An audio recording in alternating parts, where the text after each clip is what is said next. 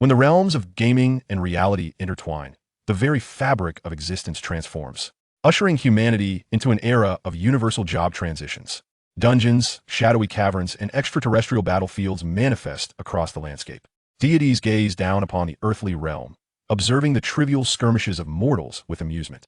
Among them stand formidable professionals, each safeguarding their own domain. Chu Ci sipped from a mythical vintage, awakening the hidden class of swordsmen and transitioning into the singular vocation of the Wine Sword Immortal.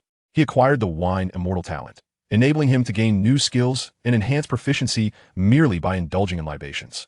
With the Sword Immortal talent, for every sword he possessed, his attack damage increased by 1%, with no upper limit. While others toiled to vanquish monsters, a single strike from Chu Ci could unleash damage in the billions. Monsters? All obliterated. Bosses? Annihilated. On the day the deities descended, they steadied themselves only to be left bewildered. What happened to my health bar? Chapter 1. You can't be after my first kiss. Ding! You have activated the brain storage system. For each day, you store memories. You will randomly receive buffs such as endless nights, smooth sailing, wealth flowing, and peace and joy. Bang! The door burst open. Lu Changhua rushed in, his face a picture of urgency. He scanned the room, finally spotting Chu Ci sprawled on the floor. Old Chu, wake up. Don't sleep. Today is the day of job awakening. Lu Changhua kicked aside a few fallen bottles and rushed to help Chu Ci to his feet. He slapped Chu Ci's face and pinched him, but to no avail. Checking for a pulse, he sighed in relief upon detecting breath. Damn it. My first kiss went to you. Lu Changhua gritted his teeth, pursed his lips, and leaned in towards Chu Ci. As if sensing something, the figure in his arms slowly opened his eyes to see a large face and a pouting mouth descending toward him. What the hell? Chu Ci gasped, breaking free from Lu Changhua and standing up, arms crossed, staring in shock. Who the hell are you? Lu Changhua, half squatting on the ground, looked up at the trembling Chu Ci, feeling embarrassed. Yet, having weathered many storms, he knew that if he remained composed, the awkwardness would fall upon others. He resolved to take charge of the situation. Calmly, Lu Changhua stood up, his expression transforming into one of mock sorrow, evoking sympathy as he delicately raised his fingers. Oh, old Chu, just yesterday you called me Lu Mama. A night apart, and you've forgotten me? I am the valiant hero, Black Whirlwind Li Kuei from Liangshan, all right? With that, he stomped his foot in feigned anger. Chu Ci, witnessing Lu Changhua's exaggerated demeanor, inhaled sharply. This man was a towering figure at nearly 6'5", with muscles that made his arms thicker than Chu Ci's head. Just as Chu Ci was about to speak, a sudden pain surged through his head as a flood of memories rushed in. You're experiencing a headache because I told you not to drink so much, but you never listen. Seeing Chu Ci clutching his head in agony, Lu Changhua returned to his senses and hurried to the kitchen to prepare a glass of honey water, demonstrating a familiarity that suggested this was not his first time. Drink this honey water slowly, Lu Changhua offered as he handed it to Chu Ci. Thanks, Lu Mama, Chu Ci replied, taking the honey water. Oh, now you remember who I am. Lu Changhua exclaimed, his eyes wide. Chu Ci chuckled awkwardly, attempting to mask his embarrassment with the honey water. Just moments ago, he had merged the memories of two lives and discerned the truth of his situation. He was Chu Ci, an orphan. More precisely, he had been an orphan for 3 years, ever since his parents tragically passed away in an accident. Since that fateful day, he had morphed from a lively, cheerful boy into a withdrawn, despondent recluse. He had even taken to drinking excessively. Perhaps it was the previous night's indulgence that stimulated his brain, awakening the memories of his past life. As for the person before him, his name was Lu Changhua, his steadfast companion. For the past 3 years, while Chu Ci wallowed in drunken stupor, it was Lu Changhua who had cared for him, earning the affectionate title of Lu Mama. Moreover, due to Chu Ci's increasing isolation and lack of friends, he had once been bullied at school. Lu Changhua had fortuitously intervened, rolling up his sleeves and confronting the bullies, only to be outmatched. Thus began Lu Changhua's rigorous training, sculpting his impressive physique. Chu Ci vaguely recalled the day Lu Changhua achieved his strength, boldly declaring in school, "Who dares to bully Chu Ci? He'll crush you with my biceps." On that same day, Chu Ci, having drunk too much and fallen asleep in class, was summoned to the office for a stern reprimand. The teacher had squeezed Lu Changhua's bicep, complimenting his impressive gains, before rolling down his sleeves, hiding the muscles. As for Lu Mama, he dared not move, absolutely intimidated. For 3 years, Lu Changhua had been both father and mother to Chu Ci. However, after Chu Ci's descent into melancholy, Lu Changhua had become more extroverted, striving to bring joy to his friend through his antics. If Chu Ci had any family left in this world, it was undoubtedly Lu Changhua. Chu Ci noticed the atmosphere growing awkward and took the initiative to speak. I was performing mouth-to-mouth resuscitation, but you woke up unexpectedly, Lu Changhua explained. Who does mouth-to-mouth in an embrace? Chu Ci retorted, wearing a face of disdain reminiscent of an elderly person disapproving of a mobile phone.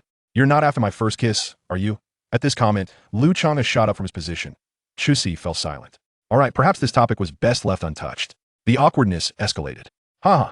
Yet in the next moment, Lu Changha burst into laughter. Old Chu, you actually made a joke. Since the death of Chu's parents 3 years ago, he had rarely spoken, and even in Lu Changha's presence, he had only uttered a few words, let alone jested. Lu Changha felt a genuine happiness at witnessing this change in his friend.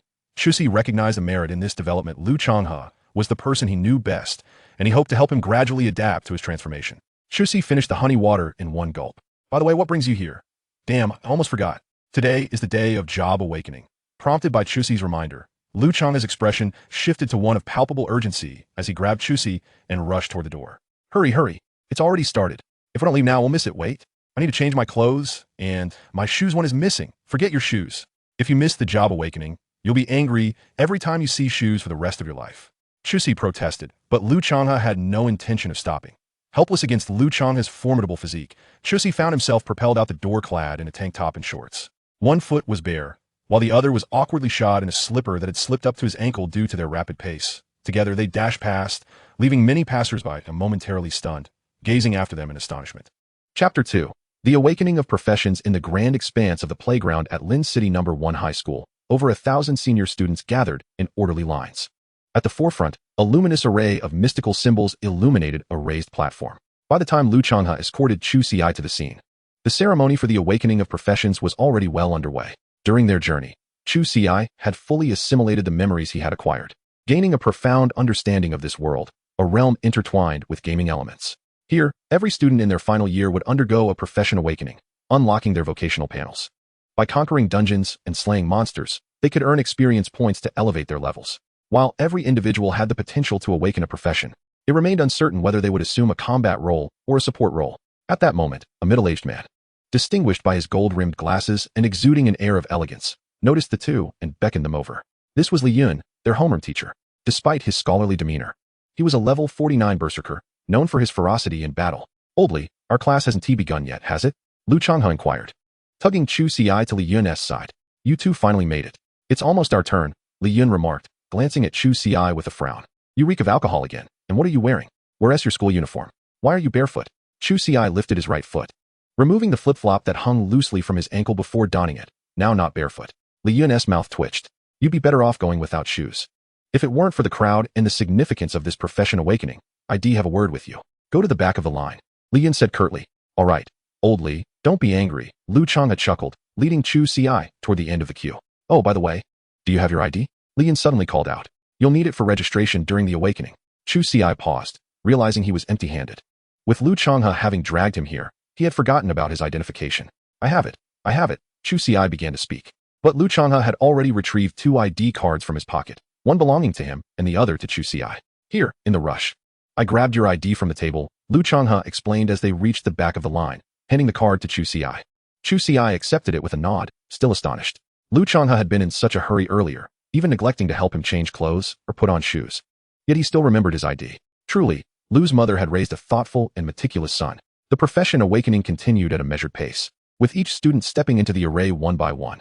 Upon successful awakening, the teachers overseeing the process refrained from exuberant announcements, maintaining a serene atmosphere. And conversations among students remained hushed. Old Chu, what profession do you think will awaken? Lu Changha asked with a smile. I hope to awaken a gun-wielding profession. After all, the longer the weapon, the mightier the strength. Plus, how cool would it be to wield a gun? He reminisced about his father, who had awakened as a high-tier gunfighter, possessing abilities to penetrate armor and deal area damage, currently serving as the commander of the city's guard in Lin City. The mother awakened her vocation as a horticulturist, possessing the extraordinary ability to accelerate plant growth. Consequently, Lu Changha, influenced by his father, aspired to awaken a firearms-related occupation. Lao Chu, what profession do you wish to awaken? He inquired. I haven't given it much thought. Besides, the awakening of a profession is not something we can simply choose, came the reply. Indeed, if we could awaken whatever we desired, the great Xia would not fear those monsters. As they conversed, a boy in front suddenly turned around, a smirk upon his face. Lu Changha, I may not know what profession you will awaken, but I believe Chu Ci might awaken the profession of a drunkard. It suits him perfectly. Zhou Ming, are you looking for trouble? Lu Changha frowned and glared at Zhou Ming with a cold snort. If you lay a hand on me, you will forfeit your awakening eligibility. Come at me if you dare. Zhou Ming scoffed dismissively.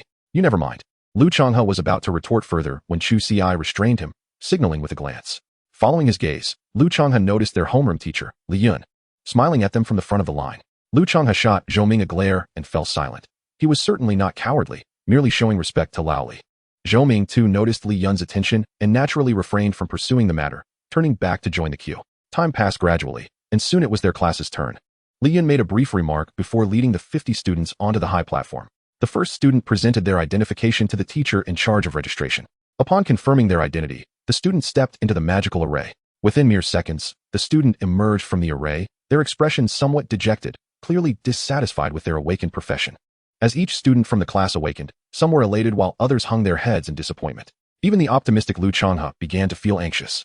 Chu Ci, too, felt a twinge of nervousness. Although there were no worthless professions, only those who were inadequate, he hoped for a commendable vocation to elevate his potential as a practitioner. He did not wish to lead a life of mediocrity. Before long, only 3 individuals remained in their class: Zhou Ming, Lu Changhe, and Chu Ci. Zhou Ming, what are you dawdling for? Hurry up, there are many classes waiting behind us, Li Yun urged.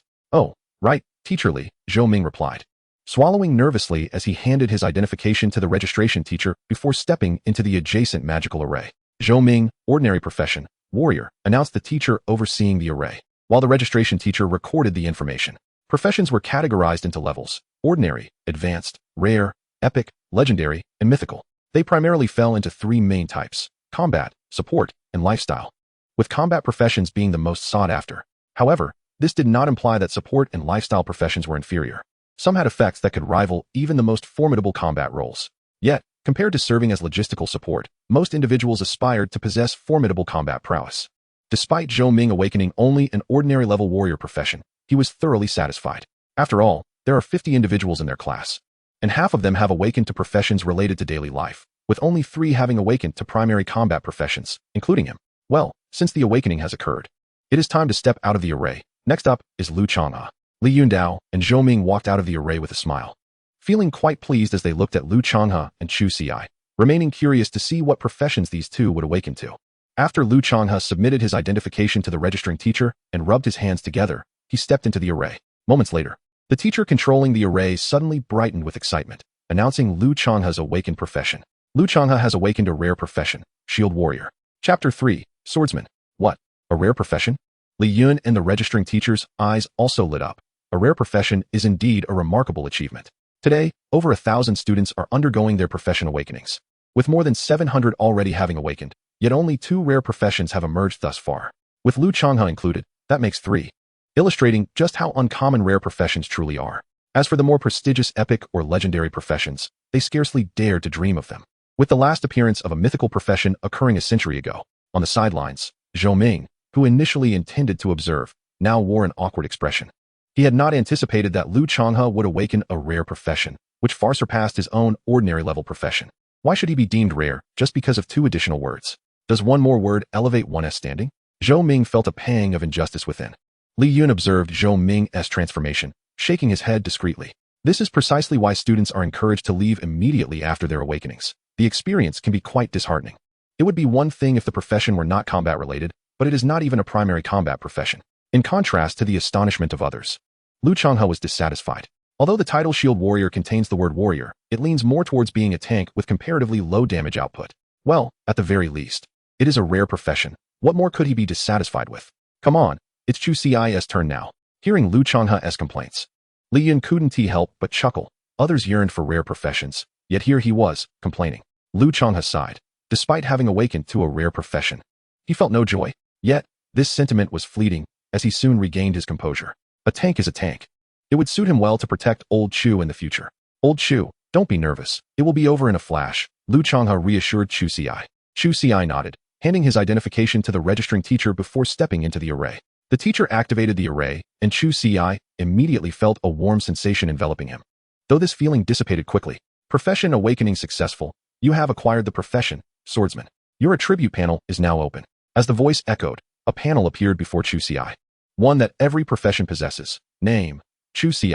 Profession, swordsman. Level, 1/0-100. Life, 100. Constitution 10. Mana, 100. Spirit 10. Strength, 20. Agility, 10. Constitution, 10. Spirit, 10.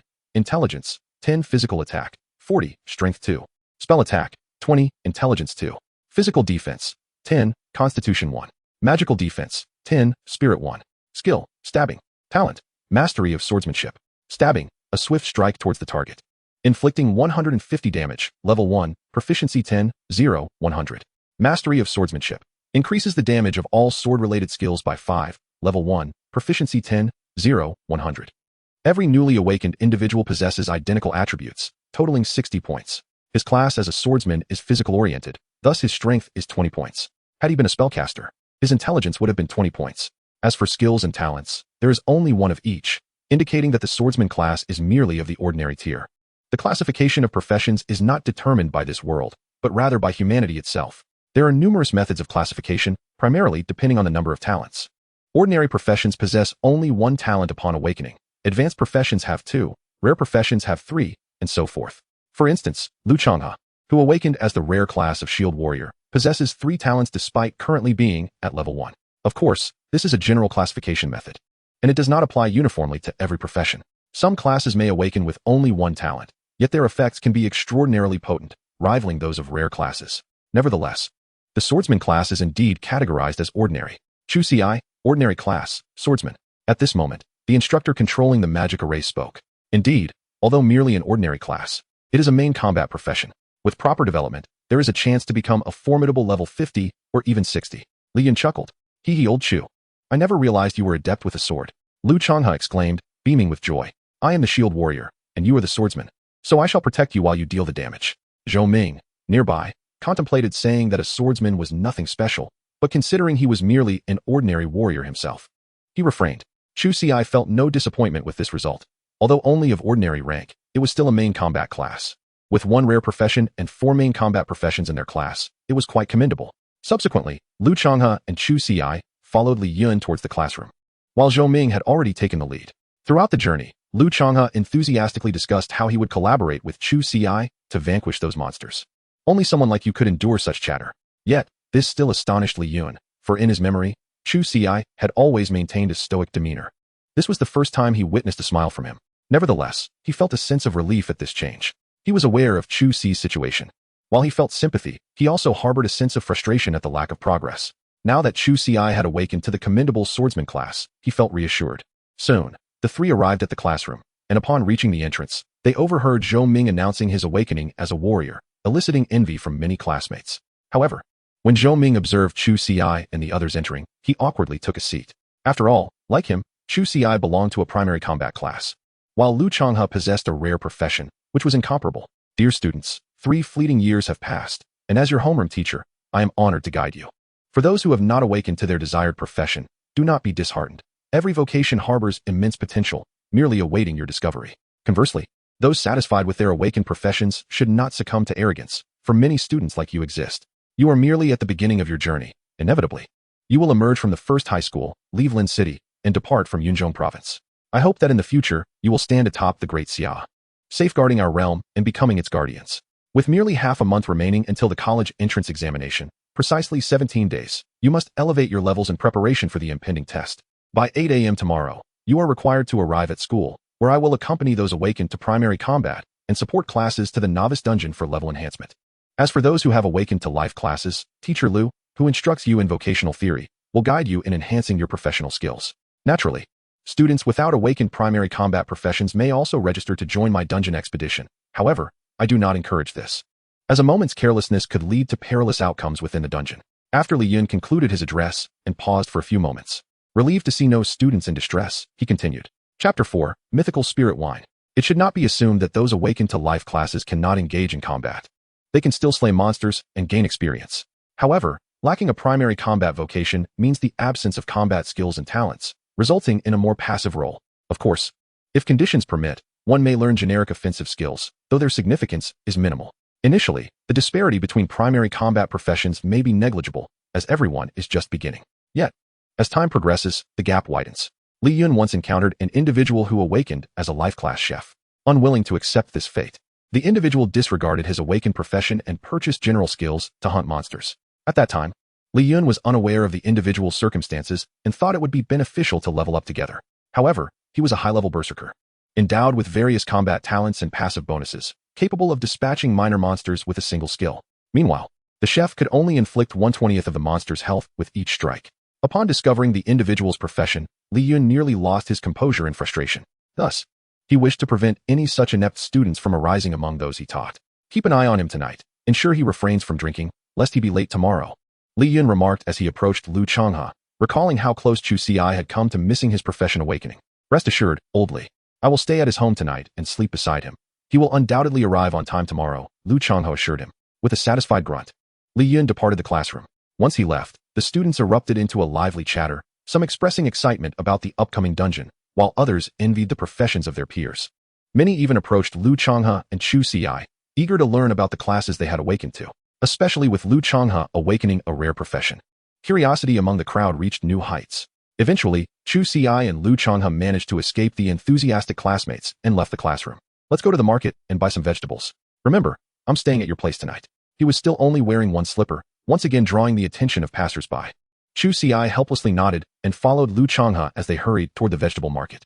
Lu Changhua donned an apron, turning his back to Chu Ci. Help me tie this. Chu Ci shook the water off his hands and tied the apron for him. Despite Lu Changhua's muscular physique, he was quite skilled in the kitchen. After washing the vegetables, tidy up your room. There's a strong smell of alcohol on your bed that I can't stand, Lu Changhua remarked. Upon entering his own room, Chu Ci was immediately hit by a potent scent of alcohol, with several empty bottles strewn across the floor. He opened the window to air out the room, then began cleaning up, picking up the bottles, and deciding to change the bedding as well. By the time Lu Changhua finished preparing the meal, Chu Ci had nearly tidied up the room. Did you really make all this? Chu Ci exclaimed, staring at the table laden with 5 dishes and a soup. Just a little celebration.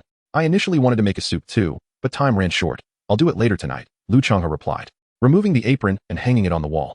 Since it's a celebration, how can we not drink? Don't forget what old Li said. He told me to keep an eye on you and not let you drink. It's still noon, a little won't hurt. I'll just have a small glass. I'm not drinking. If you want tea drink, at least smell it, Chu Ci said as he walked toward another room, his parents' former bedroom. However, since their passing, it had become a storage place for alcohol. He sighed, realizing that although his parents were gone, he still had Lu Changhua by his side. Opening the wardrobe, he found his parents' clothes untouched. In the corner of the wardrobe lay a black box. Upon opening it, a jar of wine came into view. Since mom and dad are no longer here, this wine is just for me. In contrast to Lu Changhua's robust figure, the jar appeared quite diminutive. Chu Ci smirked, feeling that the milk bottle and Lu Changhua's muscular physique were an incongruous match. Are you sure you don't want to try? This is a fine wine my father cherished during his lifetime, Chu Ci asked. You drink it. I'm not accustomed to wine, and I don't understand what is so delightful about it that you enjoy so much, Lu Changhua replied, shaking his head. Chu Ci shrugged and said no more, cautiously removing the seal from the jar, releasing a rich, fragrant aroma. Delicious. He inhaled deeply, a look of pleasure crossing his face. Just the scent made his mouth water. Swallowing hard, Chu Ci carefully poured himself a glass. The wine was a deep yellow, yet remarkably clear, its aroma pure and profound, at least 15 years old. What a fine wine. Chu Ci couldn't help but wonder how his father, who never drank, had acquired such a treasure. However, contemplating this was futile now. His parents were gone. Just as Chu Ci was about to take another sip, a voice suddenly echoed in his mind. You have imbibed a mythical spirit, and due to your vocation as a swordsman at level 1, you have fulfilled the hidden requirements for a transformation, thus activating a new class, the Wine Sword Immortal, unique. Current activation progress. 1. Please elevate the activation progress to 100 within 5 minutes, or the activation will fail. Chu Ci was taken aback, gazing incredulously at the wine jar. Could this truly be a mythical spirit? Hastily, he opened his class panel. Name, Chu Ci. Class, Swordsman. Activating new class Wine Sword Immortal, unique. Progress 1. The class panel had transformed. All other attributes had vanished. Yet, upon realizing the possibility of activating a new vocation, Chu Ci felt a surge of excitement. How to enhance the progress? Must it be through drinking? Chu Ci took another sip, and the progress rose by 4, reaching 5. Indeed, that was the way. At that moment, Chu Ci had no time to ponder how his father had come to possess mythical spirits, for he had just over 4 minutes left to consume the entire jar and fully activate his new class. With determination, Chu Ci downed the contents of his cup, and in the astonished gaze of Lu Changhua, he lifted the jar and began to pour it into his mouth. Chapter 5. The Wine Sword Immortal. The river of swords in heaven and earth. What in the world, Lao Chu, what are you doing? Have you lost your mind? We agreed on just a small drink. Consuming it this way could be lethal, Lu Changhua exclaimed, hastily rising to snatch the jar away. Lu Ma, hand it over.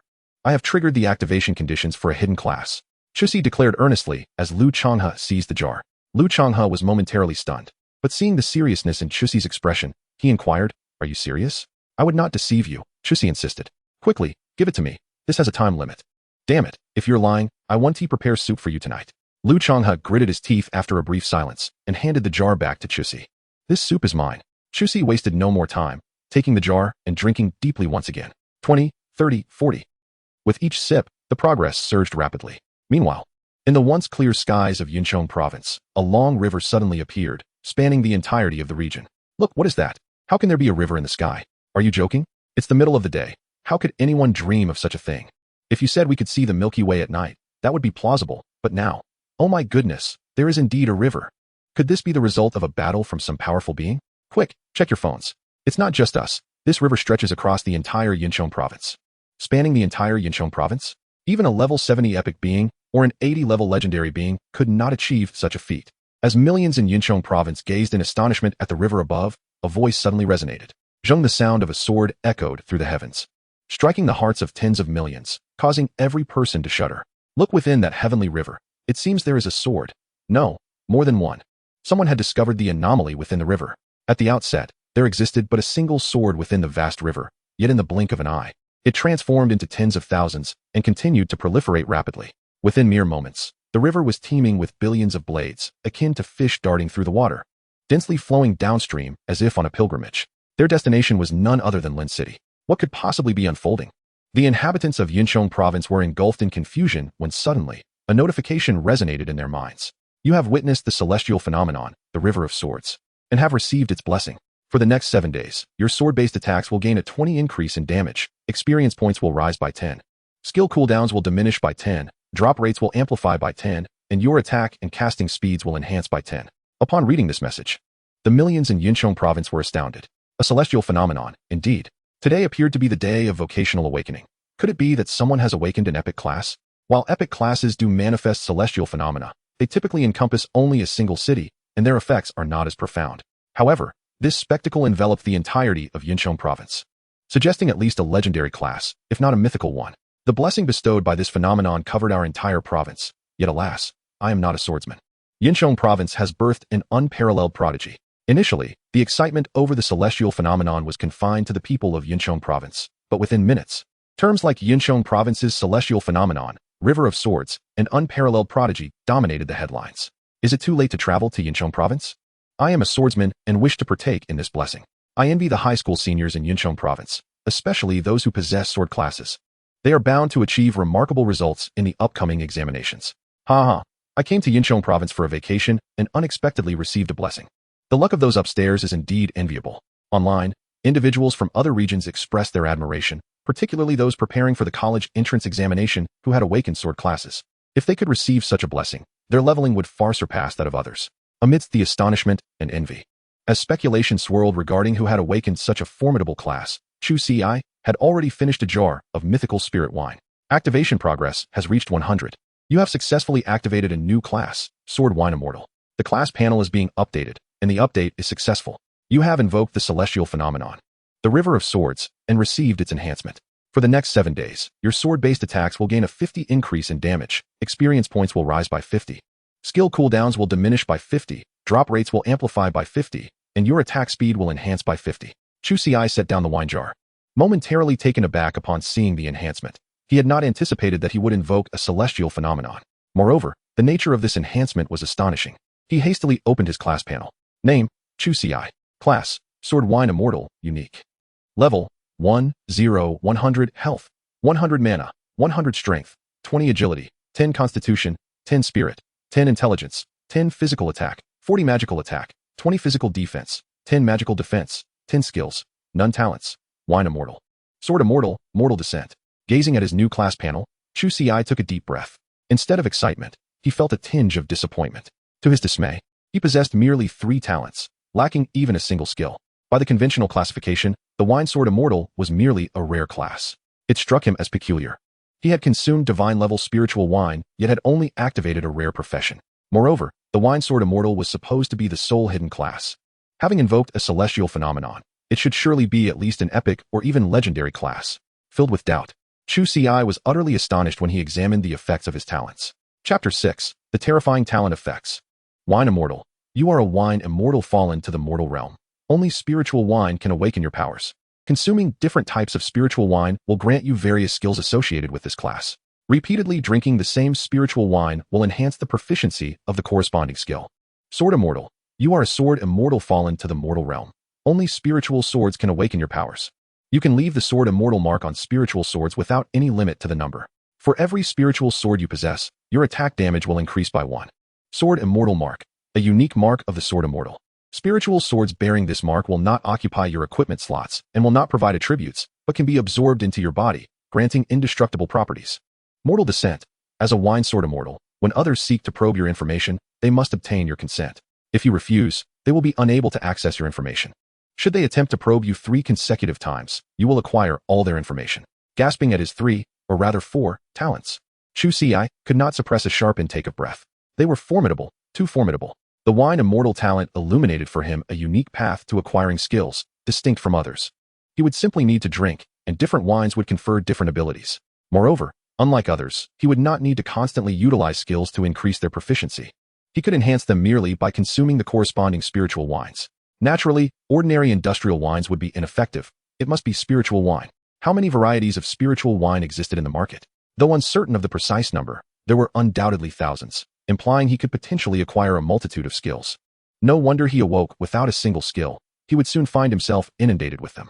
Then, the Sword Immortal talent left him feeling awestruck. Possessing a single sword would augment his damage by 1, with no upper limit. In the future, he plans to wield countless swords.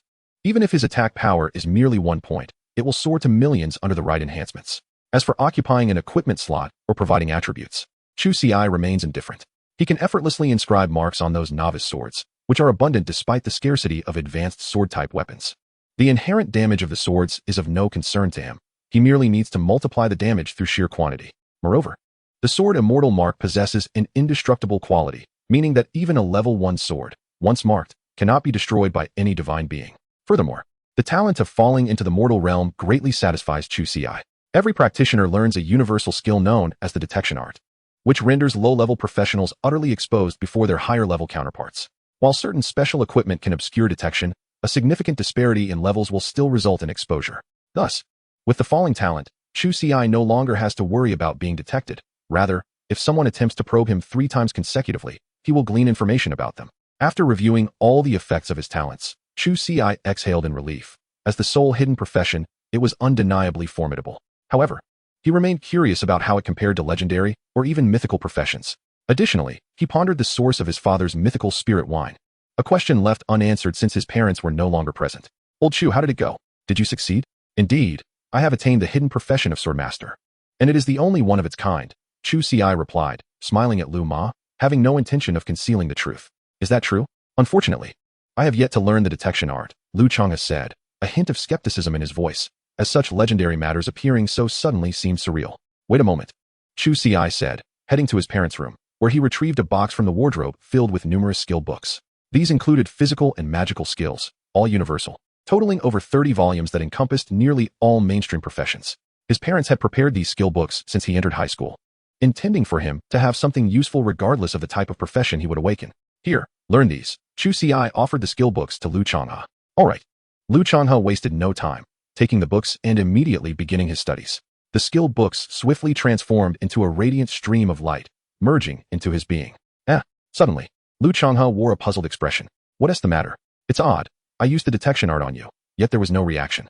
Are skill books now counterfeit? At that moment, Chu Ci noticed a prompt appear before him.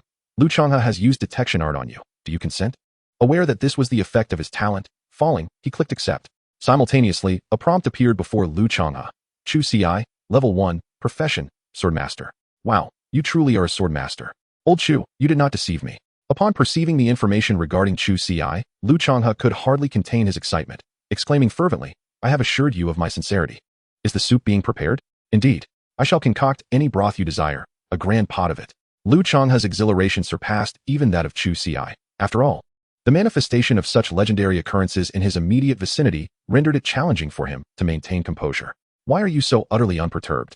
Lu Chang'e observed Chu Ci's calm demeanor. Have you not already expressed sufficient excitement on my behalf? Chu Ci replied with a smile. A moment of bashfulness flickered across Lu Chang'e's face before he recalled something. By the way, what is the rank of your profession? Given its uniqueness, it must at least be of epic caliber. Why then is there no celestial phenomenon? Isn't that a celestial phenomenon right there? Chu Ci pointed towards the great river outside the window, which was gradually dissipating. Lu Changhe hastily glanced outside, realizing that he had been so preoccupied with his concern for Chu Ci that he had neglected the external spectacle. This oversight meant that he had not received the blessing from the phenomenon. One must observe it for 10 seconds to gain its favor. Nevertheless, Lu Changhe was unconcerned. The very presence of such a phenomenon indicated that Chu Ci's profession as a Wine Sword Immortal was at least of epic stature. Let us dine, tomorrow. I shall accompany you in leveling up, Chu Ci suggested. We shall both gain admission to the Azure Dragon Academy. In the vast realm of the Great Xia, numerous prestigious vocational institutions existed, yet only 4 stood at the pinnacle, named after the Azure Dragon: White Tiger, Vermilion Bird, and Black Tortoise. Each situated in the 4 corners of the Great Xia, with the Azure Dragon Academy being the closest to their Yunzhong province. With the awakening of such a formidable profession, it was only natural for him to aim for the finest university and to bring Lu Changhe along. There's no need, let us practice independently. Lu Changhe replied as he took a seat, shaking his head. Had you remained a swordsman, we could train together. However, your profession is now at least epic level and a primary combat role. If we were to level up together, I would only hinder your progress. Chu Ci opened his mouth, seemingly ready to argue, but the earnest expression on Lu Changhe's face dissuaded him from further discussion. Very well. I shall first level up and then bring you along, he conceded. I will open the gates to the Azure Dragon Academy for you. Foundational settings, profession and equipment rarity levels: ordinary, advanced, rare, epic, legendary, mythical. Dungeon and quest difficulty levels: ordinary, hard, nightmare, hell.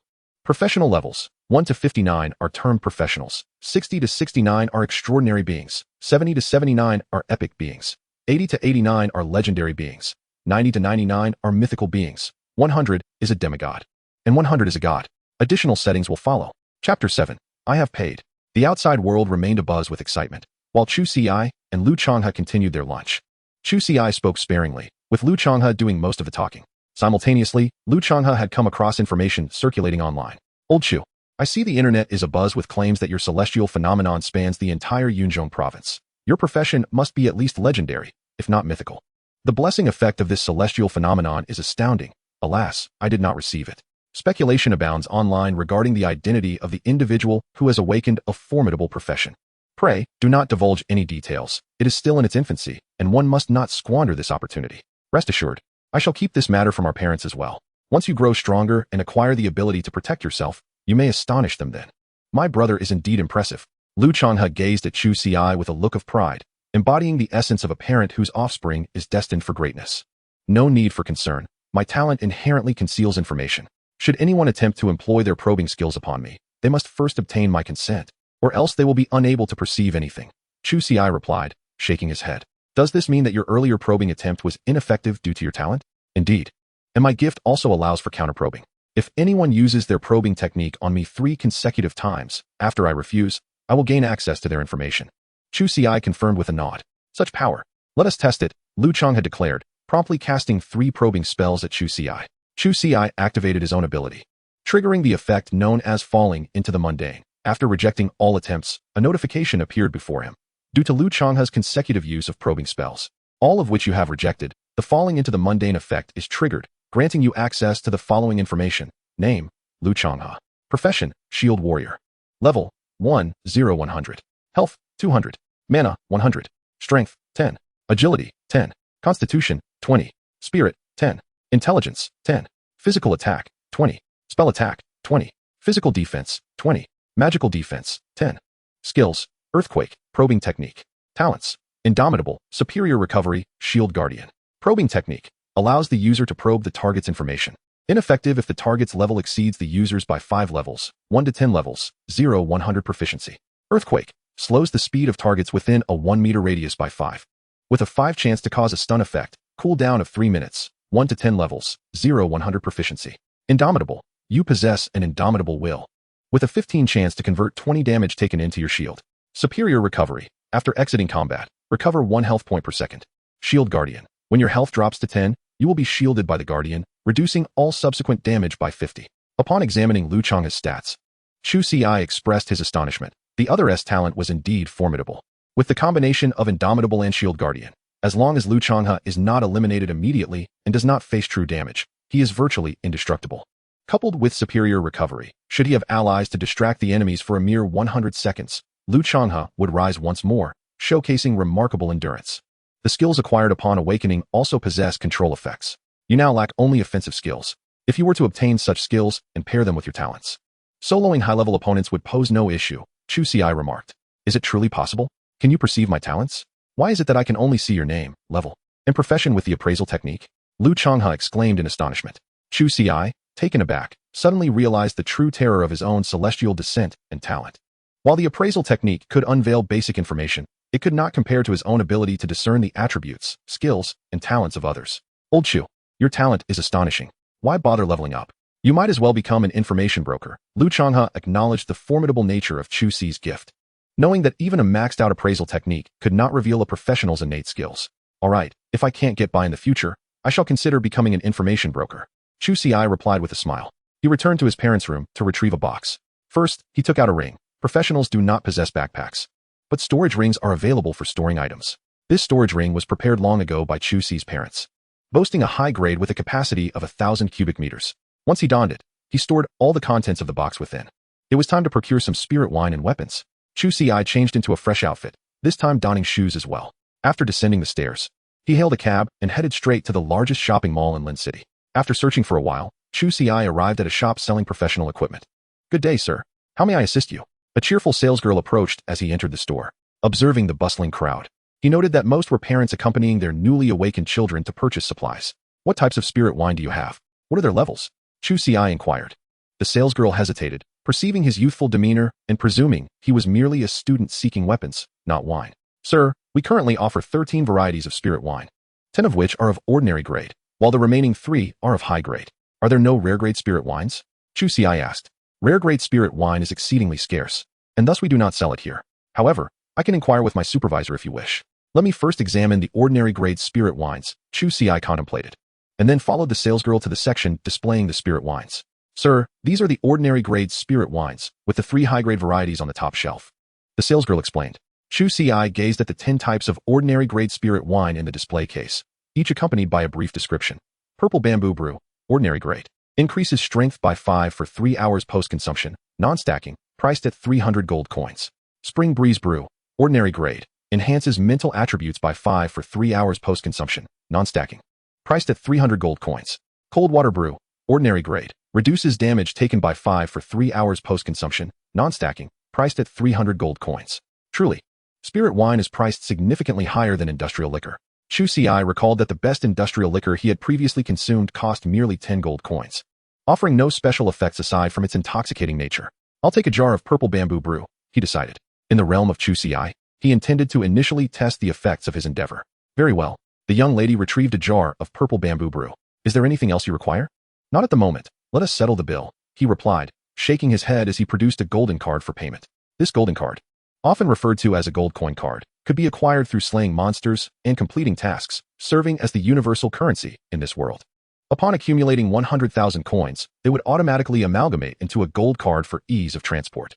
It is worth noting that Chu Ci was not lacking in funds. His family had never faced financial woes since his birth. This card had been bequeathed to him by his parents, containing precisely 10 million coins. Previously, he had never pondered the source of his parents' wealth, but considering his father's possession of mythic-grade spirit liquor, 10 million now seemed rather trivial. After settling the bill, Chu Ci promptly opened the jar of Purple Bamboo Brew and began to drink directly from it. You have consumed ordinary-grade spirit liquor, Purple Bamboo Brew. Effect activated. Wine Immortal. New skill unlocked. / progress activated. 5. As the liquid entered his mouth, a prompt materialized before him, and the progress bar began to ascend rapidly. The sales assistant stood by, utterly astonished. Sir, I have paid, he interjected. Chapter 8. Exclusive skill, swordsmanship. Before long, Chu Ci finished the entire jar of Purple Bamboo Brew. You have acquired a new skill, sword slash. Inflicts 150 physical damage upon the target. Cooldown time, 30 seconds, level 1, 10, 0, 100 proficiency. A smile graced Chu Ci's face. He finally possessed a skill. He wondered how much proficiency could be gained from consuming an entire jar. As he contemplated this, he noticed the sales assistant regarding him with an expression of bewilderment. Another jar, please, he requested. Swiftly, the sales assistant returned with another jar of Purple Bamboo Brew, hesitating slightly. Sir, you do not intend to drink here, do you? She was genuinely apprehensive about him continuing to drink. While drunkenness could be manageable, the fear of a dire outcome loomed heavily. After a moment of silence, She ultimately swiped her card to cover the cost. Chu Ci, unfazed, lifted the jar once more and, amid her panicked gaze, began to drink again. You have consumed purple bamboo brew. Skill sword/proficiency. 5. You have consumed purple bamboo brew. Skill sword/proficiency. 7. You have consumed purple bamboo brew. Skill sword/proficiency. 10. In scarcely a minute, he had drained the entire jar. You have consumed purple bamboo brew. Skill sword/proficiency. 3. Your skill sword/ has leveled up, reaching level 2. Sword/ inflicts 200 physical damage upon the target. Cooldown time 30 seconds. Level 2. 10. 0. 200 proficiency. Gazing at the skill information, Chu Ci comprehended that a single jar would augment his proficiency by 100 points. Sir, are you alright? The sales assistant expressed her concern, supporting him, fearful that he might collapse at any moment. I am fine, Chu Ci reassured her, perhaps due to the influence of the Wine Immortal talent. Despite having consumed 2 jars in succession, he felt no hint of inebriation. Bring me 10 jars of spirit wine, Chu Ci declared, having already sampled the offerings. He deemed it unnecessary to continue showcasing the wine on site, with numerous patrons observing him. The salesgirl stood momentarily stunned by Chu Ci's request. What? Is there no stock available? Yes, sir.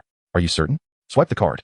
In no time, under the flurry of the salesgirl's activity, an impressive total of 130 jars of spirit wine found their way into Chu Ci's storage ring. The ordinary spirit wine was priced at 300 gold coins per jar, while the superior variety commanded 1,000 gold coins each, culminating in an expenditure of 60,000 gold coins. Just a trifle, Chu Ci mused to himself, fully aware that this modest quantity of spirit wine would not suffice to elevate all his skills to their maximum potential. However, with the novice dungeon awaiting him the following day, time was of the essence. Moreover, he did not intend to consume all 130 jars in a single day, fearing that even without the risk of intoxication, indulging in such excess might prove fatal. I'll manage with these for now, he thought quietly. Sir, do you require anything else? The salesgirl, relieved that Chu Ci had refrained from indulging in the entire 130 jars on the spot, inquired. Do you sell containers for the wine? Drinking straight from the jars is rather uncouth, Chu Ci asked. But you just showcased 2 jars earlier? We do have options, sir. Please take a look, the salesgirl replied, presenting a list of various items, including those intended for liquid storage. Black gourd, ordinary grade, contains an internal space, capable of holding up to 10 liquids. Price, 500 gold coins. Purple wooden teapot, ordinary grade, contains an internal space, capable of holding up to 10 liquids, equipped with a heating feature. Price, 600 gold coins. The selection was extensive, including gourds, palm-sized teapots, thermoses, and even baby bottles. After perusing the options, Chu Ci noted that the finest items were merely of superior grade, with no rare grade options available. Ultimately, he settled on a superior item. Purple spirit gourd, superior grade, ideal for storing spirit wine, featuring 3 independent compartments, each capable of holding 10 jars of spirit wine. Price, 80,000 gold coins. Although the price was steep, Chu Ci proceeded with the purchase. Once he confirmed his choice, the salesgirl swiftly retrieved the item, and the transaction was completed without delay. This purple spirit gourd was palm-sized, entirely purple with shimmering silver patterns, exuding an air of sophistication. Sir, do you need anything else? The salesgirl continued, her face adorned with a bright smile, as she recognized him as an esteemed customer. Is there truly no rare spirit wine available? Chu Ci inquired, considering that ordinary spirit wine provided decent skills, while rare spirit wine could yield superior abilities. Please hold on for a moment. I need to consult with my supervisor, the salesgirl responded, hastily making her way inside. Shortly after, she returned accompanied by a middle-aged gentleman. Good day, sir. I am Jin Hai, the supervisor of this establishment. Please follow me to the reception room, Jin Hai said, extending a business card to Chu Ci. Nodding in acknowledgement, Chu Ci followed him into the reception room. Sir, at present, we have only one type of rare spirit wine available. Jin Hai refrained from unnecessary conversation and promptly produced a jar of spirit wine. This was the rare grade Qingyu wine, crafted from the gallbladder of the elite grade wild beast, the Qingyu snake, infused with a multitude of medicinal herbs. How much does it cost? Chu Ci interrupted before the introduction could conclude. Although the effects of rare grade spirit wine were remarkable, they held no value for him, as consuming it would merely enhance his skills and proficiency. A jar costs 38 million gold coins. It was not inexpensive, yet Chu Ci could afford it. How many jars do you have? Currently, we possess only 1 jar. After all, our Lin city cannot be deemed a large city. If one were to visit the provincial capital, Yinchong City, in our Yinchong province, numerous rare spirit wines would be available. I'll buy it. You must sell weapons here as well, correct? Do you have any level 1 sword type weapons? Chu Ci continued his inquiries. Indeed, we do. If you desire, I shall gift you a level 1 longsword and additionally a level 5 longsword. Given the substantial sum Chu Ci had spent, offering 2 pieces of equipment was a trivial matter for Jin Hai. How many level 1 sword-type weapons do you have? Chu Ci pressed on, indicating he desired a considerable quantity. Allow me to check. Jinhai hesitated, pondering the reason behind such a demand. Why would someone need so many level 1 weapons? Despite his confusion, he swiftly retrieved the inventory list from the shop. Sir, we currently have a total of 547 level 1 sword-type weapons in stock, all of which are of ordinary quality. I will take them all. Chu Ci reflected, concluding that over 2,000 sword-type weapons should suffice for the time being. Jinhai was bewildered, contemplating the purpose behind such a request. What could he possibly intend to do with so many level 1 weapons? Surely, he does not plan to engage in reselling them? Who would want to buy level 1 weapons? Even newly awakened students consider them merely transitional tools. By the way, I will also purchase a book on the skill of exploration and a recovery potion. Let us settle the total.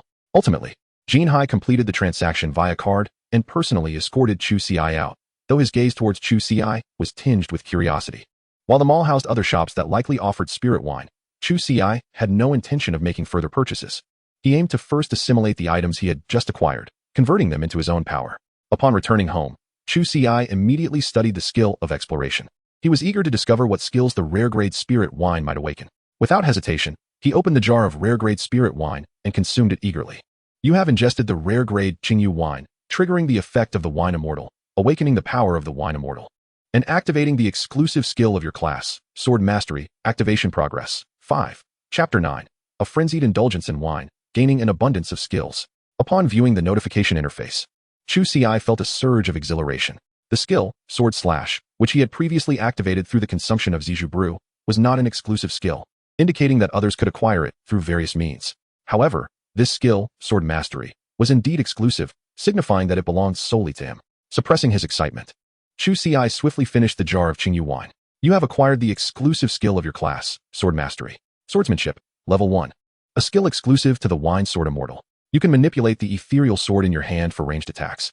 Currently able to control up to 10 blades within a radius of 10 meters. This skill does not require proficiency, and its effectiveness scales with your level, having no upper limit. Upon observing the skill's effects, Chu Ci's eyes sparkled with excitement. Indeed, it was an exclusive skill that could enhance with his advancement, without any restrictions. He could not help but envision a future where, with a mere command, countless ethereal swords would soar forth, cleaving through adversaries. A truly magnificent spectacle. Suppressing his exhilaration, Chu Ci retrieved other spiritual wines, as 2 skills were insufficient for his needs. After partaking of the advanced spiritual wine, Fragrant Essence, he acquired a new skill, All Things Can Be Broken. All Things Can Be Broken, a passive skill that grants a 5 chance to bypass 20 of the target's defense when attacking.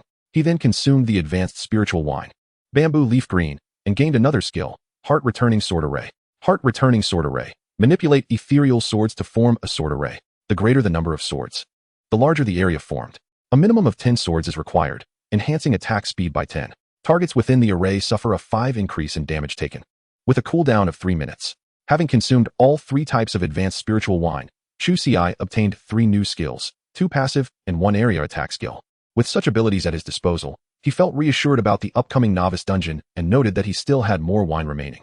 Gazing at the 9 remaining bottles of ordinary spiritual wine, he realized that he could acquire 9 additional skills. Rising, he made his way to the restroom, unable to contain himself any longer. Upon returning, he glanced at the 9 jars of ordinary spiritual wine, feeling for the first time that drinking was not as joyful as he had anticipated. Resolutely, he lifted the wine jar once more and began to drink. You have acquired new skills. A flurry of notifications appeared, but at that moment, Chu Ci was too apathetic to pay attention. After spending half an hour, with a brief return to the restroom, he finally finished the 9 types of spiritual wine, simultaneously acquiring 9 new skills. Combo. Inflict 2 consecutive attacks on a target, with the second attack dealing 50 more damage. Cooldown, 40 seconds. Charge Strike. Charge for 3 seconds to deal 100 damage to all targets within a 3-meter range. Cooldown, 1 minute. Lacerating Strike. Inflict 150 physical damage to a target, causing a bleeding effect that lasts for 3 seconds. Cooldown, 30 seconds. Dodge. Move 1 meter in any direction to evade an attack. Cooldown, 3 minutes. Mastery of Swordplay. A passive skill that enhances your comprehension of all sword techniques, increasing your sword attack power by 1. Flame Slash. Inflicts 150 physical damage to the target and causes a burning effect that lasts for 5 seconds, with a cooldown of 3 minutes. Level 10, 0, 100 Proficiency. Restoration. Instantly restores 5 health points upon use, with an additional recovery of 1 health point per second for the next 5 seconds. Cooldown of 1 hour. Level 10, 0, 100 Proficiency. Sword Shield. Summons a spirit sword to form a shield, reducing damage taken by 5, with a 1 chance to become immune to damage, lasting for 5 seconds, and a cooldown of 10 minutes. Level 10, 0, 100 proficiency. There are 9 skills in total, comprising 2 passive and 7 active skills. Chu Ci let out a belch and returned to the restroom, running water while checking his status panel. Name, Chu Ci. Class, Drunken Sword Immortal, Unique. Level, 1, 0, 100. Health, 100. Mana, 100. Strength, 20. Agility, 10. Stamina, 10. Spirit, 10. Physical attack, 40. Magical attack, 20. Physical defense, 10. Magical defense, 10. Talents, Drunken Immortal, Sword Immortal, Fallen. The attributes remained unchanged, which did not surprise Chu Ci. However, the skills section had become more abundant, with 15 skills available at level 1. Only the elite second-generation players could achieve such a feat had he not been unable to drink any more. Chu Ci would have considered purchasing more spirit liquor from other shops in the marketplace. Closing the interface, Chu Ci decided against drinking for the day, as he had more pressing matters to attend to. Having already tested the talent of the Drunken Immortal, it was now time to explore the talent of the Sword Immortal. With this thought in mind, he drew a longsword. Novice Longsword, Common Grade, Strength 1, Durability 10, Level Requirement 1. This was the sword he had acquired as a novice weapon. Its attributes were not to be expected, and he was not focused on them. Chu Ci then began to imbue the Novice Longsword with the Sword Immortal mark. You have applied the Sword Immortal mark to the Novice Longsword. You now possess a Spirit Sword. The Sword Immortal effect is triggered, increasing all your damage by 1. The process of applying the mark was brief, taking only 3 seconds to complete. Novice Longsword, Common Grade, Sword Immortal Trait, Indestructible. The Novice Longsword, now bearing the Sword Immortal mark, had its durability and attributes vanish. However, it gained an indestructible trait, which was comparable to that of a divine artifact. Additionally, Chu Ci discovered that the sword with the Sword Immortal mark could be absorbed into his body, allowing him to summon it again when needed. This was quite convenient. Otherwise, with a limited quantity now, he would have to purchase many storage rings in the future. Satisfied, Chu Ci nodded and then pulled out the Novice Sword once more to apply the Sword Immortal mark. Next, he needed to summon troops in preparation for tomorrow's Novice Dungeon. Chapter 10, Sword Immortal Talent. Nearly 300 times damage amplification. In the living room, sword technique. With a flourish, Chu Ci activated his skills, causing 10 novice swords to hover around him. Moments later, he imbued each sword with the Sword Immortal mark. Initially, he had applied the mark one by one, but the sheer number of swords was overwhelming. Having acquired 547 novice swords, he calculated that at an average of 5 seconds per sword, he would require 735 seconds, or 212 minutes, nearly 4 hours. While the current quantity was manageable for individual application, he pondered the daunting task ahead should he acquire billions of swords. Thus, a brilliant idea struck him. Could he not apply the Sword Immortal mark simultaneously? Through experimentation, he discovered that while employing the sword control technique, he could bestow the mark upon 10 novice swords at once, albeit at a swift expenditure of mana. Not that he minded. He had stocked up on ample mana-restoring potions, ready to consume them as needed. As he executed the technique, consuming potions and applying the mark, within less than half an hour, every novice sword bore the Sword Immortal mark. The Sword Immortal proclaimed, "You are a fallen celestial sword master. Only esteemed swords can awaken your power. You may leave the Sword Immortal mark upon the spirit swords without limit. For each spirit sword you possess, your attack damage shall increase by 1. With 547 swords marked, Chu Ci beamed with joy, realizing he now possessed the capability to vanquish novice monsters in mere seconds. Yet, he felt it insufficient. Previously, lacking the sword control technique, he had assumed the mark had to be applied individually, hence the modest number of novice swords he had purchased. Now that the application speed had significantly increased, he resolved to acquire even more novice swords. Glancing at the clock, he noted it was only 4 in the afternoon. Ample time remained. Just as he prepared to venture out again, the door swung open, revealing Lu Changhe. Having often experienced Chu Ci's post-drinking escapades, he had been entrusted with a key to the house. "Old Chu, are you heading out?" Lu Changhe inquired, surprised to find Chu Ci donning his shoes at the door. Not prying further, Lu Changhe noted the remarkable transformation in Chu Ci, a change that brought him great delight. Once outside, Chu Ci hailed a cab to the mall. This time, he opted for a different store, as the previous one had been cleared of novice swords by his purchases. Soon, he arrived at another shop and perused the spirit liquor, only to find that they lacked rare-grade spirits. While they offered ordinary and advanced varieties, he had no intention of purchasing them at present. When Chu Ci expressed his desire to buy all the novice swords in the store, the shopkeeper was understandably astonished. Nonetheless, he was eager to conduct business. The novice swords were priced at 100 gold coins each, and Chu Ci acquired over 3,000, benefiting from a discount that totaled to 300,000 gold coins. Afterward, he explored every shop in the mall selling novice swords, and as he exited, His storage ring held over 20,000 novice swords. He had effectively wiped out the inventory of numerous stores. Regrettably, not a single shop possessed rare-grade spirit liquor, confirming its scarcity. Chu Ci felt a tinge of disappointment. Lincheng was merely a small city with scant demand for rare-grade spirit liquor. Of course, Chu Ci was aware that rare-grade spirit liquor must exist in Lincheng, yet it undoubtedly resided in the hands of formidable individuals who were not in need of money and seldom chose to sell. As he stepped inside, he was greeted by an enticing aroma, which he recognized as Lu Changhe preparing soup. What kind of soup was this? Chu Ci took a sip, and his eyes lit up. The flavor was indeed exquisite. He glanced at the panel and, as expected, a new message appeared. You have consumed the broth of the fiery bull, gaining a special effect, recovering 10 health points per second for 30 seconds. It was a pity that my profession was not that of a chef. I have heard that powerful chefs could enhance the effects of their soups even further, Lu Changhe remarked. Do not be discontent.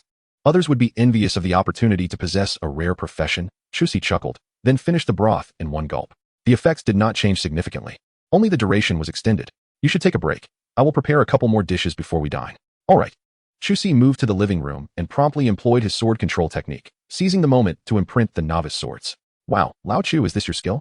Lu Changhe initially glanced out of habit, but was soon astounded. 10 swords floated before Chu Ci, a sight that was quite impressive. Yes, it's the sword control technique.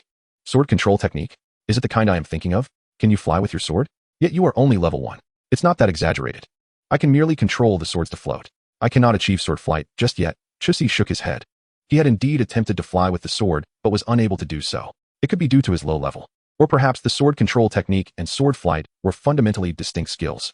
Now that you possess the sword control technique, flying with a sword is merely a matter of time. No way. Once you can fly with a sword, you must take me on a flight first. How magnificent that would be. Sure, you almost offered me your first kiss. What is the problem with taking you for a spin? Chu Ci jested. Lu Changhe clasped his fists in farewell and returned to cooking. He noticed Chu Ci continuously switching swords, but chose not to inquire. Understanding this was Chu Ci's secret. The fact that Chu Ci could openly display such abilities before him signified that he regarded him as a brother. Half an hour later, dinner was served. After finishing the meal, Chu Ci continued to imprint the novice swords while Lu Changhe tidied up the kitchen. With over 20,000 novice swords, even with the sword control technique enhancing the speed tenfold, it took Chu Ci nearly 4 hours until 10 o'clock at night to complete all the imprints. Number of spiritual swords, 29, 485. Damage bonus, 2, 948, 550, anomaly. A damage bonus nearing 300 times left Chu Ci quite satisfied. Everything was in order, awaiting the novice dungeon for leveling up the next day. Chapter 11, the first entry into the dungeon. That night, Chu Ci abstained from alcohol, instead resting to prepare for the novice dungeon the following day. The next morning, Chu Ci awoke to find Lu Changhe already up, having prepared breakfast. Lao Chu, you must see the news. Yesterday, the celestial phenomenon you triggered has been officially reported. Strangely, although it was indeed you who caused this extraordinary event, the authorities attribute it to Shen Jianyun. Lu Changhe, sipping his porridge, glanced at his phone. Chu Ci also picked up his device for a moment, where the headlines remained focused on yesterday's celestial spectacle, now accompanied by an official announcement. It stated that yesterday, from the renowned swordsmanship family of Yunzhong province, the Shun clan, Shen Jianyun awakened a legendary class profession, stirring the heavens and earth. Beneath the report, numerous netizens had commented.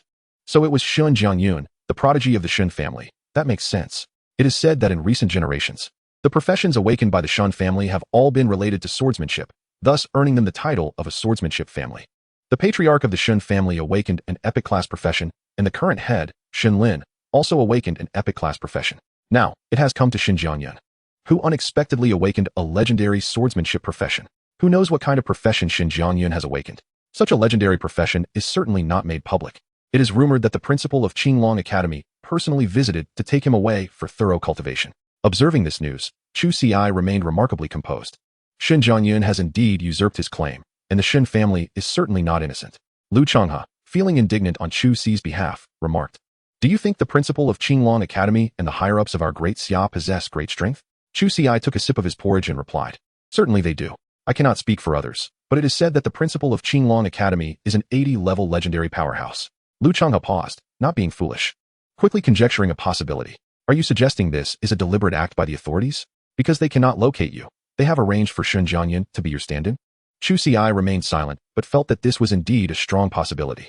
A century ago, a mythical class profession emerged in Great Xia, only to be targeted by foreign strongmen. Had it not been for Great Xia's preparations, the adversaries would have perished before they could fully develop. It is highly plausible that Shen Jianyun has been designated as a decoy to divert the attention of foreign powerhouses. having finished their breakfast.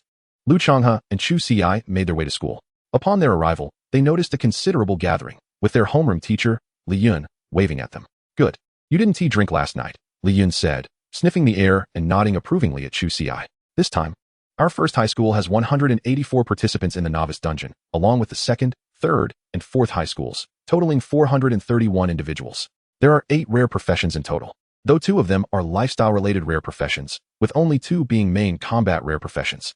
The remaining 4, including Lu Changhe, are classified as support professions. Seizing the moment, Li Yun began to introduce the students participating in this dungeon expedition. In the entire Lin City, there are 4 high schools, and this year, approximately 5,000 students are graduating from high school. Yet, among such a vast number, only 2 possess main combat rare professions, showcasing their rarity. With merely half a month remaining until the college entrance examination, if you aspire to attend a prestigious institution, it is imperative to elevate your level to at least 9 within this time frame, Li Yun remarked. Old Li, what if I wish to enroll in the Azure Dragon Academy? Lu Changhe inquired. Li Yun was not surprised. Lu Changhe, a rare class of a formidable shield warrior, indeed had a chance of gaining admission to the Azure Dragon Academy. Though the challenge was formidable, the admission standard for the academy last year was level 15. If you are determined, you may exert yourselves, Li Yun smiled. But it is essential to act within your means. While leveling up is arduous, the most daunting task remains the breakthrough mission.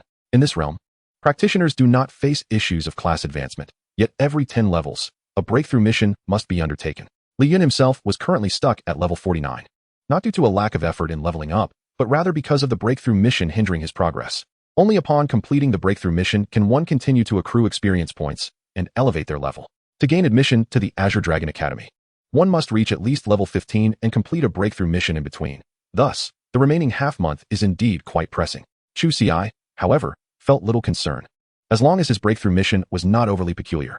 Given the nearly 300-fold increase in damage, he found it to pose little difficulty for him. Soon, all the students from Class 1, who were participating in this novice dungeon, gathered outside the school and boarded the chartered bus, which had been arranged in advance. Heading towards the novice dungeon. The dungeon was located within Lin City, and an hour later, they arrived.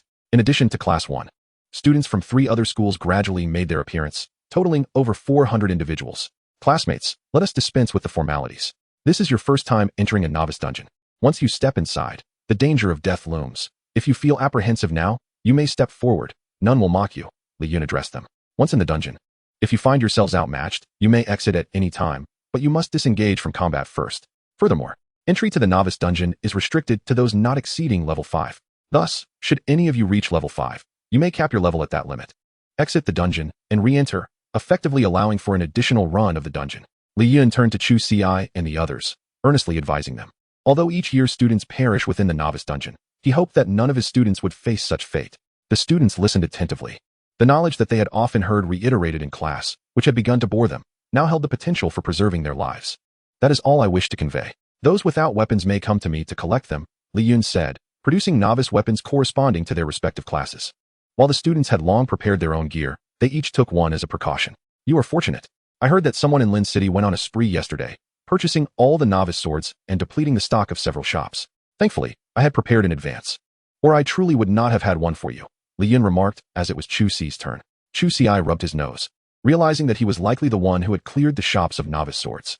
Subsequently, they arrived at the entrance of the dungeon and began to queue for entry. In the realm of ordinary professions, a playful challenge emerged between Chu Ci and Zhou Ming, the latter suggesting a contest to see who could level up more swiftly. Zhou Ming, wary of competing against Lu Changhe, felt confident enough to match his skills against Chu Ci. With a faint smile, Chu Ci refrained from verbal response and promptly entered the dungeon. Chapter 12, Instantaneous Elimination and Rapid Leveling. The dungeon featured 4 difficulty modes: normal, hard, nightmare, and hell.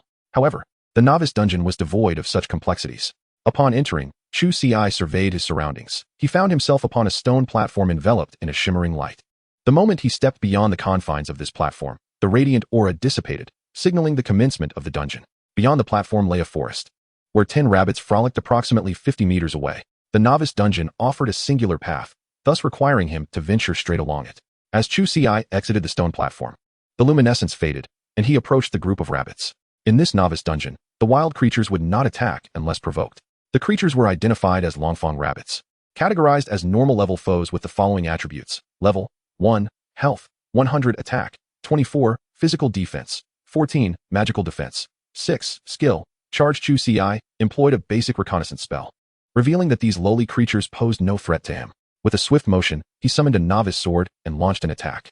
76-79, Longfong Rabbit Slain, experience gained, 5. Additional experience, 25.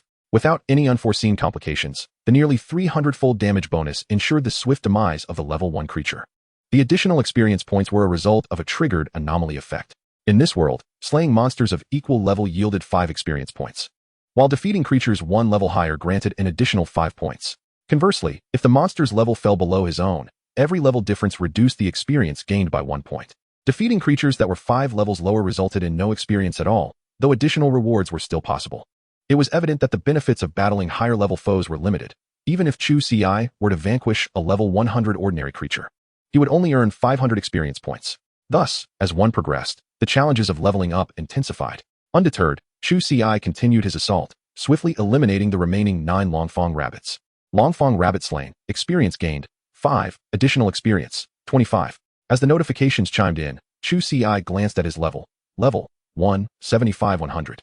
Only 25 experience points remained until the next level, requiring the defeat of just 4 more level 1 monsters. With this thought in mind, he advanced along the path, soon encountering another 10 Longfong rabbits. Employing the same strategy, Chu Ci dispatched them all, resulting in his level increase. Your level has risen to level 2. Each of your attributes has increased by 5 points, and you have gained 10 free attribute points. Chu Ci allocated all 10 of his free attribute points to strength, recognizing the nature of his physical class, which necessitates an augmentation of attack power. Furthermore, with the enhancement provided by his talents as a sword immortal, each point of strength now bears the weight of 300, and this benefit shall only increase in the future.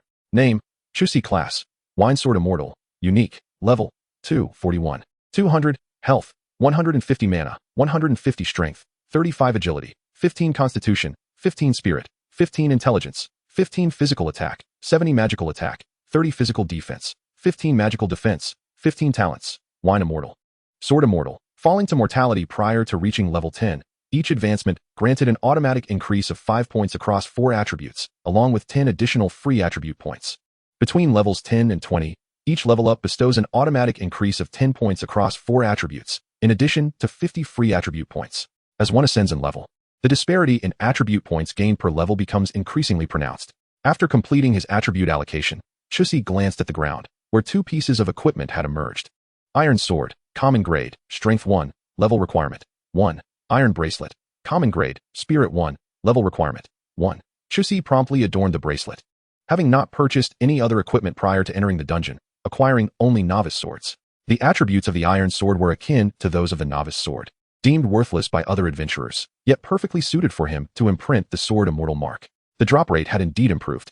With this in mind, Chu Ci observed the effects of the phenomenon effects. All sword-type attack damage increased by 50, experience gain increased by 50, skill cooldown reduced by 50. Drop rate increased by 50, attack speed increased by 50.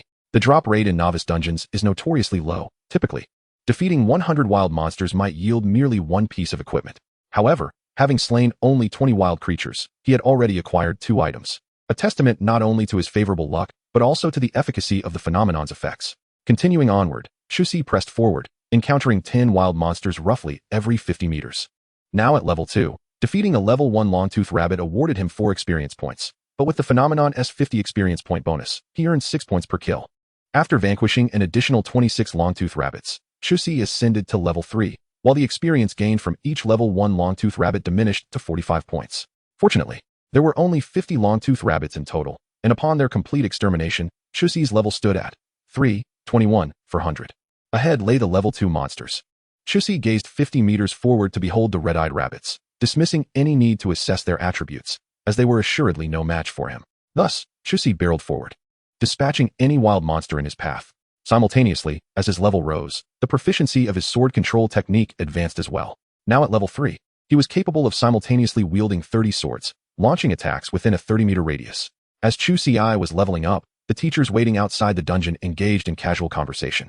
"Oldly, I heard your class has a rare profession. Perhaps there's a chance for someone to gain admission to Jinghua University," remarked the head teacher from the neighboring class, handing Li Yun a cigarette with a smile. "Don't tease me. Isn't there also a rare profession in your class, and a main combat role at that?" "Our rare profession leans more towards being a tank, so it certainly can't match your leveling speed," Li Yun replied, lighting the cigarette. "Hee hee, congratulations to us both. Who do you think will be the first among our 4 schools to have a student reach level 5 this year? After all, the other 3 schools also have rare professions. Who knows? The early advantages of rare professions, while significant, are not limitless. In previous years, there have been instances where ordinary and advanced professions have reached level 5 first. That is true. The classification of profession levels is something we humans devised. Last year, I even heard of someone defeating a rare profession of the same level using an ordinary one. Soon, an hour passed, and with a distortion at the dungeon's entrance, a figure emerged. Chapter 13. What? You've reached level 5 already? Finally out. I almost perished in there, a male student exclaimed as he stepped out of the dungeon. Wang Kai, how did you come out so quickly? Upon seeing the boy, a teacher from the second high school approached him. You've only reached level 2. Did you provoke monsters of level 3 or even 4? The teacher looked puzzled. Although Wang Kai was merely an ordinary profession, he was an archer with considerable early advantages. The teacher had expected him to reach level 5 before exiting the dungeon. Wang Kai wore a look of regret. Then 2 other monsters came at me, and in my panic, I accidentally shot a few monsters that weren't even aggroed. Thankfully, I ran fast. Otherwise, I would have been doomed. Upon hearing Wang Kai's words, the teacher's expression darkened. He had previously advised Wang Kai against mob grinding, warning that a moment's carelessness could lead to death inside. It was unfortunate that the student had ignored his advice and exited the dungeon at merely level 2, leaving him embarrassed in front of so many teachers. What if the student had perished in the dungeon? Come with me, the teacher said coldly, and Wang Kai followed him, visibly afraid. Soon, the sound of stir-fried bamboo shoots and meat wafted from a distance, and the other teachers shook their heads. Each year, there were students oblivious to the dangers, believing that learning area attack skills would allow them to farm mobs, only to pay a heavy price for their naivety. As time continued to pass, students gradually began to leave the dungeon, all having encountered various dangers that forced them to exit. The previously bored teachers became active, seeking to understand the situations their students faced and offering solutions. This was the very reason they remained there. No amount of lecturing in the classroom could compare to allowing students to experience things firsthand, after which they could provide targeted explanations. The entrance to the dungeon distorted once more, and another individual emerged. It was Chu Ci. Chu Ci, how did it go? Did you encounter any trouble? Li Yun, who had been intently gazing at the entrance of the dungeon, approached with a sense of unease. As of now, none of the students in his class had emerged from the instance, leaving him with ample time, yet amplifying his anxiety. While it was indeed a positive sign that no students had exited prematurely, it also raised the possibility that something might have gone awry. Upon seeing Chu Ci finally emerge, a sigh of relief escaped his lips. Chu Ci appeared bewildered, pondering what kind of trouble he could possibly be in, if there was any trouble at all. It was merely that he had dispatched monsters with such rapidity that most of his time had been spent traversing the landscape in search of foes. However, as he observed the other students who had exited early, a moment of clarity dawned upon him. Mr. Li, I've reached level 5, which is why I came out. I didn't encounter any difficulties, Chu Ci declared, proudly revealing his level. 5,998,1000. What? You've already reached level 5? Li Yun exclaimed, his expression one of astonishment. Initially, he had anticipated that Lu Changhe would be the first in the class to attain level 5. Although Lu's class specialization leaned towards a tank role, suggesting greater resilience in battle, he had not foreseen that Chu Ci would surpass everyone by achieving level 5 first. It was noteworthy that the 2 main combatants with rare professions had yet to emerge, implying they had not reached level 5 either. Though Li Yun spoke softly, the gathered teachers, all of whom were at least level 40, naturally overheard him and turned their attention toward the unfolding scene. Goodness! A student has truly reached level 5 already. It's only been 2 hours. Logically, even for a rare profession, it should take at least 4 to 5 hours to achieve that level, one remarked. And to think this is a student from our esteemed school, Lin City's finest institution. Strange, this student seems unfamiliar. He doesn't resemble the other rare profession students from our school, several teachers whispered amongst themselves, while those students who had exited the dungeon for various reasons regarded Chu Ci with astonishment. In a context where most were still at level 1, and a few had just reached level 2, how could someone possibly be at level 5? Mr. Li, is there anything else? If not, I'd like to continue my adventure in the dungeon, Chu Ci stated, feeling uncomfortable under their scrutiny and eager to resume his quest. Would you not like to take a break? I am not fatigued, Chu Ci replied, shaking his head before promptly re-entering the dungeon. Wow, Li, I never expected one of your students would take the lead this time. What is the story behind this remarkable student? Isn't he the one known for his drinking? How is he so impressive? The teacher who had previously conversed with Li Yun inquired, drawing closer. While the other 3 schools might not recognize Chu Ci, many from the first school were well aware of him, even if they had never met him personally. It's him, Chu Ci. He awakened as a swordsman. As for why he reached level 5 so swiftly, it's likely he has learned some powerful skills, Li Yun explained. Though he could not fathom the reasons for Chu Ci's rapid advancement, he felt a profound sense of happiness. Among all his students, Chu Ci had been the one he worried about the most. Now, witnessing him not only exerting effort, but also leading the pack. Filled Li Yun with immense pride as a teacher. When this child first joined my class, I recognized his potential. Had it not been for some family issues later on, he would not have fallen to such depths. Fortunately, he has now regained his spirits, Li Yun remarked with a smile. If he can maintain this momentum, gaining admission to a respectable university should pose no challenge. Unbeknownst to Chu Ci, Li Yun was sharing anecdotes about his past with other teachers in the instance. Upon re-entering the instance, he swiftly dispatched 2 level 1 Longfang rabbits, earning 3 experience points, thus elevating his level to 6. Name: Chu Ci class, Wine Sword Immortal, unique, level 6, 1, 2000, strength, 95 agility, 35 constitution, 35 spirit, 35 intelligence, 35 physical attack, 190 magic attack, 70 physical defense, 35 magical defense, 35 talents, Wine Immortal, Sword Immortal. Falling into mortality. Indeed, as one progresses, leveling becomes increasingly arduous. While level 5 required merely 1,000 experience points, level 6 demanded a staggering 2,000. Now at level 6, this marked his final foray into the novice instance, and he pondered how high a level he could attain by clearing the entire dungeon. With determination, Chu Ci sprinted along the main path. The Longfang rabbits had ceased to yield experience points, and he encountered only level 2 wild monsters. The enhancement of his agility had significantly increased his speed, allowing him to swiftly reach the area inhabited by level 2 creatures. Without a second glance at the wild monsters, 20 swords of light materialized around him. 10 of these swords instantaneously eliminated the 10 nearby level 2 monsters, while the other 10 surged forth to obliterate another 10 monsters 50 meters away, achieving the same swift result. He accumulated 30 experience points in total. Now at level 6, he could simultaneously control 60 swords, extending his range to 60 meters. He resolved to continue clearing the novice instance before seeking other areas for leveling up. Like the wind, Chu Ci moved, dispatching the wild monsters before they could react, transforming them into experience points. Chapter 14. Oldly, your goji berries have lost all their flavor. As time passed, more and more students emerged from the instance. The highest level attained was merely 4, with none reaching level 5. Zhou Ming also exited, but he had only reached level 3. Mr. Li, hasn't Chu Ci come out yet? Zhou Ming, seeing that 2 others from his class had already emerged, believed he had persevered long enough, only to realize that aside from Lu Changhe, Chu Ci was also absent. He was not surprised by Lu Changhe's absence, as he possessed a rare class and should have reached level 5 before exiting. Yet, how could Chu Ci, with an ordinary class like his own, possibly have lasted longer? Chu Ci came out an hour ago and then re-entered the instance, Li Yun explained. Zhou Ming's realization dawned upon him, and a smile spread across his face. It turned out that Chu Ci had long since emerged, meaning he had won this round.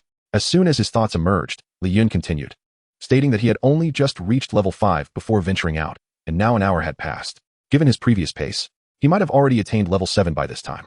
Zhou Ming's smile faded, unsure where it had transferred. How could this be? Was he not an ordinary class profession? How could he have reached level 5 just an hour ago? In disbelief, Zhou Ming questioned. It was worth noting that he possessed area skills and was only at level 3, still a third of the way to level 4. Yet, you tell me that Chu Ci could be nearing level 7? Zhou Ming, when Teacher Li informed us earlier, we were equally astonished, but many witnessed Chu Ci's level. Thus this matter is indeed true. Zhou Ming, weren't you just saying before entering the dungeon that you would compete with Chu Ci to see who could level up faster? Are you still keen to compare? 2 other classmates chuckled. Zhou Ming's expression darkened. Compare? To what end? How can I compete with someone at level 7 when I am merely at level 3? Although astounded, Zhou Ming refrained from uttering the foolish accusation of Chu Ci cheating. Even if he had cheated, it would still be a testament to his skill. All right, you are all classmates. What is there to compare? If Chu Ci becomes famous in the future, wouldn't you share in that glory as his peers? Li Yun remarked. Zhou Ming, why not share your situation? What troubles have you encountered? You too can listen in and learn to avoid such issues in the future.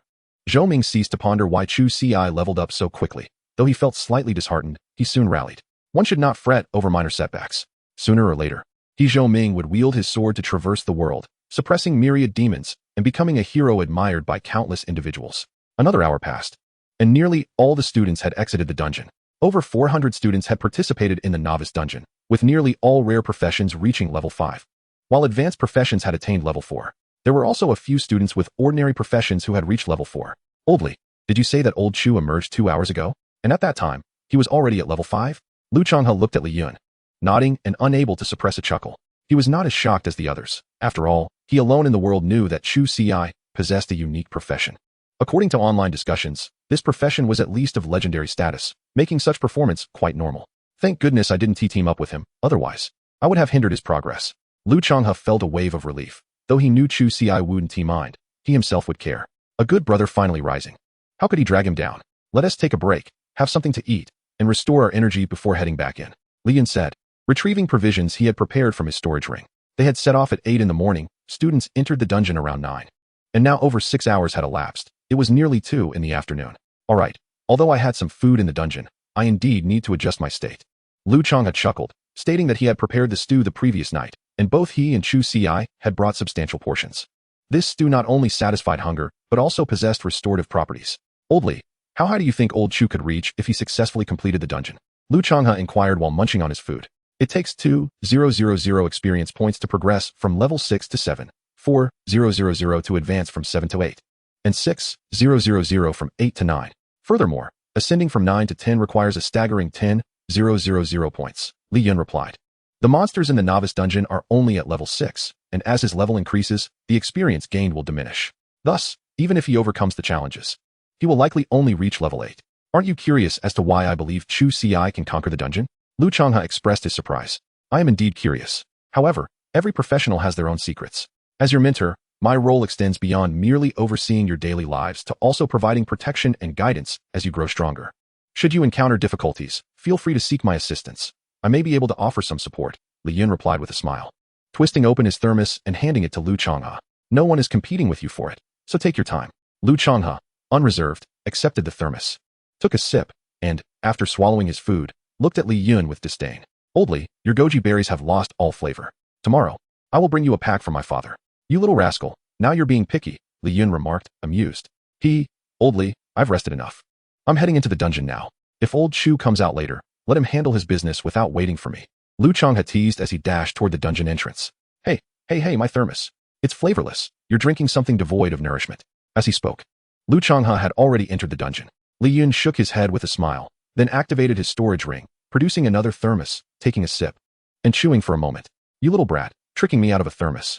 Inside the dungeon, as the foes fell, it signified that the challenges held no further meaning for Chu Ci.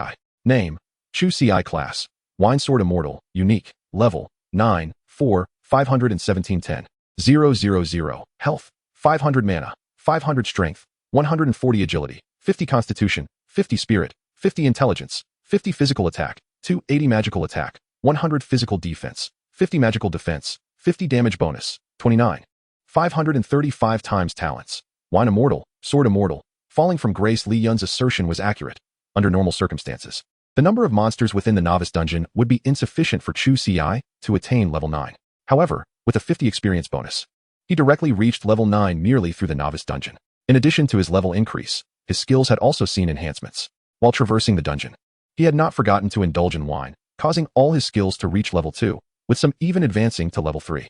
As soon as the experience points for level 9 are fully amassed, the breakthrough quest will be triggered, signaling a change in locale for leveling up. However, Chu Ci did not hastily depart. Instead, he cast his gaze upon the items that had dropped. Despite the fact that the novice dungeon had likely been traversed by countless players, his unique 50 drop rate enhancement due to the anomaly still yielded a considerable number of items. Chapter 15, Advanced Equipment, Wild Boar Forest. Wolf Fire Sword, Common Grade, Strength 10. Agility 3, Equipment Requirement, Level 5. Tough Leather Armor, Common Grade, Constitution 12, Spirit 1, Equipment Requirement, Level 5. Numerous items had been dropped, and Chu Ci adorned himself with all the usable equipment. He decided to set aside the Wolf Fire Sword for Lu Ma, who would certainly find it beneficial. Stowing the sword within his storage ring, he then turned his attention to the other two artifacts, the first being a stone the size of a fist. Skill Stone, Common Grade. Upon use, there is a 50 chance to acquire a skill corresponding to one's profession. To his surprise, a skill stone had been dropped, albeit of common grade. All skill stones, regardless of level, possess a mere 50 probability of granting a skill. However, the higher the grade of the stone, the more potent the skill acquired. Epic grade and above stones even offer a chance to obtain a talent. This is precisely why, even among common grade professions, there exists the potential for enhancement. Ultimately, the classification of profession levels is a construct of humanity, while this realm has never delineated any such tiers. He set aside the skill stone, as it bore no utility for him. Should he wish to acquire a skill, he could simply indulge in some liquor. There was no need to gamble on a 50 chance. Better to reserve it for Lu Ma. Next, Chu Ci examined the final item. Quest Enhancement Scroll, Common Grade. Upon use, there is a 50 chance to elevate the difficulty of any one of your current quests by 1 tier. Note, after using this item, the quest difficulty cannot be increased further. The Quest Enhancement Scroll. Now this was a commendable artifact. Such items do not exist in this realm. making it quite challenging for adventurers to obtain quests. Generally, quests can only be triggered under specific circumstances, such as monster sieges or the emergence of new dungeons. For many, the only opportunity to engage with quests throughout their lives is the breakthrough quest that follows a level increase. Quest difficulty is categorized into 4 levels: common, difficult, nightmare, and hell. Most individuals receive breakthrough quests that are either common or difficult, which naturally brings them joy, as simpler quests are easier to complete, allowing for swift breakthroughs and continued leveling. However, simpler quests also imply meager rewards. For those of considerable strength, overly simplistic tasks can lead to dissatisfaction, as breakthroughs are the easiest means of acquiring quests, resulting in a diminishing pool of available tasks. They naturally aspire to tackle more challenging quests in pursuit of superior rewards and to enhance their prowess. In such instances, the quest enhancement scroll proves invaluable, as those who feel their quest difficulty is too low can utilize this item to elevate the challenge.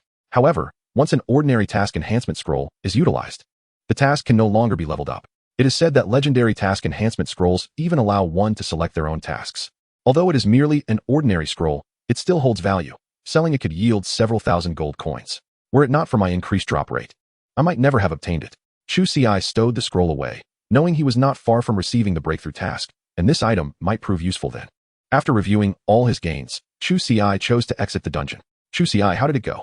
Upon seeing Chu Ci emerge, Li Yun approached him immediately. Teacher Li, I can no longer enter this dungeon, so I wish to train alone. Chu Ci refrained from revealing his level, fearing he would once again be surrounded by teachers and classmates. All right, just be mindful of your safety. As Li Yun spoke, he produced a longsword. Take this weapon. It should provide you with some assistance. Golden Light Sword, Advanced, Strength 46, Trait, ignores 5 points of target defense, equipment requirement, level 5. Chu Ci's eyes brightened at the sight of the sword's attributes. He had not anticipated it to be an advanced piece of equipment. The primary distinction between advanced and ordinary equipment lies not solely in attribute bonuses, but also in the presence of a unique trait. Rare equipment possesses 2 traits, while epic weapons boast 3 traits along with skills. Legendary and mythical gear are even more formidable. This sword has accompanied me for many years. I was fortunate enough to find it in the wild. After becoming a teacher, I have lent it to outstanding students every year, Li Yun said with a smile. An advanced weapon at level 5 is quite rare in Lin City, especially for newly transitioned students. It is akin to a divine artifact. No need, Teacher Li. I do not require this equipment. You should give it to Lu Changhe instead. Chu Ci initially intended to lend the Wolf-Fire sword to Lu Changhe, but it seemed unnecessary now, given that Old Li had such treasures at hand. Very well, since you feel confident, I shall reserve it for Lu Changhe. Li Yun hesitated momentarily, but ultimately acquiesced to Chu Ci's wishes. By the way, when you entered the dungeon earlier, I mentioned that you need not wait for me. All right, I will take my leave then. When he emerges, have him give me a call, Chu Ci replied. He planned to visit the market first. Although he could dispatch monsters with ease, using sword techniques consumed mana, he had nearly depleted the recovery potions he had previously purchased and needed to restock. Be careful. Rest assured, Teacher Li. Watching Chu Ci's departing figure, Li Yun sighed. Though he witnessed children leaving every year, he felt a tinge of sadness at this moment. The children have grown. It is time for them to soar on their own. An hour later, Chu Ci arrived at the market by car. Just as he stepped out, Lu Changhe called. Old Chu, where are you? I just came out of the dungeon. I'm at the market, preparing to buy some recovery potions. How about you? What level are you now? I'm level 6. The monsters ahead are exceedingly difficult to defeat. I nearly perished in there. Very well. Then you shall wait for me at the Boar Forest. Soon, I will take you to conquer the dungeon. Do not fret about being a burden. I have already reached level 9 and will soon trigger the breakthrough quest, at which point I shall not be able to absorb any more experience. All right then. It is a perfect opportunity to test the golden sword that Old Li just gifted me. The Boar Forest refers to another dungeon within Lin City, which one must reach level 5 to enter. However, unlike the novice dungeon, the Boar Forest allows players to select their difficulty level, and the wild beasts within will actively attack. After replenishing a considerable amount of potions in the marketplace, Chu Ci hailed a cab towards the Boar Forest, arriving shortly after 4 in the afternoon. Old Chu, have a bite to eat first. Lu Changhe offered a handheld pancake, freshly made by himself the previous night. Chu Ci graciously accepted the pancake and took a bite, handing over an ordinary skill stone to Lu Changhe. You can make use of this. I have no need for it. All right, Lu Changhe replied without hesitation, immediately utilizing the skill stone. How did it go? Did you succeed? Fortune smiled upon me. I acquired a displacement skill, Lu Changhe said with a smile. Charge. Move swiftly forward 3 meters, with a 10% chance to knock the target back. Cooldown time, 1 minute. Level, 1, proficiency, 10-100. Not only does it allow for movement, but it also has a control effect. It's quite a decent skill. Then let us proceed into the dungeon. Chu Ci suggested, sending a party invitation before both he and Lu Changhe arrived at the entrance of the Boar Forest dungeon. At that moment, aside from the leisurely shoppers, there were no other souls in sight, as the Boar Forest dungeon was not particularly high level. It typically attracted only students seeking to level up. However, today marked the first day, and many students were still engaged in fierce battles in the novice dungeon. It would likely take another 2 or 3 days before the area became bustling with activity. With these thoughts in mind, Chu Ci and Lu Changhe stepped into the dungeon, where a prompt appeared. You are the party leader. Please select the difficulty level of this dungeon. 1 normal, 2 hard, 3 nightmare, 4 hell. Chapter 16, Hell difficulty. Still instant kills. Without a moment's hesitation, Chu Ci selected the Hell difficulty. Unlike the novice dungeon, which only required a level cap of 5 to enter as many times as one wished, the Boar Forest dungeon could only be accessed once per day. Thus, Chu Ci was determined not to squander this opportunity. Goodness, old Chu, why did you choose Hell difficulty? The weakest foes and there are elite beasts. Lu Changhe exclaimed upon receiving the information. Do not worry, I shall lead you through, Chu Ci assured, shaking his head. As they spoke, the two entered the dungeon and found themselves atop a stone platform. The Boar Forest dungeon was akin to a vast woodland, where 10 wild boars were currently rooting in the earth below. Sharp-toothed wild boar, elite, level 5, health 1000, attack 141, physical defense 39, magical defense 17, skill ambush. Indeed, the monsters within the Hell difficulty dungeon were formidable, boasting attributes far superior to those of ordinary beasts, despite being only level 5. Chu Ci mused inwardly. Old Chu, are you certain we can prevail? Lu Changhe, upon observing the attributes of the ferocious tusked wild boars, couldn't help but swallow hard. While they might manage to handle one, the issue arose that attacking a single beast would inevitably draw the ire of the remaining 9. Chu Ci remained silent, stepping off the stone platform, and instantly the protective aura surrounding them dissipated. With a swift motion of his right hand, 10 gleaming swords soared into the air. In the next heartbeat, a series of terrifying damage notifications erupted. 142,358, critical hit, 71179, 71179. The 10 tusked wild boars scarcely had time for a scream before they were swiftly dispatched. Your team has slain a level 5 tusked wild boar, elite, earning 1 experience point, with an additional 0.5 experience points. The notifications echoed continuously, and Chu Ci was unfazed. Elite monsters indeed granted double the experience of ordinary creatures, while rare monsters provided double that of elite ones, and so forth. However, since he was teamed up with Lu Changhe, the experience was halved. Otherwise, he could have earned 3 experience points for each kill. Quite satisfactory, he mused. As this dungeon run was primarily aimed at aiding Lu Changhe in leveling up, aside from his own progression. Meanwhile, Lu Changhe stood in awe, witnessing the 10 tusked wild boars fall in an instant, each dealing over 10,000 damage. He received his own notification. Your team has slain a level 5 tusked wild boar, elite, earning 4 experience points. Currently at level 6. Lu Changhe could only secure 4 experience points from defeating the level 5 monsters.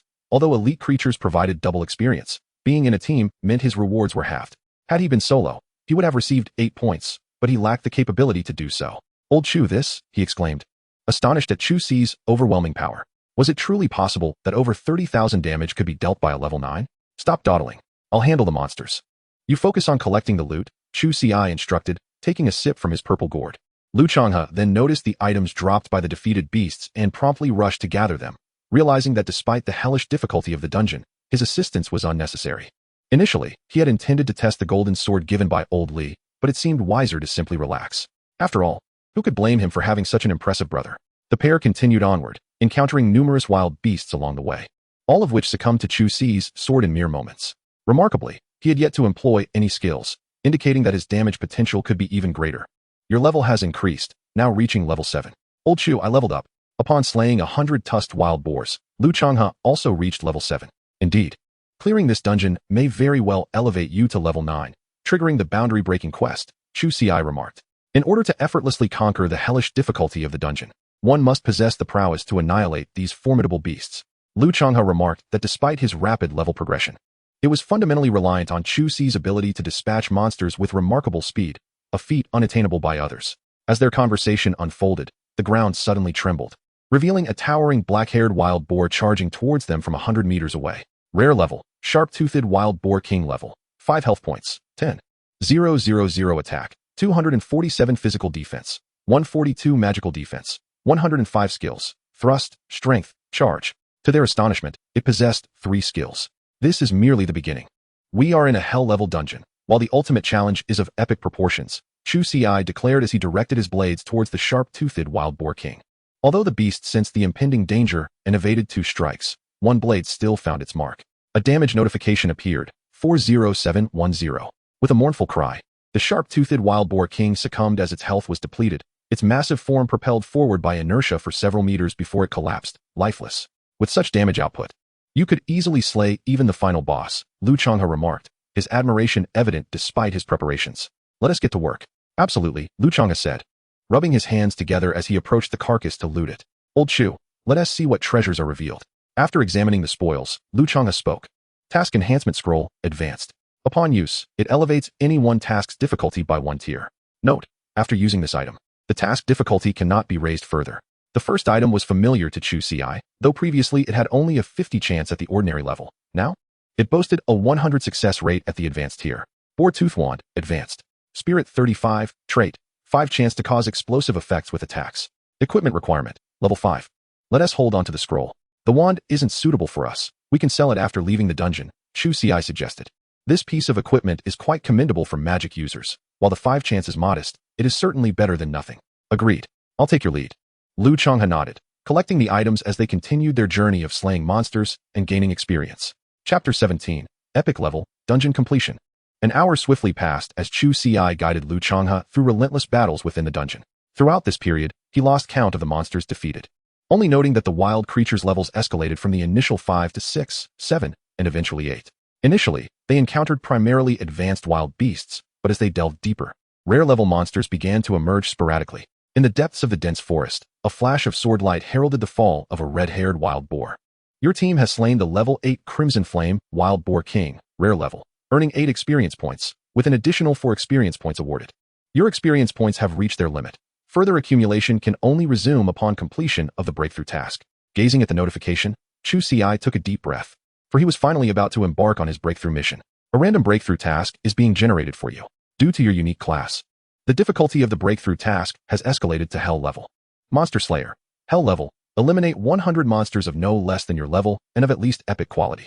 This task permits a team of up to 1 ally, whose level must not exceed yours by more than 5.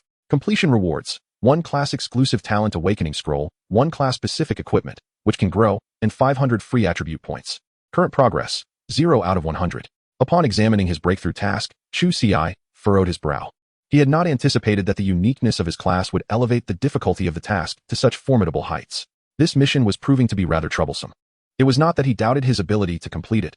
He was confident in his capacity to slay even epic-level monsters. However, the challenge lay in the daunting task of locating 100 epic-level monsters to vanquish. Take, for instance, the Wild Boar Forest Dungeon. Although the final monster there is indeed epic, there is only a single one. Moreover, entry to the Wild Boar Forest Dungeon is limited to once per day. In the entire Lin City, there exists only this one level 5 dungeon. Relying solely on the Wild Boar Forest Dungeon, he would require over 3 months to accomplish this task. Yet, the college entrance examination looms in just half a month, leaving him with insufficient time. Other cities do possess level 5 dungeons, but each city typically has only 1 or 2. To finish the breakthrough task before the examinations, he would need to clear at least 6 or 7 dungeons daily, with each dungeon taking a minimum of 2 hours, not to mention the travel time to other cities. It was simply unfeasible. Dungeons above level 10 do host more epic level monsters, yet he was still only level 9 and thus barred from entering those dungeons. Thus, Chu Ci found himself in a predicament. It was not a matter of inability, but rather the extensive time and effort required. It was no surprise that many found themselves stuck at their levels. Encountering such tasks made it virtually impossible to avoid stagnation. Nevertheless, despite the daunting nature of the task, it must be completed, firstly, to facilitate further leveling, and secondly, due to the substantial rewards it offers. Should he succeed, the attribute points would be secondary. The most significant benefit would be the acquisition of an additional class-exclusive talent. He possessed 3 class talents, each formidable in its own right, and gaining another would significantly enhance his prowess. Moreover, there was the enticing prospect of a class-specific equipment that could evolve with his level. It was rumored that it could ultimately ascend to mythical quality, making it an opportunity he could not afford to miss. Old Chu, what troubles you? Lu Changhe inquired, noticing Chu Ci standing in place, brow furrowed. At this moment, he too had reached level 8. I've hit my experience point cap and triggered a breakthrough task, Hell level. Hell level? Goodness, how terrifying. The difficulty may not be high for me, but the execution is quite troublesome and will consume a considerable amount of time. As Chu Ci resolved not to dwell any longer on his thoughts, he reassured himself that even if he could not complete the breakthrough task before the college entrance examination, it would not pose a significant issue.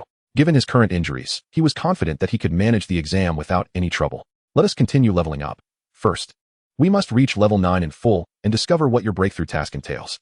With that, Chu Ci resumed guiding Lu Changhe through their leveling journey.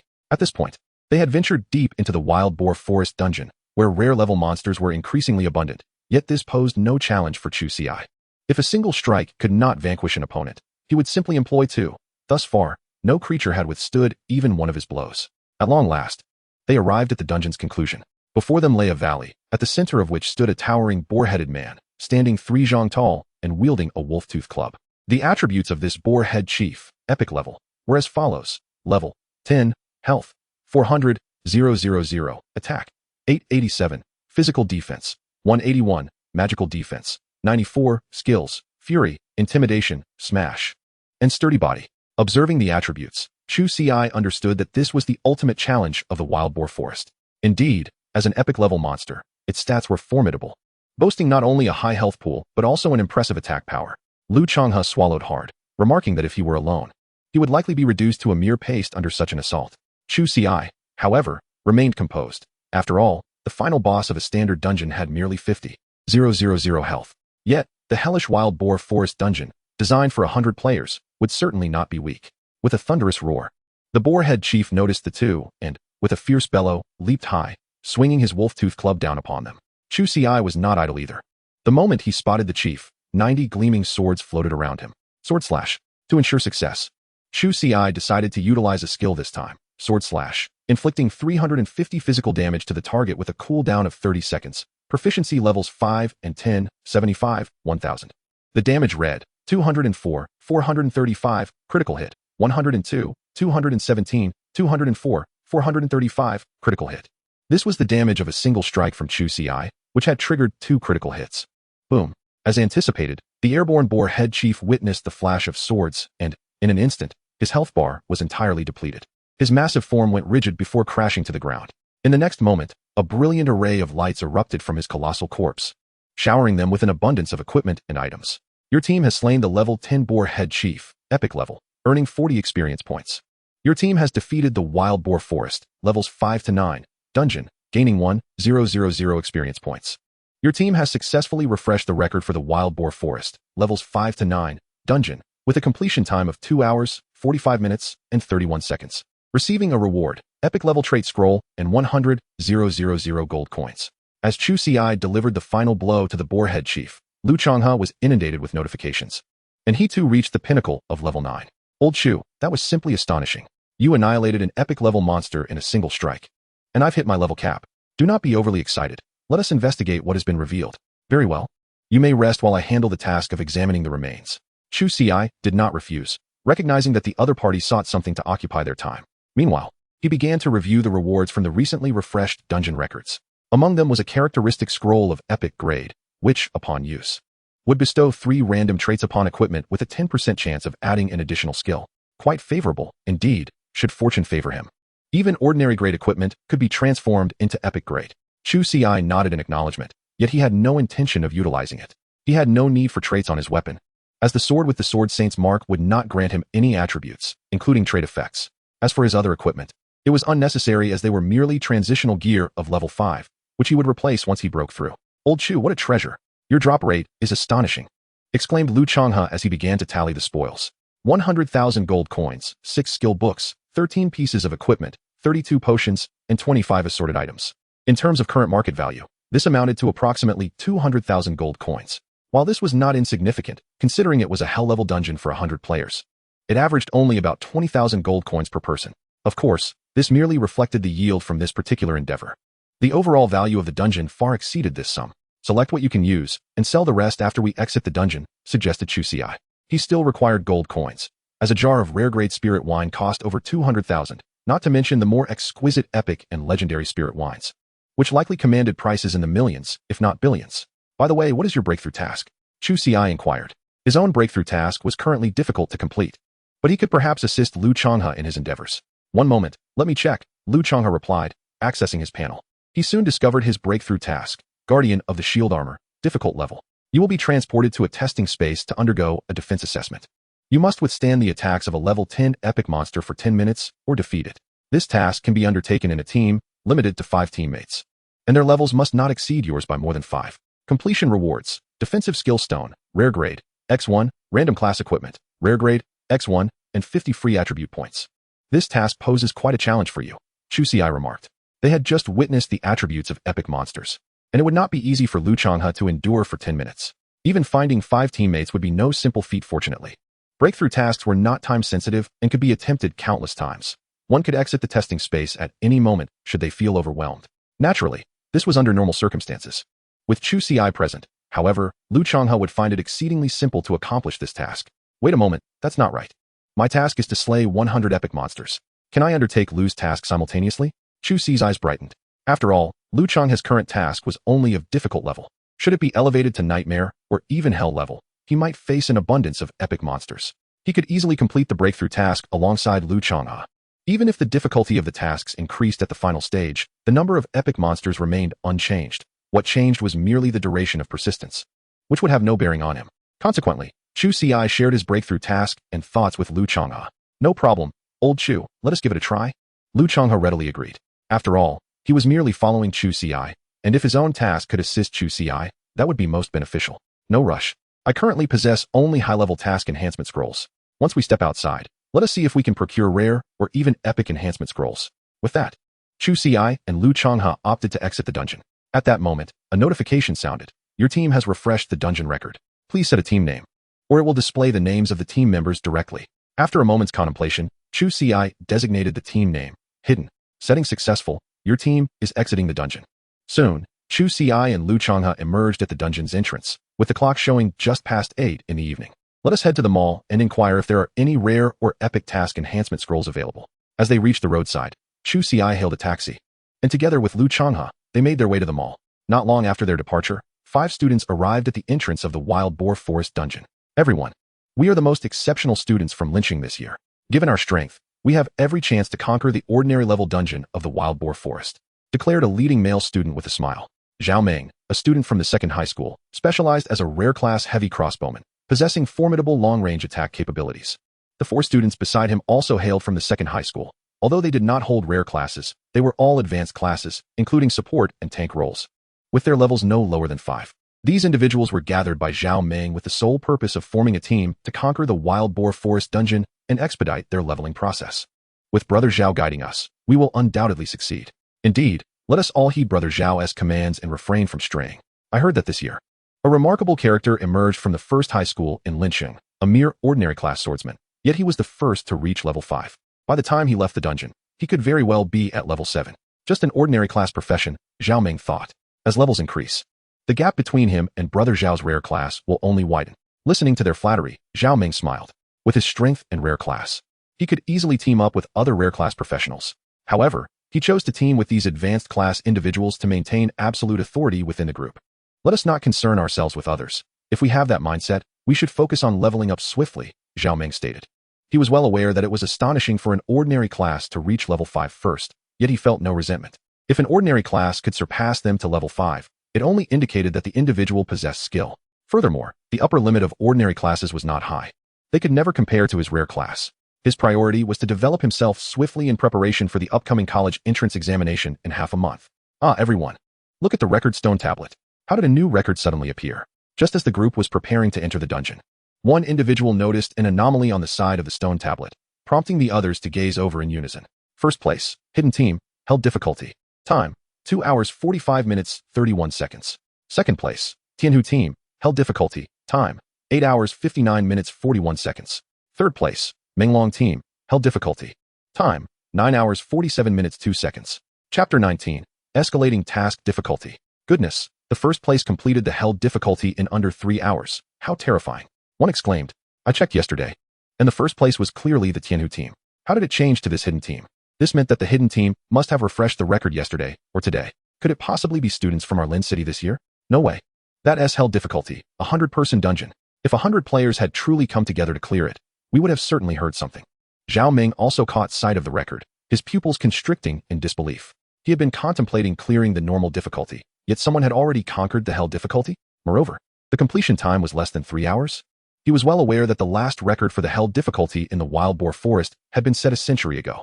At that time, mythical level professions emerged, and several epic level professions appeared even in Lin City.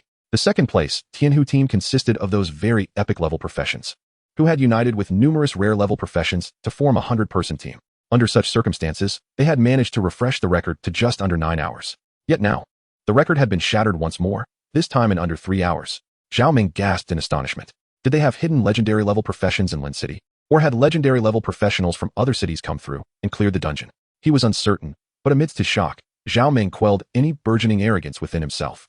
Having awakened to a rare profession, he had felt a sense of pride, yet now, he realized he was insignificant. While others were tackling held difficulty dungeons, he was still hoping to clear the normal difficulty. The disparity was immense. Let us go. It's time to enter the dungeon, he declared. Taking a deep breath, he acknowledged the blow to his ego but felt a surge of motivation. The future of Zhao Ming was just beginning to unfold. Meanwhile, Chu Ci and Lu Changhe arrived at a marketplace. Hello, sir. How may I assist you today? In the shop's reception room, Jinhai beamed at Chu Ci, knowing he was a significant client. Do you have any rare or even epic level task enhancement scrolls? Chu Ci inquired. Indeed, we have rare level task enhancement scrolls, but unfortunately, we do not possess any epic level ones, Jinhai replied, producing a rare level task enhancement scroll. Task enhancement scroll, rare level. Upon use, it elevates the difficulty of one task by 1 tier. The most notable feature of the rare level task enhancement scroll is that it can be reused after application. Unlike the ordinary and advanced levels, the difficulty of the task becomes fixed after use, rendering any further enhancement impossible. Alright, I've purchased them, Chu Ci nodded. With 1 rare grade and 1 advanced grade item, it was sufficient to elevate Lu Changhe's task difficulty to the hellish level. Subsequently, Lu Changhe retrieved the items acquired from the dungeon, which were of no use to them. Let us calculate the total value of these items, Chu Ci suggested. Upon witnessing the array of items, Jinhai was taken aback. These were no ordinary goods, including both advanced and rare grade artifacts. Although surprised, he refrained from probing further and instead began assessing their worth. Sir, the total value of these items amounts to 3,320,000 gold coins. Jinhai quickly concluded his calculations. Chu Ci was not astonished. These items represented the overall bounty from the dungeon, not merely the final loot. While it appeared substantial, when divided among 100 individuals, each would receive merely over 30,000 gold coins. This was due to the fact that numerous useful items remained unsold, such as the epic grade characteristic scroll, which was valued at no less than 1 million. The rare grade task enhancement scroll was appraised at 350,000 gold coins. After providing some discounts, Jinhai ultimately yielded 3 million gold coins to Chu Ci. Naturally, Lu Changhe did not claim any of this, as he merely lay idle while Chu Ci undertook the dungeon. Just give me 2,900,000 gold coins. Consider the remaining 100,000 as a deposit. Please help me procure some novice swords, and if you can find any rare or even epic grade spirit wine, that would be splendid, Chu Ci stated. Jinhai assured him that acquiring novice swords and rare grade spirit wine posed no issue, but obtaining epic grade spirit wine was exceedingly rare, and he could only do his utmost. How many novice swords do you require? He inquired, puzzled by Chu Ci's demand for such a quantity. There is no upper limit. I need as many as you can procure, Chu Ci responded. Although the damage multiplier of nearly 300 times was already considerable, a higher enhancement would undoubtedly be preferable. By the time they returned home, it was already past 9 in the evening. The two settled upon the sofa, and Chu Ci produced the rare grade task enhancement scroll.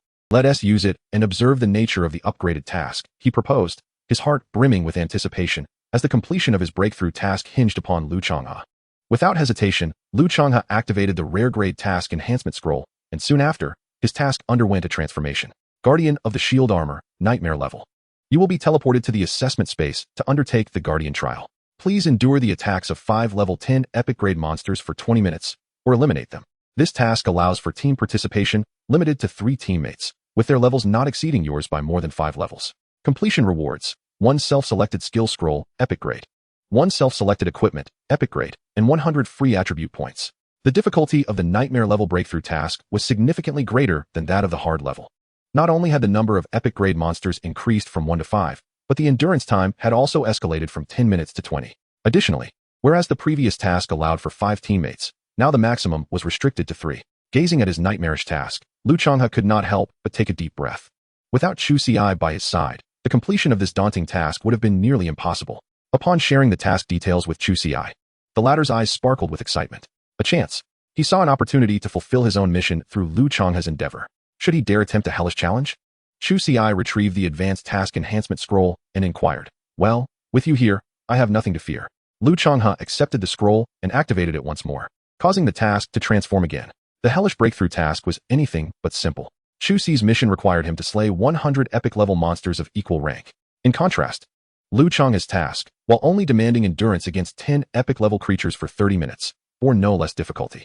After all, Chu Ci could opt to face his foes individually, while Lu Changhe was compelled to withstand the simultaneous onslaught of 10 epic adversaries.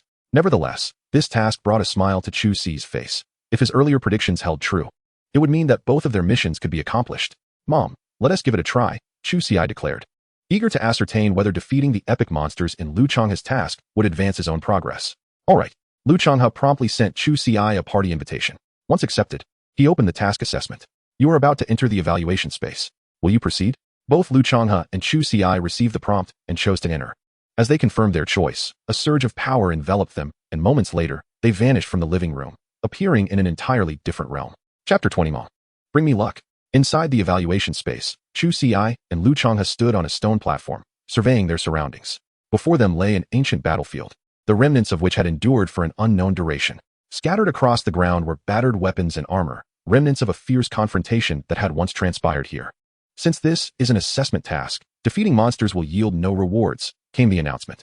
You stay put on the stone platform, Chu Ci instructed. Just be careful. Lu Changhe nodded. He knew he couldn't assist much, and simply aimed not to hinder Chu Ci. With that, Chu Ci stepped off the stone platform, causing the previously tranquil space to tremble. A cacophony of roars erupted as a winged white tiger charged forth from the distance, while a shadowy figure emerged from the right, tearing through the space and breaking the ground as a colossal beast surfaced. In mere moments, 10 massive creatures materialized on the battlefield. Winged white tiger, epic level. Level 10. Health points 500, 000. Attack 1085. Physical defense 184. Magical defense 157. Skills: Pounce, Tiger's Roar, Fiery Inferno, Winged Guardian. Spatial Assassin, epic level. Level 10. Health points 500, 000. Attack 1, 241. Physical defense 144. Magic defense 111. Skills: Spatial Tier, Instant Kill, Backstab, Shadowy Form, Furious Stab, Earth Dragon Leader, epic level. Level 10. Health points 650, 000. Attack 689. Physical defense 204. Magic defense 178. Skills: Burrowing Assault, Venom Spray, Splitting, Tenacious Life. 10 epic level monsters, soaring in the sky, racing on the ground, burrowing underground. Spells: Physical attacks, tanks, ranged, melee, assassins, buffs, almost encompassing every aspect. Truly, this hellish quest is terrifyingly difficult. Chu Ci secretly clicked his tongue. If Lu Changhe were alone, it would be a feat just to survive a minute against these monsters, let alone defeat them. Return Heart Sword Formation. Chu Ci unleashed 90 spirit swords, forming the Return Heart Sword Formation as they charged toward the epic level monsters. Without waiting for the outcome, he shouted, "Retreat." The twin-winged white tiger soared high above, over 100 meters away, beyond his attack range, while the spatial assassin remained concealed within the folds of space, eluding his detection. Thus, he opted to unleash a skill and flee. Although his damage was formidable, being struck by those monsters could spell his demise. At this moment, he was not yet desperate. He primarily wished to test whether his quest progress would reflect any changes. Old Chu, I've slain 5, Lu Changhe said, receiving a prompt indicating that Chu Ci's recent strike had felled 5 monsters. However, his assessment task was inevitably a failure. Chu Ci also received a notification and accessed his breakthrough quest, Monster Slayer. Hell level, slay 100 monsters of no less than one's own level. Quality no less than epic. This task allows for a team, with a maximum of 1 ally, whose level cannot exceed his by more than 5 levels. Completion rewards: 1 profession-specific talent awakening scroll, 1 profession-specific equipment, evolvable, and 500 free attribute points. Current progress, 6,100. Gazing at his quest progress, Chu Ci felt a surge of joy. It truly proved effective. Thank you, Lu Ma Wang. He smiled at Lu Changhe. Initially, he had thought he would miss the opportunity to break through before the college entrance examination, but Lu Changhe had unexpectedly acquired such a breakthrough task. It appeared to be worthwhile, which was reassuring. Let's continue. Not for now. This requires an hour of cooldown before we can re-enter. An hour isn't too long. We can have a late-night snack and return in an hour. Sure, I'll go prepare something to eat. Lu Changhe headed to the kitchen while Chu Ci sipped his drink, enhancing his skill proficiency. Your skill Sword Slash has reached level 6. Your skill Return Heart Sword Formation has reached level 6. Your skill Blink has reached level 7. Half an hour later, Lu Changhe emerged from the kitchen with a pot of dry-fried delicacies. Care for some? No thanks, I'll stick with my drink. Originally, Chu Ci intended to pour a glass of wine for his companion. However, Lu Chonghua produced a calcium milk drink and began sipping it through a straw. Old Chu, our rate of advancement must be the swiftest in Lingcheng, perhaps even in the entirety of Yunzhong province. As they savored their dry pot dish, the two engaged in casual conversation. Even now, Lu Chonghua felt as though he were in a dream. In just a day, he not only reached level 9, but also shattered the record for the Hell-level dungeon. And even the boundary-breaking quest was of Hell-level difficulty, something he had never dared to imagine before. But perhaps not, Chu Ci replied. Yunzhong province is vast. With over 500,000 senior students each year, surely, there are prodigies among them. Some students may awaken to ordinary-level professions, yet with formidable backgrounds. Attaining level 9 in a single day is not impossible. If the other party's boundary-breaking quest is also of ordinary level, they might have already reached level 10. We may not have the highest levels, but when it comes to strength, you are undoubtedly the most powerful among this year's senior students, Lu Chonghua remarked. Chu Ci found no reason to refute this, as the 300-fold damage bonus was no trivial matter. After finishing their late-night snacks, Lu Chonghua's task assessment cooldown had concluded, and the two re-entered the assessment space once more. As before, after casting his skills, Chu Ci did not need to speak. Lu Chonghua opted to exit immediately. You have slain 6 epic-level monsters. Task progress increased, currently at 12,100. Observing the notification, Chu Ci smiled. With a few more rounds, he and Lu Ma would complete their hell-level tasks. However, it was already quite late, so Chu Ci decided against continuing. After both washed up, they prepared to rest and rejuvenate for the next day's endeavors.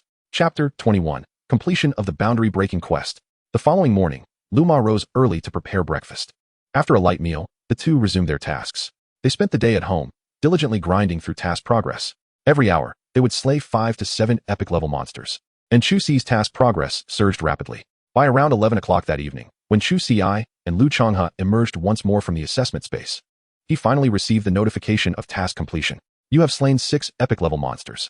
Task progress increased, currently at 100. You have successfully completed the boundary-breaking quest. Level increased to 10, and you have gained 10 attribute points. Task rewards have been issued. With the notification's conclusion, Chu Ci's level ascended to 10, and he received the system rewards. He first opened his profession panel, noting that he could allocate a total of 510 attribute points, which he distributed entirely to strength. Name: Chu Ci. Profession: Wine Sword Immortal. Unique. Level: 10,020. 000. Health: 550 mana, 550 strength, 655 agility, 55 constitution, 55 spirit, 55 intelligence, 55 physical attack, 1310 magical attack, 110 physical defense, 55 magical defense, 55 damage bonus, 29535. Talent: Wine Immortal, Sword Immortal, Descent. This is the panel without considering the equipment worn. Observing his attributes, Chu Ci revealed a smile. Indeed, this was a hell-level breakthrough task.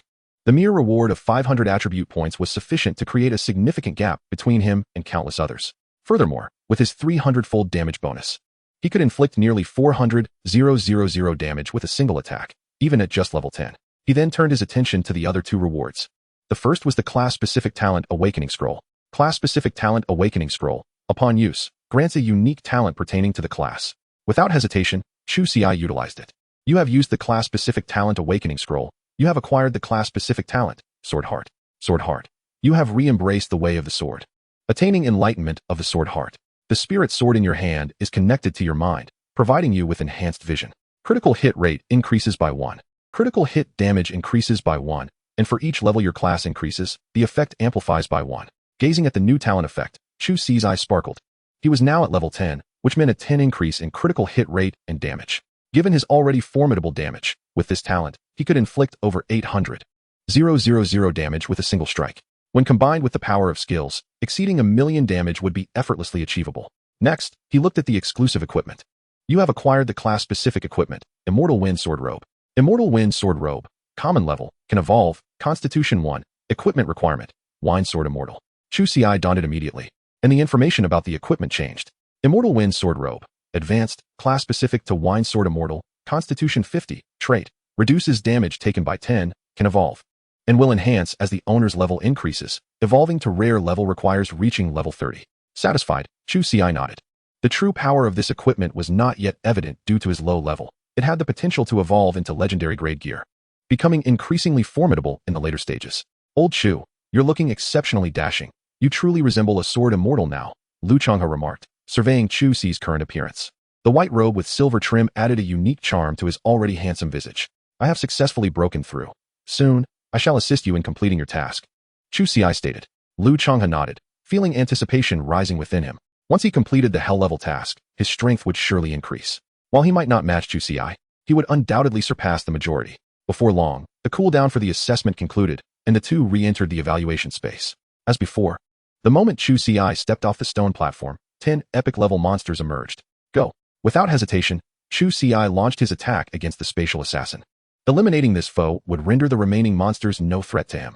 The spatial assassin had just emerged from the void, only to be met by 10 glimmering blades. In a moment of panic, it raised its dagger to deflect the impending attack, but all efforts proved futile. A single strike, a critical hit, obliterated its 50,000 health points, leading to its inevitable downfall. Witnessing the defeat of the spatial assassin, Chu Ci revealed a triumphant smile, for the ensuing challenges would be considerably simpler.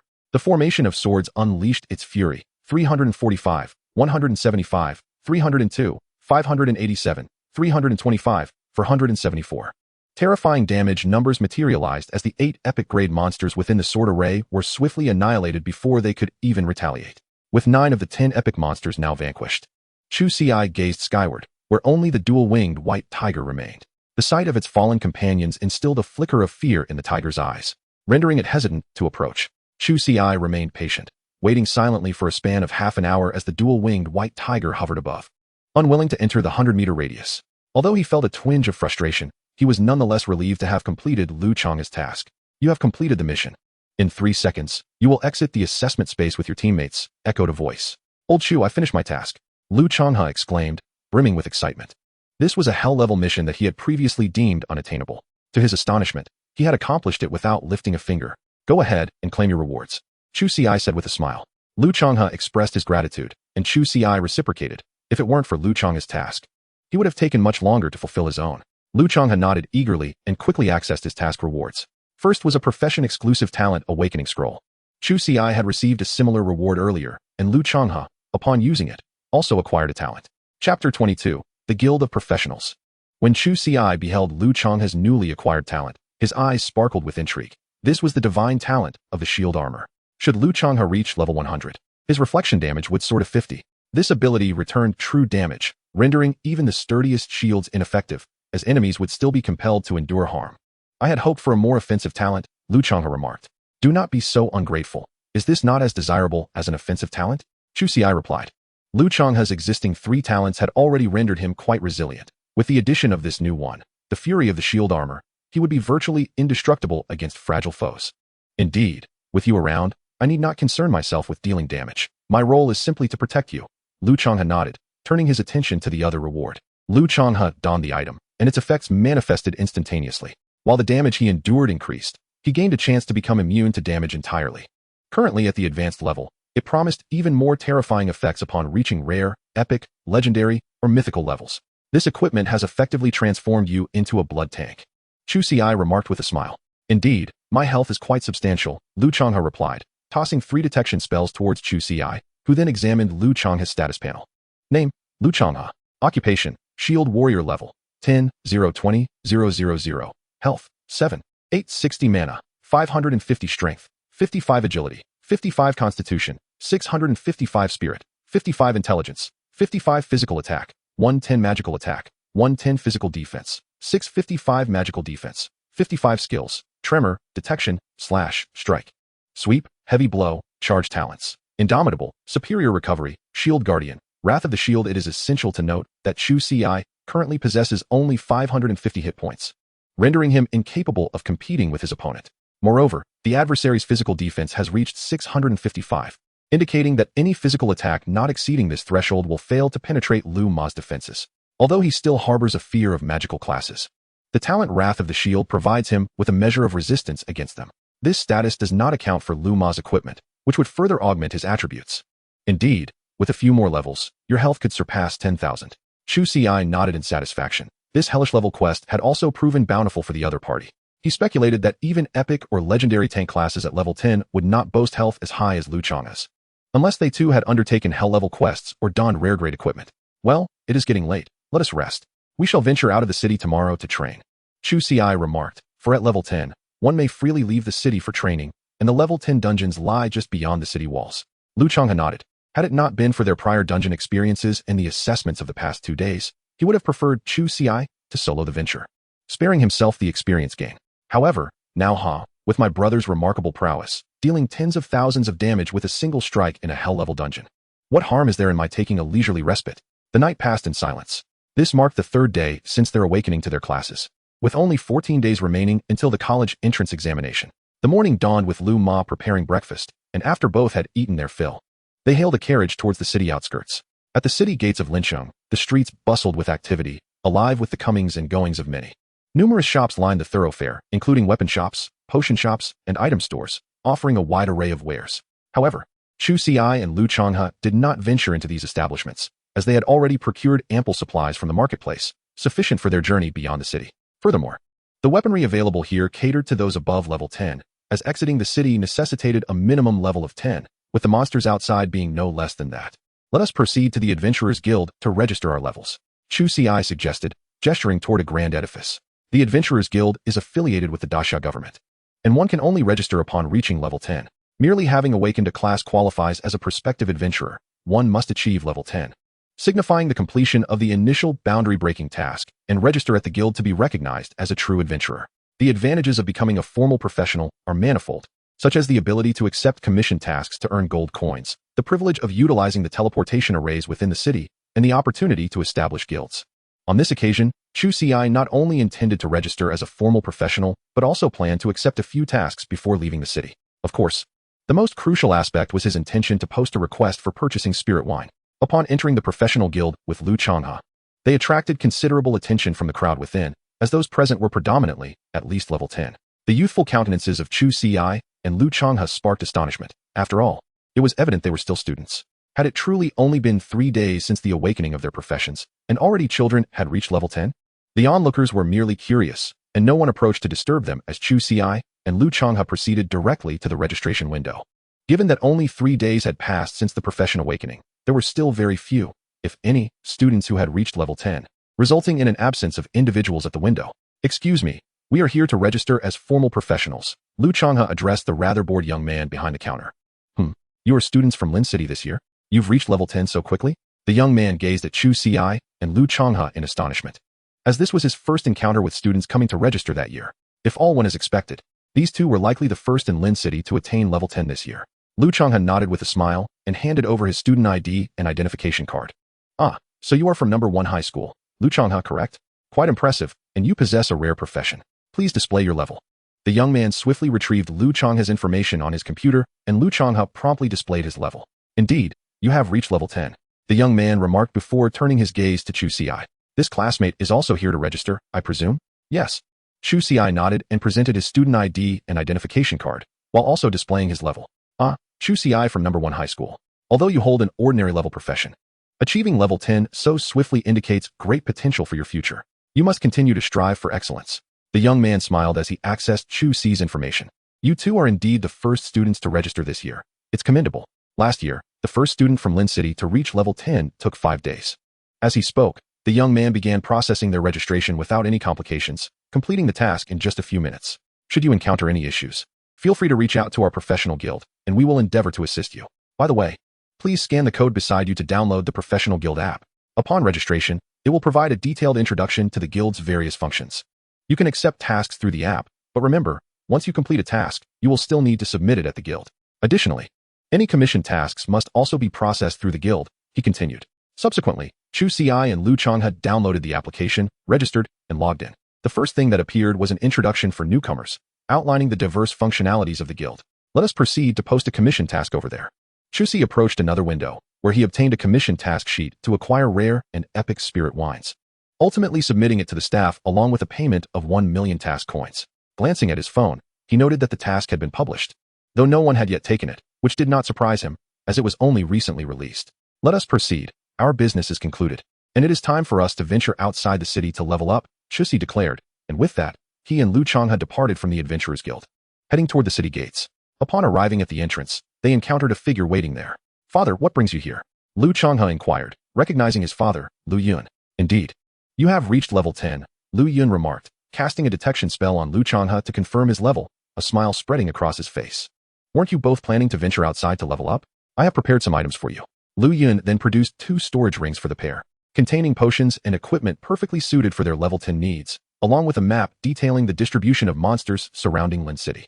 The areas marked in green are safe for leveling, but you must avoid the red zones. They harbor monsters of at least level 20, and occasionally, even those of level 30. Listening to Lu Yun, Chu Ci realized his preparations had been lacking. He had neglected to procure a map beforehand. Additionally, I have prepared 5 signal flares for each of you, along with 2 specially crafted masks. Outside the city, one must remain vigilant not only against monsters, but also against other adventurers. Should you encounter any danger, fire the signal flare immediately, and we shall come to your aid. He refrained from preventing his son from venturing outside. The child had grown and deserved to forge his own path. Be sure to heed Chu Ci's advice, and Chu Ci, please keep an eye on him. Do not let him lose himself the moment he steps outside the city, Lu Yun implored, glancing at Chu Ci. Suspecting that his son's rapid ascension to level 10 was somehow connected to him, though he deemed it unnecessary to inquire further. Rest assured, Uncle Lu. I will watch over him diligently, Chu Ci replied with a smile. Very well, I must return to my patrol. I shall not linger further. Take care of yourselves. Lu Yun departed as swiftly as he had arrived, being the captain of the city guard, and having taken leave only to meet the two. Father is quite considerate, otherwise we would have been uncertain about where to level up after leaving the city, Lu Changhua remarked with a grin. Chu Ci nodded, and then retrieved the masks Lu Yun had mentioned, 1 black and 1 white. Invisibility mask, common grade, capable of concealing your identity and blocking detection by adventurers whose levels do not exceed yours by more than 10. Both masks possessed identical effects. Chu Ci chose the white mask, while Lu Changhua opted for the black one. As they distanced themselves from Lin City, both young men began to sense a foreboding atmosphere. The air thick with the scent of blood. Occasionally, they could hear the roars of beasts and witness others engaged in combat from afar. Some adventurers noticed their presence.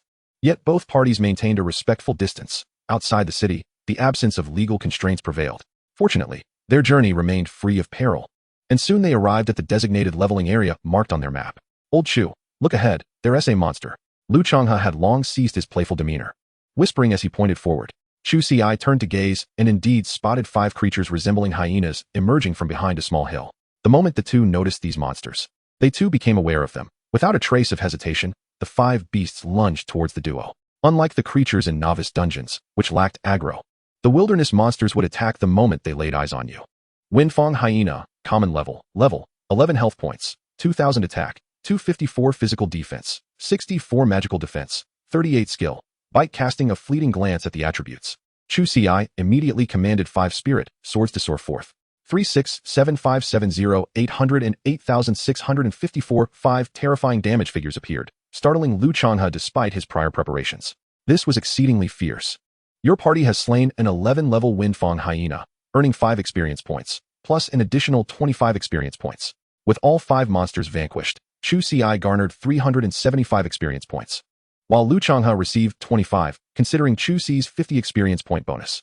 Let us proceed, Chu Ci said, simultaneously dispersing 10 spirit swords to hover within a 100-meter radius. With the innate ability of Sword Heart, he could utilize these spirit swords to grant him vision. Should he spot any monsters from a distance, he could eliminate them preemptively to avoid unforeseen complications.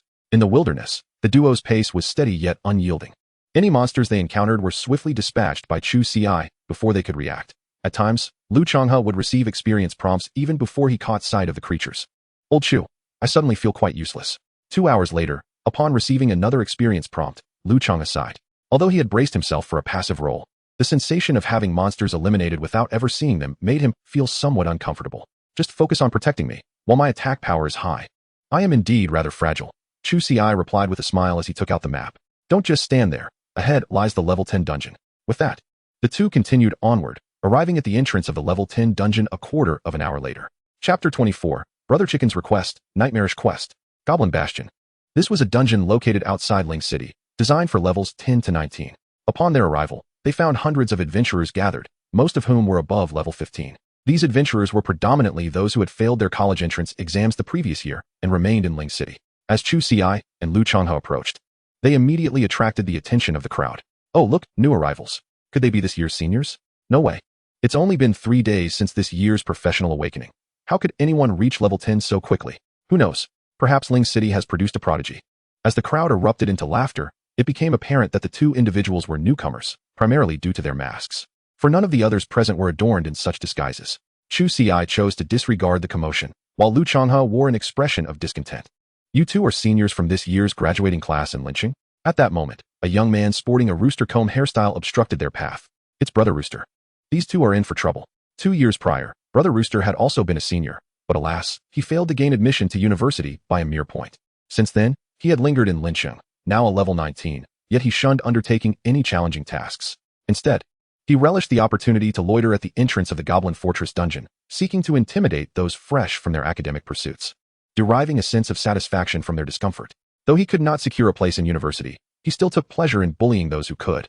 Rumor had it that last year, he cornered a young girl, and whatever transpired left her in tears. It was said that Brother Rooster had connections, as he had never been apprehended by the city guards. Onlookers shared tales of Brother Rooster's exploits over the years, casting sympathetic glances at Chu Ci and Lu Changha. Is there something you need? Chu Ci inquired, lifting his gaze. Do not be alarmed. I am a good person, Brother Rooster said with a disarming smile. Chu Ci and Lu Changha exchanged glances, their expressions reflecting their unspoken thoughts regarding his flamboyant hairstyle. Heh, every big brother needs a unique emblem, right? Brother Rooster said, clasping his hands together and stroking his rooster comb. What do you think? Dashing, isn't it? Chu Ci and Lu Changha wore looks of incredulity. Yet they discerned a lack of malice in his demeanor. They simply could not fathom why he had accosted them. Allow me to introduce myself. My name is Ji Yuan. They used to call me Brother Ji, but somehow, some rascal turned it into Brother Rooster, Ji Yuan said, visibly displeased. Chu Ci and Lu Changha did not express any disdain for the moniker, considering the flamboyance of his hairstyle. Do you need something from us? Lu Changha probed. Indeed.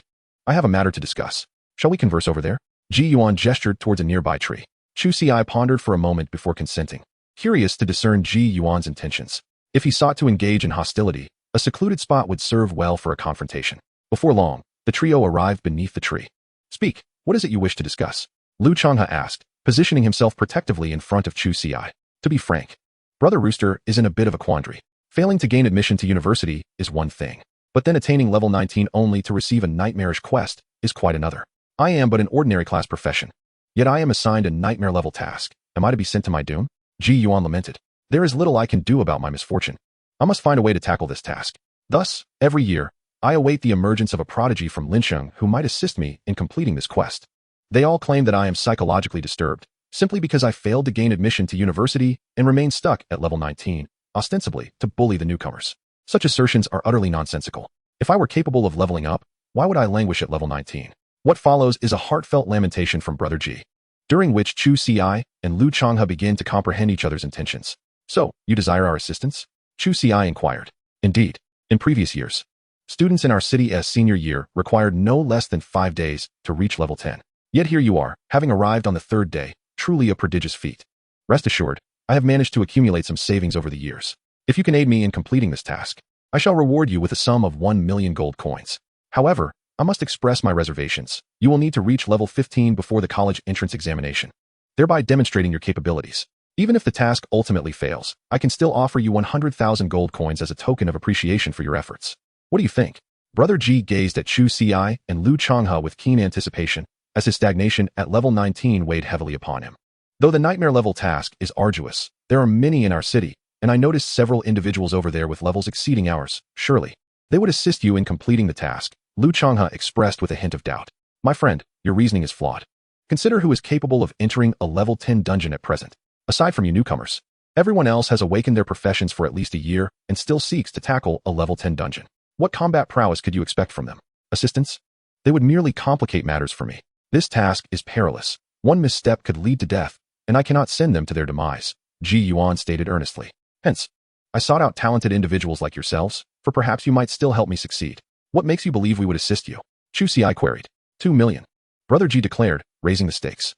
If you help me complete the task, I will grant you 2 million gold coins. Chu Ci remained unimpressed.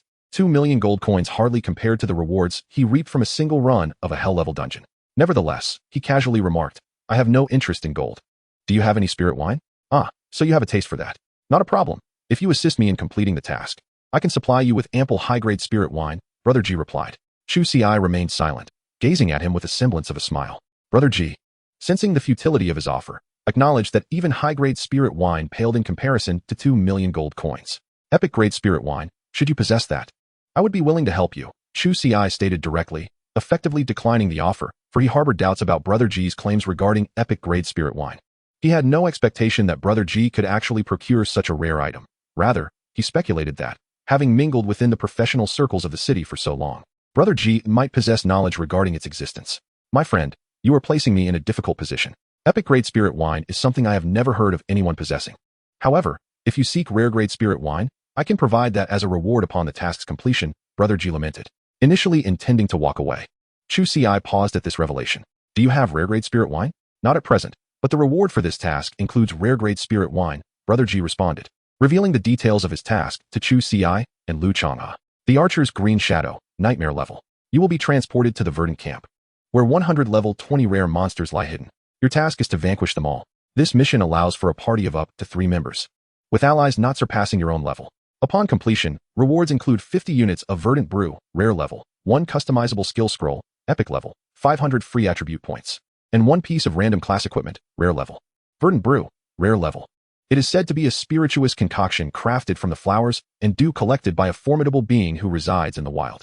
Consuming it grants a 30 critical hit rate, 30 critical damage, and 30 attack speed for 1 hour, with a 10 chance of permanently acquiring attribute points. Chapter 25. Are you mad, or am I mad? Chu Ci's eye sparkled. The effects of Verdant Brew were evidently superior to the previously consumed rare level, Azure Feather Wine, categorizing it as an extraordinary elixir among rare spirits. This was to be expected. Azure Feather Wine was evidently brewed by practitioners themselves, while Verdant Brew was a creation of the world will, leading to a stark contrast in efficacy. How about it, my friend? If you can indeed assist me in completing this task, I shall offer you everything, Ji Yuan declared through gritted teeth. He understood how precious Verdant Brew was. On the market, a single jar would fetch at least 500,000 gold coins, totaling a staggering 25 million for 50 jars. Yet, if completing this nearly 2-year-long task was the outcome, everything would be worth it. Of course, this was contingent upon Chu Ci's willingness to help him achieve this. Certainly. But I have one stipulation, Chu Ci replied, nodding as he recognized Ji Yuan's sincerity. 25 million gold coins was no trifling sum, indicating that the level 20 breakthrough task was indeed of considerable value. What is your request? Ji Yuan inquired. Use this, Chu Ci stated, tossing an item to Ji Yuan. Upon receiving it, Ji Yuan stood frozen in place, astonished as he gazed at Chu Ci. Are you mad, or am I mad? This is a nightmare level task. And you wish for me to use a task enhancement scroll? He exclaimed, incredulous. Indeed, the item Chu Ci had given him was a task enhancement scroll. A nightmare level task would yield only rare spirit beverages as rewards. If it were a hell level task, perhaps it might produce epic spirits. Yet Ji Yuan felt on the brink of collapse. A nightmare level task had nearly driven him to despair. The prospect of a hell level task felt utterly insurmountable. I'll give you time to consider. Once we finish the dungeon, I expect your answer, Chu Ci remarked, aware that persuading Ji Yuan to elevate the task to hell level would be implausible, given their unfamiliarity with one another. The current level 10 dungeon presented Ji Yuan with the perfect opportunity to gauge Chu Ci's capabilities. With that, Chu Ci and Lu Changhe proceeded toward the dungeon. However, after taking a few steps, Chu Ci turned back, extending his hand toward Ji Yuan. Now, the payment for the task enhancement scroll, if you please. Ultimately, Ji Yuan surrendered the money to Chu Ci, watching as Chu Ci and Lu Changhe departed. He glanced at the task enhancement scroll in his hand, feeling utterly bewildered. Are the newcomers today so audacious? Disregarding a nightmare level task while aspiring to complete a hell level task? Is this fellow attempting to swindle me? Ji Yuan could not help but ponder the implications of a potential escalation to hell level difficulty. If the other party failed to assist him, would his life be irrevocably ruined? He discerned that Chu Ci intended to utilize the dungeon to substantiate his prowess. Yet, what could a mere level 10 dungeon truly validate? Was it conceivable that one could conquer a dungeon of hell level difficulty? As Chu Ci selected the challenge, he and Lu Changhe entered the dungeon.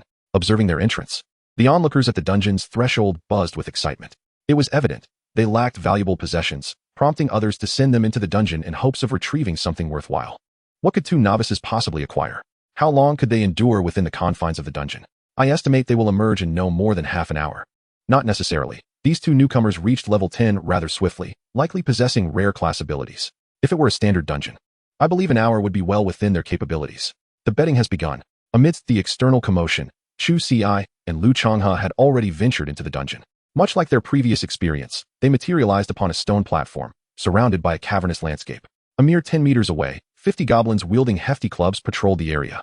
Goblin Warrior, Advanced, Level, 10 Health, 5,000 Attack, 387 Physical Defense, 141 Magical Defense, 94 Skill, Heavy Strike. Indeed, the difficulty of a hell-level dungeon was formidable. Not only were the monsters' attributes elevated, but they were also confronted at the entrance by a legion of 50. One's strength would need to be considerable to make an exit. However, these challenges posed no obstacle for Chu Ci.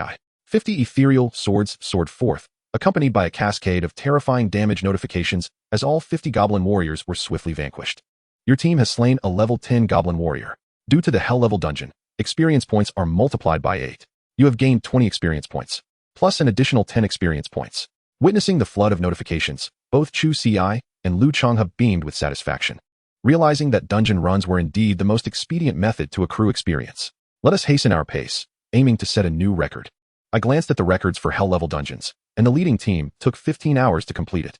We shall strive to finish within 4 hours, Chu Ci declared. And with that, he and Lu Changhe quickened their pace. Though Lu Changhe had come to merely relax, he nonetheless contributed by casting Guardian Light on Chu Ci to avert any unforeseen mishaps. Their speed was remarkable. Chu Ci unleashed 100 ethereal swords, which also served as his eyes, swiftly annihilating any monsters that appeared. In less than half an hour, they had cleared numerous foes, and Chu Ci's level ascended to 35,000. Your level has risen to 11. Each of your attributes has increased by 10 points, and you have gained 50 points in free attributes. After reaching level 10, each subsequent level increases every attribute by 10 points, alongside the acquisition of 50 free attribute points. Upon reaching level 20, each level thereafter bestows an increase of 50 points to each attribute, along with 100 free attribute points. Chu Ci, as before, allocates all his attribute points to enhance his strength. Name: Chu Ci. Occupation: Drunken Sword Immortal. Unique: Level 11, 0, 35. 000. Health: 12, 50 mana, 650 strength, 715 agility, 65 constitution, 125 spirit, 65 intelligence, 65 physical attack, 1430 magical attack, 130 physical defense, 125 magical defense, 65 damage multiplier, 29. 535 times talents. Drunken Immortal, Sword Immortal, falling into the mortal realm, Heart of the Sword. In Chapter 26, he achieves a devastating 3 million damage. Thanks to the Celestial Wind Sword Robe, which grants an additional 50 points to his constitution, his health exceeds 1,000. However, upon contemplating the terrifying experience points required to reach level 11, Chu Ci cannot help but take a deep breath. The experience required is indeed daunting. Currently, he is tackling hell-level dungeons, which provide 8 times the experience, coupled with an additional 50 experience points from anomalies, resulting in an effective 12-fold experience gain. To ascend to level 12, he merely needs to slay nearly 600 monsters of the same level. In stark contrast, those who can only farm normal level dungeons must vanquish 7,000 monsters of equivalent strength to level up, highlighting a significant disparity. It is no wonder that those who achieve level 15 each year are typically recruited by the Azure Dragon Academy. The challenge of leveling up is formidable, Chu Ci muses. Subsequently, he and Lu Changhe continue their monster hunting, encountering foes of levels 12 and 13, thus earning even greater experience. He also notices that after reaching level 11, the effects of his sword control technique have evolved. At level 10, he could only manipulate 100 spiritual swords within a range of 100 meters. Yet, at level 11, he can command 200 spiritual swords, and the range has expanded to 200 meters. This transformation fills Chu Ci with joy. He had not anticipated such a significant enhancement post-level 10. He speculates that upon reaching level 20, the number of spiritual swords he can control might increase by 1,000, with the range extending by 1 kilometer. Should this trend persist, by the time he reaches levels 80 or 90, he could potentially command tens of millions or even billions of spiritual swords, with an attack range spanning millions or billions of meters. The thought of such power invigorates Chu Ci, intensifying his motivation to level up, which subsequently leads Lu Changhe to also reach level 11 in under half an hour. As time passes, the levels and strength of the monsters they encounter escalate, yet they remain unable to impede the duo's progress.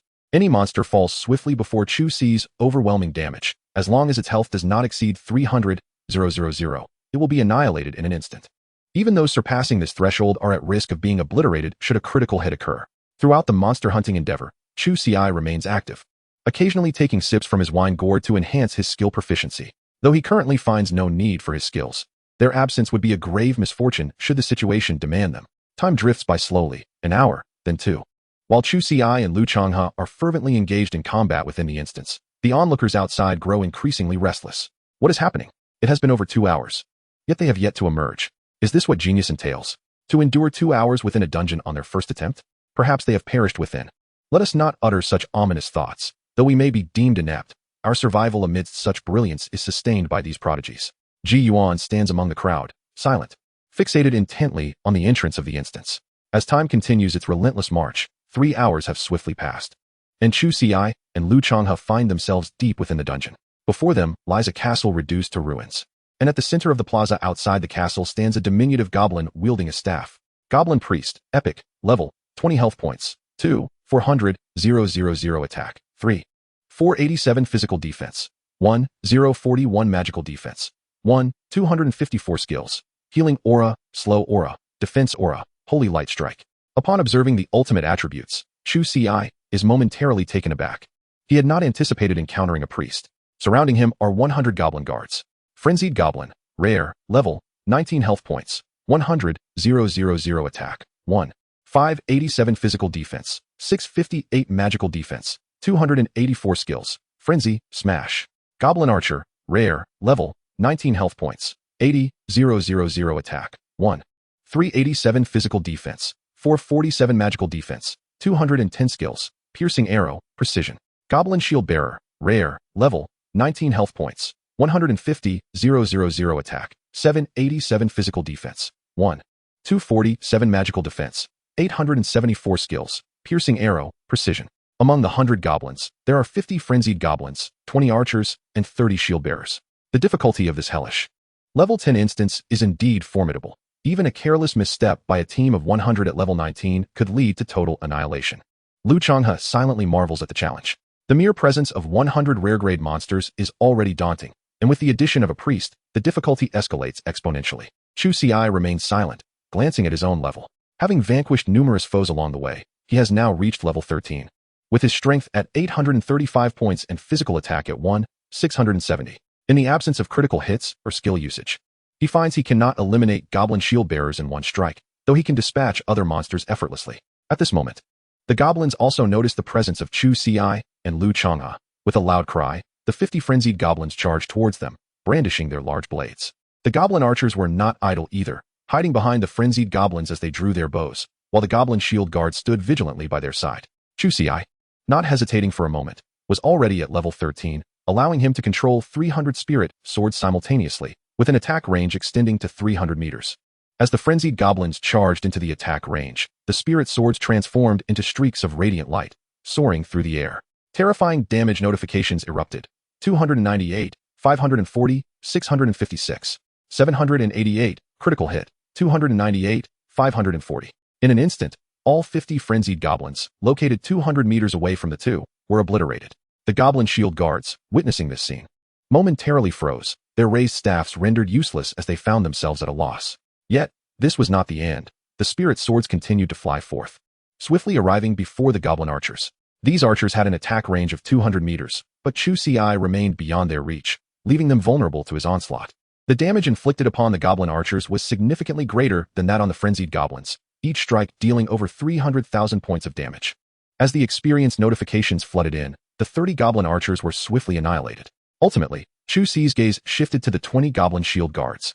With a decisive strike, he invoked the skill Sword Slash, which had reached level 8 through his relentless training. This skill dealt an impressive 600 points of damage to the target. Coupled with his already high damage output, the skill multiplied the damage by 6, resulting in catastrophic consequences: 748, 710, 1, 692, 084, critical hit. The 20 goblin shield guards barely registered the attack before being swept away by the overwhelming damage, with some sustaining over 1,000,000 points of damage. This all transpired with such swiftness that they did not even have time to unleash a single skill. Observing his fallen subordinates, a look of bewilderment, tinged with humanity, flickered in their eyes. Who truly was the real threat?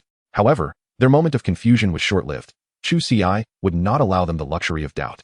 Without the protection of their shield guards, they were merely helpless prey awaiting slaughter. With a single stroke, he unleashed the life bar vanishing technique, leaving the target with less than 1,000,000 health points.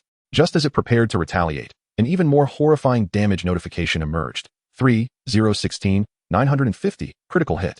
Everything is breakable. The passive skill Everything is Breakable grants a 10 chance to ignore 20 points of the target's defense when inflicting damage, while the combo skill allows for 2 consecutive attacks, enhancing the second strike's damage by 80, with a cooldown of 40 seconds. A roar erupted from its throat as it fell, ultimately succumbing to despair. This was the first time it had felt so humiliated, unable to unleash a single skill before being vanquished. With its demise, a series of notifications appeared before Chu Ci and Lu Changhe. Chapter 27. Completing the Dungeon. Epic Spirit Wine. Your team has vanquished a level 20 Goblin Priest, Epic, earning 140 experience points, along with an additional 70 experience points. Your team has also defeated the Goblin Fortress, levels 10 and 19, dungeon, acquiring 2,000 experience points. With this item, it is akin to possessing an extra life.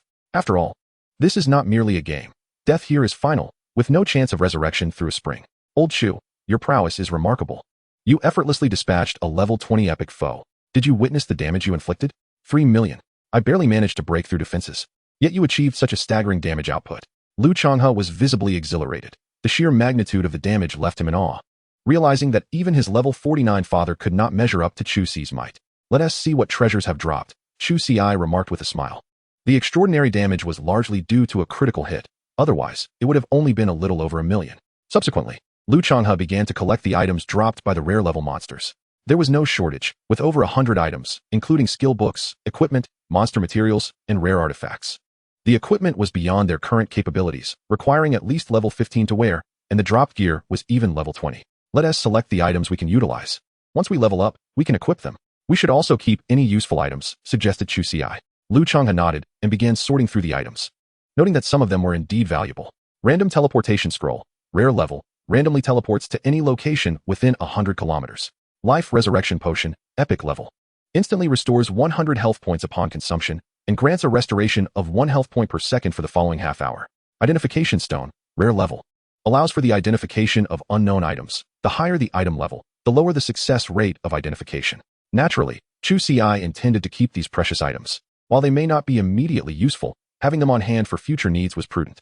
After categorizing the items that would not be used, the two concluded that selling them would easily yield over 10 million gold coins, if combined with their remaining items. Chu Ci and Lu Changhe speculated they could amass an even greater fortune. Just the epic level life resurrection potion alone could fetch several tens of millions.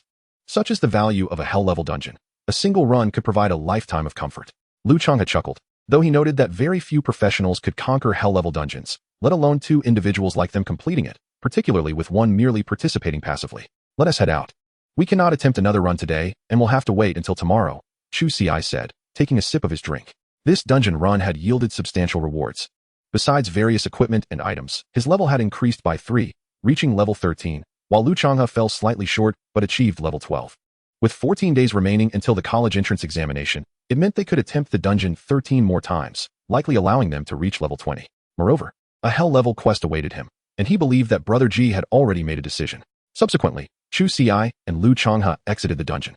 At the entrance of the dungeon, a group of individuals stood in stunned silence, gazing at the inscription on the stone monument. Surely, I must not be mistaken? Has the record truly been refreshed? Goodness, this hidden team is astonishing. They managed to conquer the hell level dungeon in a mere 3.5 hours. The hell level dungeon. Mind you, the last record had remained unbroken for decades. To witness such a feat within my lifetime is nothing short of miraculous. Speaking of which, weren't only those 2 individuals present in the dungeon? Could it be that these 2 newcomers are indeed the hidden team? Upon uttering this thought, a heavy silence enveloped the crowd, though the intensity of their astonishment only deepened. 100-person hell level dungeon, completed by merely 2 newcomers? Not only did they clear it, but they also set a new record? Surely, they cannot be from our city, can they? One could not help but inquire. Is there truly such remarkable talent in our city? Just then, the entrance of the dungeon twisted, and 2 figures emerged, Chu Ci and Lu Changhe. As they stepped out, the gathered crowd of over 100 collectively paid their respects. Though words were unspoken, Chu Ci and Lu Changhe could perceive the unique emotions reflected in the wide eyes of the onlookers. Ignoring the crowd, Chu Ci scanned the area, ultimately fixing his gaze upon Ji Yuan. Then, under the watchful eyes of the gathered multitude, Chu Ci strode confidently toward Ji Yuan, who parted the sea of people to allow him passage. Have you made your decision? Chu Ci inquired. Ji Yuan, initially lost in thought, snapped back to reality upon hearing the question, promptly producing the task enhancement scroll and utilizing it on the spot. Archer Green Shadow, hell level. You will be teleported to the Green Wilderness Camp, where 100 level 20 epic monsters await. Please eliminate them all. This task can be undertaken in a team, with a maximum of 1 teammate, whose level must not exceed your own. Completion rewards, Clear Wind and Rain Dew, Epic, X1, Random Profession Talent Scroll, Epic, X1. 1,000 free attribute points, Random Profession Equipment, Rare, X1. Clear Wind and Rain Dew, Epic Grade Spirit Liquor, brewed from the spring breezes and summer dews collected by the elven kin.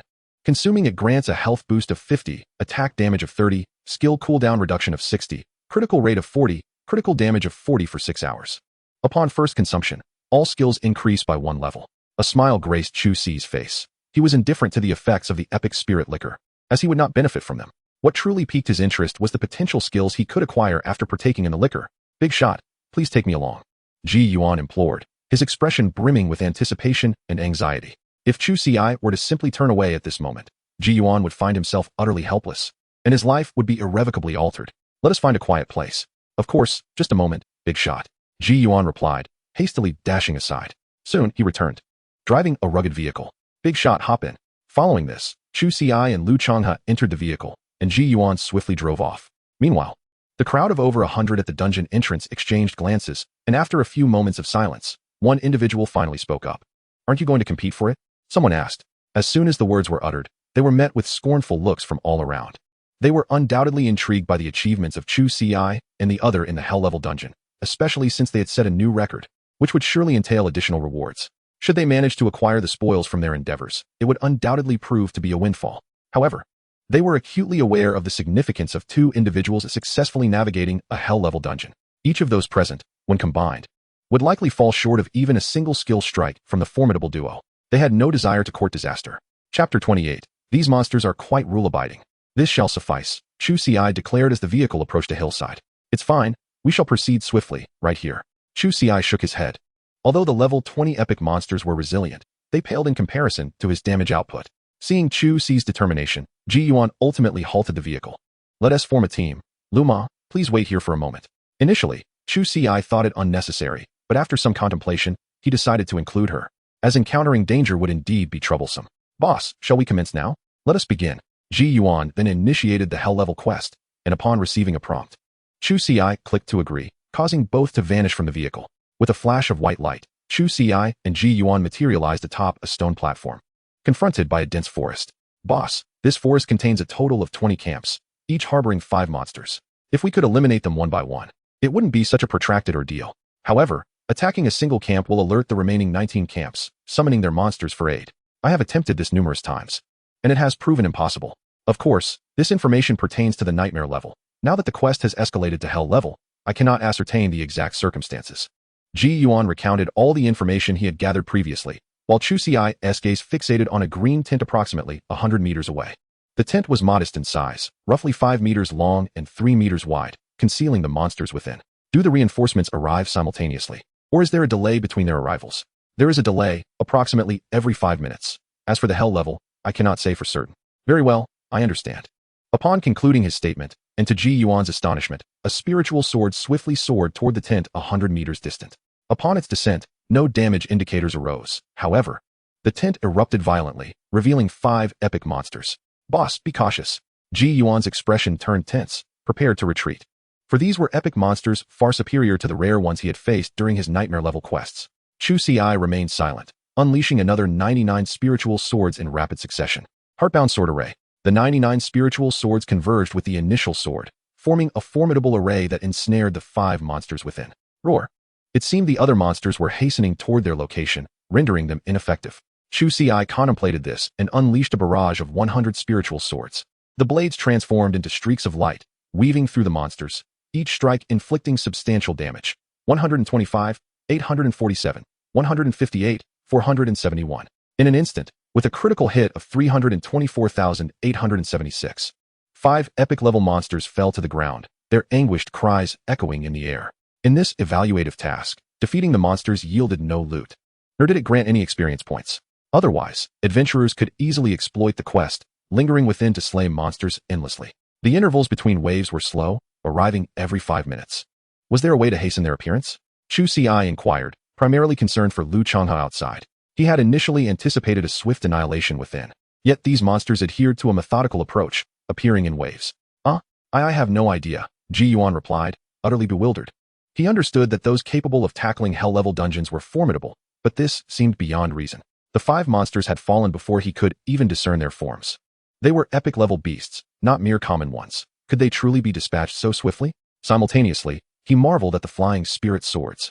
What extraordinary class did the master possess that allowed such a spectacle of swords soaring in unison? Hearing the master express that the monsters arrived too slowly left him speechless. When he had faced nightmare-level tasks, he had wished desperately for the monsters to approach at a slower pace. Yet here, the opposite was true. However, contemplating the master's effortless annihilation of 5 epic monsters, it seemed rather reasonable. Very well, we shall wait. Chu Ci conceded. Although he could seek out the monsters himself, venturing deeper into the forest posed unnecessary risks, and he was far too fragile to take such chances. Soon, 5 minutes elapsed, and with a tremor of the ground, 5 more monsters surged forth from the dense woods. Ji Yuan, eager to observe their forms, was instead met with a flash of sword light, followed by a barrage of damage numbers. The 5 creatures fell in unison. The master was astonishingly swift. Ji Yuan felt a surge of excitement. He realized this task was assuredly within their grasp. Now engaged in a hell-level quest, completing it would grant him 1,000 free attribute points, elevating him to the pinnacle among his peers. Not to mention the talent awakening scroll, which could transform his ordinary class into an advanced one. Should he acquire a formidable talent, he might rival even the rarest classes. Gazing at Chu Ci's silhouette, Ji Yuan felt an overwhelming urge to kneel and honor him as a foster father, were it not for the inopportune moment. With such a guardian, could all future breakthrough tasks be hell level? If every breakthrough task were of such caliber, his ordinary class might have the chance to rival mythic level professions. Foster father HM? What did you say? Chu Ci turned, casting an odd look at him. Surely he had misheard. Ji Yuan's face flushed. He had merely contemplated the thought in his mind. How could it have slipped out? Ahem, master, I meant to ask where you acquired that attire. It looks truly splendid. He hastily replied. Task rewards. In a moment of realization, Chu Ci understood that he had misheard. This individual was older than himself. So how could he possibly refer to him as a foster father? It turned out he was merely captivated by Chu Ci's attire. Quite reasonable. Your task for breaking through must also be of hellish difficulty, right? Although Ji Yuan recognized the futility of his statement, he preferred to appear foolish rather than reveal the truth of the previous encounter. Indeed, Chu Ci nodded, acknowledging that there was no need for concealment. After all, claiming that his damage output did not stem from a hell-level task would be met with disbelief. Might I request your assistance with future breaking-through tasks? Ji Yuan inquired cautiously. He felt awkward about addressing him as a foster father, yet he sought alternative means. Certainly, but I will require spiritual wine, at least of epic quality. Chu Ci remarked casually. However, he suspected that Ji Yuan might not have the means, as despite his current higher level, Chu Ci's rate of advancement would soon surpass him. Moreover, epic-grade spiritual wine was not easily obtained. Although Ji Yuan was unaware of Chu Ci's reasons for needing the spiritual wine, he paid it no mind, merely resolving to keep a closer watch on news related to spiritual wine in the future. As time passed, every 5 minutes, 5 epic-level monsters would surge forth from the dense forest. The outcome was always the same. They were all vanquished by Chu Ci. After an hour had elapsed and following the defeat of yet another 5 epic-level beasts, Ji Yuan received a notification indicating the completion of his task. The two exited the assessment space and found themselves in a car. How did it go? Did you pass? Lu Ma inquired upon their appearance. We did. Chu Ci affirmed with a nod. Thank you for your assistance, esteemed one. Here is the promised epic-grade spiritual wine, and this is all the gold I possess. I hope you will graciously accept it. Ji Yuan's face radiated excitement. This was a hell-level task, one he had never dared to dream of completing until now. Chu Ci accepted the epic-grade spiritual wine and, without hesitation, took the gold, which amounted to over 5 million coins. May I have your contact information? I could serve as your driver before the college entrance examinations, always at your beck and call. Furthermore, should I acquire epic-grade spiritual wine in the future, I would be able to reach out to you, Ji Yuan said, looking at Chu Ci with hopeful anticipation. All right, Chu Ci mused before agreeing. Having a driver would indeed be quite convenient, particularly as Ji Yuan seemed to possess commendable character. After all, he had previously addressed him as a foster father. Surely he did not believe Chu Ci had not heard that. The three exchanged contact information, and Ji Yuan's face illuminated with a joyful smile. Although he felt awkward about the term foster father, he was pleased to have established a means of communication with such a distinguished individual. Subsequently, Chu Ci glanced at the epic-grade spiritual wine in his hand, opened it, and tilted his head back to consume it. Lu Changhe remained composed, while Ji Yuan watched in astonishment. That was epic-grade spiritual wine, although he had never tasted it. He understood its effects. Wasn't it customary to drink it while farming monsters? However, considering Chu Ci's damage output, he suddenly felt that such caution might be unnecessary. Before long, Chu Ci had emptied the entire jug of spiritual wine. You have imbibed the essence of gentle winds and rain, epic level, triggering the skill of the Wine Immortal, and acquiring the ability, Sword Flight. Sword Flight, at level 13, is a skill exclusive to the Wine Sword Immortal, allowing you to control a spiritual sword for flight. This skill requires no proficiency, and its effects enhance as your level increases, with no upper limit. Upon receiving this prompt, Chu Ci felt a surge of joy. No wonder he had been unable to fly with the sword before. There was indeed a dedicated skill for it. With this thought, he promptly disembarked from the vehicle and, much to the astonishment of Lu Ma and Ji Yuan, stepped onto a spiritual sword and soared towards the heavens. Wow, the master is flying. This is indeed sword flight. Ji Yuan exclaimed in amazement, while Lu Ma, after a brief moment of shock, was filled with excitement. Old Chu, take me with you. I want to try too. Lu Changha shouted as he stepped out of the vehicle. Hearing Lu Ma's voice, Chu Ci summoned a spiritual sword and positioned it before her. Lu Changha, brimming with enthusiasm, stepped aboard. He then felt a unique force enveloping him, preventing him from falling, and in the next moment, the spiritual sword whisked him away into the sky. Ah, I'm flying. I'm really flying. Ha ha. Lu Ma shouted joyously in midair, her excitement akin to that of a child. Ji Yuan also disembarked and watched the two soaring above, his eyes filled with envy. However, he refrained from expressing a desire to try, as they had only recently met, and he felt he lacked the right to make such a request. Yet, the next moment, a spiritual sword appeared before him, and he heard Chu Ci's voice, "Come aboard and give it a try." "Thank you, esteemed one." Ji Yuan's eyes gleamed. Who could refuse the allure of sword flight? He stepped onto the spiritual sword and ascended into the sky. Indeed, the consumption had doubled. Chu Ci observed his mana panel. When he was flying alone, it consumed about 1 mana point per second. With Lu Changhe aboard, it consumed 2 points per second, and now with Ji Yuan, it consumed 3 points per second. Currently, his mana stood at 650 points. While flying alone, he could maintain flight for approximately 10 minutes. With 2 passengers, it would be reduced to 5 minutes. Not too shabby, he mused, considering he was only at level 13. The ability to fly was something only level 60 professionals could achieve. Though his speed could not match that of a level 60 extraordinary being, he had, to a significant extent, secured an invincible position among those below level 60. Let us proceed to level up, Chu Ci declared as he got back into the vehicle. Utilizing sword flight for travel was not practical. It was more suitable to ride in the vehicle. Let us head to the level 20 training area. All right, esteemed one. Ji Yuan nodded, understanding that Chu Ci intended to take him for some leveling up. Indeed, this was Chu Ci's plan, as experience points would be halved regardless of whether he brought Ji Yuan along, making it inconsequential. Subsequently, Ji Yuan drove while Chu Ci utilized sword flight, summoning 10 spiritual swords to patrol a 100-meter radius around the vehicle. Any monsters detected would be dealt with directly, without the need to disembark. It was his first time experiencing leveling up so effortlessly. Driving the vehicle, Ji Yuan reflected on the situation. Although he had reached level 20, Chu Ci was now only able to slay monsters of level 15 and below, rendering Ji Yuan unable to gain experience points.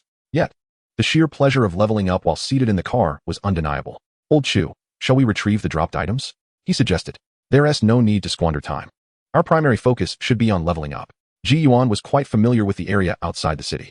As the vehicle continued along its path, they encountered progressively higher level monsters, allowing Ji Yuan to still gain experience despite his own level.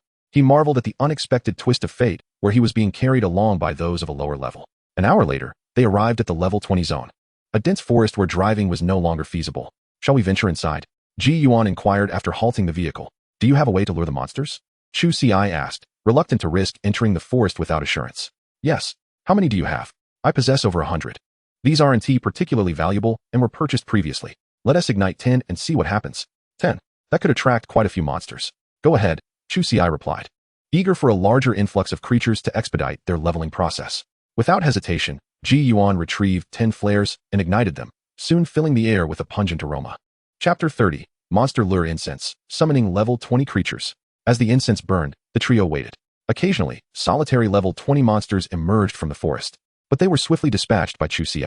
After half an hour of anticipation, the once tranquil forest erupted with commotion, the ground beginning to tremble. They're coming, Chu Ci said, alert and focused on the forest, the vibrations indicating a significant number of monsters approaching. Moments later, the first creature barreled forth from the thicket, a unicorn rhinoceros, common level 21, with 8,000 health points, 747 attack, 651 physical defense, 547 magical defense, and the skill charge. Upon its emergence, the beast fixated on the incense at the forest's edge, its eyes glowing red as it charged forward, disregarding Ji Yuan and Chu Ci. However, before it could reach its target, a flash of sword light struck, inflicting over 300,000 damage, and the creature collapsed lifelessly to the ground. Yet, this was merely the beginning. As the unicorn rhinoceros fell, over 30 additional monsters surged forth from the forest, most being level 20, with several at level 23. Like their predecessor, these creatures charged towards the lure, their eyes aflame with rage as if seeking vengeance. Chu Ci paid them no mind, employing the same strategy as before, his sword flashing as he harvested the lives of these monsters. What followed was the customary monster-slaying session, as wave after wave of creatures burst forth from the woodlands, all falling to Chu Ci's blade. Observing the steadily accumulating experience points, Ji Yuan, who had initially harbored concerns, could not help but smile. Having a seasoned expert around is truly delightful. One need not lift a finger to accumulate experience points. Let us not linger idly. Let us prepare some food, Lu Changha suggested, acknowledging his inability to contribute directly and opting instead to excel in logistical support. All right, Lu, go. Ji Yuan replied eagerly, opening the trunk of the vehicle to retrieve pots, bowls, and a gas canister, ready to ignite a fire for cooking. Despite his flamboyant rooster-like hairstyle, Ji Yuan was quite adept in the culinary arts, his skills rivaling those of Lu's mother. Under the combined efforts of these two chefs, 5 dishes and a soup were prepared within half an hour. By then, the alluring aroma of the enchanted incense had almost dissipated. Yet numerous monsters continued to emerge from the dense forest. As another quarter hour passed, perhaps the lingering fragrance of the incense had finally faded. The number of emerging monsters began to dwindle until none remained. Old Chu, come over and have something to eat and rest for a while, Lu Changha called out. Chu Ci nodded and approached the table that had been set, beginning to eat. Ji Yuan consumed his meal swiftly. Chu Gu, Lu Gu, you both take a break. I will handle the bodies of those monsters. I have learned the disassembly skill, so you can rest assured, I will take nothing for myself. Ji Yuan displayed a keen understanding of social niceties, while Lu Changha's decision to lie down indicated a good rapport with Chu Ci. He felt uncomfortable doing so without contributing in some way. A little cleanup would do him good. Chu Ci nodded in agreement. There were indeed a considerable number of monster corpses. He had dispatched at least 1,000 in the past hour, creating a small mountain of bodies. Then I shall go. You can leave it to me after you finish eating. I will come back to clean up. With that, Ji Yuan scampered off toward the pile of monster corpses. Utilizing his disassembly skill, the bodies vanished, replaced by various materials. Of course, he could have manually disassembled them to preserve the monster meat. But that was not the most suitable option at present. Ji Yuan could not remain with them indefinitely. In the future, monster hunting would be Chu Ci's responsibility, while the disposal of the corpses would fall to him. Chu Ci nodded, contemplating learning a skill himself. Acquiring diverse talents was undoubtedly beneficial. Meanwhile, Ji Yuan had nearly finished disassembling the monster corpses. You can give all these materials to Lu Ma. I will continue hunting monsters. It should be quite dangerous in the wild at night, right? Indeed, it can be perilous. Many monsters prefer to move under the cover of darkness, and their attributes are somewhat enhanced at night. Then let us remain in the wild. It is the perfect opportunity to hunt. With that, Chu Ci reignited 10 sticks of enchanted incense and resumed his monster hunting. They spent that night outdoors. Although the monsters encountered were slightly stronger, they were still no match for Chu Ci's sword. Perhaps due to leveling up and enhanced attributes, neither felt particularly fatigued. The night's harvest was gratifying. While the exact number of items and materials obtained eluded Chu Ci, he was pleased to find his level had risen from 13 to 14, drawing closer to 15. Lu Ma also reached level 13, while Ji Yuan, requiring an extensive amount of experience points to reach level 20, had not leveled up. Firstly, they needed to sell their belongings, for their storage rings were becoming rather inadequate. Additionally, they required more mana restoration potions, as Chu Ci's swordsmanship relied heavily on mana consumption. They also needed to procure more of the enchantment incense, which had been nearly exhausted overnight. Ji Yuan and Lu Changha naturally had no objections. Ji Yuan intended to purchase more provisions, as he had only prepared enough rations for himself, and now 3 individuals would undoubtedly require more sustenance. He had already resolved to accompany these 2 for the next few days. Although he could not assist in monster hunting, he knew it was essential to manage their daily needs.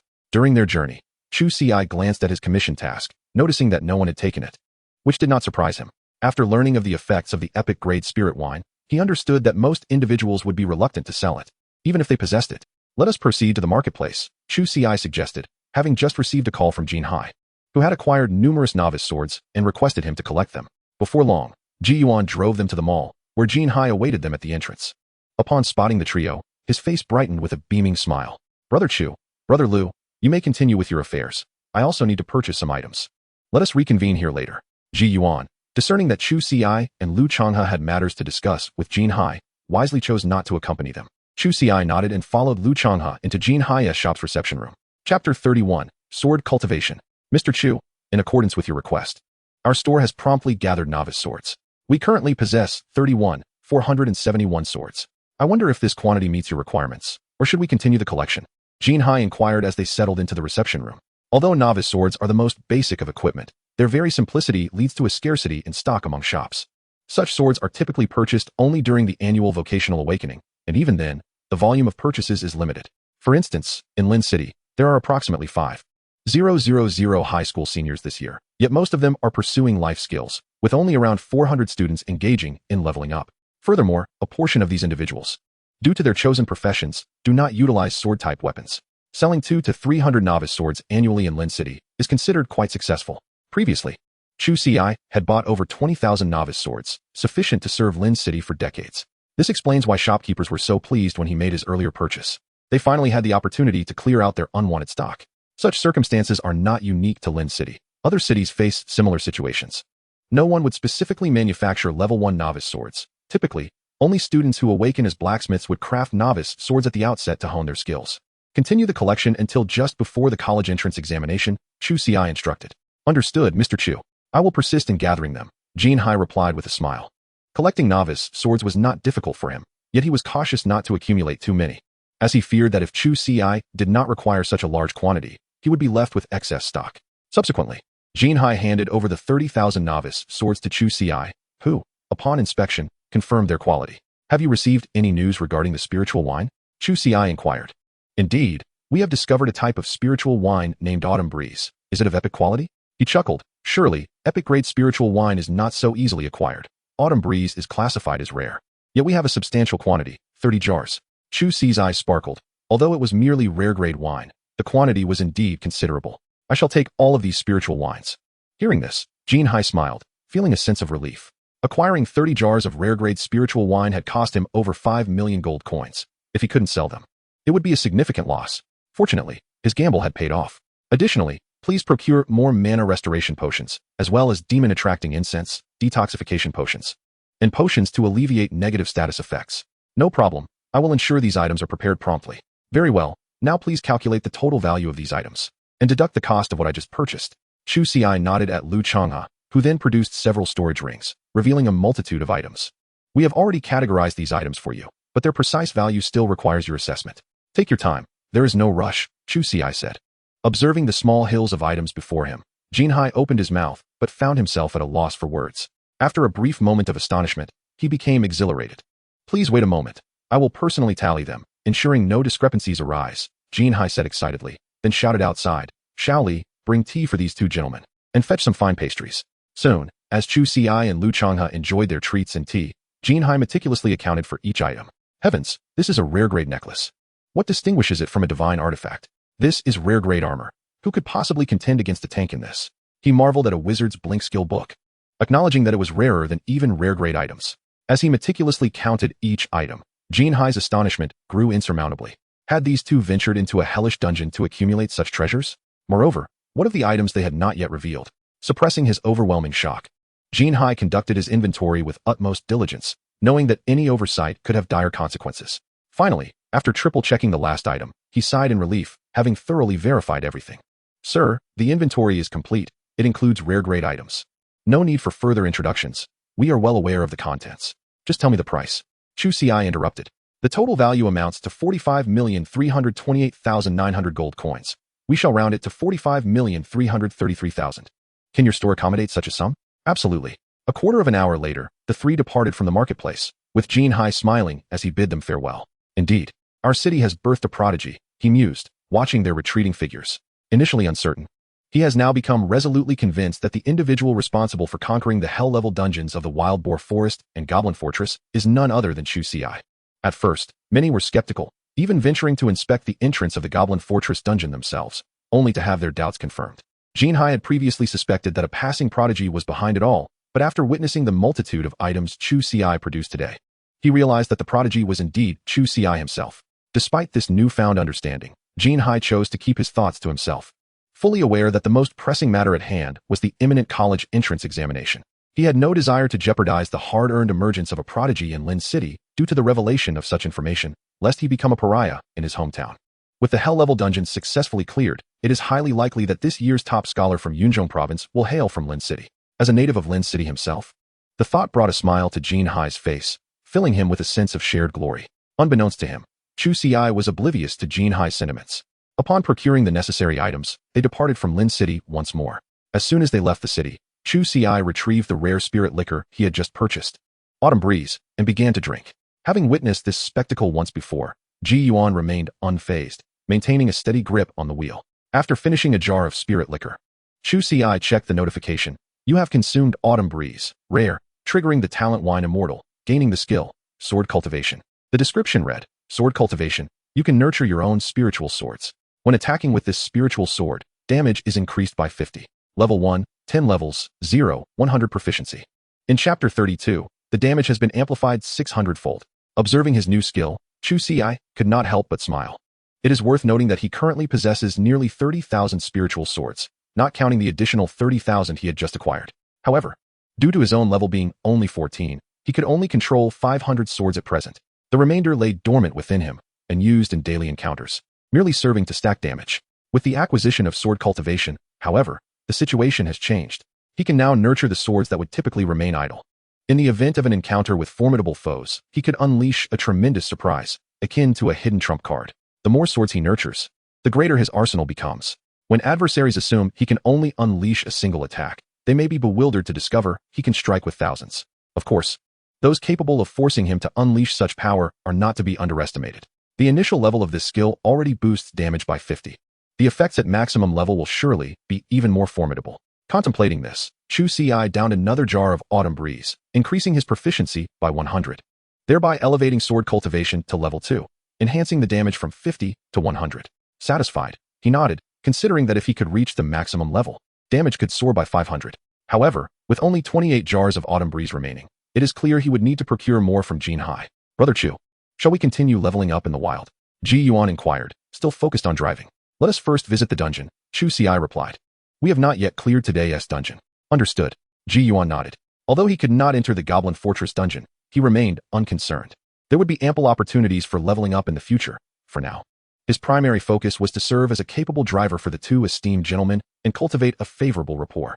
Before long, the trio arrived at the entrance of the Goblin Fortress dungeon, where Chu Ci and Lu Changhe had already donned their masks. Look, it's Brother Ji, and those two distinguished gentlemen, exclaimed a voice. Wow, Brother Ji has reached level 20. Has he completed the breaking through quest? I believe his quest was of the nightmare difficulty, wasn't he it? What does nightmare difficulty even matter? With the assistance of those two, I reckon they could conquer even hell-level quests. Brother Ji seems to have ingratiated himself with the two big shots. How enviable. The crowd at the dungeon entrance was several times larger than the previous day. Beyond the 100 or so who had been present yesterday, many more had arrived upon hearing the news, eager to see if they could catch a glimpse of Chu Ci and Lu Changhe. Upon their arrival, some individuals quickly pushed through the throng to approach the two. Esteemed gentlemen, I am the manager of the Wind and Rain Chamber of Commerce. Upon hearing of your exploits, our boss is willing to provide you with all equipment up to level 60 in the future. I am the manager of the Green Mountain Chamber of Commerce. Not only are we willing to offer you equipment items free of charge until level 60, but we also wish to grant you 100 million gold coins each year for your discretionary use. I am the steward of the Black Wind Guild. Our leader has stated that if you too wish to join us, you can directly become our vice guild masters, without any obligations, and freely allocate the guild's resources. Numerous individuals presented their business cards to Chu Ci and Lu Changhe. Their intentions clear. They sought to win over the two. After all, these were the individuals who had just cleared a hell-level dungeon and set a new record. Their potential was limitless.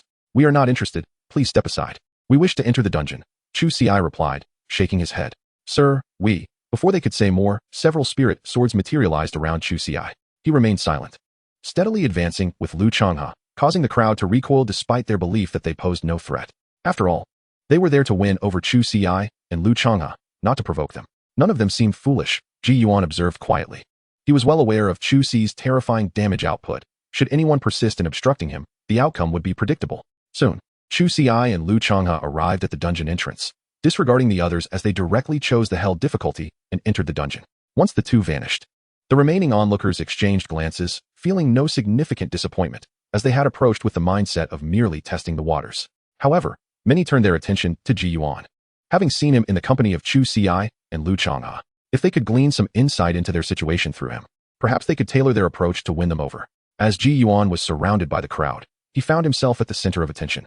Inside the dungeon, having already cleared it once, Chu Ci and Lu Changhe were quite familiar with the layout. Chu Ci first dispatched the goblin warriors at the entrance before leading Lu Changhe deeper into the dungeon. While engaging in monster hunting, Chu Ci retrieved the novice sword he had recently purchased from Jinhai. Now at level 14, he was capable of wielding 500 spirit swords simultaneously. 100 were designated for slaying monsters, while the remaining 400 were utilized for marking with the celestial sword imprint. In a mere 5 seconds, he was able to mark all 400 swords, completing the task of marking over 30,000 novice swords in under 2 minutes. The count of spirit swords stood at 60,956, with a damage enhancement of 6,095, 650 attributed to anomalies. With over 60,000 spirit swords and the boost from the anomalies, His damage multiplier reached an astonishing 61,006 times. Gazing at a goblin in the distance, Chu Ci struck down with his sword, inflicting 873,520 damage. The goblin was dispatched with ease, a mere basic attack from Chu Ci. Utilizing skills would elevate the damage to over 3 million. Should critical hits, combos, or the effect of all things can be broken trigger, the damage could soar beyond 10 million. To deal over 10 million damage at level 14 was indeed a rarity. With a smile, Chu Ci continued to grind through the dungeon. His pace did not exceed that of the previous day. Even then, his damage had been sufficient to annihilate these monsters. After more than 3 hours, the hell level dungeon was cleared, and the records refreshed a few minutes later. But no special rewards were granted, for Chu Ci and Lu Chang's team had already secured first place. Through this dungeon run, Chu Ci advanced to level 16, meeting the admission criteria for the Qinglong Academy, while Lu Changhe reached level 14 and was likely to achieve level 15 by nightfall. Name: Chu Ci class, Wine Sword Immortal, unique, level 16, 2154 100, 000, health, 2350 mana, 1150 strength, 1015 agility, 115 constitution, 235 spirit, 115 intelligence, 115 physical attack, 2030 magical attack, 230 physical defense, 235 magical defense, 115 damage multiplier, 61,006 times talents. Wine Immortal, Sword Immortal, Fall from Grace, Sword Heart. Satisfied with his stats, Chu Ci nodded appreciatively. The number of skills had reached 17, with a damage increase of 610 times. His health exceeding 2,000 was due to the Celestial Wind Sword Robe. Celestial Wind Sword Robe, Advanced. Exclusive to the Wine Sword Immortal class, Constitution 110, trait. Reduces damage taken by 10, can grow, increases with the owner's level. At level 16, it grows to rare quality, requiring level 30 to achieve. The Celestial Wind Sword Robe would enhance alongside his level, and the additional 110 points in Constitution were what allowed his health to surpass 2,000. Naturally, this amount paled in comparison to Lu Ma, whose health likely exceeded 10,000. Let us depart from the dungeon and continue leveling up. Let us aim for you to reach level 15 tonight. Chu Ci remarked to Lu Changhe as they exited the dungeon together. As the college entrance examination drew ever closer, he realized that his extraordinary phenomenon would soon fade, prompting him to seize the time to level up. Chapter 33, Level 19, A New Breakthrough Quest. During the following days, Chu Ci, accompanied by Lu Changhe and Ji Yuan, diligently continued their leveling endeavors. 3 days later, Chu Ci's level had reached 18, yet with the expiration of the extraordinary phenomenon, he also lost the 50 experience boost. Advancing from level 18 to 19 required a staggering 150,000 experience points. Despite his efforts alongside Lu Changhe to conquer hell-level dungeons, his elevated level meant that monsters below level 14 no longer yielded any experience. Consequently, to enhance his level, he would need to vanquish at least 10,000 creatures. Although his rate of progression remained considerably swifter than others, another 3 days passed, and he achieved level 19, while Lu Changhe reached level 17. And even Ji Yuan ascended to level 21.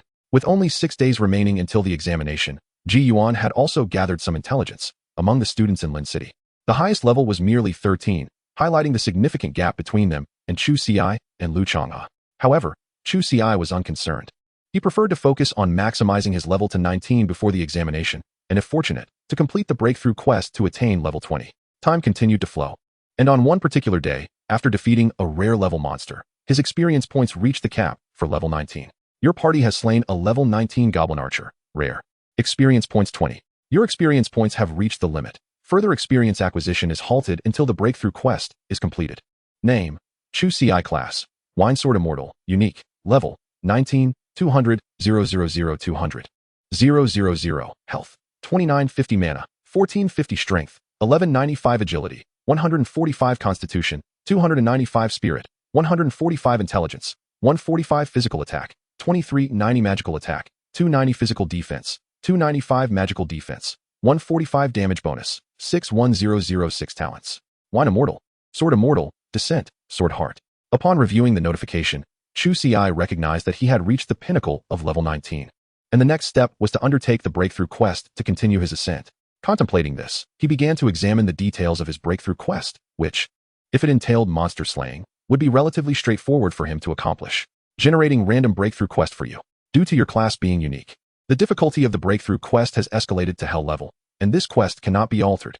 Chu Ci was not surprised. He anticipated that his future breakthrough quests would consistently be of hell level difficulty. At that moment, the details of the breakthrough quest were revealed. In the realm of extreme damage, at a hellish level, As a unique profession and a future powerhouse, one must learn to master their own strength. The task requires inflicting 10,000 instances of 1 point of damage, and upon completion, rewards include a professional exclusive talent awakening scroll, profession-specific equipment, which can evolve, and 1,000 free attribute points. Currently, the task progress stands at 0 out of 10,000. Staring at his breakthrough task, Chu Ci was momentarily stunned, convinced he must have misread it. After several careful glances, he ascertained he was not mistaken and gasped in disbelief. This task was exceedingly outrageous. If he were required to deal 10,000 instances of damage exceeding 10 million or even a billion, it would pose a challenge, albeit manageable, as he could devise ways to stack sword damage. However, this task demanded he inflict just 1 point of damage. Having been a professional for half a month, he had never encountered such a meager damage output. Even at level 1, he had dealt over 7,000 damage. How could he possibly fulfill this task? Frowning deeply, he realized that while this task might be trivial for others, it was exceptionally arduous for him. In this world, there was no mechanism enforcing a mandatory 1 point of damage. If his attack power did not surpass the opponent's defense, damage could not be inflicted. Theoretically, if the opponent's defense were merely higher by a fraction, he could achieve 1 point of damage. Such a method could work for ordinary professionals, but it was entirely ineffective for him. With a damage multiplier of 600 times, even if his attack power exceeded the opponent's by just 1 point, the resultant damage would still exceed 600. Utilizing magical damage would not suffice either, as his damage amplification encompassed magical attacks as well. He could not erase the sword's saint mark either, as the sword's essence remained bound to him. Unless he perished, the mark on the spirit sword would not be lifted. Additionally, the task was immutable, meaning even if he possessed epic or legendary task enhancement scrolls, he could not alter this task. This predicament left him quite vexed. He never anticipated that his excessive damage would become a source of frustration. If he could not identify a means to complete the task, he would likely remain at level 19 for the rest of his life. Old Chu, what is the matter? Lu Changhua inquired curiously, noticing Chu Ci's furrowed brow. Without reservation, Chu Ci revealed his breakthrough task to him, leaving Lu Changhua equally astonished. He had witnessed Chu Ci inflict damage in the millions, but 1 point of damage was something he had never encountered. At a loss for words, Lu Changhua was unsure how to assist Chu Ci in completing this task. Well, let us tackle some dungeons first. There is no need to worry. The appearance of this task indicates there is a way to accomplish it. We simply have yet to discover how, Chu Ci affirmed. Even if old Li was unaware, Qinglong Academy, being a premier institution of Dixia, would surely possess a solution. After half an hour, the two exited the dungeon. 2 hours later, their vehicle arrived at the school. Brother Chu, Brother Lu, the vehicle isn't allowed inside. I'll wait for you outside, Ji Yuan announced, steering the car into a nearby parking space, while Chu Ci and Lu Changhua proceeded into the school.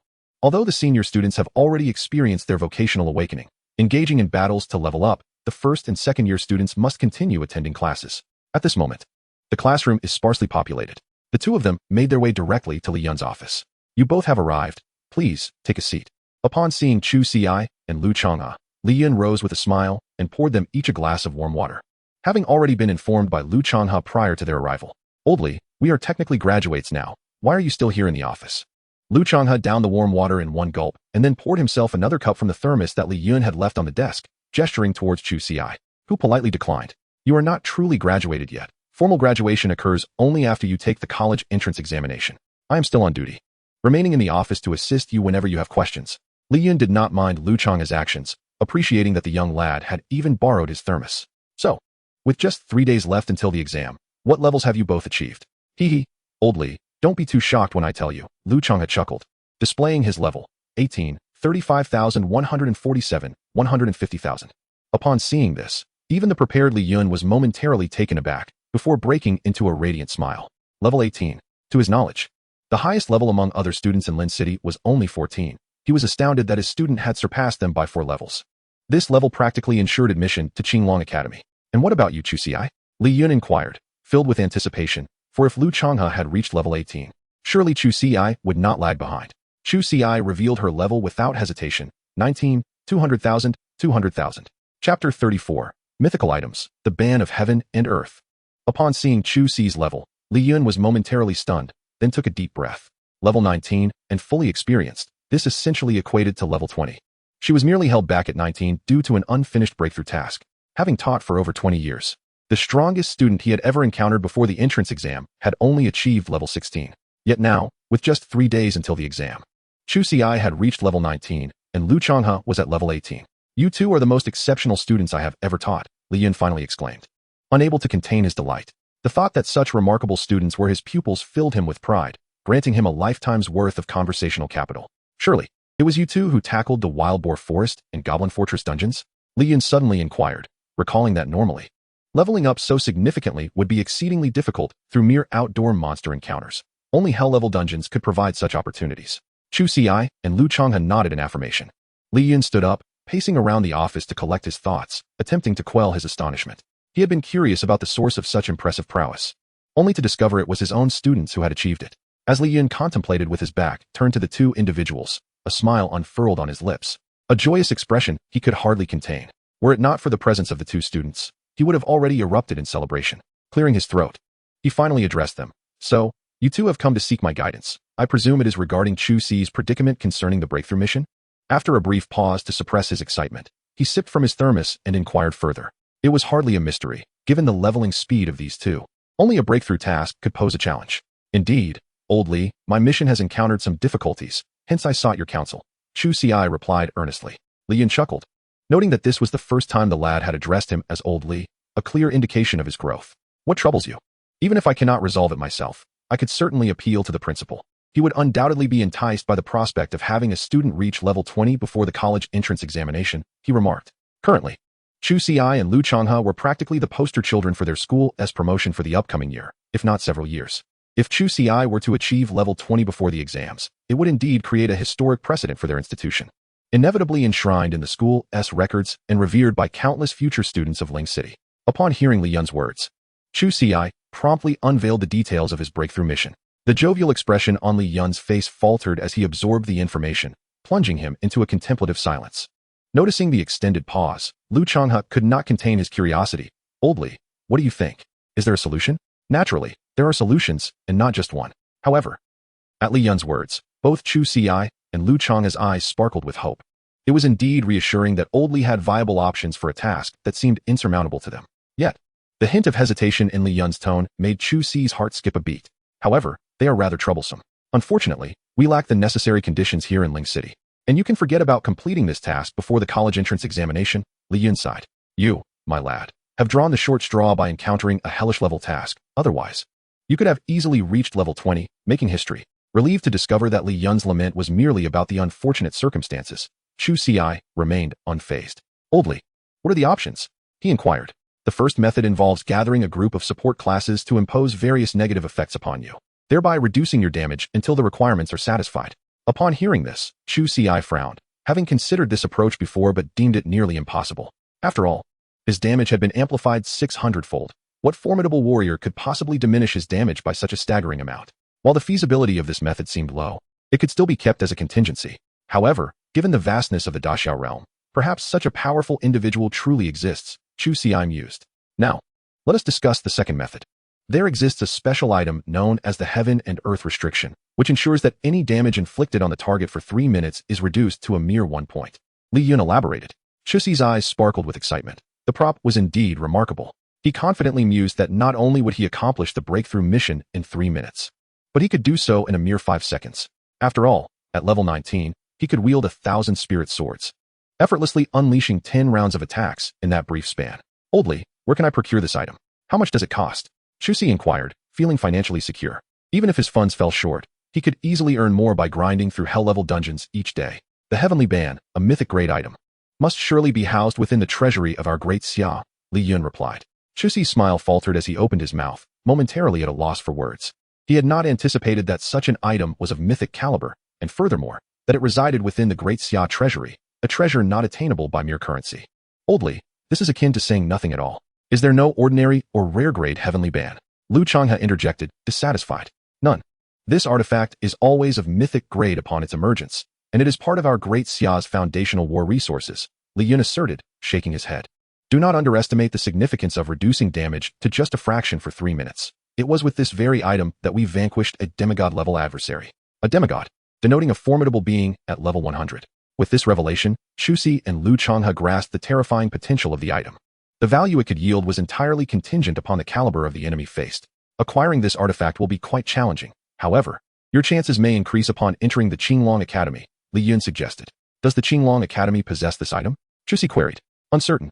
But as one of the 4 premier institutions in our great Xia, There should be opportunities to encounter it, Li Yun responded.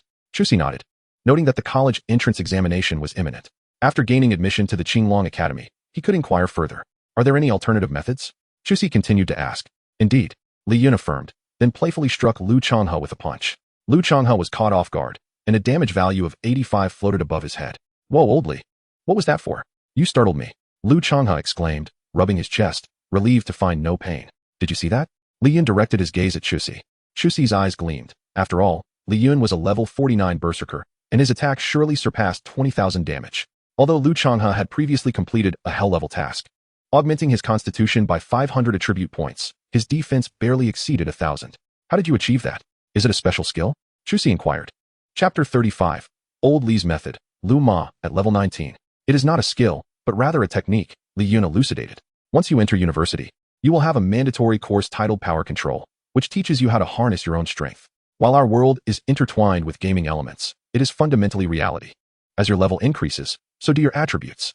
Attribute enhancement indeed bolsters our strength, yet it does not equate to mastery over our capabilities. When facing enemies, one need not fear high damage. Rather, the concern lies in insufficient damage.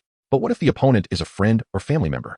For instance, if you and Lu Changhua were to engage in a handshake, and you could effortlessly inflict damage in the millions while your opponent could barely muster a few hundred points, it is conceivable that your mere handshake might lead to their demise. Chu Ci exchanged a glance with Lu Changhua, silently acknowledging the extraordinary capabilities of Old Li. How could he possibly discern the magnitude of damage one could unleash? However, Lu Changhua interjected, is there not an established attack determination? Not every action constitutes an attack, otherwise, human interaction would become fraught with trepidation, necessitating an understanding of one another's offensive and defensive capabilities before any engagement. Indeed, there exists a mechanism for attack determination, yet unforeseen incidents may occur. For instance, should Chu Ci, in a moment of exuberance, inadvertently slap you, it might regrettably trigger an attack determination, resulting in your untimely demise, a miscalculation not without precedent. In dire circumstances, humanity often manifests a remarkable surge of strength, yet one's potential is paradoxically constrained by numerical metrics. If you cannot master your own power, any eruption of strength merely becomes impotent rage, with damage assessed strictly according to statistical data. Upon mastering one's strength, one can judiciously calibrate the magnitude of force applied to vanquish a target, thereby minimizing personal expenditure. For example, if you can inflict millions in damage against a level 1 creature with a mere 100 health points, would it be prudent to unleash your full might? Novice adventurers might marvel at such prowess, yet seasoned veterans would deem such an approach foolish. Li Yun, taking a sip from his thermos, remarked that these insights would be imparted by your professors once you enter university. I merely wish to provide a cursory overview for your understanding. The two nodded, particularly Chu Ci, who recalled dealing hundreds of thousands in damage while battling monsters with mere thousands in health. Initially, he felt a sense of accomplishment, but Li Yun's words prompted him to reconsider the apparent waste of such potential. This predicament stemmed from his inability to control his own strength, merely reflecting the damage dictated by his statistics. Thus, Old Li, you suggest that the third approach entails my learning to master this power only after entering university? Chu Ci inquired. Indeed. How long does it typically take to learn to master one's strength? The duration varies from person to person.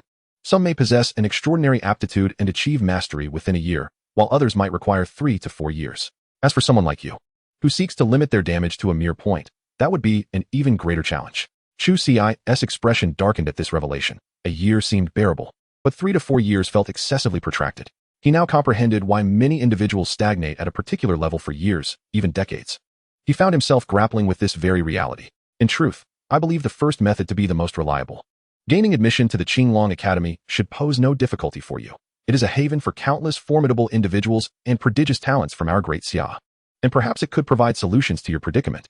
Li Yun discerned Chu Ci's thoughts, noting that these methods were merely those I could conceive from my limited experience. Within the Qinglong Academy, a multitude of strong individuals could undoubtedly offer you even more strategies. Chu Ci nodded, realizing that everything must wait until they entered the Qinglong Academy. If there were no other options available at the academy, he would have to bide his time and master his powers, albeit at a slower pace. He and Lu Changhua did not linger any longer. After exchanging a few more words with Li Yun, they departed. Upon reaching the outskirts of the school, Chu Ci remarked, "Let us proceed to level up. With only 3 days remaining until the college entrance examination, I must temporarily set aside my breakthrough mission. However, I can dedicate this time to helping Lu Changhua reach level 19. Before long, the trio arrived at the wilderness outside Lin City. Since the dungeon had already been cleared for the day, they could only train in the level 20 area. As for the level 30 zone, Chu Ci had no intention of venturing there. Although his damage output could easily dispatch level 30 monsters, any unforeseen danger would pose significant problems. Thus, for the sake of prudence, it was best to practice in the level 20 area, avoiding unnecessary risks. In the ensuing 3 days, the three of them focused on leveling up in dungeons in the level 20 zone. Although Lu Changhua reached level 18, he could no longer gain experience from defeating monsters below level 14.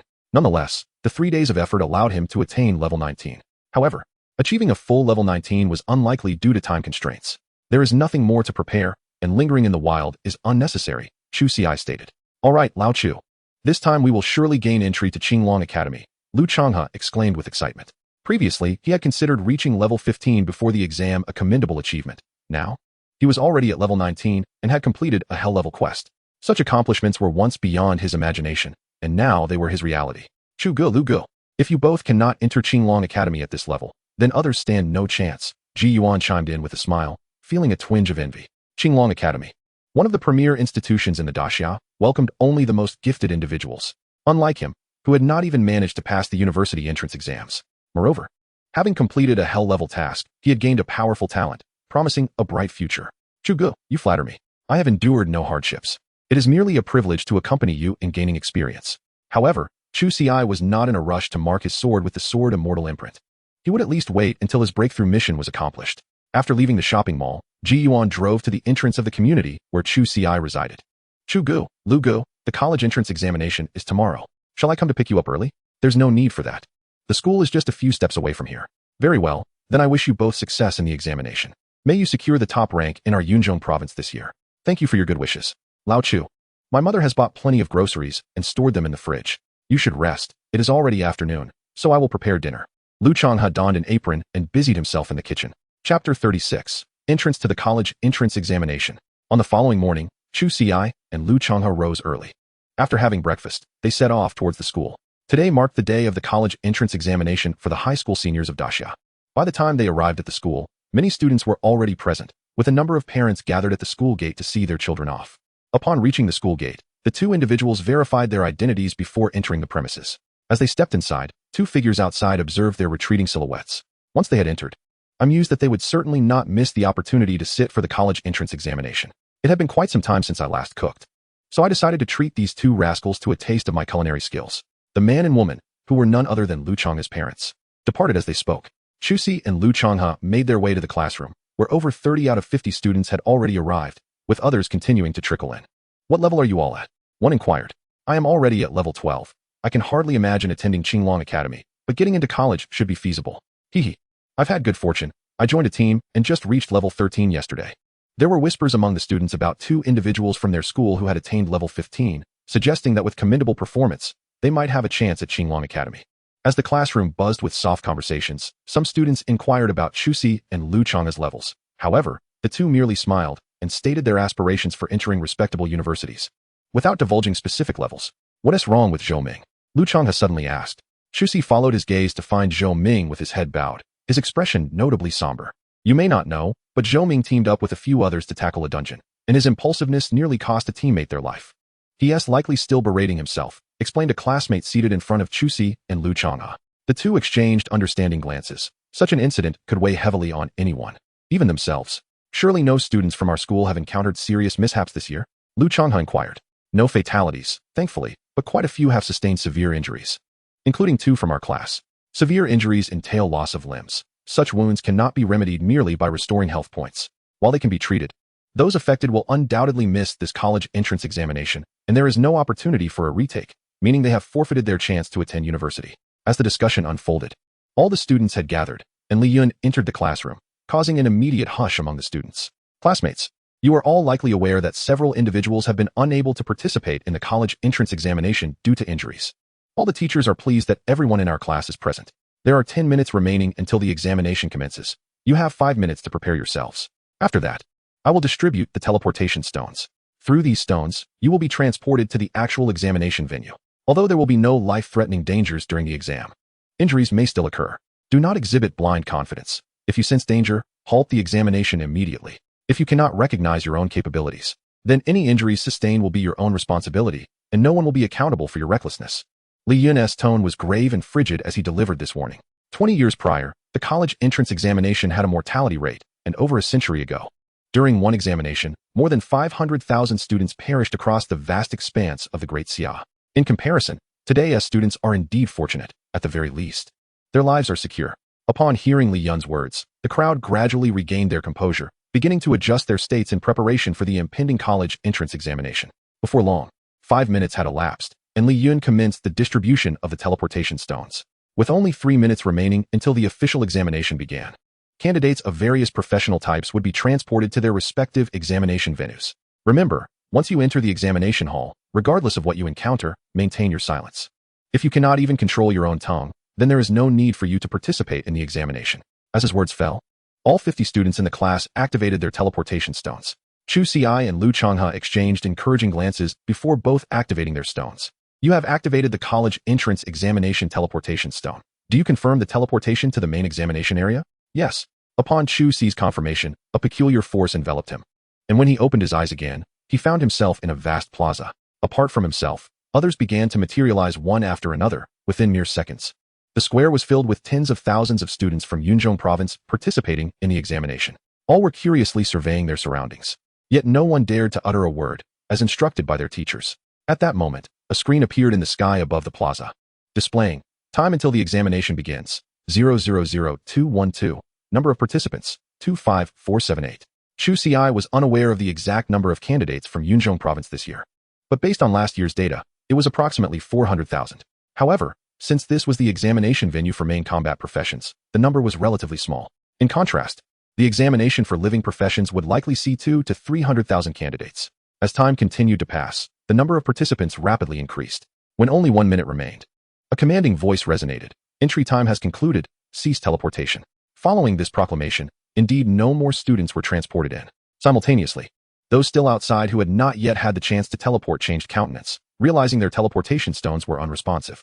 Their teachers looked on helplessly, having admonished them each year to enter the examination hall promptly. Yet there were always a few conspicuous individuals who missed the opportunity for various reasons. Inside the main examination hall, with no one else arriving, the participant count stabilized at 31587. This indicated that among the more than 400,000 students from Yunzhong province, over 30,000 had awakened main combat professions. The examiners, unconcerned with the number of students who failed to enter, began to speak again. Next, we will announce the examination rules for this year. All candidates, please listen attentively. You will participate in 3 rounds of assessments. The first round will be a basic evaluation, wherein you will face 10 waves of monsters, with each wave consisting of 5 creatures, appearing at 5-minute intervals. For every monster slain, you will earn 1 point. These points will serve as a reference for university admissions. During the assessment, there are 2 methods of elimination. The first is voluntary withdrawal due to insufficient strength, and the second occurs if you are attacked by monsters and your health drops to 1 point, resulting in automatic teleportation away. During the assessment process, all of your equipment may be utilized without restriction. Even if you don legendary gear, it will not contravene examination regulations. However, no items may be employed. Any infringement will result in immediate expulsion and nullification of examination scores. Potions for restoring health and mana will be distributed free of charge, with each individual receiving 3 vials. This is the total quantity of potions permitted throughout the entirety of the examination, necessitating careful planning regarding their usage. The examiner meticulously recounted the rules, and all participants listened attentively to avoid inadvertently violating any regulations. In 10 seconds, you shall be teleported into the examination scenario, allowing for final preparations. Simultaneously, a countdown appeared on the screen in the square. With over 30,000 participants, there was little to prepare, as everyone simply adjusted their states of readiness. Soon, the 10-second countdown concluded, and all were enveloped in a golden light beam, subsequently vanishing from their positions. However, Chu Ci experienced a different moment. As the beam surrounded him, a prompt suddenly emerged. The examination space is probing your information, triggering the descent effect. Do you consent? Staring at the prompt, Chu Ci was momentarily taken aback, surprised that his descent talent was effective even in the examination space. Noticing that others had already been teleported away while he remained, Chu Ci understood that refusal would preclude his participation in the examination. Without hesitation, he chose to agree, and his figure vanished from sight. After all had disappeared, over 50 figures appeared in the sky above the square, all hovering in midair, signifying that these individuals were at least level 60 extraordinary beings. Chapter 37. Terrifying damage shocks all examiners. The college entrance examination is the most significant event in Daxia each year, not just in Yunzhong province, but nationwide, thus garnering the utmost attention from Daxia's higher echelons. The 50-plus individuals present were all high-ranking officials of Yunzhong province, none below level 60. With the commencement of this year's examination, there was much speculation about the students' performance. This year's candidates exhibited extraordinary phenomena, enhanced by the sword river of heaven and earth, indicating a higher level than the previous year. It was unexpected that our Yunzhong province would produce such a prodigy, capable of invoking a phenomenon encompassing the entire province. It seemed that one student had experienced a delay in teleportation, arriving a second later than the others. You must be mistaken. How could there be an issue with the examination space? As the crowd conversed, two more figures appeared, silencing all present. These individuals were the provincial governor Wu Jun and the principal of Qinglong Academy, Feng Yun.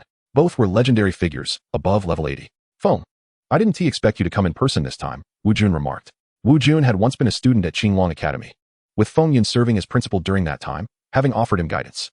There's no choice, with such a prodigy emerging from Yunzhong province, if I do not attend. The other three academies will seize the opportunity, Feng Yun replied with a hearty laugh. I just hope this prodigy is participating in the examination.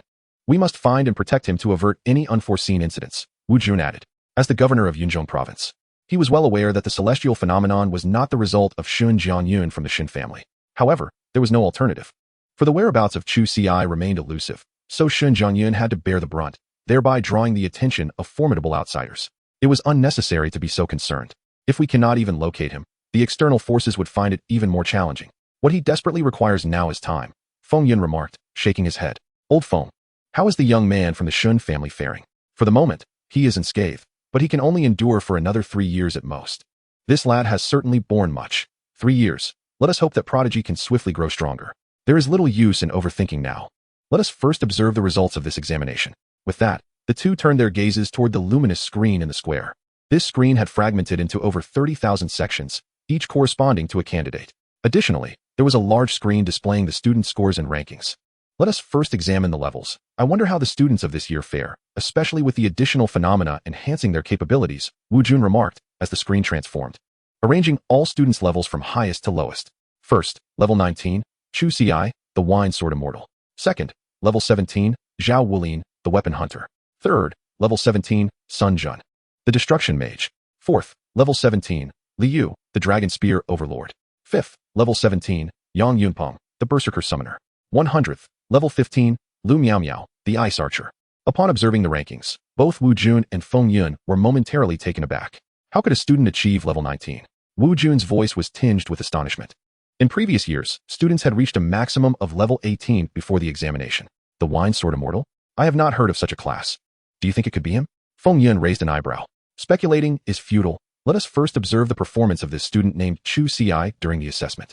Wu Jun replied, shaking his head. Simultaneously, the other examiners also noted Chu Ci's level, their expressions reflecting surprise. For they had never encountered a student achieving level 19 prior to the examination. An examiner promptly projected the assessment footage of Chu Ci onto the largest screen, and all eyes turned toward it. Chu Ci opened his eyes to find himself on a vast grassland, where 5 prairie wolves appeared in the distance, charging towards him. Prairie wolf, common level. Level 5. Health points, 1000. Attack, 81. Physical defense, 38. Magical defense, 19. Skill, pounce. The 5 prairie wolves, being only level 5, posed no threat to Chu Ci. Yet, he understood that this was merely the foundational assessment, designed to accommodate the majority of candidates. If formidable creatures above level 10 were to appear from the outset, those students at level 9 would find it exceedingly difficult to earn points. Observing the 5 prairie wolves, still over 20 meters away, Chu Ci unleashed a spiritual sword. 141, 1200, 335, 8656, critical hit. 141, 1200. You have slain a creature, score, 1. You have slain a creature, score, 1. You have slain a creature, score, 1. Accompanied by the sound of a notification, 5 instances of damage exceeding 100,000 emerged. The 5 prairie wolves yielded 5 points. With 5 minutes remaining until the next wave of wolves would arrive, Chu Ci remained unperturbed, settling down to assess his situation. First, he examined the health and mana restoration potions mentioned by the examiner, which lay within his storage ring. The health restoration potion, designated for examination purposes, instantly replenishes 10 health points upon consumption, and subsequently restores 1 health point per second for the next 10 seconds. The mana restoration potion, also for examination purposes, instantly replenishes 10 mana points, with a similar effect of restoring 1 mana point per second for 10 seconds. Both potions exhibited comparable recovery effects, each with 3 vials, totaling 6 vials. While the health restoration potion might not be immediately necessary for him, he remained uncertain. Suddenly, he paused, his gaze fixated on his storage ring. To his astonishment, he realized that the use of the storage ring had not been prohibited. A wave of shock coursed through him as he recognized that he could indeed access the items within. Yet, he felt no joy. Did the examiners not know this? They must have, but why allow it? This test assessed not only strength, but also character. Those who succumbed to the temptation of using their own items would be disqualified, nullifying their exam results. Understanding dawned upon Chu Ci. This was a form of entrapment. He surmised that some would undoubtedly fall for it. Casting a glance at the wine gourd within his storage ring, he mentally admonished himself not to indulge in a habitual sip, lest he face disqualification. In addition, he noticed a translucent screen materializing before him, displaying numerous names alongside corresponding scores, indicative of the candidate's rankings. Ranking, 99, candidate. Chu Ci, score, 5. Given that the first wave of monsters was merely level 5 and that others could easily vanquish them, Chu Ci was not surprised by his ranking, especially since he had entered the fray a few seconds late. The individuals currently ranked higher may also struggle to endure until the foundational assessment concluded. As Chu Ci awaited the arrival of the next wave of prairie wolves, the examiners outside stood frozen in disbelief. What did I just witness? A student inflicted 3 million damage? Insanity. Is this truly a student? If you told me he was an extraordinary being, I would believe it.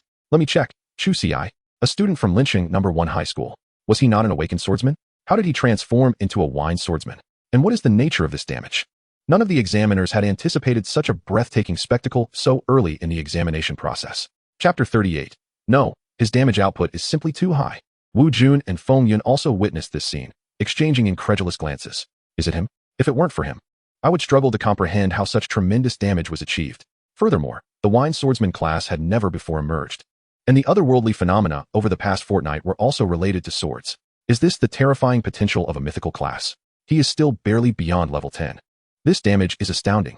You must manage the subsequent matters carefully. Rest assured, Mr. Feng, this time the higher-ups have arranged for Elder Chun to employ the art of oblivion, ensuring that even I cannot divulge any information. Feng Yun nodded. Elder Chun, known as Chun Binghua, is a mythical powerhouse of the 93rd tier. The fact that the authorities have dispatched such a national pillar underscores the significance they attribute to this matter. This young prodigy, already inflicting remarkable damage at just level 19, might well enable our great Xia to expand its dominion in the outer realms as he develops further. A smile crept across Feng Yun's face. For soon this extraordinary talent would become a student at his Azure Dragon Academy. Unbeknownst to Chu Ci, he was under the scrutiny of all the examiners, his terrifying damage leaving them in awe. After a 5-minute wait, the second wave of prairie wolves emerged, boasting slightly enhanced attributes compared to the first, yet still within manageable limits for Chu Ci, who dispatched them effortlessly. Ranking, 5, candidate. Chu Ci, score, 10. Observing the rankings, he found himself placed 5th, indicating he was the 5th to clear the field. Another 5 minutes passed, and the third wave of prairie wolves arrived, with their level elevated to 6. Their health increasing from 1,000 to 1,200, along with improvements in all other attributes. As these wolves materialized, a spirit sword shot forth, obliterating them all once more. Ranking 1. Candidate. Chu Ci, score, 15. A glance at the leaderboard revealed he had ascended to first place, denoting he was the fastest to clear the field. However, within mere seconds, 9 others had also completed the task, claiming spots in the top 10. Chu Ci scrutinized the rankings and calculated the time, noting that the 51st candidate took 16 seconds, while the 100th completed the task in just 43 seconds. The vast expanse of Yunzhong province was naturally home to many gifted individuals, yet as the competition progressed, the disparities among students became increasingly apparent. With the 4th and 5th waves, monsters continued to emerge, yet Chu Ci felt no inclination to move, opting instead to sit on the ground and dispatch each creature with a single strike as they appeared. Observing Chu Ci's languid demeanor contrasted sharply with the other students engaged in fierce battles with the monsters, leaving the examiners momentarily at a loss for words. The assessment persisted. Soon, the 10th wave of monsters appeared. Although they were still prairie wolves, their levels had reached 10. Chu Ci effortlessly annihilated them, maintaining his lead, while the other students struggled valiantly. Those below level 10 found themselves particularly overwhelmed by the onslaught of 5 wolves and had begun consuming health potions. After Chu Ci's swift dispatch of the creatures, approximately 10 minutes elapsed before the foundational assessment officially concluded. The voice of the examiner resounded, and many students collapsed to the ground, a luminous screen manifesting before them. Time until the next round of assessment. 002912. Number of candidates, 26214. As they gazed at the numbers displayed on the screen, a sense of trepidation gripped many students. They had not anticipated that approximately 5,000 would be eliminated in just the first round of basic assessments. Among this group, some were eliminated due to insufficient strength, while others had fallen victim to clever tactics, using their carried items under the false assumption they would remain undetected, only to be disqualified the moment they did so, with their scores rendered void. During the half-hour of respite, over 100 students opted to withdraw, primarily those who had sustained severe injuries and found it necessary to exit. The brief interlude swiftly elapsed, and the voice of the examiner resonated once more. Attention all candidates, the second round of assessments is about to commence. You shall face 10 waves of monsters, each wave comprising 5 ordinary level creatures. However, these adversaries will possess levels exceeding 10, and after every 2 waves, a formidable creature will emerge, culminating in the final wave where a rare level monster will appear. Defeating an ordinary level monster grants you 1 point, while vanquishing a high-level monster earns you 10 points, and slaying a rare level monster awards 50 points. Each wave will manifest with a 10-minute interval, and this round will persist for 2 hours. Regardless of the number of monsters you defeat, all will transition to the next round after 2 hours. Should you find your abilities lacking during the assessment, you may choose to withdraw. Doing so will still allow you to participate in the third round. The examination will commence in 10 seconds. As the countdown began, Chu Ci grasped the rules of the second round, noting its similarities to the first, with the distinction that opting to withdraw in this round would not result in immediate disqualification, enabling entry into the third round. After all, the first round was merely a foundational assessment. Failing even that would preclude any chance of proceeding to the second and third rounds, rendering elimination a natural outcome. Over 20,000 students steeled themselves, vigilantly scanning their surroundings in anticipation of the monster's arrival. The 10 seconds quickly elapsed, and 5 figures emerged 100 meters away. The prairie wolf, ordinary level, level 10, with a health value of 3,000, an attack of 178, physical defense of 94, and magical defense of 69, equipped with skills of pounce and bite. The attributes of these level 10 prairie wolves significantly surpassed those of the previous level 5 counterparts, yet remained limited. For Chu Ci, they were mere trifles to be dispatched with a single strike. As the prairie wolves materialized, even before they could launch their assault, a beam of sword light descended upon them. Damage reports sword. 1, 377, 600, 1, 388, 880. All things can be broken. 3, 333, 312. Critical hit. All things can be broken. 5 damage figures, each exceeding 1,000,000, floated above the heads of the prairie wolves, who then vanished in a flash of white light. Chu Ci once again accrued 5 points, maintaining his position at the top with a cumulative score of 55. Outside, the examiners observed Chu Ci in silence, astonished by the staggering damage output, over 3 million, inflicted by a mere student. Had they not witnessed it firsthand, they would have found such a prodigy hard to believe. Moreover, the examiners were not oblivious. The celestial phenomena that had transpired a fortnight prior stirred suspicions that Chu Ci might have been the catalyst for such extraordinary events. Wu Jun and Feng Yun discerned the examiner's skepticism, yet remained unconcerned, knowing that once the examination concluded, not only would these examiners forget the occurrences during this period, but even Wu Jun, the esteemed governor, would be subjected to a memory-erasing spell.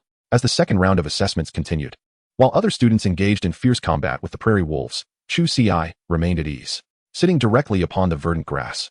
I idly began to count the blades before me. Soon, a second wave of monsters emerged, comprising 5 ordinary-level prairie wolves and 1 advanced prairie wolf. Just as the examiners thought these creatures might pose a slight threat to Chu Ci, a flash of sword light swept across, annihilating all 5 ordinary wolves and bringing the advanced wolf to its demise.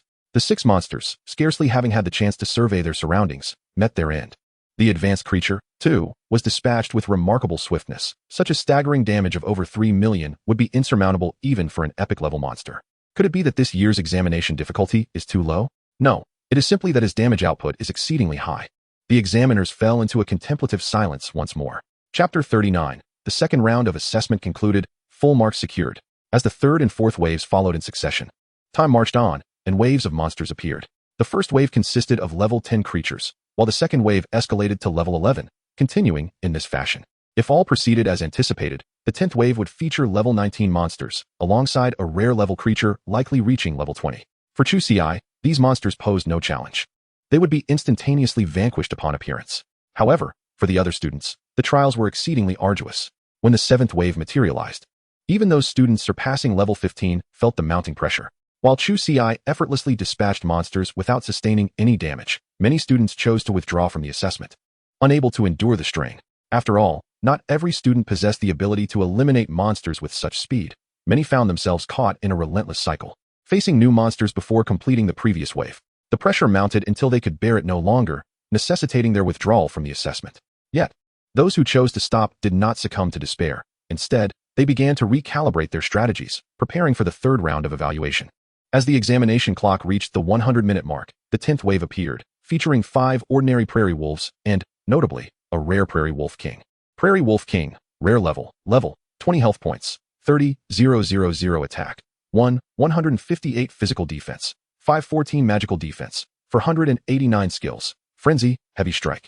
Despite both being rare level creatures, this 1's attributes paled in comparison to those of the rare level monsters found in hellish dungeons. Chu Ci spoke, and with a deft movement, his spirit sword sliced through the air. A critical strike of 678,928 emerged, instantly obliterating the rare creature. The examiners outside exchanged bewildered glances, and after a moment's pause, one finally broke the silence. At the very least, even when faced with rare-level monsters, a critical hit would not typically yield damage exceeding 3 million. As soon as the words left his lips, another examiner interjected. But don't you think his critical hit rate seems rather excessive? It appears to hover around 20%. Upon hearing this, the other examiners began to ponder the same notion. Indeed, that critical hit rate was rather high, and the damage dealt in critical strikes seemed to average around 20% as well. Perhaps he possesses a natural talent or specialized equipment for critical hits, one examiner concluded. The other party was indeed correct. Chu Ci's high critical hit rate is indeed attributed to his innate talent. Jian Xian remarked, as you rekindle your swordsmanship and gain insight into the heart of the sword, the spirit sword in your grasp shall connect with your mind, providing you with enhanced vision. Your critical hit rate will increase by 1, and critical damage will also rise by 1. With each level you ascend in your profession, this effect will amplify by 1. Currently, the effects stand at a critical hit rate of 19 and critical damage of 19. It is precisely due to this talent that Chu Ci's critical hit rate is formidable, and as he levels up, it will continue to rise. Upon reaching level 100, his critical damage could reach 100, potentially allowing every strike to be a double critical hit. Wu Jun and Feng Yuan wore smiles, unperturbed by Chu Ci's strength. Rather, they welcomed it, for the stronger he became, the better for them. After Chu Ci swiftly annihilated the 10th wave of monsters, he waited for another 20 minutes, marking the conclusion of the 2-hour assessment. With the second round now complete, the examiner announced, you have half an hour to rest and prepare for the third and final round of the assessment. As the examiner's voice echoed, all students began to adjust their states while simultaneously accessing the leaderboard. The rankings were as follows. 1. Candidate Chu Ci, score 192. Candidate Sun Jun, score 123. Candidate Yang Yunpeng, score 110.4. Candidate Zhao Wulin, score 110.5. Candidate Cheng Yu, score 109.100. Candidate Zheng Pu, score 91. This represented the cumulative scores from the 2 rounds, with a maximum of 190 points, which Chu Ci had naturally achieved in full. The gap of a staggering 70 points between him and the second place indicated that the latter had not slain any rare-level monsters or 2 advanced monsters. From the second place onward, the score disparities among candidates began to decline steadily, with no one else exhibiting the chasm-like difference seen with Chu Ci. The students gazed at the leaderboard with expressions of astonishment. Who exactly was this Chu Ci, having attained a score of 190? Did this not imply he had also vanquished rare-level monsters? Intriguing. I initially believed only a few others posed a challenge, yet another contender has emerged. Could it be that he unleashed a tremendous skill? While some students were taken aback by Chu Ci's score, others remained composed, particularly those among the top ranks. During the first round, many had taken note of the leading candidate, Chu Ci, but did not pay it much heed. After all, the first round was merely a foundational assessment, with rankings being temporary. All scores were equal, and there was no need to contest for the top spot. However, the second round was different, revealing a clearer disparity among the students, and it was surprising that Chu Ci remained in first place. Yet, some prodigies were merely astonished and had not relinquished their ambition for the top rank. For them, defeating rare-level monsters was within reach, albeit requiring the use of powerful skills or even the consumption of 6 bottles of restorative potions provided for free. The cooldown period for the ultimate ability is excessively prolonged. If utilized in the second round, it may not be available for the third. The restorative potions are reserved for the third round as well, and employing them prematurely would be a regrettable trade-off, which is why a perfect score was not secured in the second round. From their perspective, Chu Ci's strength might rival their own, yet it is presumed that he expended his ultimate ability or consumed restorative potions during the second round. Although the opponent temporarily holds the lead in the second round, they remain confident in their ability to surpass him in the third. The examiners outside, having discerned the students' thoughts, were rather speechless. Were these students aware that Chu Ci had merely maintained a neutral stance from the outset, without employing any skills? They might be disheartened and lose their confidence entirely. Half an hour is not an extensive period, yet it provides the students an opportunity to recalibrate their state, especially to ensure the cooldowns of certain skills conclude.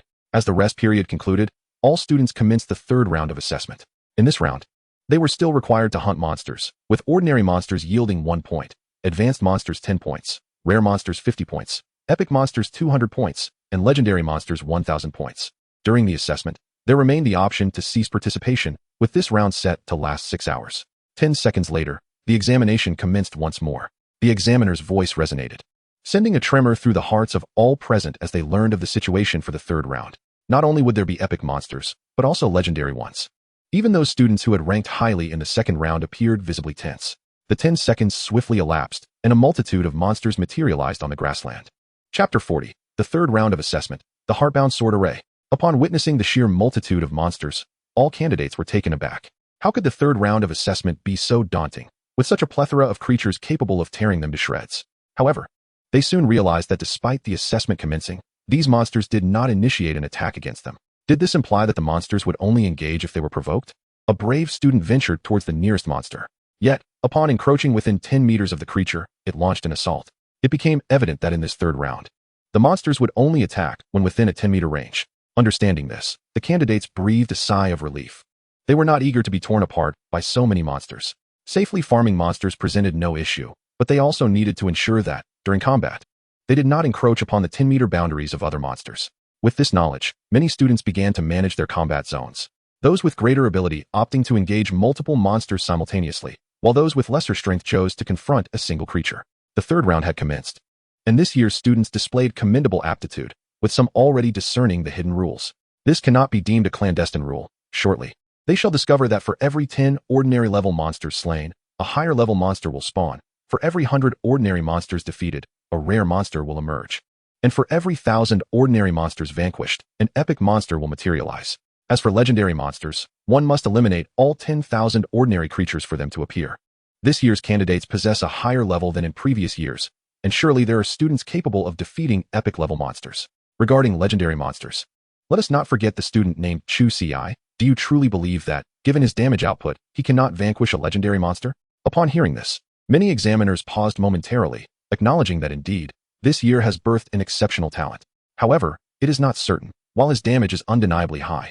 The sword control technique must also consume mana. To eradicate all 10,000 monsters is a daunting task, and it remains uncertain if he will even encounter a legendary monster. Who knows? Perhaps he possesses skills or talents that restore mana. Look, that little fellow has begun to make his move.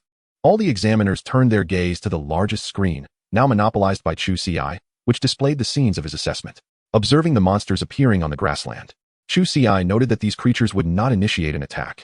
Faced with such a multitude of monsters, he refrained from rushing into battle. None exceeded level 20. Thus they were still easily dispatched. Yet, as the examiners had mentioned, utilizing the sword control technique also necessitates mana expenditure. Slaying these monsters one by one, even with the use of mana restoration potions, would not suffice. During his previous dungeon runs with Lu Changhe, he expended the most on mana restoration potions, while scarcely using life restoration potions. Since a one-by-one approach proved impractical, he resolved to employ a group-slaying tactic instead. Chu Ci mused, fortuitously possessing a group-slaying skill, the heart-returning sword array, which commands spiritual swords to form a sword formation. The more swords involved, the greater the area of effect. A minimum of 10 swords is required, enhancing attack speed by 20 and increasing damage taken by targets within the formation by 15. The cooldown period lasts 3 minutes. With levels 7 to 10, this skill is particularly suited for group slaying, especially now that he is level 19 and can control up to 1,000 spiritual swords. If he can gather these monsters together, a single skill could annihilate them all. First, he would test the aggro values of these monsters. Contemplating this, Chu Ci sent forth a spiritual sword, swiftly dispatching a monster 20 meters away.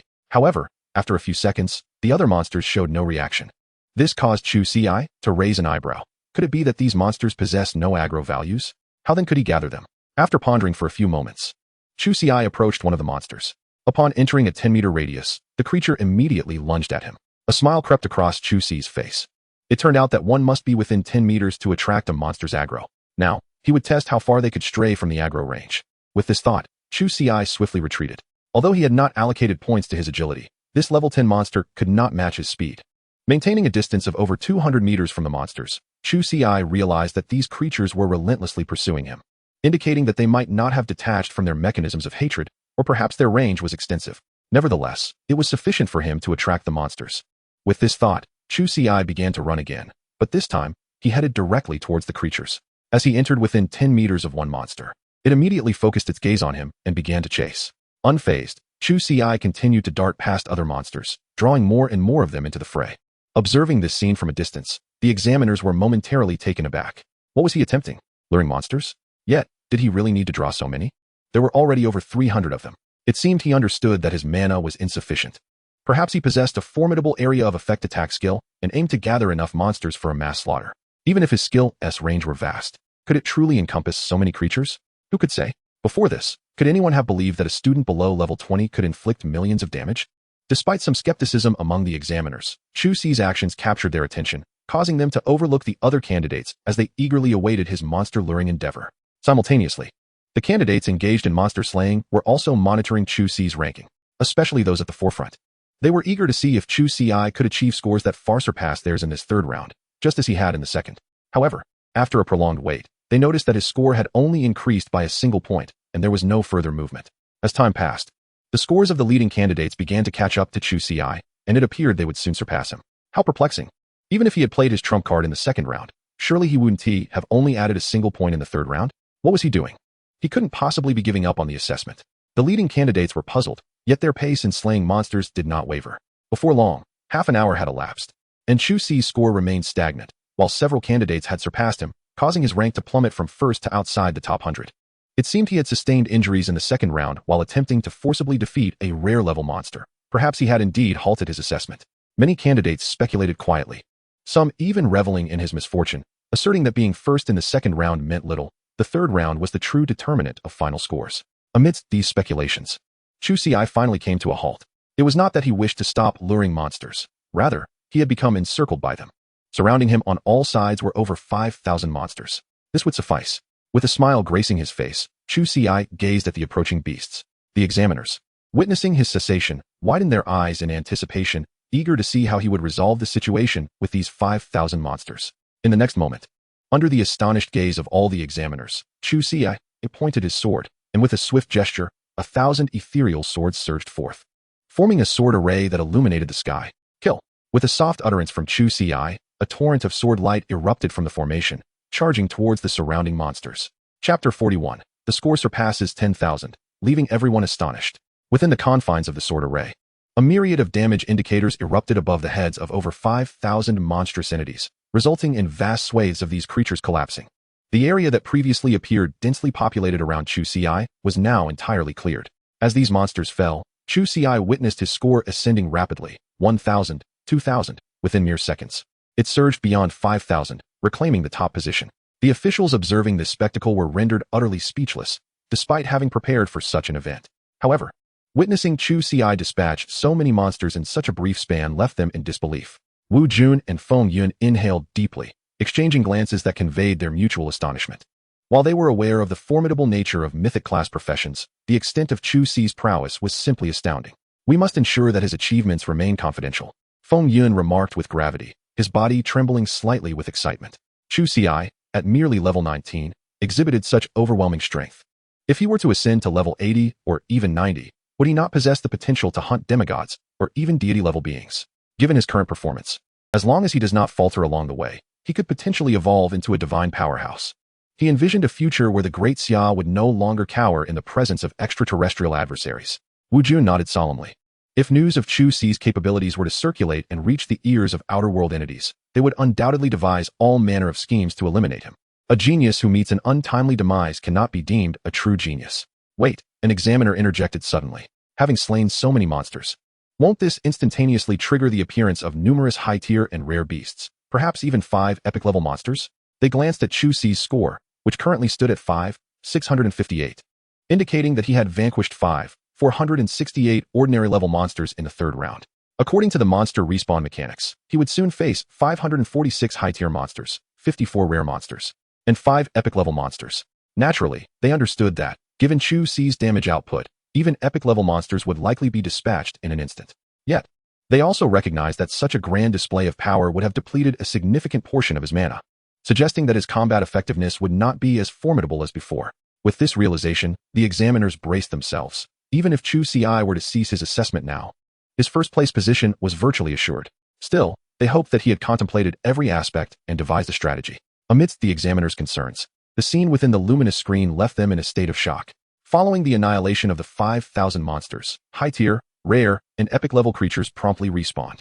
However, the moment these monsters materialized, before the examiners could even discern their forms, a barrage of sword lights swept through, obliterating them once more. Simultaneously, Chu Ci's score soared to an impressive 14,818, while the second-place contender languished with a mere 597 points. What were we just worrying about? Observing Chu Ci's score, one examiner could not help but exclaim, while the others remained silent in response. Indeed, why should they concern themselves with one another when there are formidable, epic monsters to consider?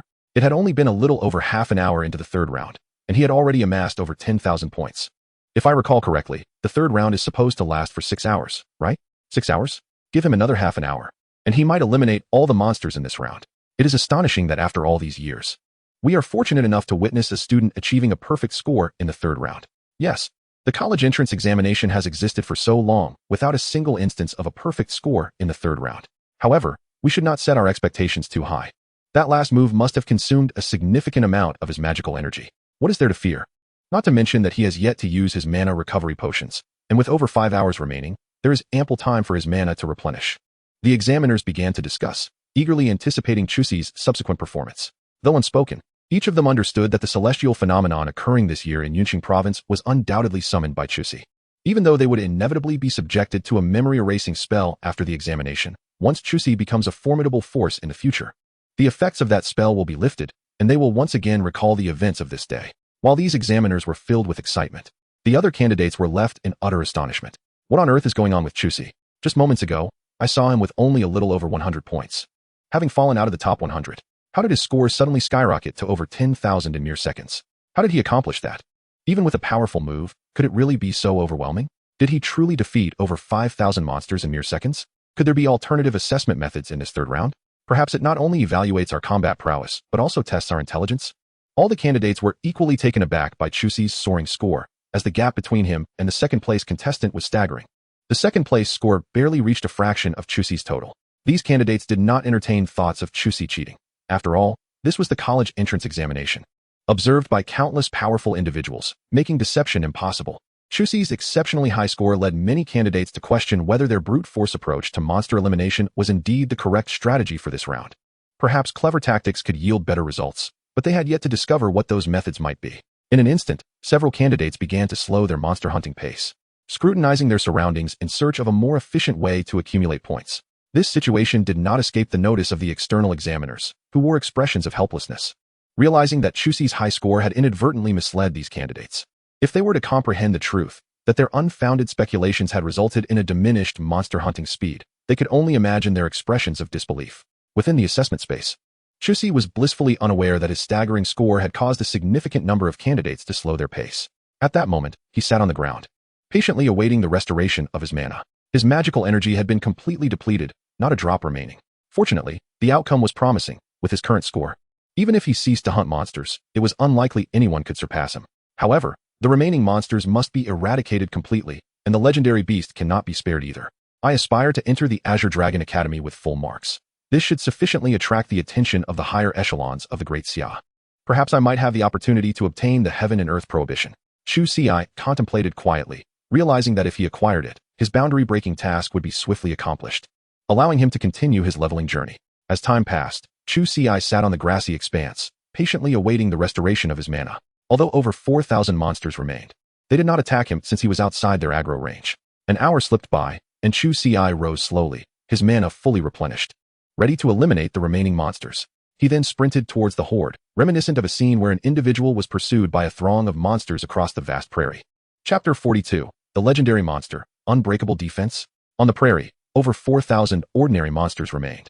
After half an hour, with the last monster drawn into his aggro, all the creatures converged once more. Under the watchful eyes of the external examiners, Chu Ci employed the same strategy, sending forth another 1,000 spirit swords, executing the return to heart sword formation. The sword light crisscrossed, and the over 4,000 monsters merely glimpsed a flash of white light before their health bars were instantly obliterated. Upon the demise of these monsters, a multitude of high-level, rare, and epic creatures emerged anew. Yet, the outcome remained unchanged. These fresh appearances were swiftly vanquished by Chu Ci, contributing to his score. Despite having witnessed this once before, the examiners outside were still left in awe. After all, this method of monster farming was terrifying. and it illuminated why Chu Ci had reached level 19 before the entrance examination. They even speculated that his experience points were maxed out. The reason he had not reached level 20 was likely due to the boundary-breaking task being stuck. Was that it? In less than 2 hours. Had he cleared the third round of assessment? The examination duration was a full 6 hours. There was still a legendary monster left to contend with. What difference did it make? With such damage output, did they believe he could not slay a legendary monster? That was not a certainty, if fortune did not favor him. The legendary monster that appeared might possess defensive attributes, rendering his high damage ineffective against its impenetrable defense. Look, the legendary monster has emerged. As the examiner spoke, a beam of light descended from the heavens. Chu Ci raised an eyebrow, recognizing that a legendary monster had spawned. He did not rush to attack, after all. It was his first encounter with such a creature, and it would undoubtedly not be easy to handle. As the light gradually faded, a colossal being materialized on the prairie. The golden armored demon bull, legendary level. Level 20, health 5,000,000, attack 4,358, physical defense 2,914, magical defense 2,598, skills, golden armor protection, frenzy, earth-shaking roar, mighty charge, earth revival. This golden armored demon bull towered at an impressive height of 5 zhang, akin to a small mountain. Clad in resplendent golden armor, a pair of formidable horns glimmered with a chilling radiance under the sun. What startled Chu Ci the most was the opponent's attributes, which far surpassed the epic level strength he had encountered in the hellish dungeons. A glance at his own health revealed a mere 2,000 points, insufficient even to match the adversary's offensive power. This indicated that the foe could easily vanquish him in an instant. The defensive capabilities were astonishingly high. Upon observing the opponent's physical defense, Chu Ci felt a sense of helplessness. Their defense exceeded his own physical attack. This meant that despite his 600-fold damage bonus, he could not breach their defenses. His attacks would result in naught but 0 damage. However, this did not imply he was incapable of defeating the foe, for he possessed a passive ability that ignored the opponent's defenses. All things can be broken. This passive skill granted him a 12 chance to disregard 20 points of the opponent's defense when attacking, applicable at levels 7 to 10. Should this skill activate, he could indeed inflict damage upon the golden armored bull, although the probability was only 12. Employing the heart-returning sword formation and launching 6,000 strikes would likely trigger the passive skill approximately 720 times. With the opponent's defense reduced by 20 points, they would retain a total of 312 points, while Chu Ci's attack stood at 390. Under normal circumstances, he could inflict 588 points of damage. Yet, with the 600-fold damage increase, a single strike could yield over 35,000 points of damage. Given the adversary's 5 million health, it would require just over 140 strikes to secure victory. Nevertheless, Chu Ci refrained from hastily engaging. The previous assault had depleted his mana reserves, necessitating a period of recovery before proceeding. As for the 3 remaining mana potions, he chose to conserve them for potential unforeseen circumstances. Thankfully, even legendary-level monsters adhered to the examination rules.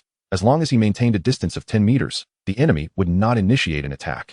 Chu Ci opted to keep a distance of over 1,000 meters, allowing himself ample time to react should the foe become frenzied and charge at him. While replenishing his mana, Chu Ci also glanced at the leaderboard. As anticipated, he remained in first place with a score of 27,190 points. Slaying the legendary beast would grant him an additional 1,000 points, bringing his total potential score to 28,190 points. He was now merely a legendary creature away from achieving a perfect score. Upon examining the rankings behind him, he noted the significant gap between himself and the second-place contender, who only had 1 for 171 points, followed closely by third place with 1 for 152 points, fourth at 1, 426 points, and fifth with 1, 411 points. Among the top 5, only he had established a chasm of difference. The other candidates were closely matched, and a mere blink could send the second-place contestant tumbling to fifth. Others were striving diligently, prompting Chu Ci to reflect on Lu Chang'e, whose support class placed him in a different examination venue.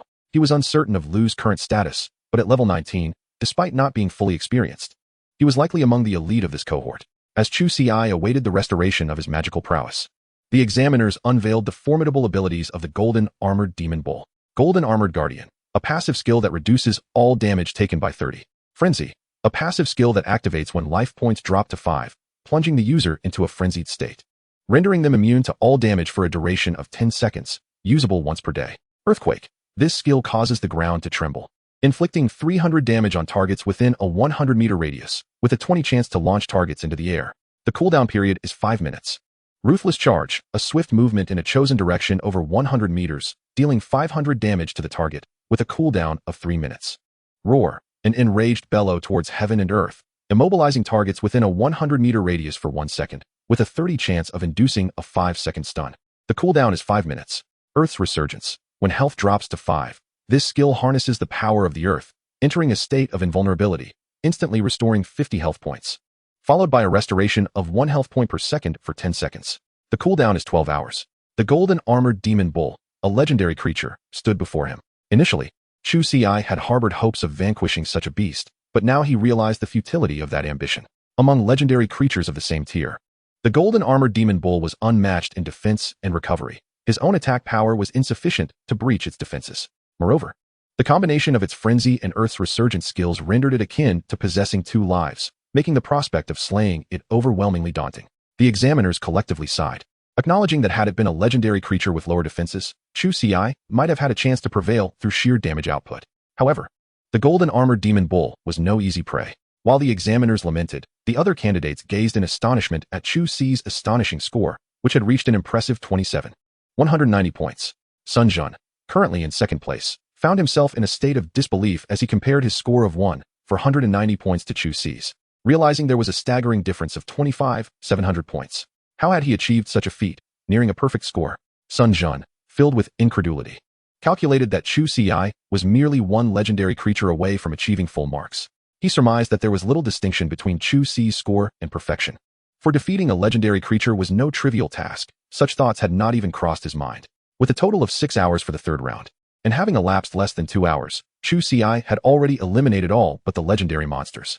Sun Jun inhaled deeply. He had awakened as an epic-class destruction mage, capable of rapid monster farming, yet when compared to Chu Ci, his speed seemed akin to that of a tortoise. As he pondered, Sun Jun suddenly noticed that he had slipped from 2nd to 5th place. It appeared that the other candidates had also been spurred into action. He glanced at the monsters scattered across the grassland, having initially planned to unleash his full potential in the final hour, a strategy seemingly shared by others.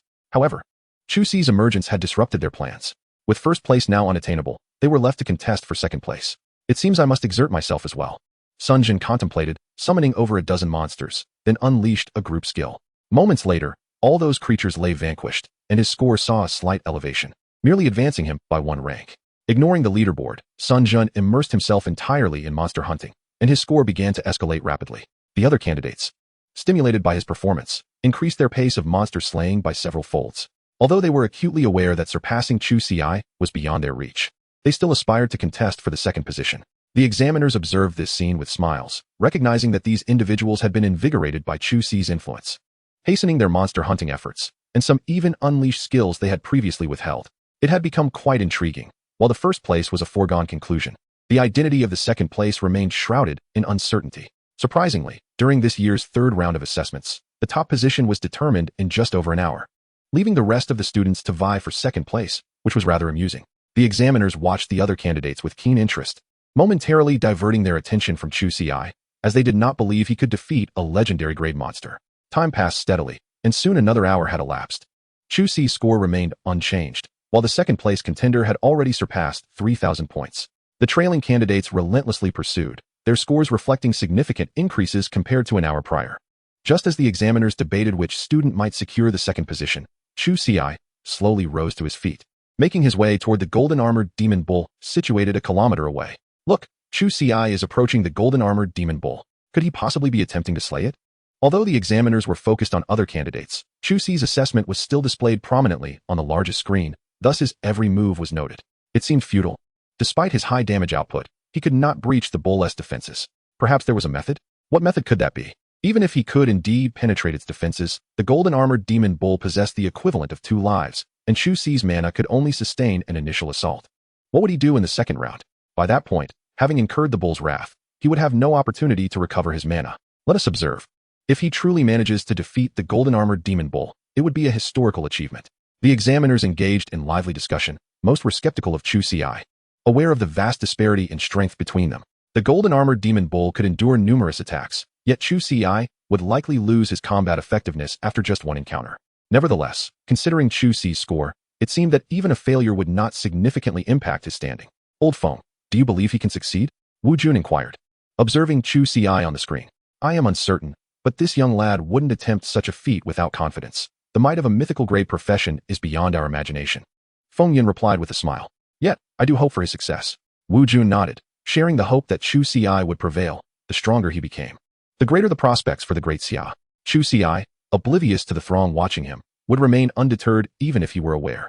He halted at a distance of 500 meters from the golden-armored demon bull, a space sufficient to maintain a measure of safety while remaining within his own range of attack.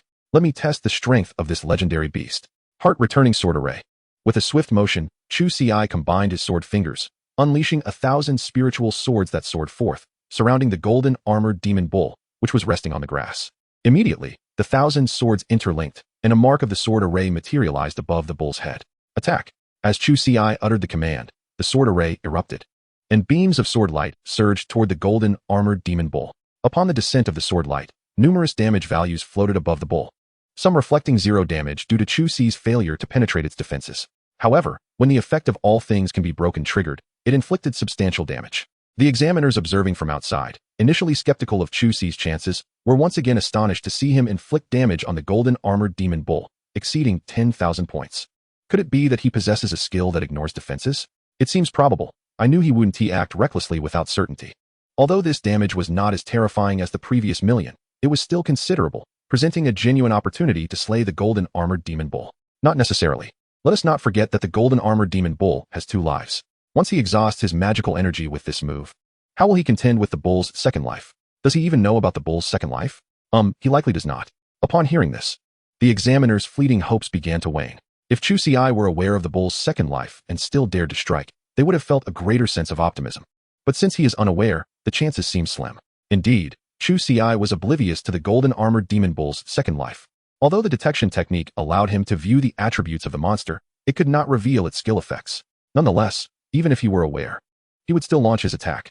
Whether or not he could successfully slay the golden-armored demon bull did not concern him, as his score was already sufficiently high, and first place was assured. However, he did not wish to miss the opportunity to battle a legendary creature. After all, even if he failed here, he would not perish. Yet, should he encounter a legendary monster in the future, failure could very well mean death.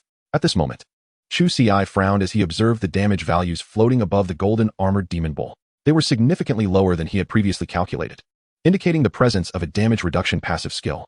Aware of this, he did not hesitate, continuing his assault on the bull. The slumbering golden-armored demon bull awoke under the first strike, and by the time it rose to seek out its adversary, its health had already diminished by 1/10. With a bellow, the golden-armored demon bull fixed its gaze upon Chu Ci and charged swiftly in his direction. Chapter 44. Slaying the legendary golden-armored demon bull. As the formidable golden-armored demon bull charged forth, Chu Ci maintained an expression of calm. Despite the adversary's swift approach, the 500-meter distance would require approximately 10 seconds to traverse, a span sufficient for him to eliminate the foe. Observing the opponent's health bar, the glimmering sword light wreaked havoc, causing the bull's vitality to plummet dramatically, 80, 50, 30. In merely 5 seconds, the golden-armored demon bull's health had dwindled to 10 and continued to decline rapidly, while it remained 300 meters away from Chu Ci. As another second elapsed, the bull's health decreased to 5. Just as Chu Ci believed victory was within his grasp, the demon bull emitted a thunderous roar mid-charge. Moo! The sound reverberated through the heavens, its eyes igniting with a crimson glow, while the golden armor became tainted with a shroud of ominous bloodlust, exuding an overwhelming aura of dread into the surroundings. The spiritual sword persisted in its assault, yet all inflicted damage registered as 0. Was this the berserk skill? An immunity to damage? Chu Ci's gaze flickered, acknowledging the legendary nature of this creature, complete with a bloodlock ability. But the ordeal was far from over. In its berserk state, the golden-armored demon bull's blood energy seeped into the earth, and in a flash, Chu Ci witnessed its health recover by 50, reaching a total of 55. Moreover, with each passing second, the bull's health regenerated by 1. The once nearly defeated demon bull was now rapidly regaining strength. Chu Ci raised an eyebrow, realizing this must be the opponent's earth rejuvenation skill. Unfortunately, the effects of the skill were obscured, preventing him from formulating a preemptive countermeasure. His mana had been depleted. Indeed, had his mana reserves been sufficient, he might have had a chance to vanquish the golden-armored demon bull. He still possessed 3 mana recovery potions, offering a glimmer of hope. Yet, the bull's aggro was firmly fixed upon him, and even if he were to recover his mana, it would be futile while the demon bull remained in its damage-immune state. With 6 seconds left in its berserk condition, the bull had ample time to close the 100-meter gap and initiate its assault. The observers outside witnessed this unfolding drama, echoing the sentiments of their earlier predictions. After employing the earth rejuvenation skill, the golden-armored demon bull pressed on, undeterred, charging towards Chu Ci. Within 3 seconds, it had closed the distance to merely 100 meters. a range sufficient for its skills to encompass Chu Ci. Without a moment's hesitation, the bull unleashed its roar skill, sending a sonic wave radiating outward. It was over. The external evaluators mused, realizing that should Chu Ci be immobilized for even a second, the bull would follow up with its devastating charge skill, likely leading to Chu Ci's demise. Yet in the next instant, what had seemed a hopeless situation transformed as the observers widened their eyes in astonishment. For in the midst of the turmoil, Chu Ci had taken flight upon a spiritual sword. In the air, he had just consumed a mana recovery potion, replenishing some of his mana reserves. The mana restoration potion, specifically designed for the college entrance examination, instantly replenishes 10 mana points upon consumption, and subsequently restores an additional 1 mana point per second for the next 10 seconds. Upon realizing that his returning heart sword formation could not vanquish the golden armored demon ox in an instant, Chu Ci swiftly retrieved the mana restoration potion and consumed it. With the restored mana, he ascended into the air, evading the control abilities of the golden armored demon ox. Before reaching level 60, flying skills indeed provided a formidable advantage. Observing the golden armored demon ox, now a full 200 meters below him, a smile spread across Chu Ci's face. Meanwhile, the golden armored demon ox gazed up at Chu Ci in confusion, wishing to launch an attack, but incapable of flight. Furthermore, the distance rendered its roar ineffective. Moments later, the crimson hue in the demon's eyes faded, and its golden armor returned to normal, indicating that the immunity to damage had dissipated. The reason Chu Ci refrained from launching an attack was to await the termination of the demon's frenzied state. Otherwise, no matter how he attacked, he would be unable to inflict damage. With 65 health points remaining, it was indeed possible to defeat it. With this thought, Chu Ci concentrated, and 100 spiritual swords materialized around him. However, these swords were markedly different from before, enveloped in a faint ethereal glow, the result of his cultivation through the sword nurturing technique. The sword nurturing technique allows one to cultivate their own spiritual swords, dealing 250 damage upon attack when wielded, with levels ranging from 5 to 10, 1400, 1600 proficiency. After consuming 30 jars of rare-grade spirit liquor, Autumn Breeze, Chu Ci had completely imbibed them, elevating the level of his sword nurturing technique to level 5. Since he had already utilized the technique of flying with swords, he was eager to observe the effects of the swords nurtured by this method. Go! With a flick of his finger, the 100 spiritual swords surged forth, transforming into beams of spiritual light aimed at the golden armored demon ox. 0, 61,740, all things can be broken. 146941, critical hit, all things can be broken. Of the 100 spiritual swords, 10 struck true, with 2 delivering critical damage. This initial onslaught inflicted nearly 800,000 damage, reducing the demon's health from 65 to 41. Not bad. Indeed, significantly higher than my previous damage. With 2 more waves, I can finish it off. As he mused, Chu Ci consumed another mana restoration potion, replenishing his nearly depleted mana reserves. Boom, boom, boom. Below, the golden armored demon ox, helplessly enduring the assault, grew increasingly agitated, bellowing at Chu Ci and stamping its feet in frustration, but to no avail.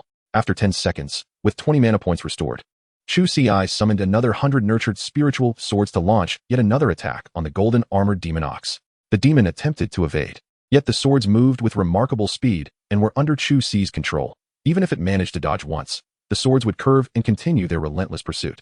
In this round, Chu Ci experienced remarkable fortune, triggering his ability 13 times, with the passive All Things Can Be Broken, 3 of which resulted in critical hits, ultimately inflicting a staggering total of 1 million damage. At this juncture, the health of the golden armored bull demon dwindled to a mere 18. In the final round, Chu Ci consumed his last mana restoration potion, awaiting the effects to dissipate after 10 seconds, and summoned another 100 spirit swords. 15, 10, 5, 1. 146941, critical hit, all things can be broken. With the emergence of a critical hit, the health bar of the golden armored bull demon was entirely depleted, its massive form stiffening before collapsing onto the ground. The resounding crash echoed across the grassy field, and a notification appeared before Chu Ci. You have slain the legendary grade monster, golden armored bull demon. Score, 1000. Ranking, 1, candidate. Chu Ci, score, 28,190, full score. Chapter 45, the examination concludes. However, the legendary grade monster proved formidable. The golden armored bull demon was merely 1 level above him, yet its attributes were vastly superior. It was fortunate that he possessed a 600-fold damage bonus, but most critically, the skill of sword flight rendered victory possible. Otherwise, he would have perished countless times on the ground. Chu Ci's smile faded, reflecting on the fact that without sword flight, he would have been defeated long ago. Ultimately, he emerged victorious, gaining insight into the might of legendary grade monsters.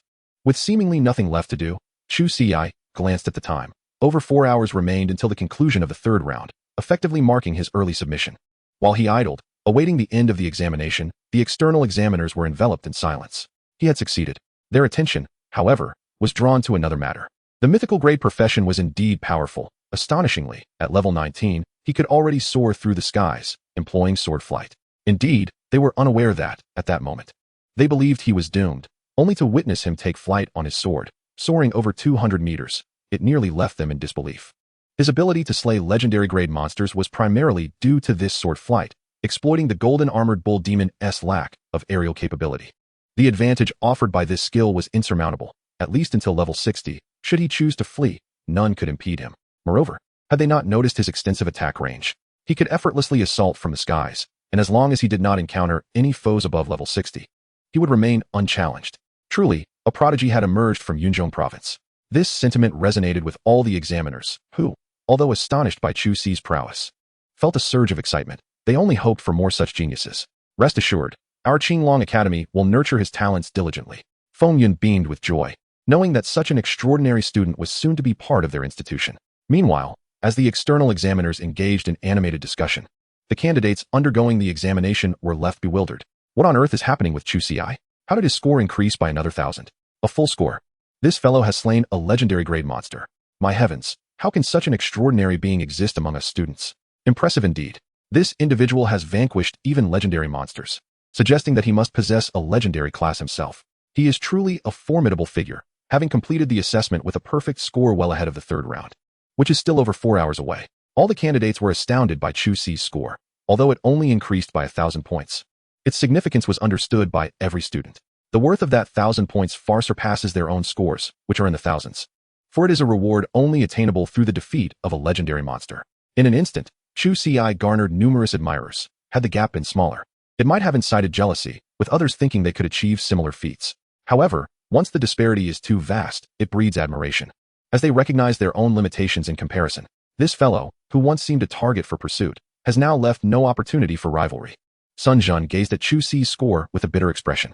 Despite his efforts in surpassing 4,000 points and reclaiming the second rank, the 1,000 points gained by Chu Ci were far more astonishing than his own previous leaps of over 10,000 points. He understood all too well that, given his own abilities, defeating a legendary monster was simply unattainable. Perhaps you may become a myth for the future of our great Xia. Thus, I must not become complacent. At the very least, I should be able to glimpse your silhouette, which would suffice to consider myself a man behind your success. Sun Jin smiled, then waved his staff, summoning a cascade of meteoric fire to rain down upon the monsters, swiftly boosting his score. Other candidates positioned ahead of him also quickened their pace in slaying monsters. Within their school, they were the CRME de la CRME, the ones others aspired to emulate. Yet now they found themselves with a target to chase, which, while disheartening, also ignited a newfound motivation. Their futures remained bright and promising. As time leisurely passed, although Chu Ci had concluded his assessment early, the other candidates continued their efforts. However, some candidates, due to lack of strength or misfortune in attracting too many monsters, had reluctantly ceased their assessments. Meanwhile, Chu Ci lay languidly on the grass, gazing at the azure sky adorned with fluffy clouds. He had inquired whether he could conclude his assessment early, but the examiner informed him that he must remain in the space until all participants had finished, unless he sustained severe injuries requiring medical attention. Naturally, Chu Ci, it would not inflict harm upon himself for the sake of an early departure. Thus he lay there in boredom. Yet, his thoughts were not idle. As he suddenly pondered the reasoning behind the third round's assessment structure, the combined score of the first and second rounds was merely 190 points, while the third round boasted a staggering 28,000 points. Such a disparity is considerable. Chu Ci contemplated the higher-ups' intentions behind this arrangement. The first round served as a foundational assessment, designed to eliminate those lacking sufficient strength, rendering the score less significant. As for the second round, its purpose was not to eliminate students, for even those who ceased their assessments in this round could still participate in the third. Perhaps its aim was to exhaust the candidates' potions or to deplete their trump cards. If that were indeed the case, those who had utilized recovery potions in the second round would likely lament their choices upon witnessing the abundance of wild monsters in the third round. In a moment of introspection, Chu Ci pondered upon his recent victory over the golden armored demon bull, attributing much of his success to the 3 bottles of mana restoration potions. He then contemplated the challenges that lay ahead. Had he not been a swordsman of the wine and sword profession, endowed with such formidable damage, but rather an ordinary swordsman, how would he navigate the third round of assessments to amass a sufficient score? His thoughts turned to the prospect of confronting ordinary-level monsters. A flicker of realization washed over him, ordinary-level professions also held the potential to secure high scores, while vanquishing advanced, rare, or epic monsters posed a significant challenge. Defeating ordinary creatures presented little difficulty. It was worth noting that this third round featured no fewer than 10,000 ordinary-level monsters. Should he manage to eliminate them all, he would earn a staggering 10,000 points. Thus, the most prudent course of action would be to first target the ordinary-level monsters, assessing the situation with regard to higher-level foes, and entirely dismissing the notion of engaging rare or epic monsters. Chu Ci also grasped the rationale behind the requirement for each monster to be drawn into a 10-meter range to elicit aggro, recognizing it as a deliberate design by the examiners to ensure fairness towards candidates of ordinary professions. He wondered how many others had discerned this detail. With a shake of his head, he resigned himself to the conclusion of his own assessment, indifferent to the circumstances of his peers. Lost in thought, he soon succumbed to slumber. Initially, he had contemplated sipping some wine to soothe his throat, but reconsidered. The risk of being penalized by the examiners for breaching regulations was too great. Before long, for hours had elapsed. The third round of assessments concluded, and all candidates would be teleported away in a minute. Wake up! The examiner's first utterance was directed at all candidates, but his second remark was intended solely for Chu Ci. The voice erupted beside him, jolting the drowsy Chu Ci awake. Is it over? He glanced at the assessment timer, and, indeed, it had concluded. Seizing the moment before his teleportation, he accessed the leaderboard. Chapter 46. I shall steal your glory for 3 years. Ranking, 1, Candidate, Chu Ci, score, 28, 190. Ranking, 2, Candidate, Yang Yunpeng, score, 12, 787. Ranking, 3, Candidate, Sun Jun, score, 12, 345. Ranking, 4, Candidate, Chen Gu, score, 12, 101.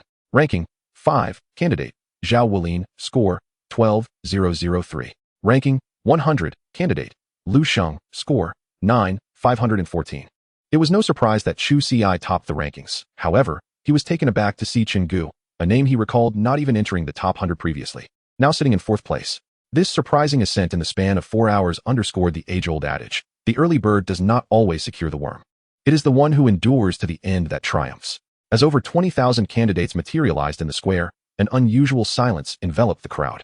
Each individual yearned to converse, but hesitated, acutely aware that any spoken word could jeopardize their hard-won scores. Instead, they scanned their surroundings, not for familiar faces, but in search of the elusive Chu Ci. With the conclusion of the assessments, a countdown of 10 seconds commenced before all candidates would be teleported away. In the esteemed presence of Chu Ci, I, Feng Yun, the principal of Qinglong Academy, made my introduction. At that moment, an elderly man appeared before Chu Ci, respectfully acknowledging me. Surprised, Chu Ci felt a jolt of astonishment. He had not anticipated the principal of Qinglong Academy would come personally, yet considering his remarkable examination results, it seemed quite reasonable. You have done exceptionally well. The celestial phenomena in Yunzong province half a month ago were indeed instigated by you, correct? Feng Yun inquired with a smile. Indeed, Chu Ci nodded, recognizing there was no need for concealment, as his performance in the assessment space was surely known to the principal. Would you be interested in joining Qinglong Academy? Feng Yun continued. From the outset, I had intended to enroll in Qinglong Academy, especially with your esteemed presence here, Chu Ci replied. Upon hearing this, Feng Yun laughed heartily, stating, I must inquire about your preferences. Should you have any requests, do not hesitate to voice them. Qinglong Academy will endeavor to nurture your talents to the fullest. A spark of interest ignited within Chu Ci. While he had no other particular demands, he did find himself in need of the heaven and earth prohibition. Even if the principal could not provide it, assistance in completing the breakthrough task would be immensely beneficial. After all, Feng Yun, as a legendary figure of level 80 or above, undoubtedly possessed greater insights than old Li. Feng Lao, might I inquire how one might obtain the heaven and earth prohibition? Chu Ci ventured, careful not to directly request it, as that could lead to an awkward situation should the principal be unable to procure it. However, should the principal possess it, his inquiry would surely convey his underlying intentions. The heaven and earth prohibition? This is a mythic-grade artifact. What purpose do you have for such an item? Feng Yun paused, momentarily taken aback by the request. Although he had mentioned the possibility of addressing needs, he did not expect the conversation to shift to a mythic-grade artifact so soon. To complete the breakthrough task, Chu Ci explained, revealing his task to the principal. As Feng Yun examined the details of Chu Ci's breakthrough task, his expression shifted through various emotions before settling back to normal. Your initial breakthrough task is indeed of hellish caliber, is it not? Correct, Chu Ci affirmed. Just as I suspected. All mythic-grade professions breakthrough tasks are bound to be hellish in nature. Feng Yun began to contemplate. There are numerous ways to accomplish this breakthrough task. I could readily provide you with at least 10 strategies. Chu Ci's eyes lit up. It was no surprise that a legendary figure could offer such a wealth of solutions in mere seconds. He did not necessarily require the heaven and earth prohibition, as he realized that employing such a mythic-grade artifact capable of slaying demigods solely for his level 20 breakthrough task would be an extravagant waste. Alternative methods would undoubtedly be preferable. However, he pondered, the time required for other approaches was considerable, at least a month at a minimum, given his rapid growth. Spending a month on the breakthrough task seemed somewhat extravagant. 1 month is not excessively long, Chu Ci remarked, confident that even if delayed, he could catch up with his peers thereafter. Feng Yun shook his head. Under normal circumstances, a month for a hellish task is indeed reasonable. Yet you do not possess such luxury of time. Let us proceed with the heaven and earth prohibition. I will submit a request to the higher authorities. Report to Qinglong Academy in 7 days, and I shall provide it to you, Feng Yun concluded. Chu Ci stared blankly at the other person, astonished that such a mythical-grade artifact was truly intended for his level 20 breakthrough task. However, he quickly sensed that the individual seemed eager for him to advance rapidly, not wishing to waste even a month's time. Old Feng, may I inquire why? Chu Ci asked. Feng Yun remained silent for a few seconds, initially intending to wait until Chu Ci reached at least level 60 to disclose this matter. However, since he was the principal party involved, revealing it now posed no issue. Half a month ago, you invoked an extraordinary phenomenon, which we publicly attributed to Shun Jianyun awakening a legendary class profession, aiming to obscure the truth from external powers. Yet, those external forces somehow discerned that a mythical class profession had emerged in our great Xia and demanded its surrender. We naturally could not acquiesce. Ultimately, through amicable negotiations, though they undoubtedly involved some conflict, we decided to set up a challenge arena, where we would dispatch a mythical class professional while they would send forth their elite. Chu Ci narrowed his eyes, aware that the so-called amicable negotiations had likely involved a fierce altercation. And the one we dispatched is Shen Jianyun. That lad has indeed awakened a legendary class profession. Feng Yun paused momentarily, then continued. However, his awakening was not for a primary combat profession, but rather a life class profession. A jolt ran through Chu Ci's heart. A life class profession? To pit someone with such a vocation against the elites from beyond? Fear not, his life class profession is quite unique, with combat prowess not inferior to that of primary combat professions. We would never send him to his demise. However, a life class profession is not a primary combat profession. While it is exceptionally powerful in the early stages, it diminishes in strength as time progresses. Therefore, we estimate he can only endure for a maximum of 3 years. After 3 years, not only will he face life-threatening risks, but the external forces will also realize that he is not a mythical class profession. This 3-year period represents your optimal time for growth. This is why Ning Yuan urged you to utilize the mythical grade artifact, wishing not to delay you even by a month. Feng Yun explained. Chu Ci fell silent, taken aback by the myriad complexities underlying the situation. To put it plainly, Shun Jianyun was nothing more than a scapegoat for him. Well, you need not feel any psychological burden. That child volunteered. He even mentioned that should he meet you, he would convey a message. What? Feng Yun said nothing, instead conjuring a luminous screen before Chu Ci. Looking upon it, Chu Ci saw a resolute-faced youth emerge within the glow. He recognized him instantly as Shun Jianyun. Shun Jianyun appeared to be a person of few words. He remained silent for several seconds before speaking. I will take the spotlight from you for 3 years. Chapter 47, A Warm Family. While other students engaged in discussions about the difficulty of the recent college entrance examination and their respective scores, Chu Ci remained somewhat withdrawn. Shun Jianyun. He etched the name into his memory. From Feng Yun's account, he learned that Shun Jianyun was 3 months younger than himself. Yet when the latter uttered that phrase, it was imbued with unwavering resolve. He was not merely fighting for Chu Ci, but for the entirety of Great Xia. There would always be someone stepping forward to shield the rest. Old Chu, what is the matter? You've been silent since the college entrance exam concluded. Lu Changhe inquired with curiosity as he emerged. Nothing. How did you fare in the exam? Chu Ci shook his head and asked. Oh, I have not brought shame upon you. Having achieved a score of 13,102, securing the top position among support roles, Lu Changhe remarked with a smile. We are both bound for the Qingtian Academy. Chu Ci nodded. This outcome was not particularly surprising, considering the opponent had reached level 19, far surpassing the other candidates. However, the assessment for support roles was undoubtedly distinct from their main combat evaluations. One could not deny the abundance of talent in Yuncheng province, despite securing first place. He realized the second-place candidate was merely 7 points behind him, and they were only at level 17. Lu Changhe reflected on his fortune in achieving first place, attributing it to a combination of level advantage and an impressive talent acquired from a prior breakthrough task. As the two conversed, Li Yin clapped his hands, bringing silence to the assembly of students. Classmates, the college entrance examination has concluded. As for the results, you all have an inkling of how you fared. The official rankings will be announced tomorrow, allowing you to select your preferred institutions based on your standings. Remember, you have only 1 day to submit your choices, and within 3 days, you will receive your admission notifications. In 7 days, you are expected to report to your chosen universities. Should you encounter any issues during this process, feel free to approach the faculty. We will be here to assist you. The end of the college entrance examination does not equate to a holiday. Even the students are eager to commence their university journey and grow stronger. Li Yun then inquired of the two, "How about you two?" He intercepted Chu Ci and Lu Changhe as they prepared to depart. "Oldly, I placed first." Lu Changhe chuckled, and old Chu also secured first. Although he had anticipated this, Li Yun could not suppress the smile that crept across his face. This is quite remarkable, as it marks the provincial top scorers.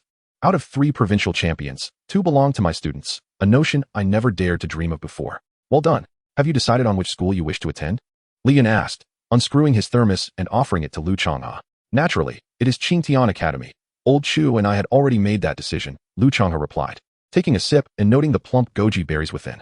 Li Yun turned his gaze to Chu Ci, who nodded in acknowledgement, choosing not to disclose the news of his meeting with Feng Yun. Very well, if you encounter any troubles in the coming days, do not hesitate to call me, Li Yun said with a smile. As the 3 continued their conversation, they exited the school gates, exchanging a few more words before parting ways. Instead of returning to Chu Ci's home, the 2 made their way to Lu Changhe's residence. Upon entering, a warm-hearted woman enthusiastically ushered Chu Ci to the sofa. She was Lu Changhe's mother, Li Shiyun. A middle-aged man in the kitchen, donned in an apron, peeked out with a smile. Lu Changhe's father, Lu Yun. "Old Chu here," Lu Changhe said as he retrieved 2 bottles of calcium milk from the refrigerator, handing one to Chu Ci. "You must be famished. Your uncle has fried some crispy meat." At that moment, Li Shiyun emerged from the kitchen, carrying a platter of golden crispy meat. "Please, fill your stomachs." "Thank you, Aunt Li," Chu Ci replied with a nod. Li Shiyun smiled and added, "You and Changhe can watch some television while I assist your uncle." Understanding Chu Ci's reserved nature, she opted not to linger, lest he feel uneasy. "Come on, eat up. My father's culinary skills far surpass mine," Lu Changhe encouraged. Lu Changhe picked up a piece of crispy meat and placed it in his mouth, savoring its delightful crunch. Chu Ci, not one to hold back, also took a piece and relished the exquisite flavor. Before long, the meal was ready, and both Lu Changhe and Chu Ci eagerly entered the kitchen to serve the dishes. "Dad, today's spread is truly extravagant," Lu Changhe remarked, surveying the numerous dishes before him, which numbered over 10. "Isn't it a celebration for your completion of the college entrance examination?" Lu Yun chimed in just as she set down her apron. "Chu Ci, would you care for a drink?" "Certainly," replied Chu Ci. Lu Yun then retrieved a jar of fine spirit, its fragrant aroma wafting through the air. "Uncle, allow me," Chu Ci said, rising to take the jar from Lu Yun, pouring a glass for her and another for herself. Meanwhile, Lu Changhe and Li Shiyun opted for calcium milk. "Chu Ci has changed quite a bit compared to before," Lu Yun observed with a cheerful smile. "She used to visit our home often, but rarely spoke, let alone poured drinks like she does now." Li Shiyun added with a beaming expression, "The children have grown up. Let us raise our glasses in celebration of these 2 students for completing their exams and embarking on their university journey," Lu Yun proclaimed as she lifted her glass. Chu Ci followed suit, while Lu Changhe and Li Shiyun clinked their calcium milk glasses together. After finishing their drinks, Chu Ci refilled Lu Yun's glass. "Indeed, Chu Ci. Your uncle prefers to pour for himself. Don't mind him. Enjoy this generous chicken leg," Li Shiyun said, placing a large chicken leg into Chu Ci's bowl. With a smile and a nod, Chu Ci began to relish the chicken leg. The meal was filled with warmth, and Lu Yun and Li Shiyun refrained from inquiring about exam results, instead discussing what the 2 should pay attention to in their forthcoming university lives. Over an hour later, the meal came to a close. Chu Ci, not one to be idle, joined Lu Changhe in washing the dishes and tidying the kitchen. "Let Lu Changhe handle it. You are our guest, and it's improper to have guests wash dishes," Li Shiyun insisted. "Li Auntie, we are like family now. Why should we stand on ceremony?" Chu Ci replied, prompting Li Shiyun to smile and relent. After half an hour of diligent work, Chu Ci and Lu Changhe finally restored the kitchen to order. Lu Yun and Li Shiyun were settled on the couch, engrossed in the television, which was broadcasting from the Yunzhong province station. The screen displayed news about this year's college entrance examination. "Dear viewers, the National College Entrance Examination has concluded. According to our reports, this year's main assessment in Yunzhong province comprised 3 rounds. In the 3rd round, to uncover more talent, the officials attempted a novel method of rapid clearing, aimed at testing students' observational skills. However, this technique is notoriously difficult to discern. It is said that only 1 student discovered this method, thus achieving a score far surpassing other candidates." Upon hearing this, Chu Ci paused, suddenly realizing that the authorities were attempting to cover their tracks. Given her exceptionally high score, it was inevitable that other candidates would question how she attained such results. Many candidates from Yunzhong province, upon hearing this news, were enlightened. Understanding at last why Chu Ci's score was so remarkably high, she had benefited from the special clearing method established by the officials. Initially, the candidates who had numerous speculations about the Chu Ci could only lament their misfortune for not discovering that method. However, upon reflection, it is understandable. If such a technique could vanquish even legendary monsters, it would hardly be so easily uncovered, lest everyone achieve perfect scores. In Chapter 48, My Two Provincial Top Scholars? In the living room, Li Shiyun handed 2 peeled apples to Chu Ci and Lu Changhe. Xiao Ci, Changhe, how did you find the college entrance examination? Was it difficult? After reading the news, Lu Yun finally spoke up. I thought you would manage to refrain from asking, Lu Changhe replied with a smile. Lu Yun chuckled. He had long wished to inquire but hesitated, considering it might not be appropriate to question the children right after their exams. Yet, seeing his son smiling, and with Chu Ci remaining composed, he surmised that their results should be satisfactory. Mom and Dad, I won't tell you just yet. We can check the results tomorrow morning. I want to give you a surprise, Lu Changhe declared. You rascal, learning to tease me now? Hand over the apple, Li Shiyun said, extending her hand. Lu Changhe, of course, was disobedient, taking a bite out of the apple and leaving a ring of teeth marks, which made Li Shiyun grimace in disdain. Her son truly was a handful. She wondered which girl would be foolish enough to fall for him. Don't worry, Mom. Both my and Lao Chu's results are excellent. We will not disappoint you, Lu Changhe assured with a grin. Fine then, we won T pry. And you, young man, what level are you at? You Haven T told us, and now you won T even share your scores. Lu Yun waved his hand dismissively. How good could their results possibly be? They couldn't T be the provincial top scholars, could they? As the evening wore on, the family watched television and chatted until after 10 o'clock, when Aunt Lee prepared a bowl of sweet rice dumplings for a late-night snack. The night passed without incident. The next morning, Lu Changhe and Chu Ci rose around 7, intending to prepare breakfast, but were startled upon entering the living room. Mom and Dad, what are you doing sitting here? Seeing Lu Yun and Li Shiyun in front of the computer, both sporting dark circles under their eyes, Lu Changhe frowned. You didn't stay up all night, did you? We couldn't sleep, thinking about your college entrance exam results. It's just 10 minutes until 8. We can check the scores then, Lu Yun yawned. As parents, how could they not be concerned for their children, especially regarding such a pivotal event? If you really want to know, just ask, and I'll tell you, Lu Changhe replied with a wry smile. You've waited this long. Better to let us uncover it ourselves. Lu Yun waved his hand. Breakfast is ready for you too. We've already eaten. Exchanging glances, Lu Changhe and Chu Ci proceeded to the kitchen to retrieve their breakfast. Soon, 8 o'clock arrived. Lu Yun, seeing the time, promptly logged into the academic system and entered Lu Changhe's student ID to check the results. Contrary to expectations, there was no lag, as many parents had already learned their children's scores. As the web page loaded, Lu Yun and Li Shiyun grew anxious, despite their son's promise of a surprise. They remained uneasy until they could see the outcome. Finally, the web page redirection concluded.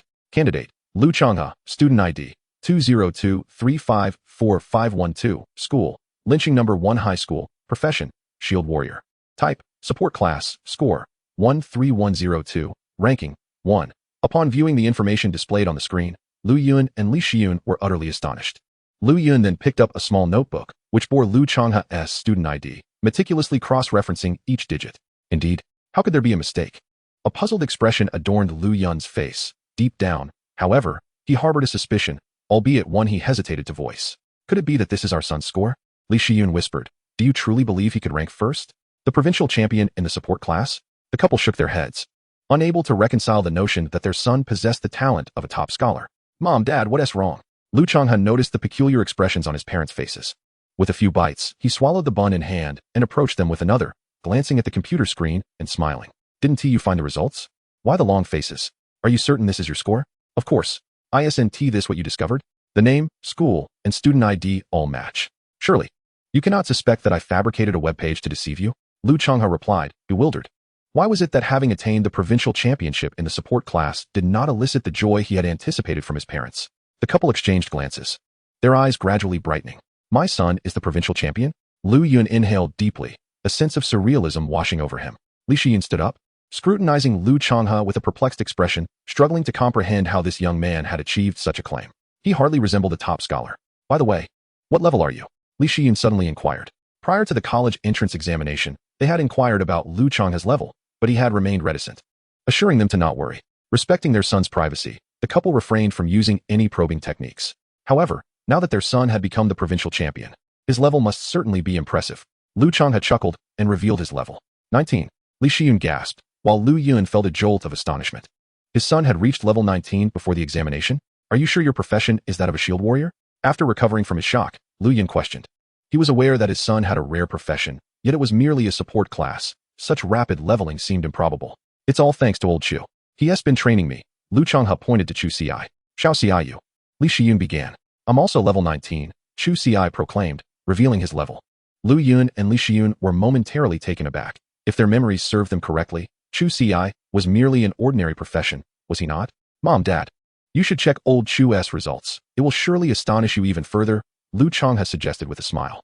Could it be that 2 provincial champions were emerging from their household? With this thought, Lu Yun retrieved his notebook once more, which also contained Chu Ci's student ID. Over the past 3 years, it had been the couple who had attended the parent-teacher meetings on behalf of Chu Ci. Upon entering the academic identification number of Chu Ci, the page swiftly refreshed once more. Candidate, Chu Ci. Student ID, 202354501. School, Lynching No. 1 High School. Profession, swordsman. Type, main combat class. Score, 28190. Ranking, 1. Although they had prepared themselves, the couple was still taken aback upon witnessing Chu Ci's astounding results. Do we really have 2 provincial champions in our family? Lu Yun exclaimed, a grin stretching across his face. He attempted to compose himself. But the thought that out of the 3 provincial champions each year, 2 belonged to their family was simply overwhelming. Composure? What nonsense, let us all rejoice. Lu Changhe was equally astonished upon seeing Chu Ci's score, exclaiming, what? A perfect score? He was aware that Chu Ci had secured the top position in the main combat assessment, yet he had not known the exact score. Now, witnessing the perfect score left him flabbergasted. Could it be? Lu Yun suddenly recalled a news report from the previous night, which mentioned a candidate who had discovered a method to swiftly defeat monsters. Was that candidate none other than Xiao Ci? It was I, Chu Ci confirmed, regarding the so-called method, attributing it to his extraordinary damage output. He also noted that the page listed his profession as swordsman, likely due to the intention to withhold his true vocation. Lu Changhe raised an eyebrow, aware of Chu Ci's circumstances. Did he truly require that so-called method? Or was it possible that such a method was merely a fabrication, a convenient explanation for Chu Ci's remarkably high score? Ha ha ha, splendid. 2 provincial champions in our family. After all these years, this is indeed a first, Lu Yun declared, his smile unwavering. Li Shiyun, however, was more perceptive and sensed that Chu Ci surely harbored some secrets. Excluding the college entrance examination, the fact that he had reached level 19 while assisting Lu Changhe before the exam was not something an ordinary student could achieve. Yet, she chose not to voice her thoughts, as the 2 boys' accomplishments were already commendable. Subsequently, the 2 began to fill out their college applications, naturally opting for Qinglong Academy. Remarkably, not even a minute had passed after they submitted their applications when their phones rang. It was a call from an admissions officer at Qinglong Academy, simply to inform them that they had been successfully accepted. The swiftness of this notification left both Chu Ci and Lu Changhe bewildered. Had they been awaiting their response all along? With their acceptance confirmed, Chu Ci and Lu Changhe had tidied themselves before heading out, eager to engage in leveling up. While Chu Ci could no longer gain experience, Lu Changhe had yet to reach level 19. Perhaps he could still assist Lu Changhe in completing the breakthrough quest before entering Qinglong Academy. Meanwhile, Lu Yun and Li Shiyun were not idle. They reminded the boys to be cautious before heading to the market, planning to celebrate later that evening. Concurrently, a banner was hung at Lynching No. 1 High School, commemorating the momentous occasion. Warmest congratulations to our school, as student Chu Ci has secured the top position in the provincial main examination, becoming the provincial champion. Similarly, we extend our heartfelt congratulations to Lu Changhe, who achieved the highest score in the provincial supplementary assessment, also earning the title of provincial champion. With 2 champions from the same class, the principal was nearly beside himself with joy upon receiving this news. As the homeroom teacher of both Chu Ci and Lu Changhe, Li Yun was graciously summoned by the principal, receiving not only accolades and praise, but also a share of the benefits that accompany such successes. When Li Yun exited the principal's office, he too wore a broad smile, prompting envy among the other teachers. They could only admire from afar, as it was no small feat to have 2 provincial champions in a single class. The entire city of Lynching soon caught wind of this news. Incredible! This year, both provincial champions hail from our Lynching. We are truly soaring. Indeed, the prestige of our city's finest school, the first high school, has shone brightly. The last time Lynching produced a provincial champion was 30 years ago, and now, we have 2. Do you recall the recent record-breaking feats in the Wild Boar Forest and Goblin Fortress dungeons? I suspect these 2 provincial champions had a hand in that as well. The mystery has been solved. We previously thought it might be prodigies from other cities passing through, but it turns out they are our own. Students of the first high school. Remarkable. With my child entering high school next year, I hope they can also gain admission to the first high school, perhaps even becoming a provincial champion themselves. Upon hearing the news of 2 provincial champions from our city, many were initially taken aback, but joy soon followed. A surge of pride welled up within us. Our Lynching children truly excel. However, this also cast a shadow over those students who did not perform as well. They looked at these champions and then at themselves, pondering the vast gap between them. This was the closest they had ever been to a provincial champion. Yet among the over 400 participants in this year's main examination, only 1 emerged victorious. It was a stark reminder that they had missed their chance. Honey, Let's have another child. This one seems destined for failure. Many students found themselves on the receiving end of their parents' admonishments. While those in the second year of high school were inundated with motivational talks, as parents hoped their children would also become provincial champions next year. Moreover, the Lynching Education Bureau was also in high spirits, with the director expressing unrestrained joy. This marked his 5th year as the head of the bureau. And while he had made no grave errors, he had yet to produce remarkable results. As he faced the prospect of reassignment, he had been troubled about where he might end up. Unexpectedly, 2 provincial champions emerged in the same year, prompting him to declare Chu Ci and Lu Changhe as his lucky stars. With these 2 provincial champions, as long as he avoids mistakes in the future, his career will be secure. With this thought, the Education Bureau director could no longer remain seated. He immediately took a trip to the first high school, only to discover that the city lord had already arrived. The city lord was equally restless, realizing that this achievement not only benefited the Education Bureau director, but would also bring advantages to him and the entire leadership of lynching. At last, the city lord and the chief, accompanied by Principal Yi and Li Yun, set out to pay a visit to his 2 great auspicious stars. However, to their dismay, they were met with disappointment, receiving only the hospitality of the Lu couple. Upon learning that the 2 fortunate stars had gone to level up, both the city lord and the chief expressed their utmost understanding. Although a tinge of disappointment lingered, they recognized that enhancing the prowess of the provincial champions was far more significant than a mere meeting with them. Simultaneously, upon discovering that Lu Yun was the captain of the city guard and Li Xun worked in the botanical cultivation department, both men, though silent, harbored thoughts of promotion. After all, the family of provincial champions, especially with 2 such illustrious figures, deserved recognition. Failure to promote them would render their positions unworthy. Moreover, the media of Yunzhong province flocked to lynching, eager to interview Chu Ci and Lu Changhe. Yet, they were ultimately thwarted by the city lord and the chief. We haven't even met them. Do you think you can? Are you trying to disturb our provincial champions leveling up? Begone. The atmosphere in lynching that day resembled a festive celebration, with the lynching television station incessantly broadcasting the news of Chu Ci and Lu Changhe's ascension to provincial champions. Unbeknownst to them, after leaving home, they had informed Ji Yuan of their plans, and he subsequently joined them in their leveling endeavors. Lu Changhe received his breakthrough mission. Chapter 50, Lu Ma's Breakthrough, Epic Equipment. Best Teammate, Ordinary Level. Please form a party with your teammate to complete a dungeon. The teammate's level must not exceed your own, and there is no limit to the number of teammates. During the dungeon, if your damage taken reaches 20 for the entire party, the mission completion reward is 50 free attribute points. This was Lu Changhe's breakthrough task. This task seems rather simple. Lu Changhe remarked. It was also Chu Ci's first encounter with an ordinary level breakthrough task, and he was astonished at its ease, though the rewards were not particularly generous. Ordinary level tasks lack excitement. I will enhance it. Lu Changhe shook his head. Having previously undertaken hell-level tasks, he had grown weary of ordinary level missions. Furthermore, even if this task were elevated to hell level, he could still form a team, allowing Chu Ci to carry him through. Subsequently, Lu Changhe produced a rare level task enhancement scroll and used it, resulting in a change in the mission. Best Teammate, Difficult Level. Please form a party with your teammate to complete a difficult level dungeon. The teammate's level must not exceed your own, and the number of teammates must not exceed 10. During the dungeon, if your damage taken reaches 60 for the entire party, the mission completion reward is 1 piece of random high-level class equipment and 200 free attribute points. The difficulty of the difficult level task had significantly increased, as had the rewards. Even without Chu Ci's assistance, there remained a viable chance of completion. Yet, Lu Changhe had no intention of halting there.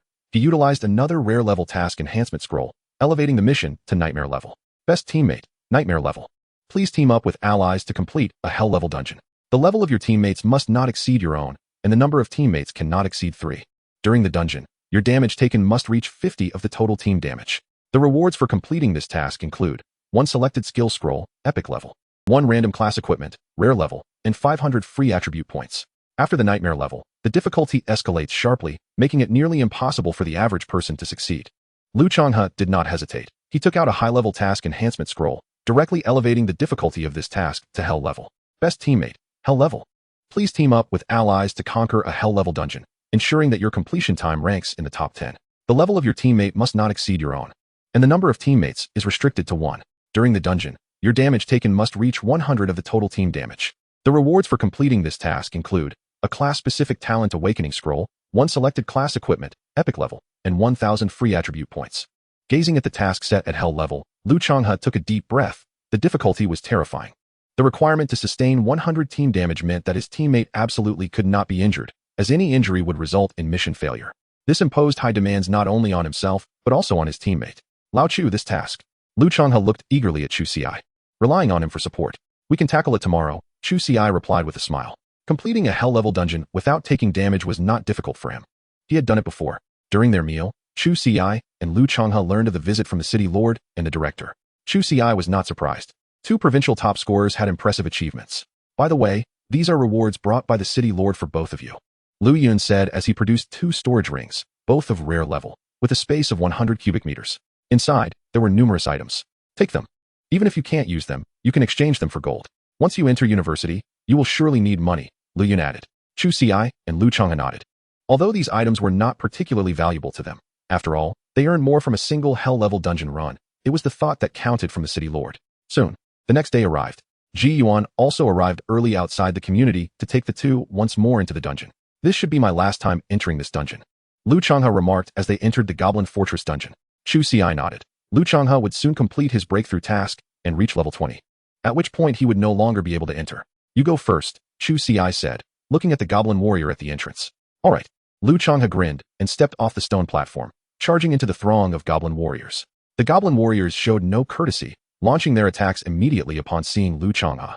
Before long, his health began to dwindle. When he was down to half, Chu Ci intervened, swiftly annihilating the goblin warriors. Lao Chu, it's your turn now, Lu Changhe laughed. Chu Ci nodded, then forged ahead, leading Lu Changhe through the dungeon with reckless abandon. They had traversed this instance countless times, rendering them intimately familiar with its layout. With Chu Ci's formidable damage output, monsters were dispatched from several hundred meters away, leaving him virtually unscathed and ensuring Lu Changhe's damage absorption reached a perfect 100. After more than 3 hours, upon vanquishing the goblin priest, a notification echoed. Your team has successfully recorded a hell-level dungeon run in the Goblin Fortress. 10:19. Completion time, 3 hours, 1 minute, and 41 seconds. The record had been reset once more, though no special rewards awaited them, a fact they were already well aware of. How did we fare? Is the task complete? Chu Ci inquired. Indeed, Lu Changhe affirmed, subsequently casting the detection spell thrice, revealing his status panel before Chu Ci. Name, Lu Changhe class, Shield Warrior level, 20, 0, 250, 000. Health, 27, 0, 60 mana, 1, 550 strength, 155 agility, 155 constitution, 2, 255 spirit, 155 intelligence, 155 physical attack, 310 magical attack, 310 physical defense, 255 magical defense, 155 skills, tremor, detection, slash, strike, sweep, heavy strike, charge. Blood shield talents, indomitable, enhanced recovery, shield guardian, wrath of the shield, counterattack and desperation. Having completed the breakthrough task, Lu Changhe's health surged over 20,000, a stark contrast to Chu Ci's mere 2,000.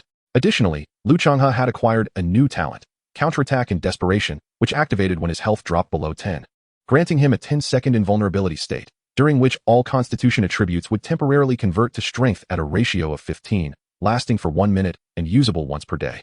Upon observing this talent, Chu Ci was taken aback. Although Lu Changhe was a competent tank, his offensive capabilities were undeniably lacking. However, with this newfound talent, he could temporarily assume the role of a primary combatant, yielding unexpectedly advantageous outcomes in critical moments. Furthermore, Lu Changhe had chosen an epic-grade piece of equipment, Mighty Bear's armor. Classified as epic, providing 500 constitution and possessing the following traits. 1. All damage received is reduced by 10. 2. When the target inflicts damage upon you, there is a 1 chance to induce a staggered state. 3. All negative effects are reduced by 20. Skill, Mighty Bear's protection, for the next 10 seconds. You can become immune to all damage not exceeding your maximum health, with a cooldown of 1 hour. This was Chu Ci's first encounter with epic-grade equipment, and its effects were nothing short of astonishing, boasting 3 traits and an active skill. Moreover, this skill was exceptionally potent. It either rendered Lu Changhe impervious to damage or resulted in instant elimination of his foes. After Lu Changhe donned this equipment, his health points soared beyond 30,000, transforming him into a veritable tank. Chapter 51, Arrival at Qinglong City. In the ensuing days, Chu Ci led Lu Changhe and Ji Yuan into the wilderness to hunt monsters, neglecting any further dungeon excursions. One day, at Lu Changhe's residence, Li Shiyun and Lu Yun were bustling about, packing various items, as they were to report to Qinglong Academy the following day. Mom, that's enough. The school has everything we need, Lu Changhe sighed. All right, let me just pack some pickled vegetables. They surely won't have these at school, Li Shiyun replied, producing 2 jars of her homemade pickles and placing 1 in each of Chu Ci and Lu Changhe's suitcases. This time, Lu Changhe did not decline. These pickles were extraordinary, crafted from a special plant cultivated by his mother, boasting a delightful flavor. After laboring for more than half an hour, they managed to pack 6 large suitcases. These 2 boxes contain your clothing, as I thought you might need them for university. They're all freshly purchased, Li Shiyun explained. Handing over another box. Chu Ci and Lu Changhe stored the suitcases in their spatial rings, finding it extremely convenient. Alright, the children have grown up. They know how to live. Let us head to the teleportation array, Lu Yun stated, extinguishing his cigarette. He then drove Chu Ci, Lu Changhe, and Li Shiyun toward the teleportation array. Located in the center square of Lin City, the array was guarded by dedicated sentinels. As most travelers preferred it for reaching other cities, given the dangers posed by monsters lurking in the wild.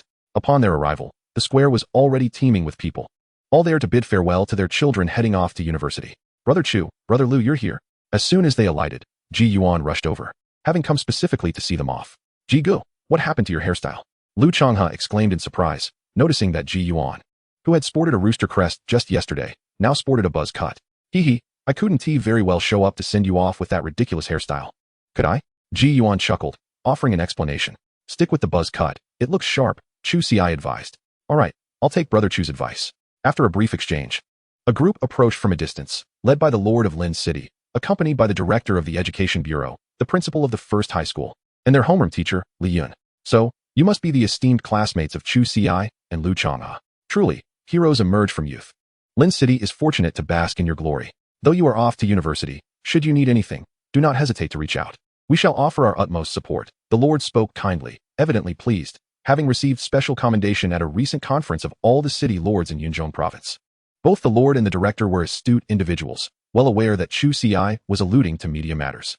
Ha, do not be so formal, Chu Ci. This is no trouble at all. We hope to encounter such inconveniences every year. The director laughed heartily. The city lord and the director maintained a sense of decorum, exchanging polite farewells before departing, granting time for Chu Ci, Lu Changhe, and their families to bid each other adieu. With little to say, I could only wish them every success. Here, Li Yun said, stepping forward to present 2 thermos cups to Chu Ci and Lu Changhe, freshly brewed. Well then, we shall not stand on ceremony, Lu Changhe replied, accepting one of the cups and tucking the other into Chu Ci's embrace. Li Yun did not linger, as besides Chu Ci and Lu Changhe, there were other students present. The moment soon came for farewells to Lu Yun and Li Shiyun. Despite Lu Changhe's usual carefree demeanor, this was his first departure from his parents, and a hint of melancholy clouded his spirit. After a bittersweet moment, Chu Ci and Lu Changhe stepped into the teleportation array, and with a flash of white light, they vanished from sight. One could only wonder how they would fare at Qinglong Academy, thought Li Shiyun, her eyes glistening with unshed tears. Children will always grow up, Lu Yun consoled, wrapping an arm around her shoulder. Meanwhile, as Chu Ci and Lu Changhe opened their eyes once more, they found themselves in a different plaza. This square was far grander than the one in Lin City, with hundreds of teleportation arrays surrounding it. At that moment, individuals emerged from the arrays intermittently. You must be Chu Ci and Lu Changhe, right? Greetings. I am Zheng Guang, a second-year student at Qinglong Academy. Welcome to Qinglong City. I will be your guide to the academy. A young man clad in a robe approached them, wearing a warm smile. Hello, senior. I am Lu Changhe, and this is Chu Ci. Lu Changhe introduced himself. Zheng Guang nodded, acknowledging their presence. For their details were recorded in the academic system despite him having never met them before. This is the East Plaza of Qinglong City, not far from our academy. Shall I show you around the vicinity before we head to the academy? Zheng Guang inquired. Naturally, Chu Ci and Lu Changhe had no objections. The Great Xia Empire boasts 4 principal cities: Qinglong City, Xuanwu City, Zhuke City, and Baihu City, each housing a prestigious institution of learning. As one of the 4 major cities, Qinglong City is exceedingly prosperous, with roads twice as wide as those in Lin City. The streets bustled with traffic, flanked by an array of shops, supermarkets, and shopping centers. Passing by, one could marvel at the dazzling array of goods displayed on the shelves. Given its proximity to Qinglong Academy, this area was notably more vibrant than others. Over there is the snack street. That duck leg shop has been a century-old establishment with delightful flavors. If you have the time, be sure to try it, Zheng Guang continued. This is the commercial street. If you ever wish to purchase something, feel free to come here, as the academy does not restrict outings. Additionally, while our academy does not impose limitations on the use of gold coins, the true currency of value lies in academic credits. 1 credit is approximately worth 10,000 gold coins. However, the academy has regulations. Credits can be exchanged for gold coins, but gold coins cannot be converted back into credits. As they walked, Zheng Guang elaborated. There are numerous ways to earn credits. The most common involves completing tasks. For instance, my task now is to host you, and upon its completion, I shall receive 10 credits. You may wonder, if gold coins can be used within the academy, what then is the significance of credits? This brings us to the exchange office of our institution, which is replete with an abundance of marvelous treasures. Even the least among them are of rare quality. Provided your credits are ample, One could even acquire epic or legendary items. The exchange office exclusively accepts credits and is said to be directly connected to the treasury of our great Xian nation, where even mythic items may be found. However, during my year at school, I have yet to witness anyone redeem a mythic item. Chapter 52. The Qingmu Wudong Legendary. Zheng Guang, with great diligence, elaborated on many matters that Chu Ci and Lu Changhe were unaware of. Both were exceedingly intrigued by the exchange office of Qinglong Academy, as it is a place where mythic items can be exchanged. As they meandered, Chu Ci and Lu Changhe gradually familiarized themselves with their surroundings, ensuring they would not become lost while exploring. After more than half an hour, the trio arrived before a colossal white stone gate towering 30 meters high, inscribed with the 4 characters of Qinglong Academy. This mere portal emanated a formidable aura. Senior, what of Qinglong Academy? Why do we only see the gate? Lu Changhe inquired, scanning the desolate surroundings, with only this solitary portal standing before them. Do you see this gate? Our Qinglong Academy exists within a different space. As long as you wear the Academy's emblem, you will be transported inside, Zheng Guang explained with a smile. If outsiders wish to enter, they must be accompanied by someone from within. But if a determined individual obtains the emblem, would they not be able to enter at will? Lu Changhe pressed on. Do not forget, Qinglong Academy is not merely an institution of learning. It is also a gathering place for the powerful. Unless one seeks death, even legendary beings would likely meet their demise upon entry, Chu Ci interjected, shaking his head. Subsequently, Zheng Guang led Chu Ci and Lu Changhe through the portal. Upon passing through, they were greeted by a broad stone pathway, flanked by towering wutong trees that soared over 20 meters high. Beneath these trees, Chu Ci and Lu Changhe felt a profound sense of their own insignificance. Wow, these trees are legendary, Lu Changhe exclaimed suddenly, prompting Chu Ci to pause in astonishment before casting a detection spell. Qingmu Wudong, legendary. Chu Ci was equally taken aback, never anticipating that his first encounter with a legendary item would occur upon entering Qinglong Academy. Zheng Guang was pleased with their reactions. He too had been startled upon his initial entry into Qinglong Academy. Who would have thought that the exceedingly rare legendary trees outside would merely serve as welcoming sentinels within the academy? Do not harbor any intentions toward these Qingmu Wudong. They were cultivated by a legendary powerhouse of our academy, a legendary master of formations who established a formation with them, serving as our second line of defense. Zheng Guang elucidated. Second line of defense? What then is the first? Zheng Guang remained silent, merely casting a glance at the portal behind them. Chu Ci and Lu Changhe hastily cast their detection spells, but yielded no results. They certainly would not suspect Zheng Guang of deceit. The inability to uncover the truth only underscored the extraordinary nature of this portal, which might very well be a mythical artifact. Zheng Guang chose not to elaborate, as he too was unaware of the portal's exact classification. After all, when he entered the academy last year, his senior had informed him similarly. All right, let us proceed to introduce you to Qinglong Academy and assist you with your enrollment, Zheng Guang beckoned, leading the two into the institution. Qinglong Academy was vast, or rather, this extraordinary space was immense. It contained everything found in the outside world, and even that which was absent from it. Rather than merely an academy, it resembled a city.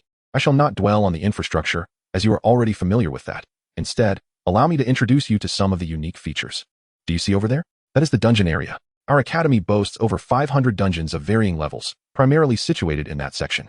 Among these dungeons, there exists a particular one known as the Attribute Dungeon. Within this dungeon, defeating monsters does not yield equipment or experience points. Rather, it produces a type of attribute potion. Upon consumption, this potion grants free attribute points, though entry to the dungeon requires a level of 20. Chu Ci and Lu Changhe's eyes sparkled with excitement.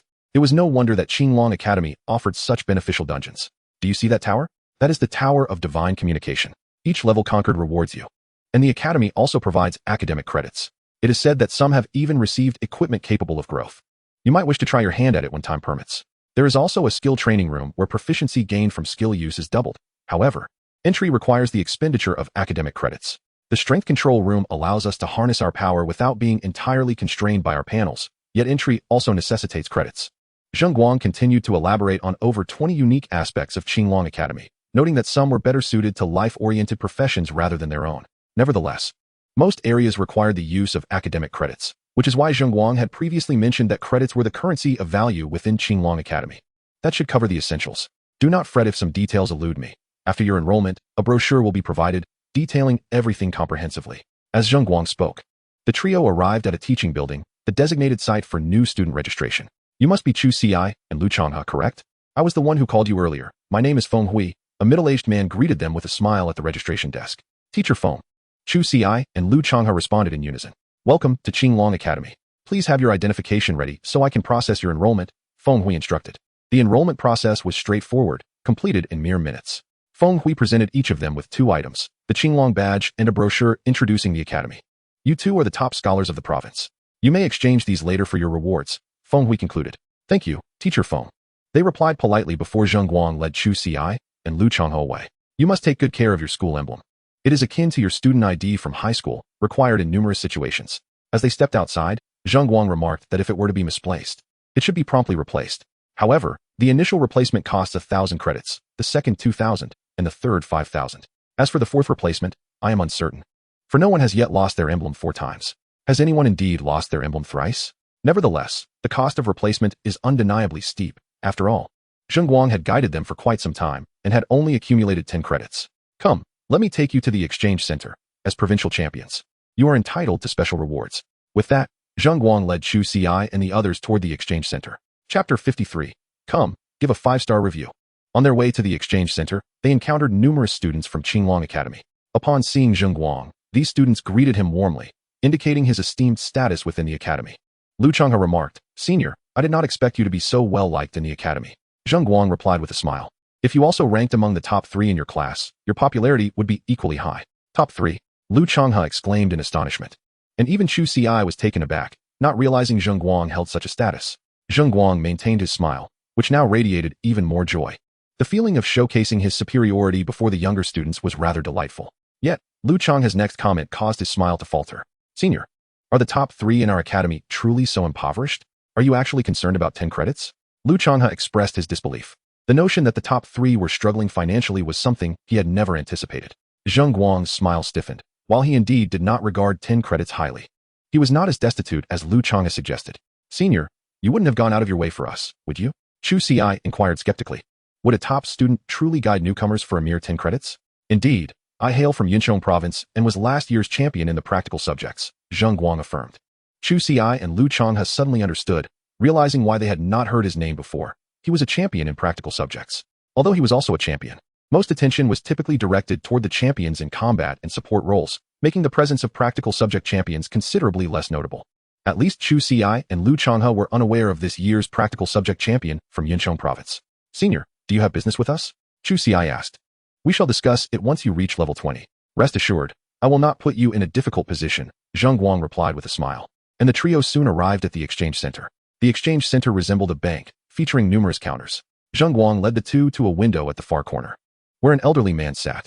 This is Elder Wu, the manager of the exchange center, Zheng Guang introduced. Elder Wu, these are Chu Ci and Lu Changhe, the champions of Yinchuan province this year, here to claim their rewards.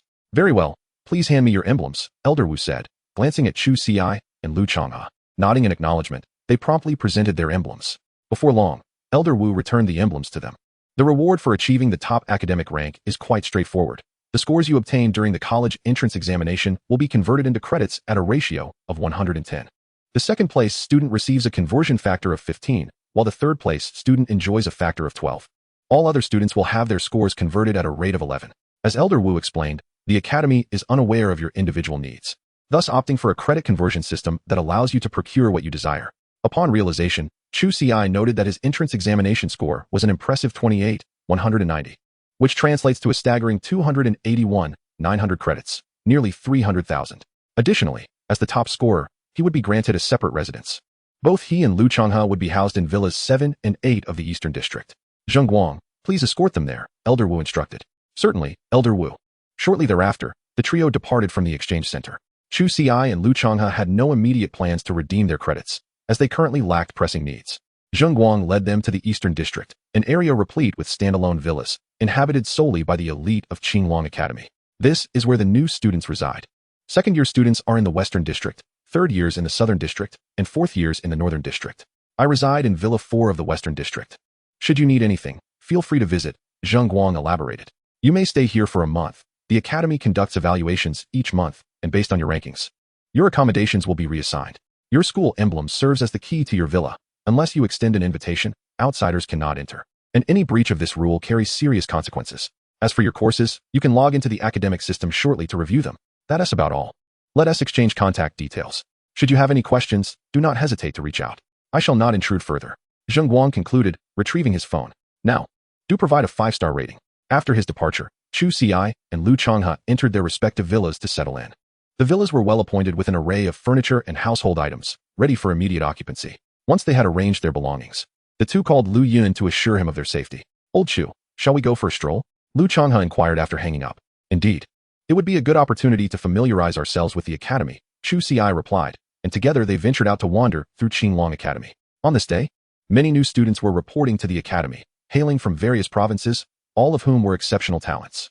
Each year, Qinglong Academy admits only 5,000 new students, all of whom possess at least rare-tier professions, with many boasting epic or even legendary classes. To gain admission to Qinglong Academy, even the least accomplished among them would be regarded as a genius in the outside world. After exploring Qinglong Academy for an hour, they realized they had barely scratched the surface of its vast expanse. At noon, the two headed directly to the dining hall, where meals are complimentary, and students can indulge as much as they desire, with an extensive variety of food options available. In the afternoon, with little to occupy their time, Chu Ci and Lu Changhua decided to leave Qinglong Academy and meander through Qinglong City, where they encountered numerous fascinating sights, broadening their horizons. With the official start of classes looming the next day, they knew that lectures awaited them. Not long after Chu Ci lay down to rest, an unexpected figure suddenly appeared in his room. As Chu Ci awoke, he opened his eyes and, aided by the artificial moonlight of this otherworldly space, discerned the figure approaching him. It was old Feng. Rising to his feet, Chu Ci realized that the visitor was none other than Principal Feng Yun. Not bad, he thought. I regained consciousness in just 14 seconds. Although this was far inferior to the soldiers on the battlefield, it nonetheless indicated a degree of vigilance. With a smile, Feng Yun remarked, "Change your attire. I have brought you the heavenly prohibition." A wave of joy surged within Chu Ci, for he was finally poised to break through his limits. After donning a new set of garments, Feng Yun guided Chu Ci, and in an instant, they vanished from their original location, only to reappear in a grand plaza. "This is the heavenly prohibition," Feng Yun announced. Subsequently, he produced a purple gold token, inscribed merely with the character for prohibition. Although it was no larger than a palm, it was an artifact of mythical caliber. With a swift gesture of his right hand, a level 20 epic monster materialized before them. "Now, it shall attack," Feng Yun instructed. "This level 20 epic creature is more than enough for you to breach its defenses." 1,000 spirit swords flew forth, and Chu Ci nodded, declaring, "Old Feng, I am ready." Without hesitation, Feng Yun activated the heavenly prohibition, and a notification reached Chu Ci. "You are now subject to the restrictions of the heavenly prohibition for the next 3 minutes. All damage you inflict will be reduced to 1 point." With the appearance of the notification, the 1,000 spirit swords soared through the air, transforming into luminous streaks that descended upon the level 20 epic monster. As the creature attempted to resist, it was ensnared by Feng Yun's binding spell. Forced to watch helplessly as the sword beams approached, despair filling its eyes. "My life is forfeit." Chapter 54, A New Talent, Sword Intent. As the spirit sword struck, a flurry of damage notifications appeared, each registering a mere 1 point. The monster, initially prepared for death, soon found itself bewildered. These attacks merely elicited a tingling sensation. Hope began to swell within it, and its gaze toward Chu Ci turned mocking. "With such paltry damage, do you think you can slay me?" Unaware of the monster's thoughts, Chu Ci turned his attention to his breakthrough task. 841 out of 10,000. A smile graced his lips upon witnessing the progress. If a mythical-grade artifact could not assist him in completing this task, he would surely be left bloodied in despair. Moments later, the task completion reached 100, and a notification emerged. "You have successfully completed the breakthrough task. Level increased to 20, all attributes enhanced by 10 points, and you have received 50 free attribute points. The task rewards have been dispensed. You have acquired the class-specific talent Awakening Scroll. You have obtained a class-specific item, Immortal Sword Seed, which can grow. You have received 1,000 free attribute points." Listening to the notifications, Chu Ci allocated all his attributes to strength and then utilized the scroll. "You have used the class-specific talent Awakening Scroll. Acquiring a new talent, Sword Intent. Sword Intent. With a clear mind attuned to the essence of the sword, your attacks will embody the true meaning of the sword path. Each strike will convert 1 point into real damage, and for every level gained, this effect will increase by 1. Currently, at level 20, the effect is 20. Gazing upon his newfound talent, Chu Ci's eyes sparkled with brilliance. It was indeed true damage, when combined with his exceedingly high damage output. Even if his adversary's defenses surpassed his physical assault, it would prove futile. This talent, unlike All Things Breakable, was fundamentally different. While All Things Breakable merely allowed one to ignore 20 points of defense, true damage could entirely disregard all defenses. Even if the opponent boasted 1,000,000 in defense, a single strike from him could still inflict injury. Had he possessed this talent during his battle with the golden-armored demon ox, he could have easily dispatched it in one fell swoop. This talent was extraordinarily powerful. A mythical-grade item was indeed worth it. A radiant smile spread across Chu Ci's face. Although he had previously been able to defeat monsters of a higher level, it had not been frequent, as the defenses of advanced creatures were exceedingly high. Even with all things breakable, ignoring 20 points of defense did not guarantee a successful breach. However, with true damage, even a deity would suffer harm from a single strike. It appears you have acquired a remarkable new talent, Feng Yun remarked with a smile. Chu Ci remained silent for a brief moment before revealing his talent to him. Since the upper echelons of the Great Xia were willing to use a mythical grade item to assist him in completing the level 20 breakthrough task, he needed to demonstrate some potential that would reassure them. Initially smiling, Feng Yun's expression froze upon witnessing the effects of Chu Ci's talent, replaced by sheer astonishment. As a legendary powerhouse above level 80, he fully comprehended the terror of Chu Ci's talent. This was a talent that could scale with 1's level. Upon reaching level 100, it would entirely disregard the opponent's defenses, rendering all damage as true damage. Furthermore, true damage was an exceedingly rare effect among practitioners. In all his experience, he had never encountered anyone who possessed a true damage talent, not even skills that included true damage. There existed only a single true damage potion, which could grant a true damage effect of 5 for 30 seconds, and this potion was of legendary grade. Comparatively, Chu Ci's current true damage effect of 20 rendered that potion insignificant. Wonderful. Truly invaluable, Feng Yun exclaimed with exuberance. A mere mythical grade item had bestowed upon Chu Ci the ability to slay deities. It was indeed invaluable. Should a deity not resist, Chu Ci could genuinely bring them down. However, Feng Yun's countenance soon shifted to one of seriousness. Your information must never be leaked. Not even I can speak of it. Rest assured, I understand the gravity of the situation. Chu Ci nodded in agreement. I comprehend your intent. I will convey this matter to the higher-ups. Should you encounter any difficulties in the future, do not hesitate to inform me. Whatever the Great Xia possesses, you may utilize. Even if we lack it, we will find a way to procure it for you, Feng Yun stated earnestly, seeing in Chu Ci the hope for the rise of the Great Xia. He even began to speculate whether Chu Ci was truly a mythical grade practitioner. From his understanding, while mythical grade professions were indeed formidable, none had been as overwhelmingly powerful as this. Chu Ci nodded and then examined the remaining reward, which was a small white orb, no larger than a fingertip. Sword Seed. Exclusive to the Wine Sword Immortal. When the sword seed matures, the celestial sword emerges, requiring the consumption of 100,000 spiritual swords for its growth. 100,000 spiritual swords. Moreover, there were no restrictions on the grade and level of the spirit swords. Were there many?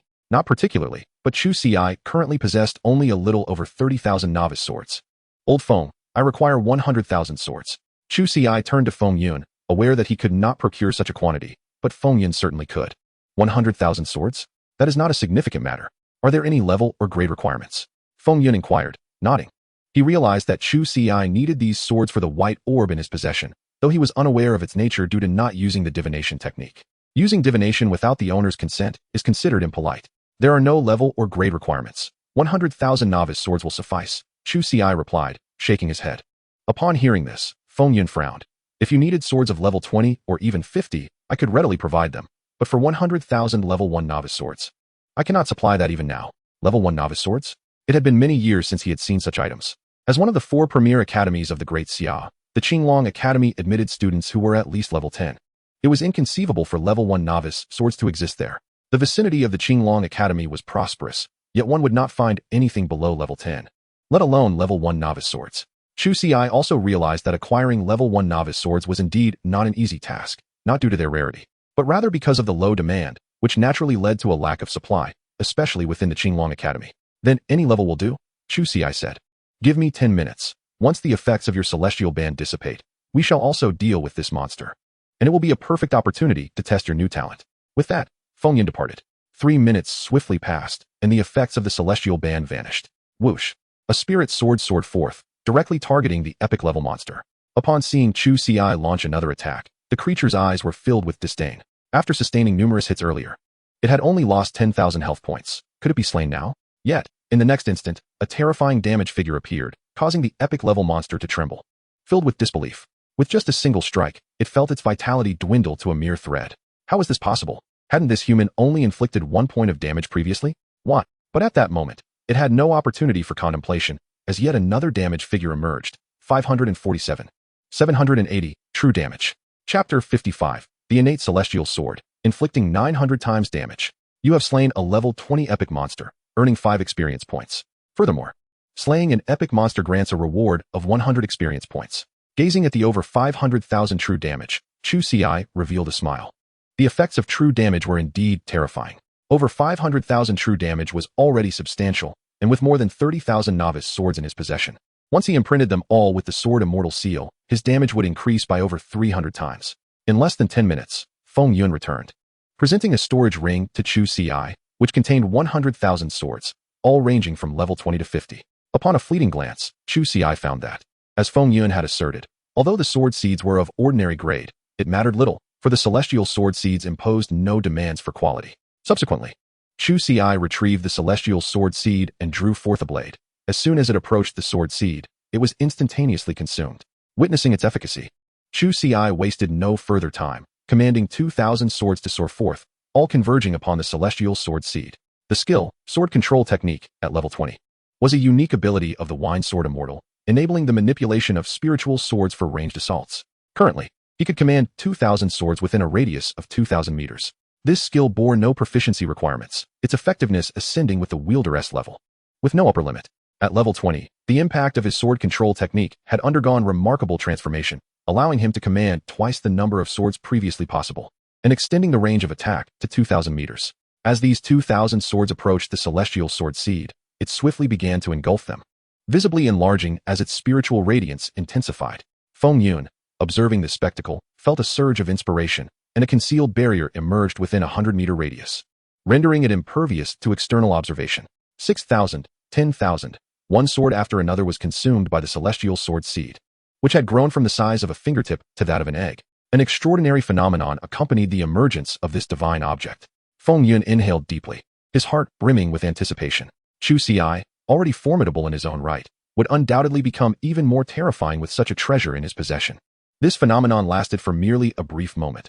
All the sword lights re-entered the celestial sword seed, which then became ethereal, gradually transforming into a 3-foot-long sword. The destined celestial sword was of advanced quality, a unique treasure for the Wine Sword Immortal, boasting a power of 150. Its characteristic allowed for the conversion of one of damage dealt into the wielder's health, possessing the potential for growth, increasing alongside the owner's level, with the requirement to reach level 30 for it to ascend to a rare grade.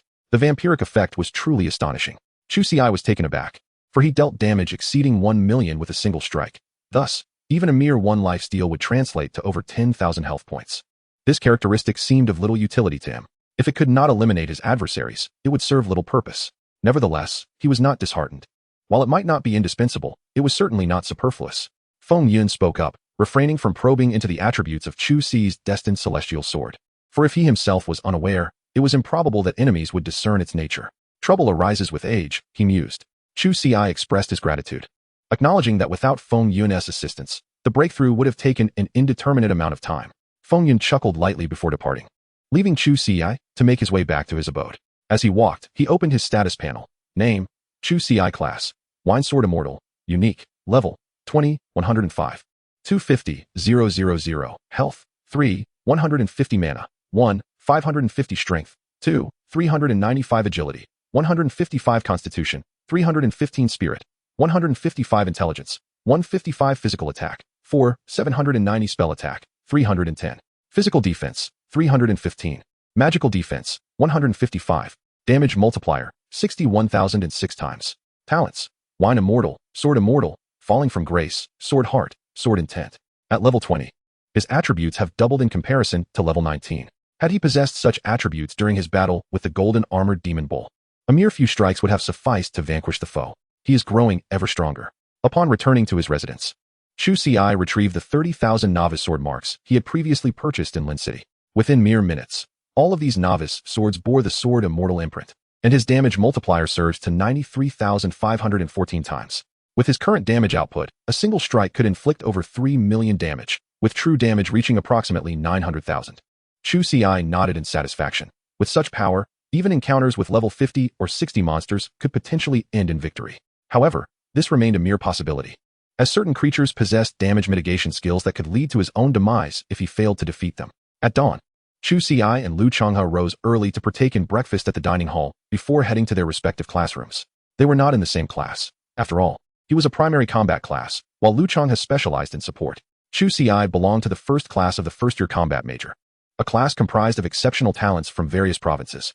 There were a total of 30 students in his class, each boasting at least an epic tier profession. By the time Chu Ci arrived, more than 10 students were already present. Rumors circulated that a student from Yuncheng province had achieved a perfect score on the college entrance examination this year, leaving many to wonder if they had enrolled in Qinglong Academy. Impressive. Although each province has its own assessment methods, the scores remain uniform. I barely scored over 13,000. A perfect score is beyond my wildest dreams. It was merely luck. I heard that Yuncheng province implemented a swift monster clearing method in this year's examination, but only that individual managed to uncover it. It's remarkable that so many overlooked it while he alone succeeded. As the conversation unfolded, the students noticed Chu Ci's arrival and cast him glances. However, they exchanged little more than a cursory look, for all who reached Class 1 were extraordinary. No one would foolishly seek enmity with one another. Chu Ci chose a seat by the window and waited as more classmates arrived. By around 8 o'clock, all 30 students had gathered. At that moment, a middle-aged man entered the room. Greetings, students. Allow me to introduce myself. I am Wei Tao, your homeroom teacher for the next 4 years at Qinglong Academy. I am level 76, and my profession is Berserk Fist King. Now, let us all introduce ourselves since we will be spending the next 3 years together. Wei Tao smiled and gestured for the students to begin, starting with the first row. As his words concluded, the first boy in the front row stood up. Ning Lan, level 17, profession Shadow Ranger, hailing from Lijiang Province. Yang Yunpeng, level 18, profession Weapon Hunter, from Yuncheng Province. As everyone began to introduce themselves in an orderly manner, Chu Ci cast a glance at Yang Yunpeng, who hailed from the same province of Yuncheng. Soon, it was Chu Ci's turn. I am Chu Ci, level 20, a swordsman from Yuncheng Province. Having spoken, he took his seat, yet the gaze of every classmate rested upon him. Chu Ci? Is he truly the top scholar from Yuncheng Province? Level 20? How could he have advanced so swiftly? The most astonishing aspect was his profession. I recall that the swordsman class is merely of the ordinary grade. How could he have attained the status of the top scholar? The crowd was engulfed in disbelief, particularly regarding Chu Ci's profession. Had he possessed an epic or even legendary class, their astonishment might not have been as profound. However, for someone with an ordinary class to achieve such academic excellence was indeed a remarkable feat yet. As they recalled the mention of a rapid monster clearing method in the previous discussions about the provincial examinations, their shock began to dissipate somewhat. While they speculated that Chu Ci might have experienced a stroke of luck, no one dared to underestimate him. After all, many had failed to notice what he had discovered, which in itself was a skill. Let us proceed, Wei Tao remarked, casting a glance at Chu Ci before clapping his hands. Subsequently, the remaining students continued with their self-introductions, and soon everyone had shared their names, fostering a sense of familiarity among them. However, upon listening to all the introductions, Chu Ci realized that every classmate was a physical class, all specializing in melee combat. It seemed that ranged and magical professions were assigned to other classes. Now that everyone has introduced themselves, we will have ample time to get acquainted further. I shall now outline some rules of Qinglong Academy. The Academy does not impose restrictions on your freedom. You may attend classes at your discretion, and no teacher will summon you if you choose not to come. However, there will be a monthly examination. If you pass, there will be no repercussions, but should you fail to meet the standards, there will be consequences. Furthermore, you have all reviewed the course schedule. Do not dismiss certain theoretical classes as useless. At times, the theories that seem insignificant may very well save your lives. As your homeroom teacher, I will guide you in mastering your power. Some of you may have already heard of this course and may wonder why one must control their power. Isn't it better to deal maximum damage in battles against monsters? While higher damage is indeed advantageous, mastering one's own strength is a crucial process. Before you became professionals, you may have experienced moments of extraordinary strength when engulfed in anger. Yet, once you become professionals, even in the throes of rage, if you have not learned to control your power, you will still be limited to your base attributes. If your attribute panel indicates 10 points in strength, then that is the maximum damage you can inflict. The introduction of the professional panel clarifies our inherent capabilities, yet it simultaneously constrains our potential for explosive force. However, it does not entirely limit us. Here, we must discuss a special effect known as critical hits. The critical hit effect essentially balances our innate explosive potential, allowing us to unleash strength far beyond our usual capacity, albeit in an unpredictable manner. However, should one master the control of their own power, it would enable them to manipulate their critical hit rate to a certain extent. Theoretically, if one were to fully command their abilities, even with a mere 1 critical hit rate, one could achieve a critical strike every time. This revelation sparked intrigue among the audience, for their inherent damage was already substantial. The prospect of landing critical hits consistently would undoubtedly amplify their prowess significantly. Moreover, the mastery of one's power is intrinsically linked to one's skills. Wei Tao continued, asserting that all students should be aware that the skill level caps at 10, requiring continual usage to enhance proficiency. He posed a thought-provoking question. Do you all believe that level 10 is the ultimate limit for skills? Among the 30 students in the class, some maintained a serene demeanor, evidently privy to certain insights, while others wore expressions of confusion, including Chu Ci. Once a skill reaches level 10, it can still be further developed. attaining the status of a mastery technique. However, the path to transforming a skill into a mastery technique is fraught with challenges. Yet, if one could harness their power without being entirely constrained by their attribute panel, the likelihood of success would substantially increase. With a smile, Wei Tao transitioned to discussing the syllabus for the first-year final examinations.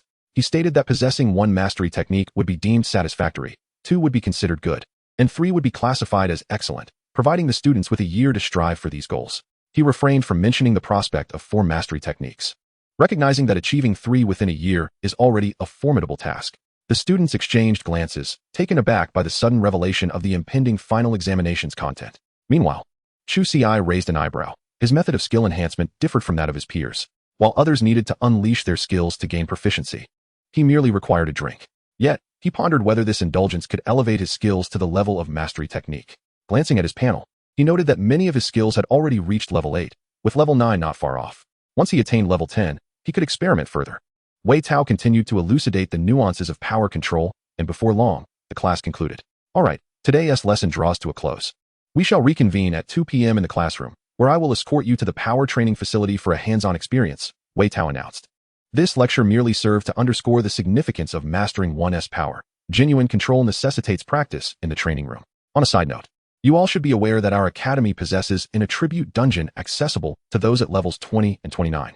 However, I advise you to refrain from rushing in upon reaching level 20, Wei Tao cautioned, for this dungeon is no trivial matter.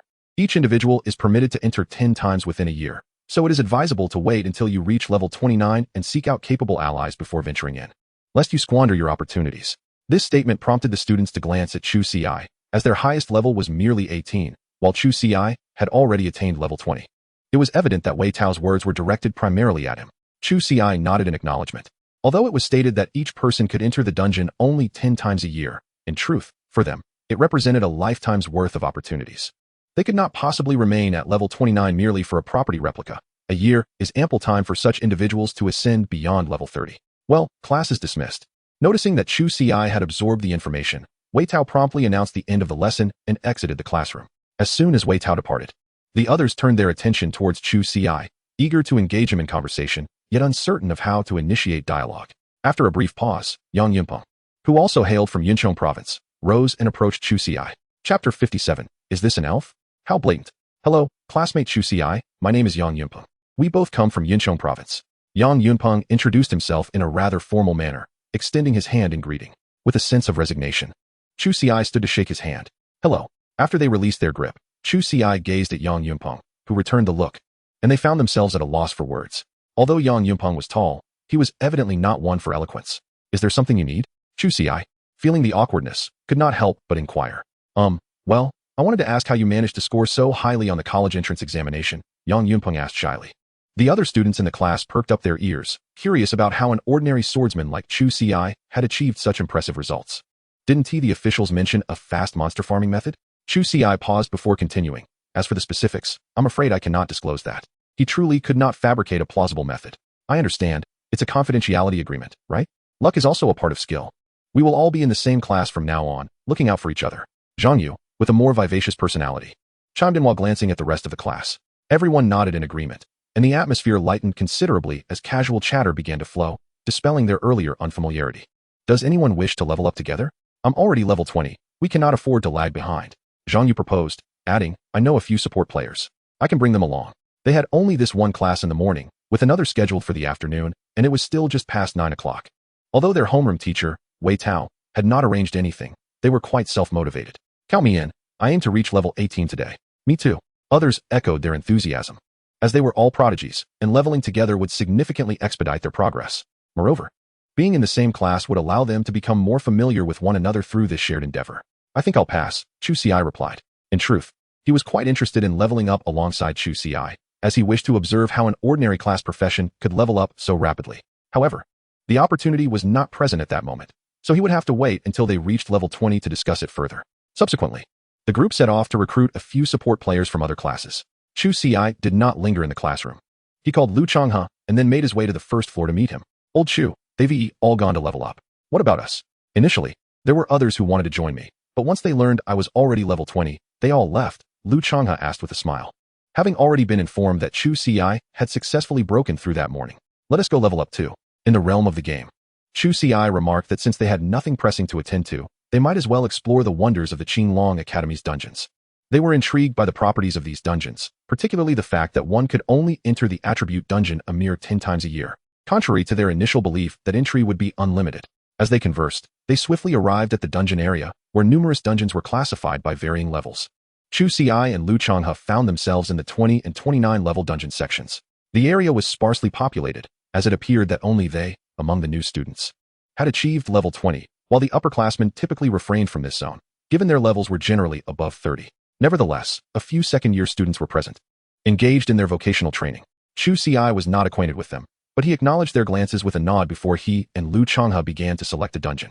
There were over 30 dungeons in this area. "Old Chu, let us tackle this one," Lu Changhe suddenly exclaimed, pointing at a particular dungeon with a hint of excitement in his voice.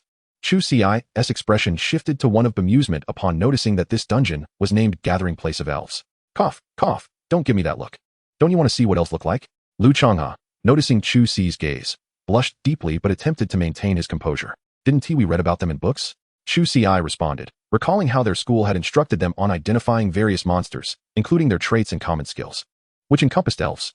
Seeing them in a book doesn't count as truly having seen them. "If we're going to look, let us see the real deal," Chu Ci said after a brief silence before conceding, acknowledging Lu Changhe's curiosity. He assured himself that his motivation was solely to fulfill Lu Changhe's little wish, and definitely not out of his own desire, absolutely not.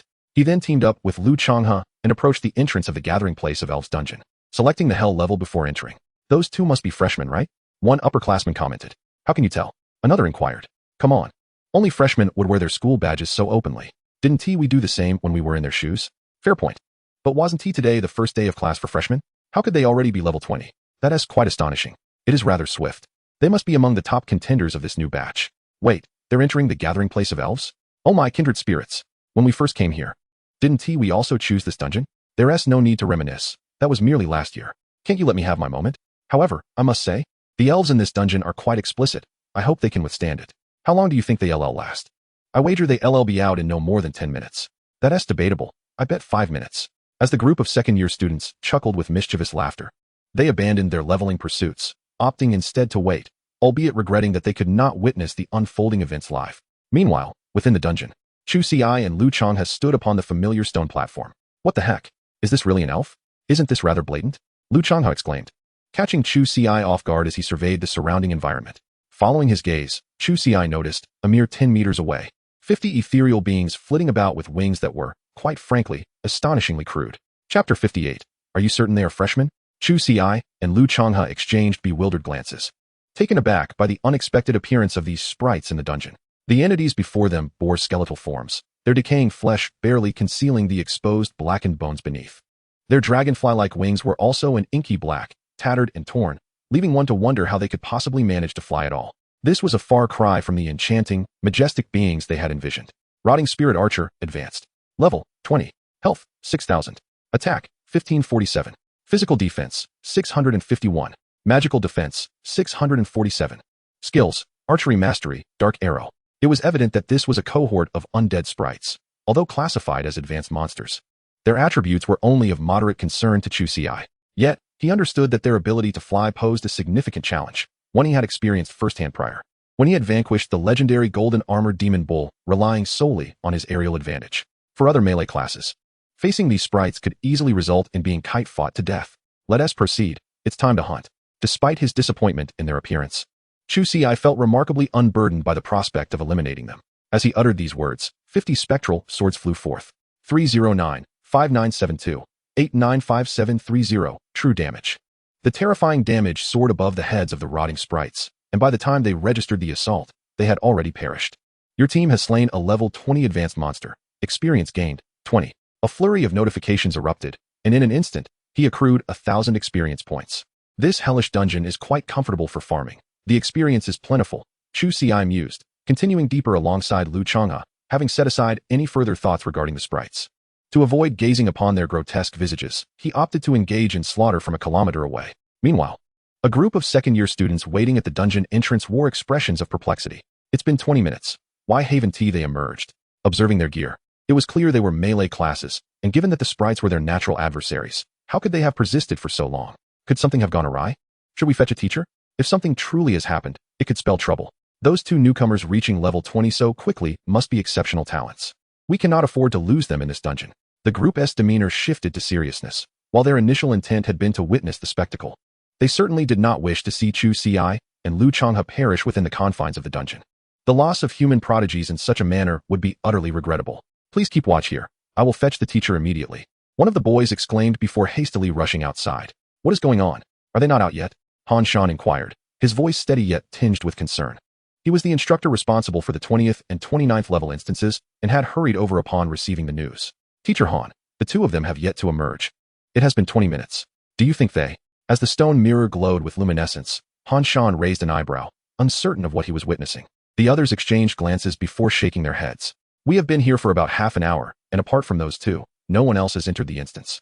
We cannot speak for what transpired before that. That must be them. Do not worry. They are fine. The instance is still operational, Han Shan reassured, nodding.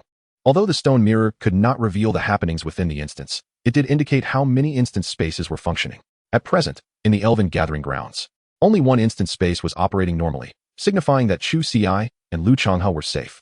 By the way, are you certain they are freshmen? Han Shan continued his inquiry. That is likely, as only freshmen would wear the school emblem prominently on their chests. One of them affirmed with a nod. Han Shan nodded in acknowledgement, his demeanor calm. Although a storm brewed within him, for he had seen on the stone mirror that Chu Ci and Lu Changhe had chosen the Hell level instance. Two freshmen had audaciously opted for a Hell level difficulty, particularly in the Elven Gathering Grounds, a notoriously formidable instance. Was there any difference between this and seeking death? Were he able to intervene in the instance, he would assuredly enter personally to retrieve them. Very well, I shall remain here. You may proceed to level up. Han Shan instructed. No worries, Teacher Han. We wish to see how long they can endure, the group replied, shaking their heads. Upon hearing that Chu Ci and Lu Changhe were unharmed, they collectively exhaled in relief, their faces brightening with renewed smiles. As you wish, Han Shan acquiesced, refraining from further commentary as he engaged in idle conversation while waiting. However, as time dragged on, the group gradually fell into a state of disbelief. An hour had passed, and astonishingly, Chu Ci and Lu Changhe had yet to emerge. Fortunately, Han Shan observed through the stone mirror that the instance space remained operational. Otherwise, he would have been led to believe that something was amiss with the two. What kind of prodigies are these? They are merely two melee fighters. Yet they have persevered in the Elven instance for nearly an hour and a half. Do you think they might clear it on their first attempt? One pondered. Unlikely. Even the ordinary difficulty is not that easily conquered. At least not at the Hell level difficulty. I have heard this instance is virtually impossible to complete at that level. Another student replied in hushed tones. The students engaged in quiet speculation, while Han Shan took a deep breath. For he alone understood that these two freshmen were not in an ordinary instance, but rather the Hell level one. Nonetheless, he did not believe they could successfully clear such a challenge. He could only hope they would soon emerge and refrain from courting danger further. As time continued its relentless march, the group outside the instance remained in wait. However, the act of waiting was invariably tedious. Several students produced chairs, laid out sunflower seeds and peanuts, and even brought forth a deck of playing cards. A few students called out to Han Shan to join them, but he was preoccupied, fixated on the stone mirror, consumed by the desire to ascertain whether the two students were still alive. Chu Ci and Lu Changhe remained oblivious to the fact that others were awaiting their return. At that moment, they had arrived beneath an ancient tree, towering hundreds of meters high, requiring the embrace of over 20 individuals to encircle its vast trunk. Scattered among its branches were numerous dilapidated wooden houses, numbering over 100. Yet all were in a state of disrepair. The most prominent feature was a lavish wooden house perched atop the tree, far more opulent than the others. As Chu Ci and Lu Changhe stepped into this realm, the door of the grand wooden house creaked open, and a figure emerged. Chapter 59, The Curse of the Sacrificer. Completing the dungeon. It was yet another elf, though this one was markedly more grotesque. Unlike the other elves, who bore at least a layer of decaying skin, this elf was merely a skeleton. Furthermore, its skeletal frame was distinct, adorned with intricate and densely packed purple etchings that covered its entire structure. Dark mist emanated from its hollow eye sockets, and a pair of emerald wings, mismatched with its aura, adorned its back, though one wing was missing. Chu Ci understood that this entity represented the final challenge of the dungeon. The skeleton elf cast a fleeting glance at Chu Ci and Lu Changhe, and its staff suddenly radiated a blinding violet light. With a crackling sound, the next moment revealed that among the 100 wooden houses upon the ancient tree, 99 began to slowly open, unleashing a swarm of elves who took flight. Was this a spell casting or summoning technique? Chu Ci pondered, as ethereal swords also soared forth, with one particularly drawing near. Utilizing the vision granted by the spiritual blade, he employed a detection spell. Name, Buta race. Elf class, Sacrificer level, 30 health points, 1 attack, 1 physical defense, 1 magical defense, 1 skill. Curse of the Sacrificer. Gazing at the attributes of this elf, Chu Ci's pupils constricted. If the entity possessed several thousand attributes, he would have thought little of it, considering it a level 30 creature. However, this creature's stats were inferior even to those of a level 1 common monster. With a mere single point of health, one misstep could easily spell its demise. Unusual, exceedingly so. What kind of level 30 creature bore such attributes? But then, a realization struck him. This elf had a name. It was noteworthy that none of the numerous elves he had encountered previously bore names.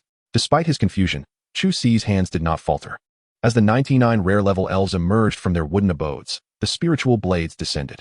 Meanwhile, at the entrance to the dungeon, Han Shan furrowed his brow in concern. For over 3 hours had elapsed, and the two newcomers had yet to emerge. What could they possibly be doing inside for so long? Surely they were not engaged in battle? That seemed unlikely, with the dungeon set at an ordinary difficulty, also at level 30, and given that they were merely level 20. That would be tantamount to courting death. They must not be battling, but rather waiting within the dungeon, allowing time to pass. It is hard to believe that such actions could be taken. Is it not utterly absurd? A group of second-year students huddled around a table, munching on sunflower seeds, had lost all interest in their card game after waiting for so long. Han Shan remained silent. Yet he too felt that the two were not engaged in a trivial pastime, as it had only been a little over 3 hours without any sight of their target. The situation was far from simple. Despite the seemingly inferior attributes of the enemy, which appeared weaker than a level 1 monster, their unique skill was exceptionally formidable. The Cursed Sacrificer's ability allowed one to sacrifice other beings, turning them into subordinates, with all damage incurred being transferred entirely to these subordinates. Upon their demise, they would resurrect after 1 minute, but the caster would be cursed, rendering all attributes forcibly to a mere 1 point. There were a staggering 100 subordinates, all rare-level monsters at level 29. To defeat them, one would need to eliminate all 100 rare monsters within a minute. But is that even feasible? This was merely a level 29 dungeon. Even a team of 100 would struggle against flying monsters, making it nearly impossible to vanquish such a multitude within a minute. Before reaching level 60, few adventurers could fly, and those who could at level 60 were barred from entering this dungeon. Even if someone could indeed slay all monsters in a minute, they could simply hover in the sky and wait, allowing the creatures to resurrect once more. It was a scenario nearly impossible to conquer. Of course, there were ways to clear the dungeon. Many students from the Qinglong Academy had once studied this instance and discovered various strategies. The most effective method involved using specially formulated fire oil to ignite the trees, as those wooden structures served as the monsters' resurrection points. Once burned, the creatures could not return. However, even with the special fire oil, incinerating the ancient trees would require at least half an hour. Thus, the prerequisite for this strategy was the ability to survive for at least half an hour amidst 100 rare monsters. Otherwise, before the fire could consume the trees, the creatures would tear them to shreds. Han Shan harbored doubts about the capability of the two freshmen to endure against 100 rare monsters. He even suspected that they were unaware of the method to ignite the trees. Chu Ci and Lu Changhe were indeed oblivious to the dungeon's clearance strategy. But even if they were informed, it would be of no concern to them, as they had no need for such tactics. With Chu Ci's spiritual sword descending, terrifying damage figures appeared above the heads of 99 elves. Despite being rare-level creatures at level 29, their health was merely around 300,000. Rendering them incapable of withstanding Chu Ci's onslaught. In an instant, all 99 elves perished, causing a multitude of items to cascade from the ancient tree. Meanwhile, standing at the entrance of the wooden structure atop the ancient tree, the spectator Buta felt his smile freeze, disbelief filling his eyes. What was happening? His 99 subordinates had just emerged and were annihilated in an instant? As Buta stood there in shock, a beam of sword light descended upon him. As the damage manifested, Chu Ci furrowed his brow, realizing that, given the opponent's attributes, his attack had failed to inflict any harm. Not even true damage had been dealt. Could it be that this particular skill rendered them immune to damage? While pondering this, a sudden surge of damage emanated from a wooden cabin atop the ancient tree. 3. 582, 920, 895, 730, true damage. This unexpected occurrence left Chu Ci momentarily bewildered. He had not directed any assault towards that cabin. However, he soon recalled that, aside from the cabin at the top of the tree, there were 100 such cabins on the ancient tree, yet only 99 had revealed their elves earlier. Could it be that one of the remaining cabins harbored an elf as well? Was its skill capable of transferring damage? A conjecture formed in Chu Ci's mind. It was rather cunning to conceal an elf within a cabin. Looking closely, he noticed the opponent's panic-stricken expression as they flapped a wing, now partially damaged. Soaring over 200 meters above, seeking to escape, a cold smile crept across Chu Ci's face. Now that he knew the opponent's trump card, their demise was imminent. At this moment, Buta was over 700 meters away from Chu Ci, flying high above and feeling a sense of relief upon observing the two dark figures below. At such a distance, the adversary should be incapable of reaching him. If he could just wait for a minute, all his minions would resurrect, placing him once again in an invulnerable position. Just as this thought crossed his mind, Buta suddenly noticed a shimmering light rapidly approaching from below. As he discerned the form of the light, his expression shifted dramatically. It was a sword. Yet, it was too late to evade. The sword's speed was astonishing. With a swift flash, the blade pierced through Buta's body. 582, 920, 895, 730, true damage. Inflicting over 4 million points of damage to claim Buta's solitary life was indeed extravagant. As he felt the life force ebb away, Buta's countenance shifted from shock to a sly smile. His gaze fell upon Chu Ci below, then flickered to his wooden cabin. Before his eyes rolled back as he succumbed to death, simultaneously, a radiant burst emanated from his form, showering the area with what resembled a deluge of light. Both Chu Ci and Lu Changhe received notifications of the dungeon's completion. Chapter 60, Sacrificial Crystal, Quest Triggered. Your party has slain a level 30 foe, gaining 200 experience points. Your level has increased to level 21, with each attribute rising by 50, and you receive 100 free attribute points. Your party has defeated the Elf Gathering Grounds, levels 20 to 29, dungeon, earning 5,000 experience points.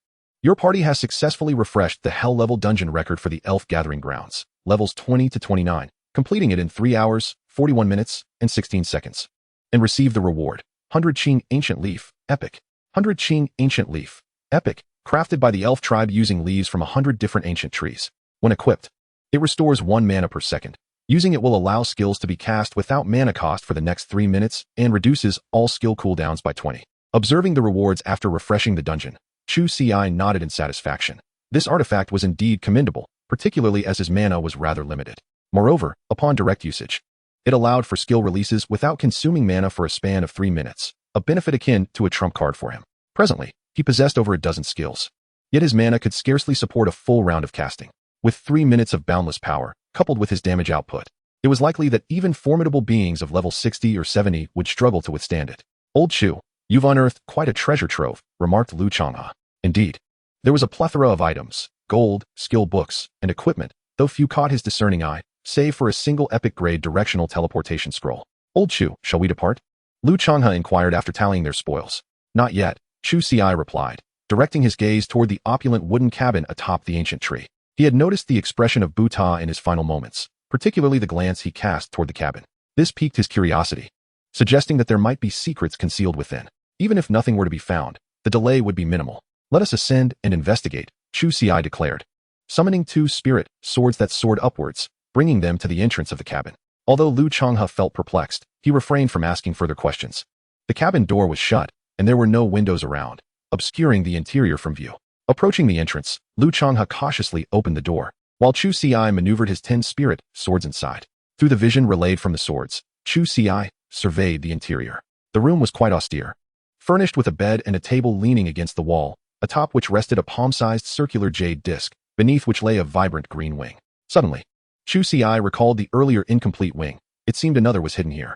There's no danger. Let us enter, he said, and together with Lu Changhe, they stepped inside. The simplicity of the room made the 2 notable items on the wooden table particularly striking.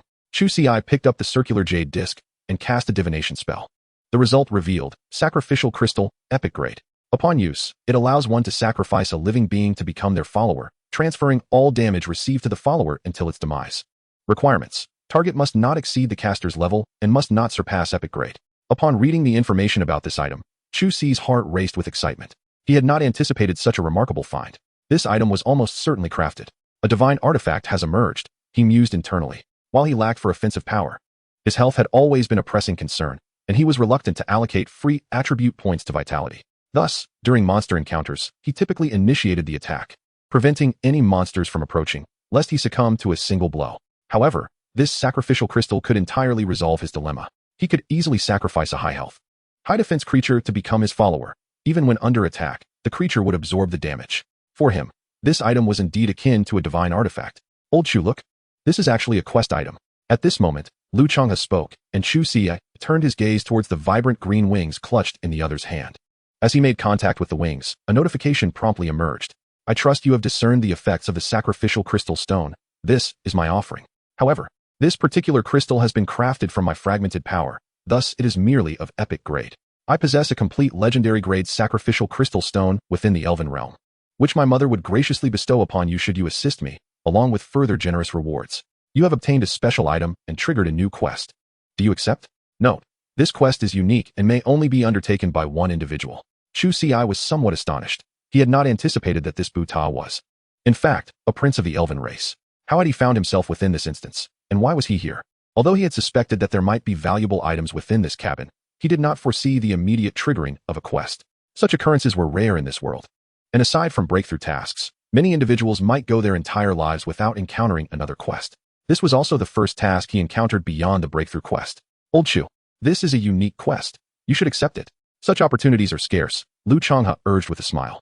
This was his first encounter with such a quest. Yet he hesitated to accept it, setting aside the fact that he merely intended to relax and accumulate experience. His current abilities did not permit him to undertake such a task. Very well, Chu Ci nodded. He was indeed tempted by the sacrificial crystal stone. An epic-grade crystal was already impressive, let alone a legendary one. Furthermore, since he was venturing into the elven domain, the elven life water and leaves from the ancient tree of life were valuable treasures that he might acquire. Nevertheless, completing this quest would not be an easy feat, as the elven realm was fraught with powerful adversaries, and he dared not venture there just yet. He decided to accept the quest, as there were no penalties associated with it. Upon successfully accepting the quest, Chu Ci stowed away Buta's wings. He employed a detection spell, but the wings were merely categorized as quest items, devoid of any additional functions. After he accepted the quest, a notification regarding the instance suddenly rang out. Chapter 61. This is not a rebirth. These are two esteemed gentlemen. You are about to leave this instance. Please set your team name. If not designated, it will default to the names of the team members. Observing the prompt, Chu Ci set the team name to Hidden Squad, and subsequently, he and Lu Changhua exited the instance together.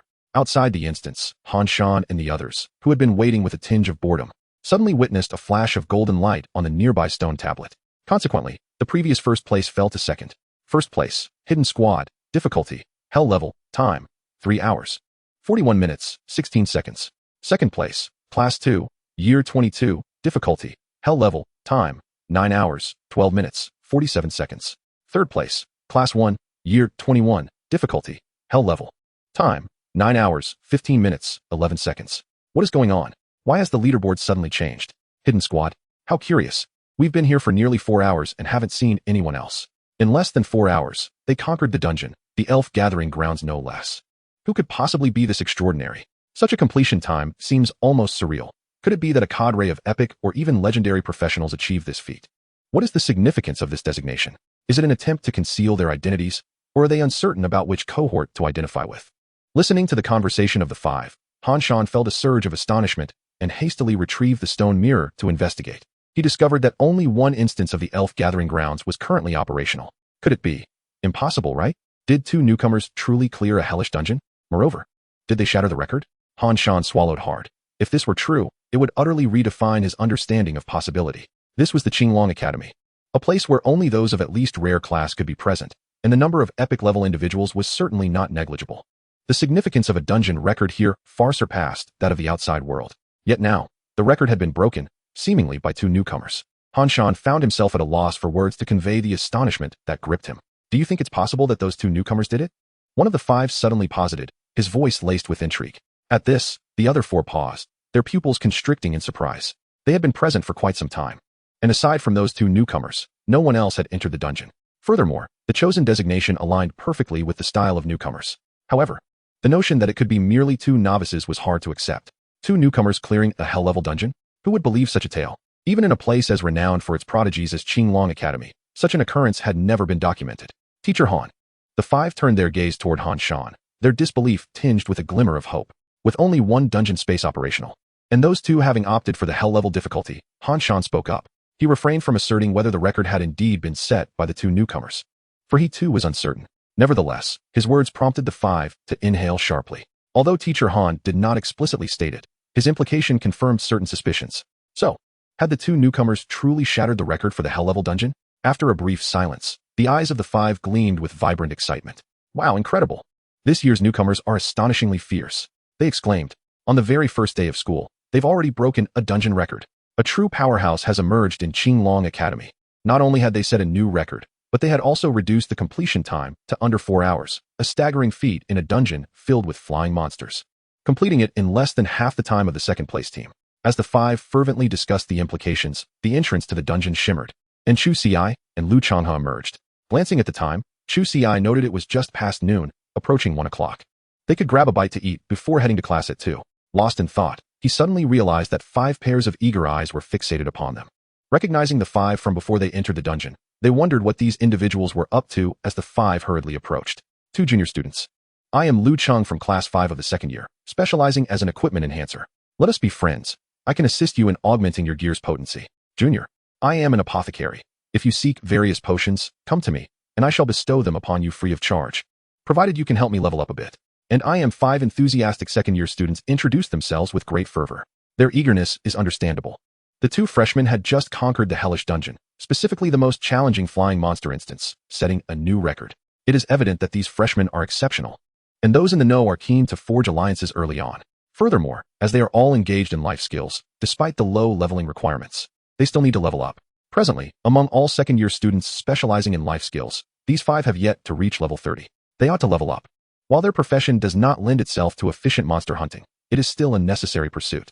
Seeking assistance from others is futile, as the main combat professions have long surpassed level 30 and cannot guide them through dungeons. They feel a lack of security in seeking help from individuals outside the school. The new students have only just commenced their studies, and many have yet to reach level 20, let alone offer assistance. Thus, their situation is somewhat awkward. However, the scenario has changed. These 2 upperclassmen have successfully cleared the hellish dungeon, and if they can secure their support, perhaps they can assist in leveling up. All right. Do not crowd around them any longer. Han Shan approached, prompting the 5 to quiet down. Fellow students, I am Han Shan, the instructor overseeing the level 20 and 29 dungeon zones today. Please come with me. I need to discuss a few matters with you. Chu Ci and Lu Changhe nodded in agreement, and they consented to the friendship requests from the 5 upperclassmen, understanding that more friends lead to more opportunities. Once you 5 are outside, do not speak carelessly, Han Shan admonished them. Rest assured, Teacher Han, we understand the rules. We will certainly not speak indiscreetly. Fellow juniors, when you have time, do take us along to level up. We are counting on your aid. The 5 nodded in agreement. Chu Ci and Lu Changhe followed Han Shan to a nearby small room, which served as his duty station. What are your names, and which class are you in? Who is your homeroom teacher? Han Shan inquired with a smile as he poured them a cup of water. Chu Ci, class 1 of the combat specialty, with teacher Wei Tao as my homeroom instructor. Lu Changhe, class 1 of the support specialty, with teacher Zhu Yan. The 2 shared their information. Han Shan nodded, acknowledging that being in class 1 signifies they are among the elite of this cohort. You are the hidden squad, are you not? He asked. Chu Ci and Lu Changhe nodded, recognizing there was no need to conceal the truth, as he had witnessed their emergence from the dungeon. Upon their acknowledgement, Han Shan endeavored to maintain his composure. May I inquire how you accomplished that feat? He asked. Of course, if it pertains to any core secrets. You need not disclose them. I merely wish to ascertain whether there are alternative methods for expeditiously clearing this dungeon. Mr. Han, may I inquire about the various methods to conquer this dungeon? Chu Ci questioned, harboring a doubt. This dungeon had evidently been cleared numerous times. Why had no one previously discovered the unique quest? Had none of the students ventured into that wooden cabin after completing the dungeon? This dungeon had emerged a decade ago. Yet initially, many students struggled to clear it, as flying monsters at level 20 were nearly insurmountable. It was not until a student devised a strategy involving the use of specially formulated fire oil to ignite the trees that the dungeon was finally conquered. Han Shan elucidated that it should be apparent to them that the revival point for those sprites was indeed the wooden cabin. Once the cabin was destroyed, it sufficed to defeat the monsters just once.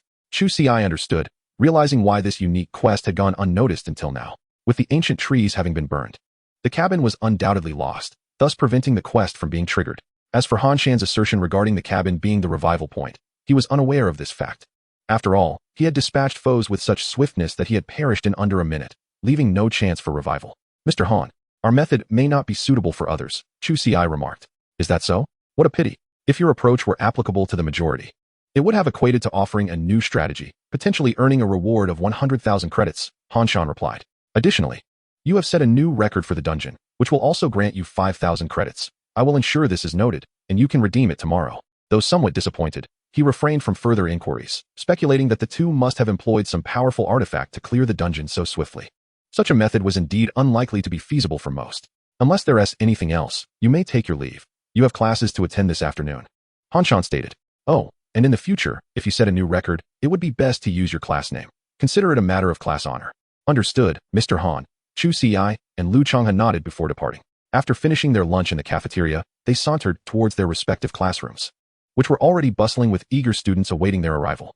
The difficulty of our Academy's dungeons is quite formidable, far surpassing those we previously tackled, someone remarked. That's to be expected. Our Academy's dungeons are meticulously selected and quite distinctive. I've heard there's even a sprite dungeon. Though it's a level 20 dungeon, and we're not yet eligible to enter. While we may not be able to enter, isn't there's someone from our class who can? As the conversation continued, all eyes turned towards Chu Ci, who was gazing out the window. Upon sensing the collective gaze, he looked back in confusion. What is it? Chu Ci inquired. Though the others remained silent, their expectant expressions spoke volumes, even prompting a few girls in the class, who feigned indifference, to perk up their ears in interest. Quite revealing, Chu Ci finally uttered after a moment of contemplation. His words sparked a glimmer of excitement in the others, their minds conjuring vivid images. Indeed, it was remarkably revealing, the sort that was difficult to behold. Chu Ci nodded in affirmation. He spoke the truth. In the end, all that remained were mere skeletons, and those timid souls dared not gaze upon them. A subtle smile crept upon everyone's lips. Had it not been for the impending class, they would have likely dashed out of the classroom to level up. Little did Chu Ci know, it was precisely his words that drove the entire class into a frenzy of leveling up to reach level 20. However, upon genuinely attaining that level and encountering those grotesque elves, every soul was left profoundly scarred, casting resentful glances at Chu Ci for a full month. Observing the fervent expressions of his classmates, a similar smile graced Chu Ci's lips. Could he be unaware that they had misconstrued his meaning? Of course, he was aware. For before stepping into the elven instance, he too harbored such thoughts. Yet, having weathered the storm himself, he deemed it unnecessary for others to seek shelter. As the clock struck 2, Wei Tao entered the room. Follow me. I shall escort you to the strength training facility. Wei Tao beckoned and led the group away from the classroom, swiftly arriving at another teaching building. Upon entering, Chu Ci spotted Lu Chang'e. Though they merely exchanged nods before parting ways to their respective rooms.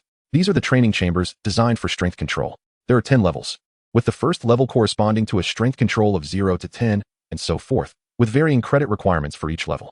The first level costs 10 credits for an hour, while the second level requires 50 credits. As freshmen, you are entitled to 100 free hours each month. Cherish this benefit, for it vanishes in your sophomore year, Wei Tao advised, and the students curiously examined the training chambers. Teacher, what powers these training chambers? It can't possibly be electricity, can it? A curious voice inquired. Take a guess, Wei Tao chuckled. The students exchanged glances and proposed numerous theories, but Wei Tao merely shook his head. Allow me to enlighten you. The energy for these chambers comes from gold coins, he declared. Gold coins. The group gasped, utterly perplexed as to how gold coins could be utilized as energy. Gold coins are the most common items, often dropped by slain monsters, and have now evolved into currency, which our great Xia has thoroughly studied. Centuries ago, we discovered that gold coins contained a unique energy, yet we were unable to extract or utilize it. After years of diligent research, it was only a century ago that we developed the technology to harness the energy within gold coins and put it to use. Typically, you will seldom encounter devices that consume gold coins for energy, but should you venture to the front lines of the outer realm, you will find that many offensive and defensive devices there rely on this energy. That suffices for your understanding. Now, allow me to demonstrate how to use the training chambers. With that, Wei Tao approached one of the training chambers. Chapter 63, Critical Hit Multiplier, Training Room. Wei Tao entered the training chamber and placed a school badge into a slot, causing a screen within the chamber to illuminate, displaying information about Wei Tao. Name, Wei Tao. Identity, Teacher of Class 1, Year 23. Control Level, 73. Training Tier, Tier 7. Training Consumption, 10,000 credits per hour. Free time, 100 hours. This is my information as your teacher. On this screen, you may choose to expend credits or free time. Free time resets at the end of each month. So my advice is to initially use your credits.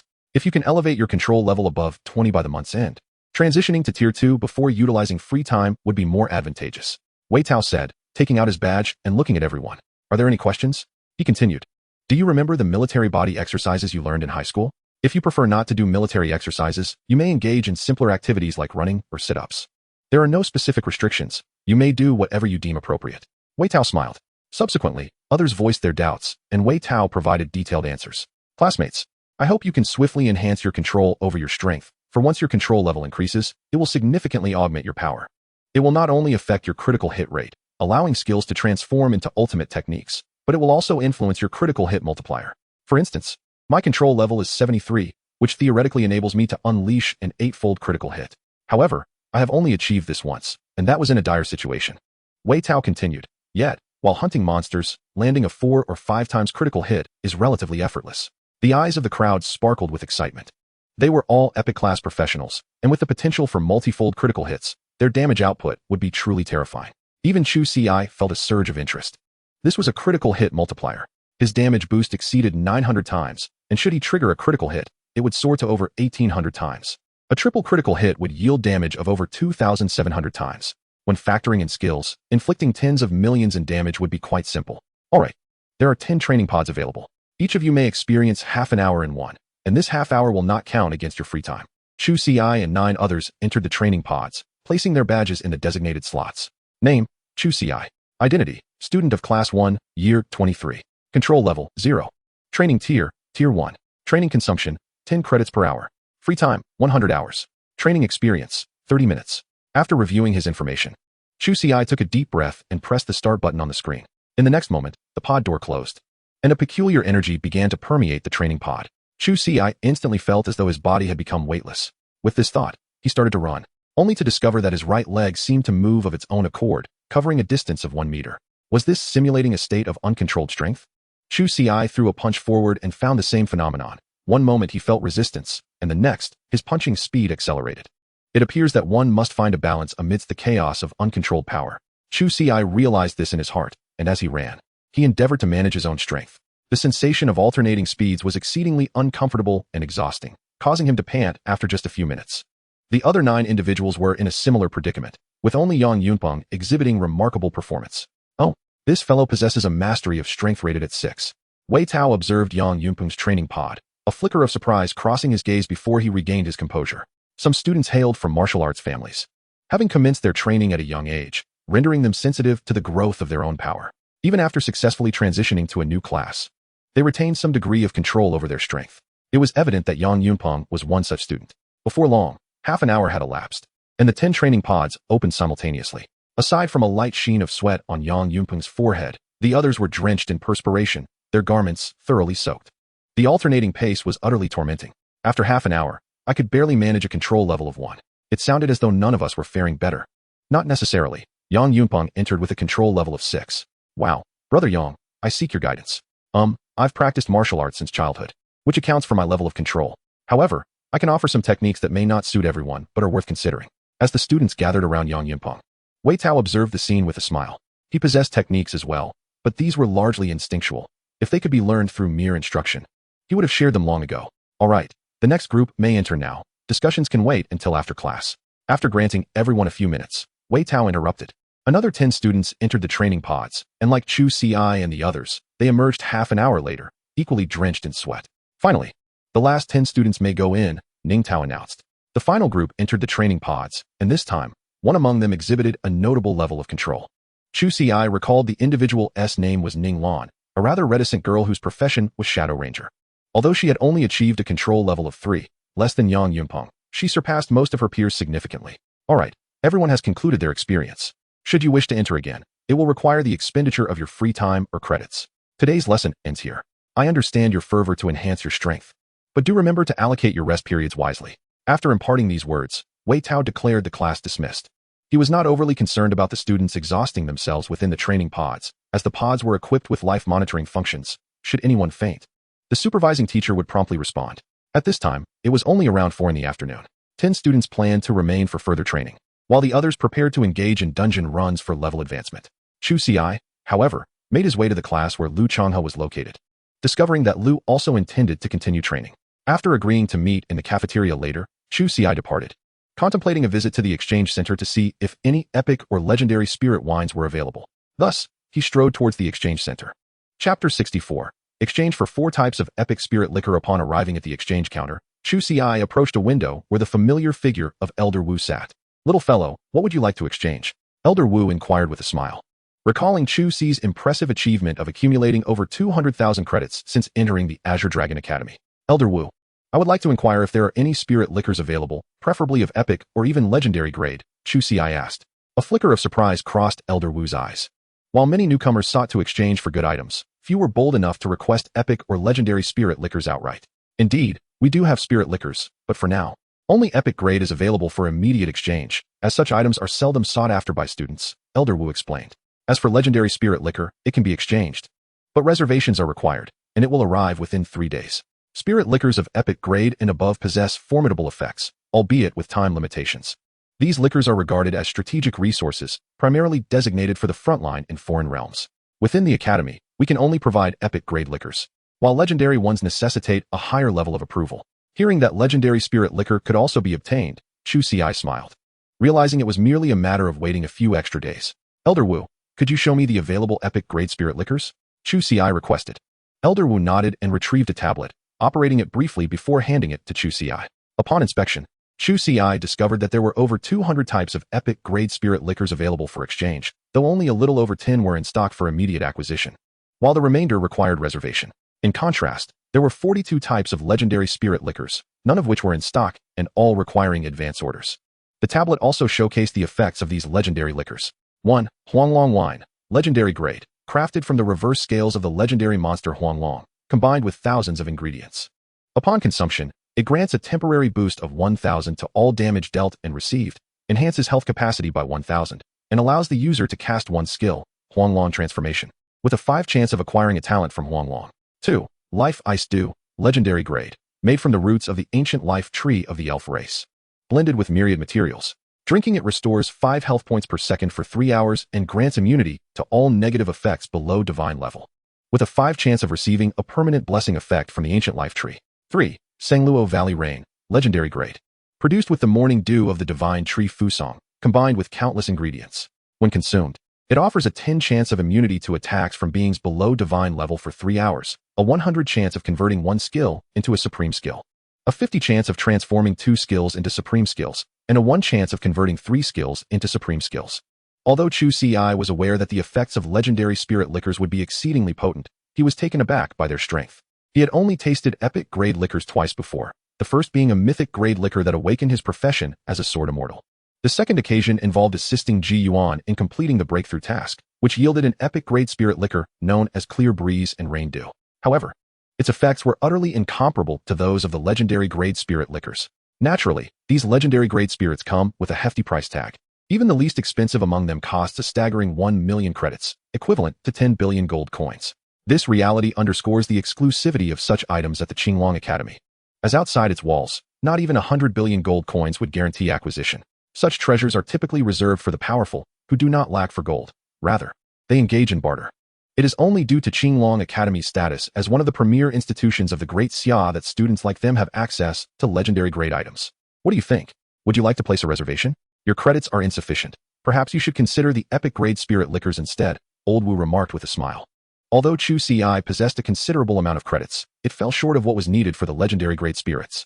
Chu Ci pondered for a moment. While he certainly desired the legendary grade spirit liquor, his credits were indeed lacking. Of course, he could approach Principal Feng Yun directly, and it was likely that a mere mention would result in the legendary liquor being presented to him. However, he was reluctant to trouble the principal, especially since he had already utilized a mythic grade heavenly restriction for his previous breakthrough task. Did he absolutely require legendary grade spirit liquor? At least for the time being. It was not essential.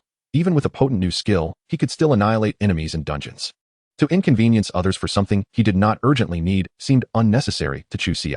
Moreover, he was not incapable of earning credits. Merely 100,000 credits could be amassed with some effort within a month. Old Wu, I would like these 4 types of epic grade spirit liquor, Chu Ci stated, gesturing towards the available selections.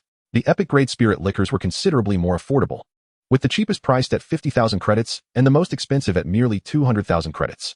Very well, please provide me your school emblem. Chu Ci handed over the emblem, and after deducting the total of 260,000 credits for the 4 epic grade spirit liquors, he found himself with just over 20,000 credits remaining. Following the deduction, Old Wu presented Chu Ci with the 4 types of epic grade spirit liquor, which came in simple jars rather than ornate gift boxes. Is there anything else you require? Old Wu inquired. Chu Ci was about to shake his head when a thought struck him. By the way, Old Wu, does our exchange center have mythic grade spirit liquor? He had checked the tablet earlier, but found no trace of such items. Indeed, but you cannot afford it, Old Wu replied with a nod. Mythic grade items cannot be purchased with credits. They require military merit. Military merit? Precisely. After you enter your 2nd year, there will be an opportunity to venture to the front lines of the outer domains, where you can earn military merit, Old Wu explained. However, military merit alone is insufficient. You will also need a rank. The authority to exchange varies with rank, and to obtain mythic grade items, one must hold at least the rank of major. Chu Ci understood, realizing that mythic grade items were intrinsic to the heritage of the Great Xia. It would indeed be strange if anyone could simply exchange for them. Even the mythic-grade heavenly restriction that Feng Yun had previously acquired for him was the result of deliberation in a higher meeting. Uncertain of the skills that the 4 epic spirit wines might bestow upon him, Chu Ci retrieved one of the vessels and, without hesitation, poured its contents into his mouth. In a swift moment, he drained the entire flask. You have consumed the fragrant flow, epic, triggering the talent of the Wine Immortal, and acquired a new skill, Void Sword Condensation. Chapter 65, Feng Yun's Task. Void Sword Condensation. You can gather the power of the void to form an ethereal sword. The void sword is formless and shadowless, rendering it elusive and difficult to defend against. When it inflicts damage upon a target, it leaves a layer of void marking. For each additional layer, the target's damage taken increases by 1 for the next minute, stacking up to 5 layers. At level 1, with 0 out of 100 proficiency, Chu Ci observed his new skill and, with a thought, conjured numerous void swords. Once his mana was fully expended, over 100 void swords had formed, requiring approximately 10 points of mana to materialize a single sword. Nodding in satisfaction, Chu Ci considered that even though the damage increase was only 5 after stacking 5 layers, this was merely at level 1, and the effects would enhance with higher levels. Additionally, the void swords were imperceptible, making them ideal for ambushes, with no limit on quantity. Theoretically, as long as he possessed sufficient mana, he could summon countless void swords. With this in mind, Chu Ci took out the remaining 3 flasks of epic spirit wine and consumed them all in one go. You have consumed the Spring Softness, epic, triggering the talent of the Wine Immortal, and acquired a new skill, Sword Light Escape. You have consumed the Tiger Whip wine, epic, triggering the talent of the Wine Immortal, and acquired a new skill, Sword Flash. You have consumed the Jade Pearl, epic, triggering the talent of the Wine Immortal, and acquired a new skill, Sword Drawing Technique. Sword Light Escape. Upon use, for the next 5 minutes, you transform into Sword Light, doubling your speed with a 5 chance to gain a body dominance effect. Cooldown time, 30 seconds. Sword Flash. Upon use, you can instantly teleport to any spirit sword and become immune to all damage for the next 0.5 seconds. Cooldown time, 3 minutes. Sword Drawing Technique. Using your innate celestial sword, charge for 3 seconds. Your next attack will inflict 150 damage to all targets within a 100-meter radius, causing them to bleed. Cooldown time, 10 minutes. The 3 epic spirit wines bestowed upon Chu Ci, 3 formidable skills, Sword Light Escape and Sword Flash, significantly enhanced his survivability. While the latter was suitable for combat, his control range over spirit swords had now reached 3,000 meters, allowing him to teleport that distance while enjoying a 0.5-second immunity to damage, effectively eliminating the risk of being caught off guard. As for the sword drawing technique, it was an exceptionally powerful area of effect skill capable of dealing damage to all targets within a 100-meter radius. Given Chu Ci's formidable damage output, this meant that as long as enemies were within that range, he could dispatch them all with a single stroke. Moreover, these were merely the effects at level 1. As I pondered, a sudden knock on the door interrupted my thoughts. Upon opening it, I found Principal Feng Yun standing at the threshold with a radiant smile. "Old Feng, what brings you here?" I inquired while ushering him inside. "I heard from that old rascal Wu that you are in need of legendary spirit wine," Feng Yun remarked with a grin as he stepped into the room. I paused, taken aback by how swiftly he had learned of my predicament. "Indeed, I do require legendary spirit wine. However, I believe I can earn the 1 million points with some effort," I replied. "I have no doubt about that," Feng Yun nodded. Already aware that I had cleared the Elf Gathering Grounds dungeon alongside Lu Chang'e, each record broken in that dungeon yielded a reward of 5,000 academic credits, meaning that accumulating 1 million credits would simply require the completion of 200 dungeon records. Furthermore, epic-grade equipment could also be exchanged for credits. Within the academy, there also existed the Tower of Divine Communication, where each level passed would grant additional credits. He understood my situation. For me, 1 million credits merely entailed a bit more time invested. "Rest assured, I comprehend your thoughts. I have come to request a favor," Feng Yun stated. "Please, go on," I replied, curiosity stirring within me. After all, he was a legendary powerhouse above level 80. What could he possibly need from someone like me? However, aside from our great Xia, the Woku have also discovered this secret realm. Naturally, they do not wish to miss out, Feng Yun continued. Ultimately, both sides agreed to send 100 individuals into the secret realm, with the spoils determined by their respective capabilities. Are we truly afraid of the Woku? I arched an eyebrow, for while Japan possessed considerable strength, it paled in comparison to Great Xia. If Great Xia so desired, we could flatten Japan within a day, annihilating every Woku without hesitation. Indeed, we have no fear. In the past, when both we and Japan simultaneously discovered a secret realm, they dared to challenge us. But after a few mythic-level warriors from our side toured their islands, they ceased their audacity, Feng Yun explained. This time, however, is different. In recent years, Japan has ingratiated itself with the Lighthouse Nation, emboldening their arrogance. Their presence is felt in this instance. Of course, even with the support of the Lighthouse Nation, should we choose to deny them, the Woku would find entry into this secret realm impossible. Feng Yun gazed at me intently. Yet, the reason the higher-ups have retreated this time is because of you. Me? Precisely. They are well aware of your circumstances, though your strength is formidable. You have yet to be tempered by the crucible of bloodshed. Slaying monsters and taking human lives are two vastly different endeavors. Hence, your participation in this secret realm is essential. While there are no explicit demands from above, Feng Yun's grin widened. I, for one, am not fond of the Woku wandering within our great Xia's secret realm. I realized then that the higher-ups had acquiesced to Japan's entry into the secret realm as a means to provide me with targets. Rest easy. I too share your distaste for the Woku lingering within our great Xia's domain, I affirmed with a nod. Killing, you say? I have vanquished numerous monsters, yet I am uncertain of what it truly feels like to take a human life. Indeed, initially, there was a desire to send 500, or even 1,000 individuals from the land of the rising sun into the secret realm. However, they proved to be quite shrewd, likely fearing total annihilation within, and opted to dispatch merely 100. A pity, indeed, reflected in the glimmer of disappointment in Feng Yun's eyes. Without affording Chu Ci an opportunity to speak, Feng Yun continued, Very well, in half a month, I shall take you there. Now that we have addressed the matter at hand, let us discuss the benefits. In truth, there is only one advantage. Anything you acquire within the secret realm will belong to you. Of course, should there be items you find of no use, you may exchange them at the trading post for academic credits. Chu Ci nodded, recognizing the merit in this offer, for without the great Xia, he would not even have the chance to enter the secret realm. Moreover, as I have assigned you a task, there will undoubtedly be a reward. This is a legendary spirit wine, brewed from the rare Chu Ci bamboo over 100 years. It is now yours. As Feng Yun spoke, he produced a jar of spirit wine and placed it before Chu Ci. Chapter 66, Legendary Spirit Wine, Innate, Sword Ci. The Chu Ci 100-year brew, legendary quality. Crafted in a container of the legendary Chu Ci bamboo, combined with a myriad of materials, aged for a century. Upon consumption, it inflicts a total of 1,000 attribute damage within 3 hours, with a 99 resistance to attributes. Once the effect concludes, there is a 20 chance to permanently enhance 1 random attribute resistance by 20, a 50 chance to gain 2, and a 1 chance to acquire 3. Gazing at the legendary spirit wine, it became abundantly clear to Chu Ci that Feng Lao had specifically come to deliver this gift to him. Feng Lao, spare me the pleasantries. This is a task I have assigned to you in my personal capacity, and thus the rewards are entirely at my discretion. We can discuss it further upon the task's completion. What is it? Do you lack confidence in your ability to fulfill this task? Not at all, he replied. Then it's settled. Take it. I have kept this spirit wine for over a decade and have no use for it. Chu Ci, no longer hesitating, accepted the spirit wine. Very well, there is nothing else of significance. Feng Yun smiled, preparing to depart, but then turned back. By the way, when do you plan on tackling the attribute dungeon? I intend to check it out tomorrow, Chu Ci replied. Tomorrow? You don't mean to venture into the dungeon with just Lu Changhe, do you? That is indeed my plan, he admitted. Feng Yun took a deep breath. Fortunately, he had asked, as allowing just the two of them to undertake the dungeon would be a grave waste. Let us aim for 3 days from now. I will gather 98 more teammates to form a 100-person team. All right, Chu Ci nodded, as assembling a team for the dungeon posed no challenge for him. Afterward, Feng Yun took his leave, and Chu Ci retrieved the legendary spirit wine. Initially, he had anticipated needing to toil for at least a month to earn sufficient credits to purchase such a wine, but unexpectedly, fortune smiled upon him. Opening the jar, Chu Ci took a sip. The flavor was exquisite, though it paled in comparison to mythic-level spirit wines.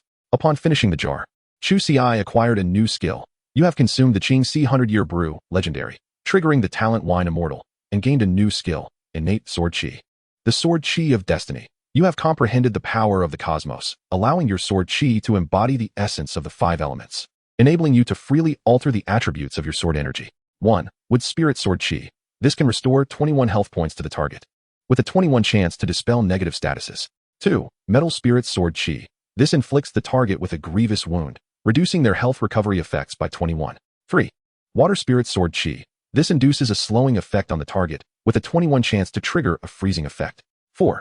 Fire Spirit Sword Ci. This creates a burning effect on the target, with a 21 chance to cause an explosion from the burning target. 5. Earth Spirit Sword Ci. This reduces the damage of the target's next attack by 21. The range of Sword Ci attacks increases with level, currently reaching 3,000 meters. At level 21, upon witnessing this new skill, Chu Ci gasped in astonishment. Although he anticipated that skills acquired from legendary spirit liquor would be extraordinary, he never expected them to be this formidable. The mere existence of 5 distinct elemental Sword Ci was already terrifying, and the Wood Spirit Sword Ci granted him a primary combat class, the capacity of a healer. Not only could he restore health, but he could also eliminate negative statuses. Just how daunting was the 21 health recovery effect? With a single strike, Chu Ci could deal 3 to 4 million in damage, translating to the potential recovery of several 100,000 health points. Among those he had encountered at level 20, the most resilient was Lu Changha, whose health was still under 40,000. A single strike would fully restore his health, and as long as he was not killed instantly, with Chu Ci as healing capacity, Lu Changha would undoubtedly survive. Furthermore, the attack range was equally daunting. His sword mastery now commanded a range of 3,000 meters, and when combined with the sword Chi's range, it meant he could eliminate foes within 6,000 meters with a single strike. As his level increased, performing a sweeping strike across the 14 continents would become entirely feasible. Is my profession truly of mythic caliber? Chu Ci found himself questioning. He was uncertain of the exact rank of his profession. It was only Feng Yun who had mentioned it was of mythic level. However, with such damage output and an array of powerful skills, it hardly resembled a mythic class. If mythic classes were indeed this formidable, the great Xia would have long since conquered the outer realms. Shaking his head, he decided not to dwell on it any further. The classification of profession levels was determined by humanity, not by the will of the world. Theoretically, every profession holds the potential to ascend to divinity.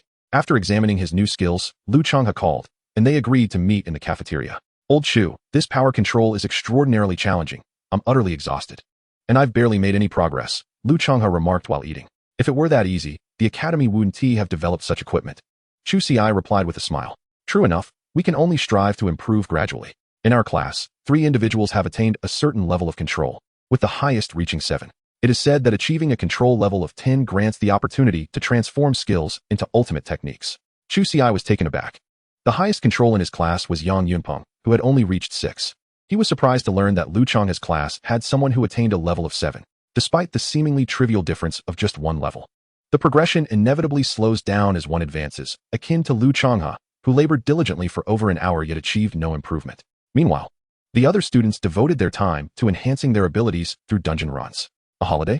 Such thoughts seldom crossed the minds of the students. All were resolutely focused on augmenting their prowess. Particularly, the students of Qinglong Academy were acutely aware of their aspirations, destined for the front lines of the outer realms. Poised to represent the great Xia at the forefront.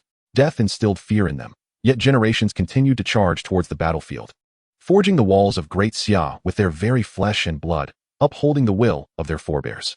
After dinner, Chu Ci and Lu Changha wasted no time and proceeded to the dungeon area, intent on further leveling up.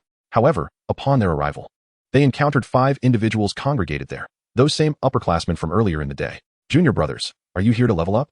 Would you be willing to take us along? After some pushing and shoving, Lu Cheng approached with a hint of embarrassment, assuring them, rest assured, we won't ask for your help without compensation. We can offer you credits as payment. How does 2,000 credits for each of you sound? With that, the 5 eagerly gazed at Chu Ci and Lu Changha. Being in their second year, they were aware that in half a month's time, they would be entering the outer realms. Yet before that, they faced a crucial assessment. Achieving level 30 was a prerequisite for entry. Although the outer realms were fraught with peril, they had never contemplated retreat. If they couldn't join the battle, they would at least contribute as support. We can take you along, but the credits are unnecessary, Chu Ci replied, shaking his head. In the academy, we do not charge credits for aiding in lifestyle professions, though you would need to cover certain expenses incurred during the dungeon run. With that, Chu Ci sent a party invitation to the 5. Junior brother, you are truly chivalrous, Lu Cheng exclaimed, giving a thumbs up, and the 5 promptly accepted the invitation. After assessing the dungeons before them, Chu Ci ultimately selected the Spider Cave, maintaining the hellish difficulty level. Chapter 67, No Idlers at Qinglong Academy. As the 7 entered the dungeon, Lu Cheng and his companions received a notification indicating the hellish difficulty level. Were it anyone else, they might have deemed such a choice madness. However, having witnessed Chu Ci and Lu Changha conquer hellish dungeons firsthand, they could only feel exhilaration. A hellish dungeon was a realm they would never have dreamed of entering, especially for those pursuing lifestyle professions, as even with the presence of primary combat classes, they would not be included. Every lifestyle profession represented a reduction in combat capability. Junior brothers, the most troublesome aspect of the Spider Cave dungeon is the spider silk. If you come into contact with it, there's a chance you'll be immobilized, Lu Cheng elaborated. This dungeon features a variety of spider creatures, each emitting silk with different effects, poison, fire burns, and freezing, with some even possessing curse effects. Additionally, apart from the webs spun by the spider monsters, you may encounter strands hidden within the earth. Aware of their inability to contribute combat strength, Lu Cheng and his companions detailed their knowledge of the dungeon to the newcomers. Certainly, the 2 junior students need not worry. With Wang Liang around, those negative states are utterly ineffective, Lu Cheng remarked, patting the other person beside him. Hee, it's not as exaggerated as you say, but I do possess a potion that can counter the negative effects of those spider monsters, Wang Liang stated, producing a vial of the elixir. White Light Potion, Epic Grade. Upon consumption, all negative effects endured are diminished by 20, with a 10 chance of immunity to negative effects, lasting for 1 hour. Here, junior students. This potion is crafted by me personally, and the supply is limited, so take 3 vials each for now. Should you require more later, I will find a way to concoct additional doses. Wang Liang handed out 6 vials, distributing them to Chu Ci and Lu Changhe. Senior, you are able to brew epic grade potions? Lu Changhe gazed at Wang Liang in astonishment. Fortune smiled upon me this time, yet the success rate is rather low. Approximately 1 in 10,000. Further refinement is necessary, Wang Liang replied with a shake of his head. There have been many primary combat professions accompanying us for leveling, but we have been engrossed in our research instead. Lu Cheng elucidated. For instance, Wang Liang's White Light Potion is a product of his own study, costing a mere tenth of the price compared to most epic grade potions on the market. I am focusing on enhancing equipment scrolls. Though I've developed an epic grade enhancement scroll, its efficacy leaves much to be desired, requiring further improvement. The 3 of them are also researching a type of area effect weapon suitable for the battlefield, having made some progress. But it still needs to be tested in the Outer Realms. Thus, we cannot afford to miss this opportunity to enter the Outer Realms. Listening to Lu Cheng's explanation, Chu Ci and Lu Changhe finally understood why these 5 sophomores had yet to reach level 30, as most of their energy was devoted to research. Stop dawdling. Bring forth any valuable items you have. We cannot allow the 2 junior students to level us up for free, Lu Cheng chuckled. Junior students. My profession is related to alchemy. This is a thunder explosive bomb I developed, although it is merely of rare grade. It possesses decent area damage and a certain chance to inflict paralysis on the target. I am still researching the epic grade version. My profession is akin to that of a mechanic. This is a set of mechanized leg armor I created. When worn, it enhances movement speed and allows for brief flight. Initially, I aim to construct an entire mech, but I have yet to succeed, primarily due to challenges in resolving energy issues.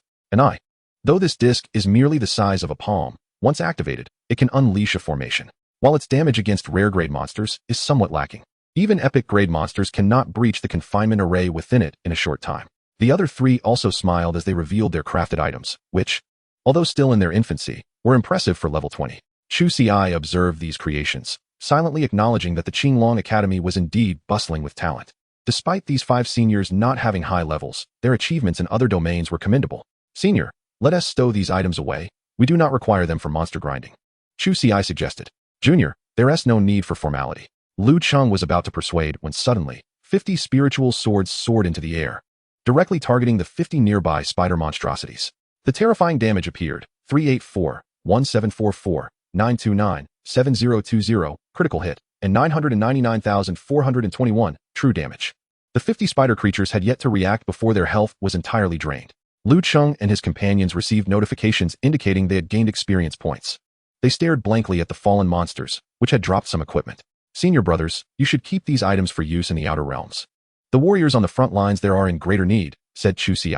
Lu Changhe chuckled as he returned the potions he had been holding to Lu Cheng, then scampered off to collect the dropped loot. Lu Cheng and his companions exchanged glances, astonished by the spectacle. Had they not known that Chu Ci was a newcomer, they might have mistaken him for an extraordinary level 60 powerhouse, given the sheer magnitude of the damage dealt. Rest assured, Junior, we will not divulge the events of this instance, Lu Cheng stated solemnly, and the other 4 nodded in agreement. Had they possessed the forgetting spell, they would undoubtedly have cast it upon themselves once they left the instance. Let us continue hunting monsters, Chu Ci said with a smile, leading the group deeper into the dungeon. Although they had an additional 5 members, the experience gained was equivalent to what Lu Changhe would receive. The group moved through the dungeon without hindrance. Despite being a hell-level instance, they encountered no creatures after the initial 50. Is this truly a hell-level instance? It feels surprisingly manageable, one remarked. Of course, it's because the junior is leading us. Otherwise, we might not even be able to defeat those 50 monsters at the entrance, Lu Cheng's group mused. Their astonishment palpable as they experienced such an effortless monster-slaying scenario for the first time. The absence of monsters was due to Chu Ci controlling the spiritual swords from a kilometer away, eliminating threats before they could be seen. They merely observed the notifications of experience gained, indicating that Chu Ci was indeed slaying the monsters. However, they were not idle. They busied themselves gathering loot, like Lu Changhe, seeking to occupy themselves. In the spider cave, the monsters posed no threat to Chu Ci, easily dispatched with a single sword strike. Nonetheless, the labyrinthine cave required navigating around corners to defeat monsters, consuming a fair amount of time. Even so, within 3 hours, Chu Ci led the 6 of them to their destination. Chapter 68, The Feast of Explosive Juices, a Paradise for Leveling. At the deepest point of the instance lay a vast cavern, its ceiling draped in webs, adorned with hundreds of cocoons formed from spider silk. Within, a colossal spider. its body marked by purple patterns, awaited them. The Spider Queen, Epic Class, Level, 30 Health, 4, 5 million Attack, 4587 Physical Defense, 2001 Magical Defense, 1784 Skills, Split, Web Spray, Venom Irrigation. This marks the first encounter for Chu Ci with the attributes of a level 30 epic entity. Previously, within the Elven Gathering, Buta's attributes were distinctly anomalous. While the attributes were commendable, they could be eliminated in an instant. This was Chu Ci's impression upon observing the attributes. Junior, you must exercise caution shortly. Those cocoons harbor rare-level monsters. Furthermore, should you come into contact with their venom, not only will you suffer loss of health points, but you shall also experience a percentage-based depletion of vitality, compounded by an exceedingly unpleasant splitting skill. Once health is entirely drained, they will fragment into thousands of diminutive spiders, each possessing only advanced abilities and singularly capable of self-detonation, Lu Cheng remarked. Chu Ci nodded, a sense of vigilance forming within him. The prospect of being overwhelmed by 1,000 self-exploding spiders was indeed daunting. Concurrently, the cocoons atop the cavern began to fissure, revealing rare-level spiders poised to emerge. Swiftly, Chu Ci would not grant these beasts an opportunity. A multitude of spiritual swords soared forth, their radiant blades instantaneously vanquishing the rare monsters. Meanwhile, those who had been lurking in the depths, anticipating a spectacle, were momentarily taken aback to witness their minions fall lifelessly. Yet, in the next instant, streaks of sword light descended upon their very being. The damage was staggering. 4, 621, 144, critical hit, and 1, 903, 660, true damage, critical hit. Chu Ci had initially prepared 5 spiritual swords, but to his astonishment, the first strike obliterated the entity's health completely. Lu Cheng and the 5 others stood in stunned silence. Although they were aware of this junior's formidable damage output, they had not anticipated such an instantaneous annihilation. The creature, seemingly bewildered by its own demise, took 2 seconds before emitting a cry and collapsing. With its fall came a tremendous explosion. Thousands of small spiders erupted forth. These diminutive arachnids, driven by a residual will, immediately targeted Chu Ci and lunged toward him. Sword draw technique. However, as these small spiders made their move, a crescent-shaped arc of sword light flashed past. In an instant, the multitude of small spiders was engulfed in a gruesome spectacle, various fluids splattering across the cavern, creating a most repugnant sight.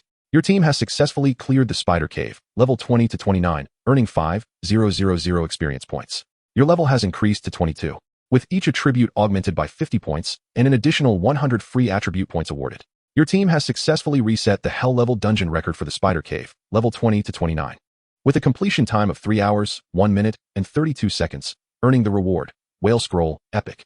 Whale Scroll, Epic, upon use, emits a piercing wail, incapacitating the target for 10 seconds. I have leveled up. This progression is astonishing. At last, I have reached level 29, and there is hope to attain level 30 within half a month.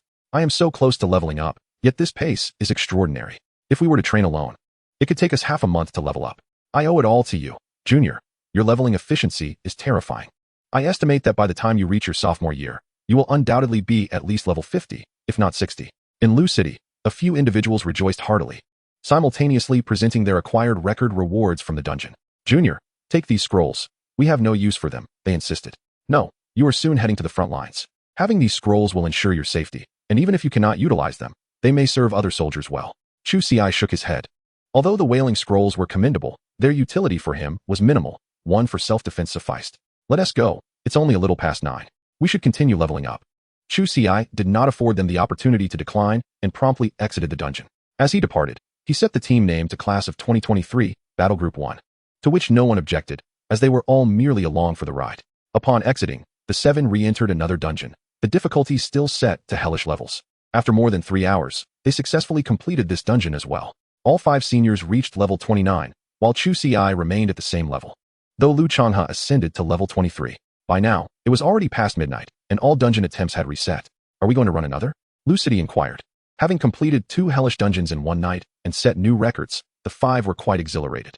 Although their involvement was not profound, they had at least participated. Yes, we have no classes tomorrow. Let us tackle the Elven Gathering Place dungeon, Chu Ci nodded. His reasoning for revisiting this dungeon was to observe whether any changes would occur after he accepted a unique quest. Even without the unique task, acquiring another sacrificial crystal would be advantageous. Moreover, he harbored a notion that, if correct, this dungeon would be exceptionally conducive for leveling. Seeing Chu Ci's eagerness to re-enter the dungeon, the 5 from Lu City naturally expressed no dissent. They were relieved that their junior did not harbor any disdain toward them. Upon re-entering the Elven Gathering Place, familiar with the dungeon's layout, Chu Ci wasted no time and commenced monster hunting. While flying creatures posed a challenge for others, to him, they were merely manageable. As he observed these elves being swiftly dispatched, Lu City and the others had grown rather composed, having witnessed such scenes numerous times before. This time, in just over 2 hours, Chu Ci led the six to the ancient tree once more. Once again, they encountered Buta, the prince of the elven race. Although he had received the quest from Buta, Chu Ci showed no mercy. The elves emerging from the wooden huts were swiftly annihilated. As before, Buta was taken aback by the spectacle, frantically flapping his tattered wings in an attempt to ascend. However, this time Chu Ci refrained from striking down his foe, opting instead to wait. Soon, a minute passed, and 100 wooden huts opened once more, unleashing another 100 rare-level elven monsters.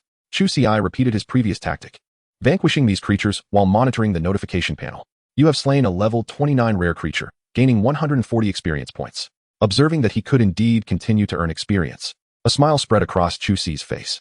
100 monsters resurrect every minute, each providing a bounty of 14,000 experience points upon defeat.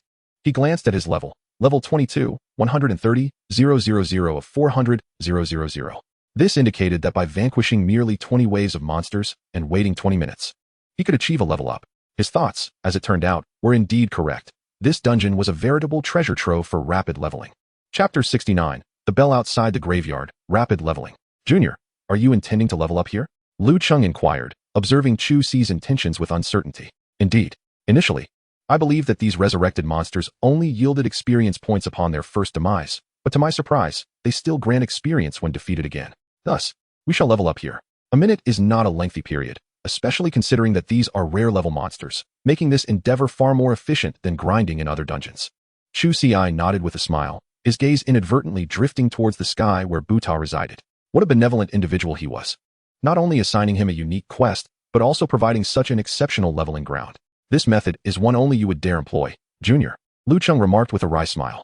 In the past, others have attempted to level up here, but most could endure only a few waves before succumbing. After all, the damage output of others cannot compare to your extraordinary prowess. They can often be instantaneously defeated, resulting in minimal consumption of resources.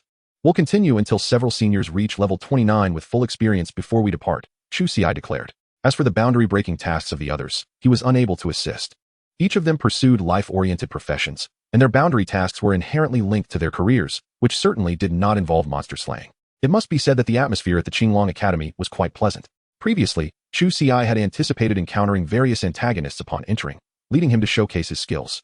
However, he had overestimated the situation. The second-year students were diligently preparing for their imminent journey into foreign realms, while only the first-year students still reveled in laughter. The second-year students were in training, the third-year students were engaged in battle, and the fourth-year students were fighting to the death. This cycle had persisted through each generation. 20 minutes later, Chu Ci had reached level 23. Leveling up can be monotonous. Lu Chung and his companions had set up tables and chairs, bringing out snacks and fruit, and began playing cards. Indeed, although the Academy has shared some videos of the foreign realms, experiencing it firsthand is entirely different, Lu Chung mused. We are fortunate. Our paths are primarily life-oriented, merely handling logistics. Those in combat roles, however, face significant dangers. What you say is true, but we are teammates. So your claims hold little weight, another interjected. I am reporting a single. As the group engaged in card games and casual conversation, Chu Ci remained detached, sipping from a wine gourd while honing his skill proficiency. Senior, is it truly that perilous in the foreign realms? Lu Changhe inquired. Peeling an orange and offering a piece to Chu Ci, his curiosity piqued. Yes, it is quite dangerous. In the past, we were unaware. But the fourth-year students entered the academy with a total of 410 individuals, yet 189 have already perished on the battlefield. The third-year students fared slightly better. But still, 214 lost their lives in combat. You haven't yet visited the Tower of Divine Communication, have you? Adjacent to it lies a graveyard, where we inter our fallen seniors from Qinglong Academy, those who have succumbed in battle since the establishment of the institution. Lu Qing's expression grew serious. You had a chance to enter during your sophomore year, but aside from that, the cemetery is only accessible when senior students have fallen in battle. Do you know what we fear most in the academy? It is the tolling of the bells outside the cemetery. Each chime signifies the death of a senior, with one toll representing one life. Last year, the bells rang 34 times, and on one occasion, they tolled a staggering 41 times, indicating the loss of 41 seniors in that one instance. Lu Changhe took a deep breath. For it is known that those who enter Qinglong Academy possess at least rare-level professions, with numerous epic-level professions among them. Yet, the casualty rate remains alarmingly high, highlighting the dangers of the outer realms. Keep your words few. They are still freshmen and should not be burdened with such thoughts, Wang Liang interjected, sensing the oppressive atmosphere. He then shifted the topic. Junior, do you have a girlfriend yet? The abrupt change caught Lu Changhua off guard, momentarily halting his heavy thoughts. And no, not yet. Why do you ask, senior? He stammered, having never even held a girl's hand. You should hurry. By junior year, the academy will start pressuring for marriage. Those who are not married will be prohibited from taking on dangerous missions, Wang Liang chuckled. That's why many seniors get married in their third year. Lu Changhua and Chu Ci exchanged glances, surprised by this unexpected revelation. While parents may not push for marriage, the academy certainly does. You need not rush, after all. You have just entered the school. There is still time. Perhaps you will find a girlfriend this year, Lu Cheng said with a smile. And if you don't, the academy will organize a social event with other schools, providing ample opportunity. Do all the seniors have girlfriends? Lu Changhua inquired. Of course.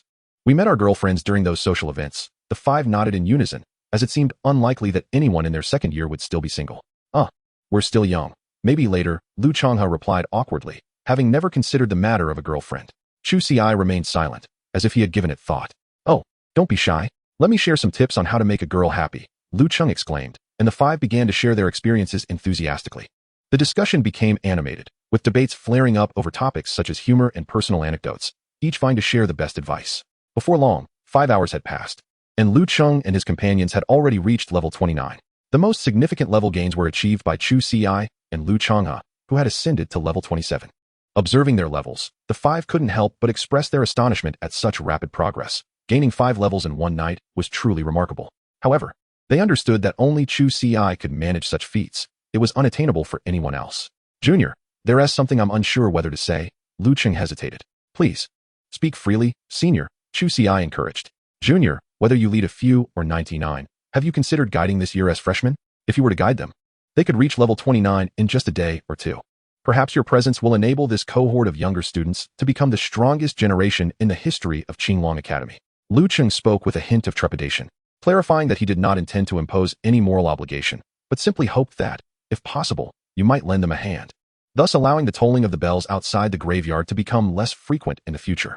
Chu Ci fell silent for a few seconds before solemnly nodding, assuring him that he would consider the matter. Chapter 70. The Senior's Greeting Gift, Level 29 Breakthrough Quest. The seven departed from the dungeon. Although Chu Ci had yet to reach level 29, he chose to leave temporarily, finding the pace of leveling somewhat monotonous despite its rapidity. He planned to return and complete the dungeon again once it refreshed the following day, which would likely see him attain level 29. Thank you, senior. Without your assistance, it would have been difficult for the five of us to reach level 29. The five expressed their heartfelt gratitude outside the dungeon. No need for such formality. You stand ahead of us, Chu Ci replied, shaking his head.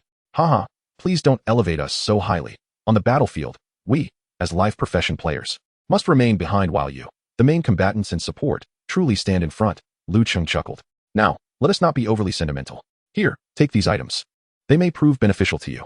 With that, the five presented the items they had originally intended for Chu Ci and his companion. We must take our leave now to complete our breakthrough quest. They quickly deposited the items into Chu Ci and his companion's arms, departing without waiting for a response, leaving only their retreating figures behind. Old Chu, accept it. It's the senior's goodwill, Chu Ci said, glancing at the time, which was around 6 in the morning. Let us head to the cafeteria for the first batch of steamed buns. Upon arriving at the cafeteria, they found that aside from themselves, only a few aunts and uncles were busy preparing breakfast. As they approached the counter to receive their share of the day's first batch of buns, a gust of wind suddenly rushed past them. Before they could react, a young man had darted past, reaching the counter and exclaiming, Uncle Qian, hurry, I'm dying. At that moment, a bun flew perfectly from the window, landing directly in the young man's mouth. Thank you, Uncle Qian, for the nourishment. Nothing can cure me quite like your buns, he said, savoring the taste as he devoured it in a few bites, a look of bliss adorning his face. You've graduated. It's time to temper your enthusiasm, the middle-aged man behind the counter remarked, tossing another bun to him. I haven't graduated yet. Soon, it won't be so easy to enjoy your buns, he replied, catching the bun with ease. Chu Ci and Lu Changhua exchanged glances and approached the counter, finally noticing that although the young man appeared youthful, he bore 3 distinct scars on his face and had no palms on his hands. You look rather unfamiliar. Could you be a freshman who just enrolled this year? The man also noticed Chu Ci and Lu Changhua, scrutinizing them before speaking. Greetings, seniors, Chu Ci and Lu Changhua nodded in acknowledgement. Indeed, they are freshmen, quite impressive. You both appear spirited.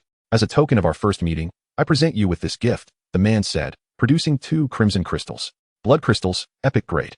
Upon use, They can instantly restore health and mana, eliminate negative effects, and grant immunity to the next 3 instances of damage. Chu Ci and Lu Changhe were taken aback. They had not anticipated receiving such a valuable gift from a senior on their first encounter. Well, I've had my fill. You two should work diligently. When you venture into the outer realms, mention my name, he added, not allowing them a chance to decline before swiftly departing with a bun in his mouth. Chu Ci and Lu Changhe exchanged glances, eager to call out, "You haven't told us your name yet." "His name is Li Tiandao." Uncle Qian interjected from the window with a smile. "Uncle Qian, is he a senior in his 4th year?" Chu Ci and Lu Changhe realized they had entered their 1st year, meaning the previous seniors had graduated. There would be no graduation ceremony, even if one were held. Their cohort would be incomplete. Uncle Qian sighed and shook his head. "Enough of that. If you find yourselves in the outer realms and encounter difficulties, you can seek out that lad." Despite his seemingly unreliable demeanor, he was the first of his year to reach level 60, and his strength is quite commendable. Chu Ci and Lu Changhe nodded, taking some breakfast and finding a seat. Before long, more students arrived for breakfast. Meanwhile, Li Tiandao walked through the campus with a bun in his mouth, a smile on his face. "Interesting, the new students have already reached over level 20. They are far stronger than I was at their stage." He mused about Chu Ci and Lu Changhe. He hadn't used the detection skill on them, but since that Lu Changhe had indeed reached over level 20. As for Chu Ci, he found it curious that he could not perceive him at all. This only heightened his interest in the two, prompting him to bestow upon them epic-grade items as a gesture of goodwill. Unbeknownst to Chu Ci and Lu Changhe, Li Tiandao's thoughts were far from their minds. After finishing breakfast, they opted not to grind levels, but instead headed to the strength training room. They planned to immerse themselves in training today, aiming to achieve level 29 in the Elven Gathering Ground by tomorrow. The day passed swiftly as they spent it in the training room, yet their mastery remained below 1. After class, they returned to the Elven Gathering Ground, where they spent approximately 5 hours in the dungeon, finally reaching level 29. Your experience points have reached the limit.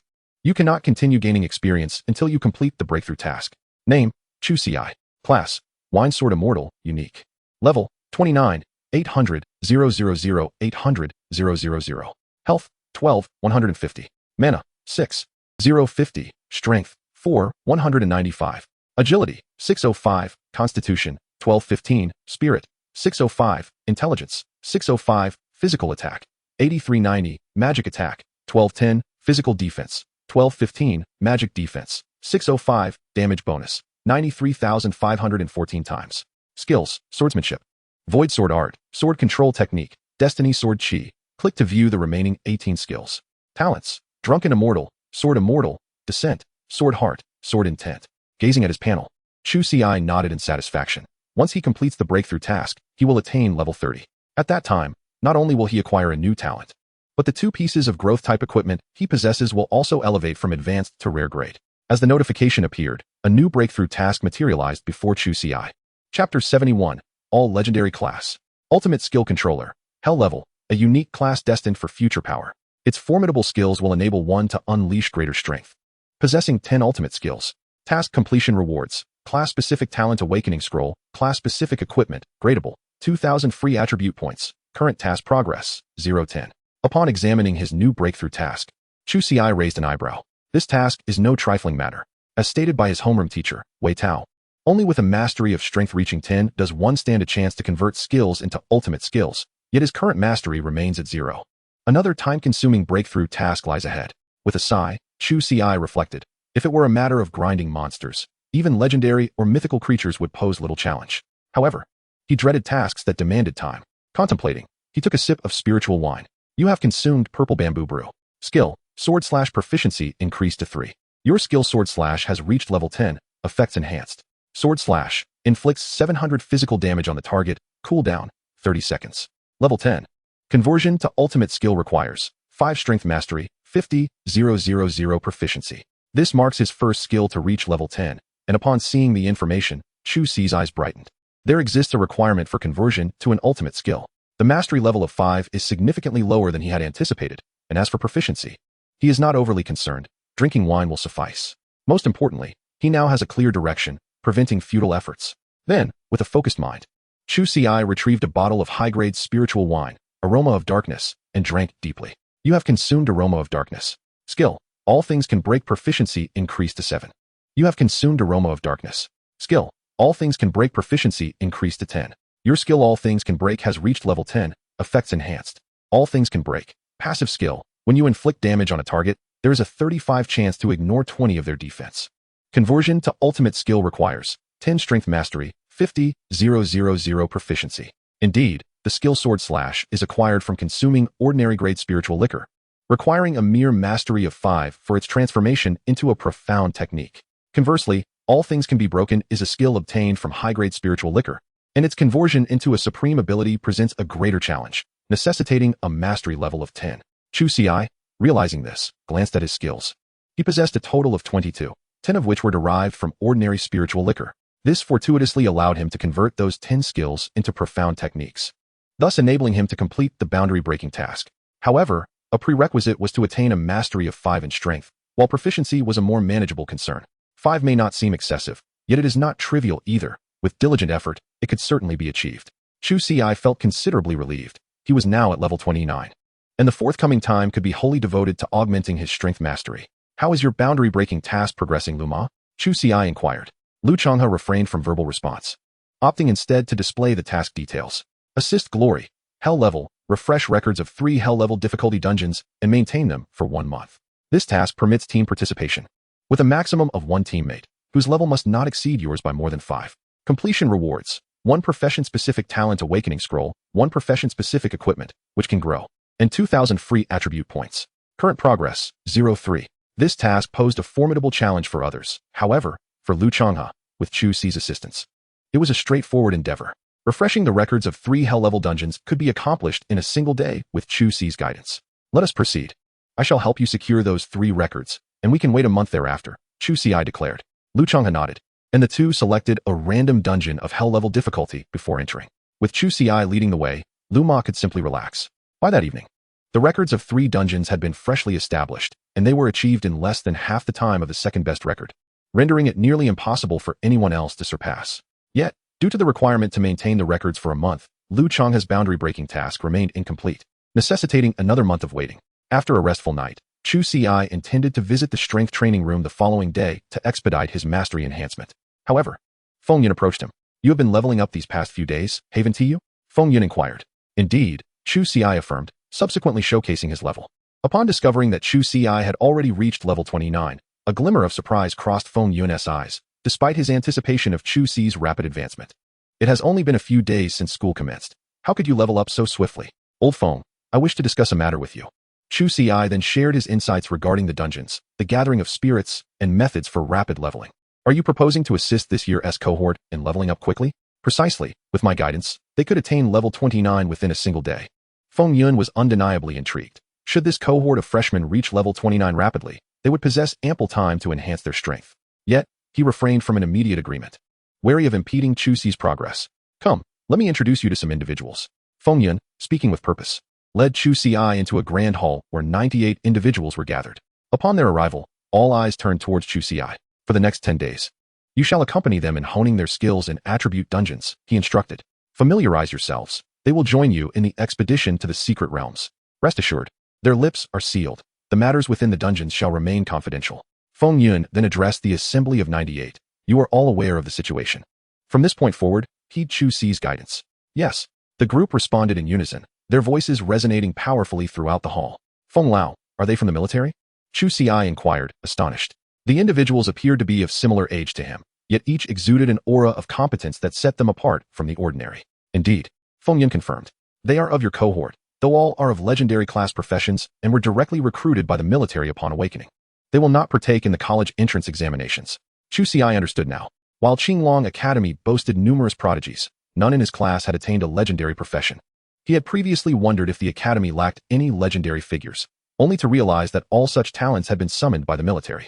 His own non-participation stemmed from awakening as an ordinary profession. The renowned Drunken Sword Immortal had only emerged later. He felt a sense of awe. Here were 98 legendary professionals, a gathering of potential future luminaries of the Great Xia. Now, you may proceed as you wish. You are their captain, Feng Yun declared before taking his leave. These individuals represented the future pillars of Great Xia, and Chu Ci was destined to become a leader among them. It was essential they become acquainted. Once Feng Yun departed, the 98 gazes fixated on Chu Ci, rendering him somewhat uncomfortable. Just as he contemplated speaking, one stepped forward. Report, Captain. I am Fuan, the temporary vice-captain of the squad, level 28, profession, Forbidden Mage. Please direct us, Captain, he stated, saluting Chu Ci with military formality. Chu Ci wished to suggest a more relaxed demeanor, but upon observing the earnest expressions of the group, he opted to refrain. I am Chu Ci, profession, Wine Sword Immortal, level 29, fully leveled, he proclaimed, revealing his own rank. The reaction from the 98 was immediate. Their expressions shifted in disbelief. How could he possibly be at level 29? They had sacrificed greatly, and with the military's assistance, many had only reached level 26, with Fu Wen being the highest at level 28. As legendary professionals and the elite of Great Xia, they naturally harbored a sense of pride. The notion that a student from Qinglong Academy would lead them in leveling up stirred some discontent within them, as they believed that perhaps his level would not surpass theirs. Fu Wen's declaration of his status and level was also an attempt to assert dominance over Chu Ci. They would comply with orders from their superiors and follow Chu Ci into the dungeon, yet that did not imply they would blindly obey all of his commands. To their astonishment, they discovered that Chu Ci's level surpassed theirs. Was such an achievement feasible for a mere freshman? Very well, let us first form a team. One individual is yet to arrive. Chu Ci extended a team invitation to the group and waited a few minutes until Lu Changhe dashed in from outside. Old Chu, who are they? Lu Changhe was taken aback by the sight of so many people, particularly the military demeanor they exuded, which instinctively heightened his vigilance. Approaching Chu Ci, he discreetly positioned himself in front of him. They are from the military, all possessing legendary class professions. The principal has instructed me to lead them through the attribute dungeon, Chu Ci succinctly explained. Lu Changhe's heart raced as he scrutinized the 98 individuals before him. Were they all legendary class professionals? Let us proceed. The attribute dungeon can be cleared 10 times a year, with 1 attempt permitted per day. We will require 10 days to complete this year's quota. With that, Chu Ci set off towards the exit, and Lu Changhe hurriedly followed, with Fu Wen and the others orderly trailing behind. A 100-person team was indeed a notable sight within the Qinglong Academy, especially with 98 of them marching in perfect military formation, which drew considerable attention from fellow students. Who are they? They look unfamiliar. Do we have such individuals in our academy? They are not from our academy. They must be from the military. From the military? I heard all legendary class professionals have gone to the military. Are they all part of that group? It's possible. I wonder what brings them to our academy. Under the watchful eyes of numerous students, the group swiftly arrived at the dungeon area. You've arrived. I received a notification from above, and I will unlock the attribute dungeon for you shortly. As they entered, the duty officer, Han Shan, approached them. Thank you, Teacher Han. Chu Ci nodded in acknowledgement. Han Shan waved his hand dismissively, refraining from further inquiries, and led them to the entrance of a dungeon. This is the attribute dungeon, but it is currently closed as we are concerned that some students may enter too early and waste their attempts. Han Shan retrieved a stone mirror and performed a series of operations on it. The previously dim dungeon entrance gradually illuminated, and after a minute, it was fully opened. The attribute dungeon had no fixed strategy, as each entry presented different scenarios, and the monsters varied as well. Furthermore, the monsters within the attribute dungeon differed from those in other dungeons. Epic level monsters were merely minor obstacles, while legendary level monsters constituted the ultimate challenge. Defeating monsters would yield no experience points or equipment drops, only attribute potions, and there would be no dungeon records. The specifics would become clear upon entry. Be cautious. I will wait for you outside, Han Shan advised. Chu Ci nodded and approached the dungeon entrance, whereupon entering, a difficulty selection prompt appeared, naturally set to Hell level. Fu Wen and the other 98 individuals noted the Hell level difficulty, their expressions remaining composed. They had indeed come for this challenge. As Chu Ci confirmed the selection, beams of light enveloped the group, and they vanished from their location, only to reappear within the dungeon. The stone platform remains familiar, yet perhaps due to the multitude of people, it appears significantly larger than what Chu Ci had previously encountered. Captain, let us proceed, Fu Wen stated as he approached Chu Ci. After a brief moment of silence, Chu Ci nodded, recognizing this as an opportune moment to assess the capabilities of these individuals, especially since they would soon venture into the secret realm together. Moreover, having just entered the dungeon, they were faced with advanced monsters of level 20, posing no real threat to these legendary class adventurers. Upon Chu Ci's nod, Fu Wen casually selected 10 individuals who stepped off the stone platform and charged towards a nearby group of 50 monsters. As the 10 unleashed their attacks, damage figures materialized: 54174, 32547, 38514. The 50 monsters, unable to even breach a health threshold of 10,000, were swiftly annihilated by the group. While the 10 engaged the monsters, several onlookers discreetly observed Chu Ci's expression, pondering whether the displayed damage would astonish him. However, their hopes were dashed as Chu Ci maintained a serene demeanor. Even Lu Changhe appeared unfazed, accustomed to witnessing Chu Ci's damage figures in the millions. Lu's emotional response remained muted in light of these mere tens of thousands. As the 50 monsters fell, a few attribute potions materialized. The attribute potions, classified as ordinary, granted a single point of free attribute upon consumption, with a usage limit of up to 10. However, Being merely ordinary, the increase was negligible and deemed unworthy of use. Only the first 10 potions yielded any effect, hence it was advisable to consume potions of higher quality. Let us continue, Chu Ci instructed. As the group delved deeper into the dungeon, Chu Ci refrained from joining the fray, as the presence of so many legendary class adventurers meant it was not yet his turn to engage. Furthermore, each individual harbored a desire to showcase their prowess, and he found it best to allow this, instead opting to relax alongside Lu Chang'e. Lu cracked sunflower seeds while walking, while Chu Ci sipped from a wine gourd, preparing to elevate the skills acquired from the 10 ordinary-level spirit wines to level 10. As time progressed, the strength of the legendary class adventurers became evident, particularly with nearly 100 of them attacking in unison. Even epic-level monsters could not endure for long before being vanquished. Numerous attribute potions were acquired along the way. Ordinary potions provided an increase of 1 free attribute point. Advanced potions offered 10 points, rare ones granted 50, and epic potions yielded 100. As for legendary attribute potions, Chu Ci had yet to encounter any, but he was certain they surpassed even the epic variety. Before long, 5 hours had elapsed, and with the combined efforts of 98 legendary class adventurers, the dungeon's progression reached its climax. Captain, next up are the legendary monsters. Fuin approached Chu Ci, his unfinished sentence conveying a clear implication. After all, it had been agreed that Chu Ci would lead them, yet he had not yet participated in the combat. Rest assured, I will engage, Chu Ci replied, guiding the group to the innermost chamber. A legendary monster, currently resting on the ground, opened its eyes. Chapter 73, Damage exceeds 100 million, one sword to captivate all. Earth Star Dragon Beast, legendary, level, 30 health points, 15, 5 million. Attack, 14214, physical defense, 4517. Magic defense, 3954, skills, Earth Guardian, Dragon Flame Breath, Gleaming Silver Scales. This is a level 30 legendary monster, the ultimate challenge of this dungeon. In terms of attributes, it surpasses the level 30 epic creatures previously encountered by Chu Ci by a significant margin. The opponent possesses 9 skills, placing it among the elite of legendary monsters. It is indeed a star dragon beast, which poses quite a dilemma. This race bears the bloodline of dragons, though not as pure as true dragons. Its strength is formidable nonetheless. Legendary monsters are never simple adversaries. While we may be able to defeat it, the cost will undoubtedly be steep.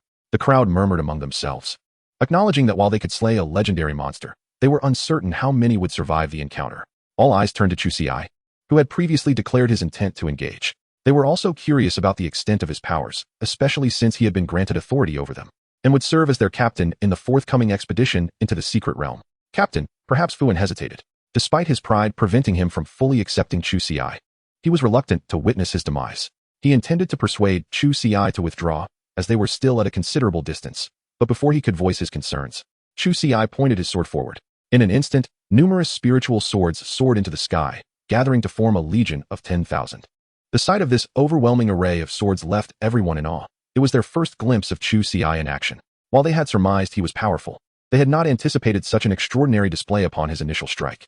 Even if each sword dealt merely 1,000 damage to the Star Dragon Beast, the cumulative total would exceed 10 million. Noticing the astonishment etched on the faces of those around him, Chu Ci remained composed, feeling a sense of satisfaction within. At level 29, he had mastered the control of 10,000 spiritual swords, with an attack range extending to 10,000 meters. Was it truly worth utilizing all these swords against a single Star Dragon Beast? Certainly not, but he needed to instill a sense of awe in his companions. As their captain, he must command respect. Then, under the watchful gazes of all present, out of the 10,000 spiritual swords, only one surged forward to strike the Star Dragon Beast. Fuin and the others' pupils constricted. What did the captain mean by this? Why not unleash them all? Did he intend to defeat it with a single strike? What a joke. That was a legendary monster. Yet, just as this thought crossed their minds, the solitary sword descended upon its target. Sword strike. 818 million. Critical hit. All things can be shattered. 283 million. Critical hit. True damage. 2 damage figures emerged above the prostrate Star Dragon Beast, leaving Fuin and the others in stunned silence at the sight of the blood-red, glaring numbers. 800 million damage? No, to be precise, it was over 1 billion in total damage. As they gazed at Chu Ci's silhouette, the astonishment in their hearts was beyond expression. They finally understood why the higher-ups insisted on keeping everything they witnessed in the dungeon a secret. They also comprehended the necessity of adhering to Chu Ci's commands. A single strike delivering billions in damage. Could this truly be a novice? They were convinced that Chu Ci was a concealed, godlike powerhouse of the Great Xia. Moreover, the adversary possessed thousands of such swords. Witnessing the damage inflicted by Chu Ci, they recalled their earlier boast of dealing mere tens of thousands of damage, and their faces flushed with embarrassment. After all their efforts, they found themselves utterly overshadowed by a single strike. In that moment, they were all captivated. Following the descent of Chu Ci's sword, the Earth Star Dragon Beast, which had merely opened its eyes, closed them once more. It could be said that the Earth Star Dragon Beast was the most bewildered in the blink of an eye. Its health was completely depleted. What had it done to deserve this? Chu Ci sighed in relief, grateful that the Earth Star Dragon Beast lacked any passive skills granting immunity to death. Otherwise, his rare opportunity to showcase his prowess would have been in vain. Upon the demise of the Earth Star Dragon Beast, nothing dropped, but a dungeon notification did appear. Your team has successfully slain the level 30 legendary creature, Earth Star Dragon Beast. You have received 1 bottle of legendary attribute potion. The potion's description read, legendary level, grants 200 free attribute points upon consumption, usage limit, 0-10. A single legendary attribute potion could provide 200 attribute points. Thus, consuming 10 would yield a total of 2,000 points. Chu Ci nodded in satisfaction. Furthermore, everyone who participated in the dungeon received a bottle of the legendary attribute potion. No wonder Old Feng had urged him to bring these individuals along. Had he entered with Lu Ma, they would have only secured 2 bottles, which would indeed have been a waste of opportunity. Let us depart the dungeon, he announced. Yes, Captain. The others promptly tucked away their pride. Compared to their captain, their arrogance was inconsequential. In that moment, they fully acknowledged Chu Ci as their leader. Chu Ci smiled but said nothing, opting instead to exit the dungeon directly. With a flash, everyone found themselves outside the dungeon. We made it out. No mishaps, I hope? Han Shan, who had been waiting at the dungeon entrance, immediately counted heads, relieved to find no one missing. He was well aware of their backgrounds. They were all legendary class professionals, and losing even one would be a significant blow to the Great Xia. If sacrifice was necessary, it should occur on the front lines, not within a dungeon. What are your plans now? Where will you stay? Chu Ci inquired, glancing at Fuan. Knowing they would need to clear the dungeon 9 more times, and that these individuals would likely remain at Qinglong Academy for the time being. Chu Ci nodded. In that case, you are free to move about. He needed to head to the strength training room to enhance his control. Yes, Captain, Fuan replied, a hint of embarrassment crossing his face. If there is something on your mind, speak up, Chu Ci urged. Captain, could we add each other as friends? Fuan chuckled awkwardly, and the other 97 members felt a twinge of discomfort. They were all too aware of their previous attitudes. No problem, Chu Ci responded. Chu Ci nodded, dismissing the trivial matter. After all, they were all prodigies. Had he been in their position, he too would not have been particularly impressed by a captain who had arrived unexpectedly. Upon hearing Chu Ci's agreement, everyone sighed in relief, grateful that their captain bore no grudges. After a few minutes, not only did Chu Ci add everyone as friends, but so did Lu Chang'e. However, the function of adding friends was rather limited. It did not allow for private messaging or remote trading as in other games. Its sole purpose seemed to be to determine the status of a friend by whether their avatar was illuminated, serving as a rudimentary means of confirming their well-being. Chapter 74. Were they disdained by the captain? Chu Ci did not accompany Fuan and the others in leveling up, as they were all legendary class professions. Although their damage output could not rival his, other hell-level dungeons did not feature legendary monsters, making their grind considerably easier. After parting ways with them, Chu Ci and Lu Chang'e made their way to the strength training room to engage in additional practice. Meanwhile, all the freshmen were diligently leveling up. Many had already reached level 19. Completing the breakthrough quest would enable them to attain level 20. After a day of rigorous training, Chu Ci checked his mastery level, which remained at 0. He felt no disappointment. Despite the lack of progress, he had gained valuable insights through his arduous practice. The following day arrived swiftly. Once more, Chu Ci led Fuan and the others into the attribute dungeon. As Han Shan had mentioned, the scenery and monsters within the dungeon were random.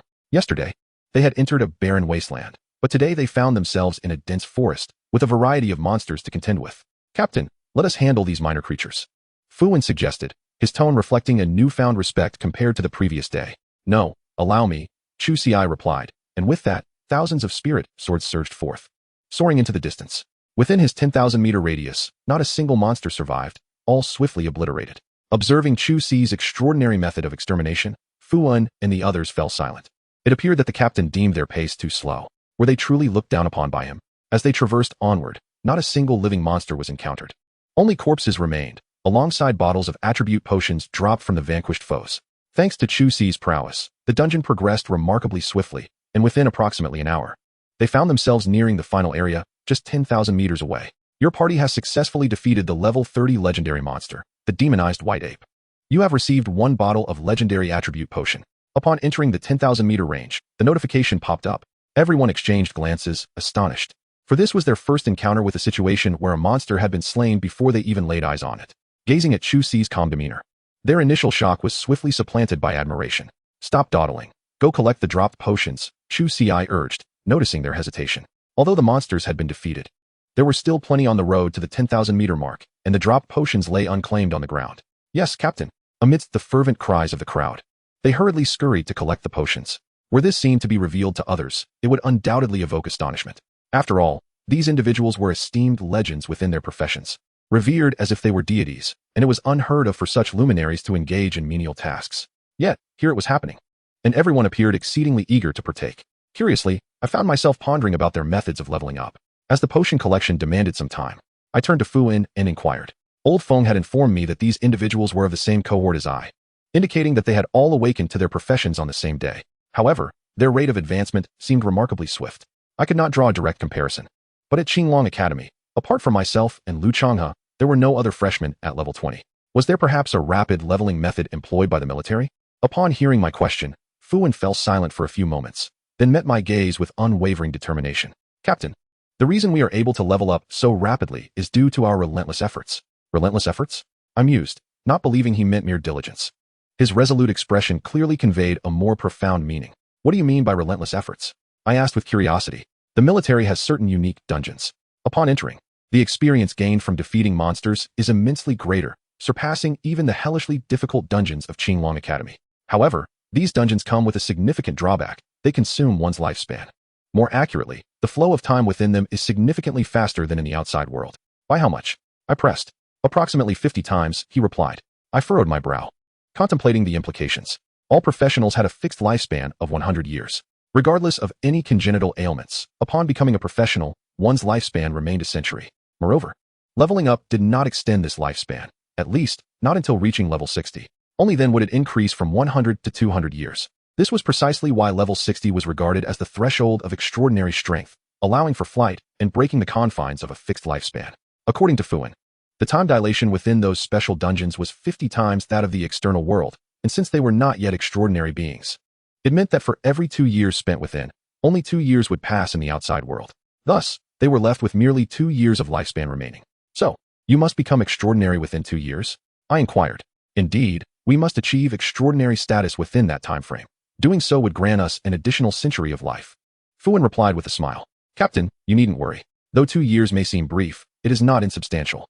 The survival rate of this training method in the military is as high as 90%. Furthermore, the military has sought our consent, should we choose not to partake. They will provide standard training instead." 90%? I echoed, realizing that this implied that among 100 individuals, there would still be 10 legendary professionals who might not attain extraordinary status within 2 years, potentially exhausting their lifespans in the process. They could fall during the leveling journey or encounter insurmountable boundary-breaking tasks. Was the front line of the outer domain truly this perilous? Is such a radical approach truly necessary? Chu Ci inquired with curiosity, pondering that if these legendary class professions were granted 4 to 5 years, there would still be a significant chance for them to attain the extraordinary. Surely, the great Xia could not falter in the outer realms for 4 or 5 years.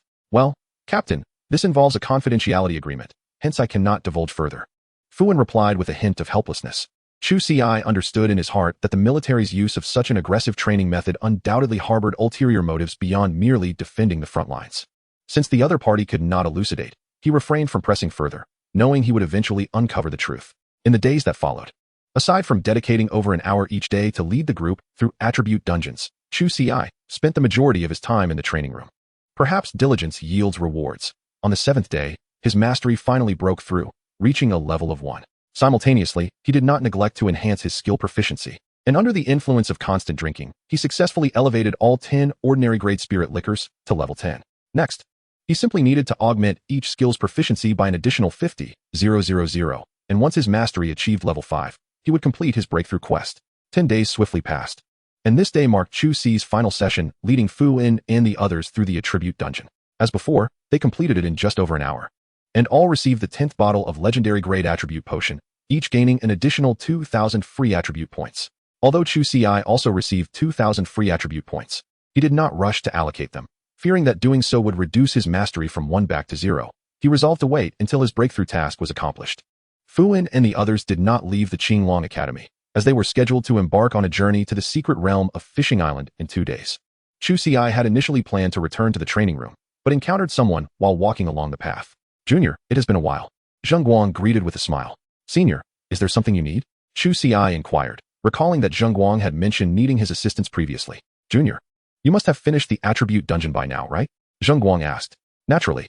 He had heard about the temporary team and deduced that those individuals were legendary class professions from the military. After all, 100 people acting in concert would be quite conspicuous. And he was aware that Chu Ci was among them. Yes, we just completed it today, Chu Ci confirmed with a nod. I see. I initially thought it would take you at least 2 to 3 months to finish the attribute dungeon, but you did so rather swiftly, Zheng Guang remarked. Although he was unaware of Chu Ci's exact level, it was clear that being able to collaborate with those legendary class professionals signified considerable strength. Junior, do you recall that I previously mentioned needing your help? I was hoping that once you finished the attribute dungeon, you could sell me a bottle of epic grade attribute potion. Zheng Guang continued. An epic grade attribute potion? Senior, what do you require it for? Chu Ci asked with curiosity, while he had distributed some to Fu Wen and the others. He still possessed a fair amount himself. After all, he was utilizing legendary grade attribute potions, rendering the epic ones useless to him. He had intended to exchange them for academic credits later. Zheng Guang was already in his second year and had undoubtedly utilized attribute potions before. Even legendary grade attribute potions seemed to hold little value for him. I must confess, Junior, my profession is related to alchemy. Last year, upon discovering the existence of attribute potions, I pondered whether I could devise a formula for such potions. Presently, our great Xia already possesses formulas for common, advanced, and rare attribute potions. I have conducted some research and gleaned insights, which has led me to consider the possibility of reverse engineering a formula for an epic grade attribute potion. Although there have been instances of epic grade attribute potions being produced in previous years, their numbers were limited, and those who created them typically kept them for their own use, making it difficult for me to utilize them for research. That is why I thought of you, Junior. With your impressive examination scores, you might have the opportunity to acquire a substantial amount of epic grade attribute potions. Now that you are collaborating with those legendary grade professionals in the military, my conviction has only strengthened. As you are aware, while slaying monsters can yield numerous items, potion formulas do not drop. They are generally obtained only within secret realms. Zheng Guang spoke with a hint of resignation. Moreover, our lifestyle professions engage in the study of various potions dropped to reverse engineer their formulas. Chu Ci nodded, understanding this concept. Items such as potion formulas, alchemical recipes, and equipment schematics do not drop from monsters. They are derived from existing equipment and items. And lifestyle professions resemble researchers in this regard. Ordinary lifestyle professionals typically utilize formulas reverse engineered by predecessors to craft items. However, individuals like Zheng Guang, who possess an epic grade lifestyle profession, are already contemplating the reverse engineering of new formulas, even aspiring to create a novel type of potion, though the challenge is formidable. Senior, reverse engineering a formula for an epic grade attribute potion must be quite the undertaking, Chu Ci inquired. He doubted that only Zheng Guang harbored such ambitions. Those legendary grade lifestyle professionals surely attempted similar feats without success. Indeed, it is no simple task. Yet I possess a unique talent that allows me to analyze potions to a certain extent. While the odds remain slim, I am eager to give it a try. Zheng Guang responded. Chu Ci recognized that his senior would not be deterred by difficulty. How many do you require? 1 bottle. An epic grade attribute potion would suffice. I shall provide you with 5, Chu Ci declared, retrieving 5 bottles for him. Although he had previously distributed some epic grade attribute potions to Fu Wen and others, he still had over 100 remaining. Zheng Guang was momentarily taken aback upon receiving the 5 bottles of epic grade attribute potions. He had not anticipated Chu Ci being able to produce so many. Could it be that he had completed the attribute dungeon and obtained legendary grade attribute potions? Thank you, Junior. Our academy requires 50,000 academic credits to exchange for an epic grade attribute potion, which totals 250,000 credits. Let us visit the exchange center, and I will compensate you with the credits, Zheng Guang said urgently. The 5 bottles of epic grade attribute potions far exceeded his expectations and would greatly aid his research. Chu Ci's heart stirred at the thought. He possessed over 100 epic grade attribute potions.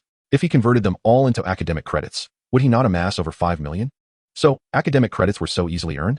Regarding Zheng Guang's intention to purchase potions with credits, Chu Ci did not decline. Although he was inclined to assist, he would not act without prudence. Subsequently, the trio arrived at the exchange point, where, in the presence of Elder Wu, the transaction was completed with a handover of goods and credits. Thank you, Junior. I shall take my leave now. Should anything arise, do not hesitate to reach out to me. Chu Ci nodded, and once the other party departed, he turned his gaze towards Elder Wu. Elder Wu, could you please convert these attribute potions into credits for me? Upon finishing his sentence, Chu Ci produced a substantial number of attribute potions, amounting to several hundred bottles. Among them, there were 107 epic grade potions and 558 rare grade potions. As for the high and common grade potions, he allocated them all to Fu Wen and the others. It seems you have made quite a haul, Elder Wu remarked, displaying little surprise, and began calculating Chu Ci's total. The exchange price for epic grade attribute potions was 450,000 credits, while the rare grade ones were worth 4,000 credits. In total, it amounted to 70,470,000 credits. By the way, Elder Wu continued. A cask of legendary spirit wine arrived a couple of days ago, priced at 2 million credits. Would you like to purchase it? Absolutely. Chu Ci immediately agreed. The skills granted by the legendary spirit wine were exceptionally potent, and he could not afford to miss out. Furthermore, its valuation of 2 million credits indicated it was a rare find among legendary spirit wines. Shortly thereafter, Elder Wu retrieved the cask of legendary spirit wine. Heavenly Dragon Jade Liquid, legendary grade, crafted from the juvenile scales of a heavenly dragon, blended with thousands of epic grade materials. Upon consumption, within 10 hours, it bestows dragon's might, ensuring that monsters of legendary grade or lower will not initiate attacks against you, and there is a 50 chance to acquire a heavenly dragoness talent. The heavenly dragon is considered a top-tier race among dragons, significantly superior to the yellow dragon wine Chu Ci had previously encountered. The 50 chance to gain a talent from the heavenly dragon race alone justified the substantial expenditure of credits. Is there anything else you require? Elder Wu inquired with a smile. Elder Wu, please prepare 10 casks each of the 4 epic grade spirit wines I purchased last time, and additionally, I would like to acquire a vessel for storing the wine, as well as another storage ring, Chu Ci requested. The skills obtained from the previous 4 wines were only at level 1, necessitating further consumption of epic grade spirit wine to enhance proficiency and level up. Soon, Elder Feng presented the items Chu Ci needed. 10,000 liquid wine gourd, epic grade, containing 100 independent spaces, each capable of holding 100 casks of spirit wine, priced at 50,000 credits. Purple light ring, epic grade, featuring a storage capacity of 1 million cubic meters, with a 50 resistance to theft skills, and an inherent barrier skill that, when activated, provides a shield equivalent to the user's health, with a cooldown of 1 hour, priced at 60,000 credits. After acquiring these items, Chu Ci spent 4,710,000 credits, leaving him with over 2 million credits remaining. Elder Wu, please reserve any legendary spirit wine for me next time. With that, Chu Ci departed alongside Lu Changhe. Upon arriving at the training room, Chu Ci wasted no time and indulged in the legendary spirit wine. You have consumed Heavenly Dragon Jade Liquid, legendary grade, triggering the talent of the Wine Immortal, and acquiring a new skill, Immortal Wind Cloud Body Technique. Chapter 76, Dear City, Arrival at the Secret Realm of Fishing Island. The Celestial Wind Body Technique allows you to effortlessly master your own powers, granting you a 29 evasion rate. Upon a single failed evasion, you will regain 5 health points. After 2 failures, you will receive a purification effect lasting 1 second, and after 3 failures, your next evasion will be guaranteed successful. This skill enhances with your level. Currently, at level 29. Satisfied with this new ability, Chu Ci nodded in approval. If he were to reach level 100, would he not then possess a 100 evasion rate, rendering him impervious to harm? Indeed, a commendable life-preserving skill. After closing the panel, Chu Ci and Lu Changhe proceeded to the training room to continue their regimen. After an hour of grueling practice, Chu Ci suddenly sensed something amiss, as the training felt somewhat easier today, and he was more attuned to his own strength.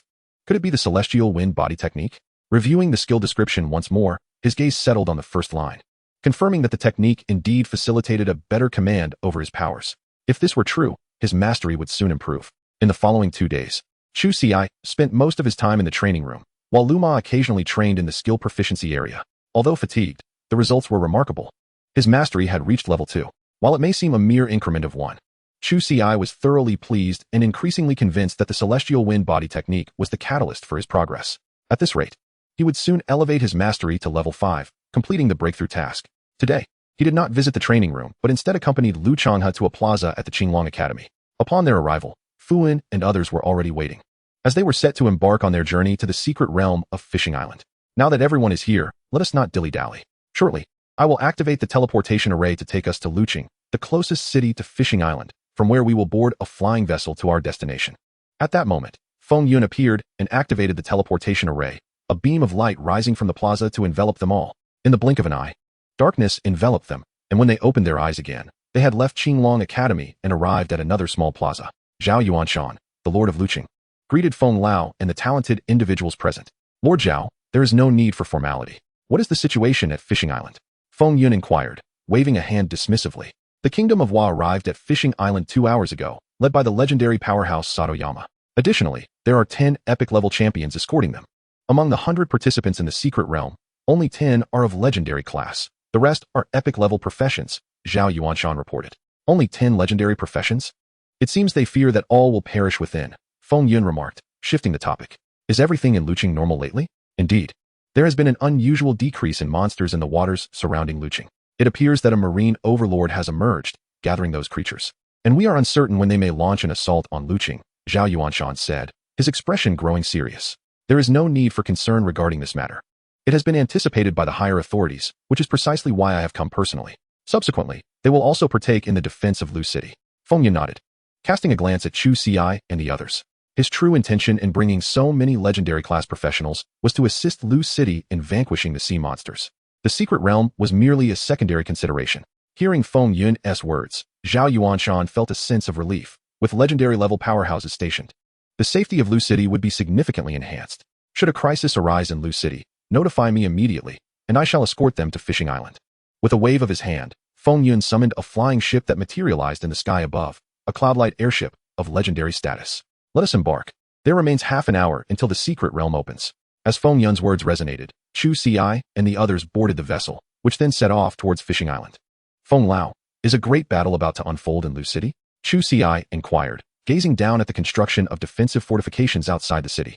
The sea monsters had fallen silent, likely herded by an oceanic overlord preparing for an assault on Lu City. Our purpose here, aside from the secret realm, is primarily to address the impending crisis in Lu City. Once you emerge from the secret realm, you should be ready to engage in battle, Feng Yun remarked. This is your first experience in a monster siege, particularly against creatures from the ocean. While the danger may not be substantial, it presents an excellent opportunity for training. Even Fu Wen and the others had not participated in a monster siege. Their primary focus in the military had been dungeon runs for leveling up. Feng Lao, how is a secret realm formed? Lu Changhe inquired, leaning closer. There are numerous ways a secret realm can come into existence. For instance, when our world intersects with an external realm, spatial rifts may emerge, eventually evolving into a secret realm over time. Alternatively, the collapse of space during a fierce battle between powerful beings may lead to the formation of a secret realm through years of transformation. Some secret realms arise autonomously along with the world, while others are remnants of powerful beings that have evolved into secret realms, Feng Yun elucidated. Does this mean that the space where our Qinglong Academy is located is also a secret realm? Lu Changhe probed further. Indeed, the space housing our academy was once a secret realm. Should our Qinglong Academy fade into the annals of history, that independent space may once again transform into a secret realm, Feng Yun affirmed. As the group conversed, they swiftly arrived at Fishing Island. Above the island hovered another flying ship, adorned with the flag of the Wan Nation, teeming with people visible from a distance. Below, 20 individuals were seated in a circle around a colossal portal, which served as the entrance to the secret realm. These were the powerful guardians dispatched by the Great Xia to oversee the Fishing Island secret realm. Feng Yun disregarded the Wan Nation's ship and directly descended onto Fishing Island. You've timed your arrival perfectly. The secret realm will open in 10 minutes, so prepare yourselves well, spoke an elder among the seated guardians. In Lao, with you present, do you think those Wa bandits would dare to enter first once the secret realm opens? Feng Yun replied nonchalantly. The elderly man with the surname Yin smiled but remained silent. With their presence, the pirates dared not attempt a forceful intrusion. Below, the crowd was filled with laughter and joy, yet aboard the Japanese vessel high in the sky, the pirates were decidedly displeased. Chapter 77, The Secret Realm Opens. Entering the secret realm, Lord Sato, the Daxia are exceedingly arrogant. We have been here for quite some time, yet they still refuse us passage to the island. A man with a samurai hairstyle coldly remarked as he approached an elder. Sato glanced at the man before shifting his gaze to Feng Yun and the others below. What shall we do? Perhaps you should speak with them? The samurai-haired man's expression stiffened. Despite his irritation, he dared not descend. Over 2 hours prior, they had arrived, intending to land directly, but the formidable warriors of Daxia had intervened. The breach at the front of their vessel was a direct result of that confrontation. Lord Sato, shall we simply wait? The secret realm is about to open, another epic-level warrior inquired. What other choice do we have? Our ability to enter this secret realm is thanks to the assistance of the Lighthouse Nation.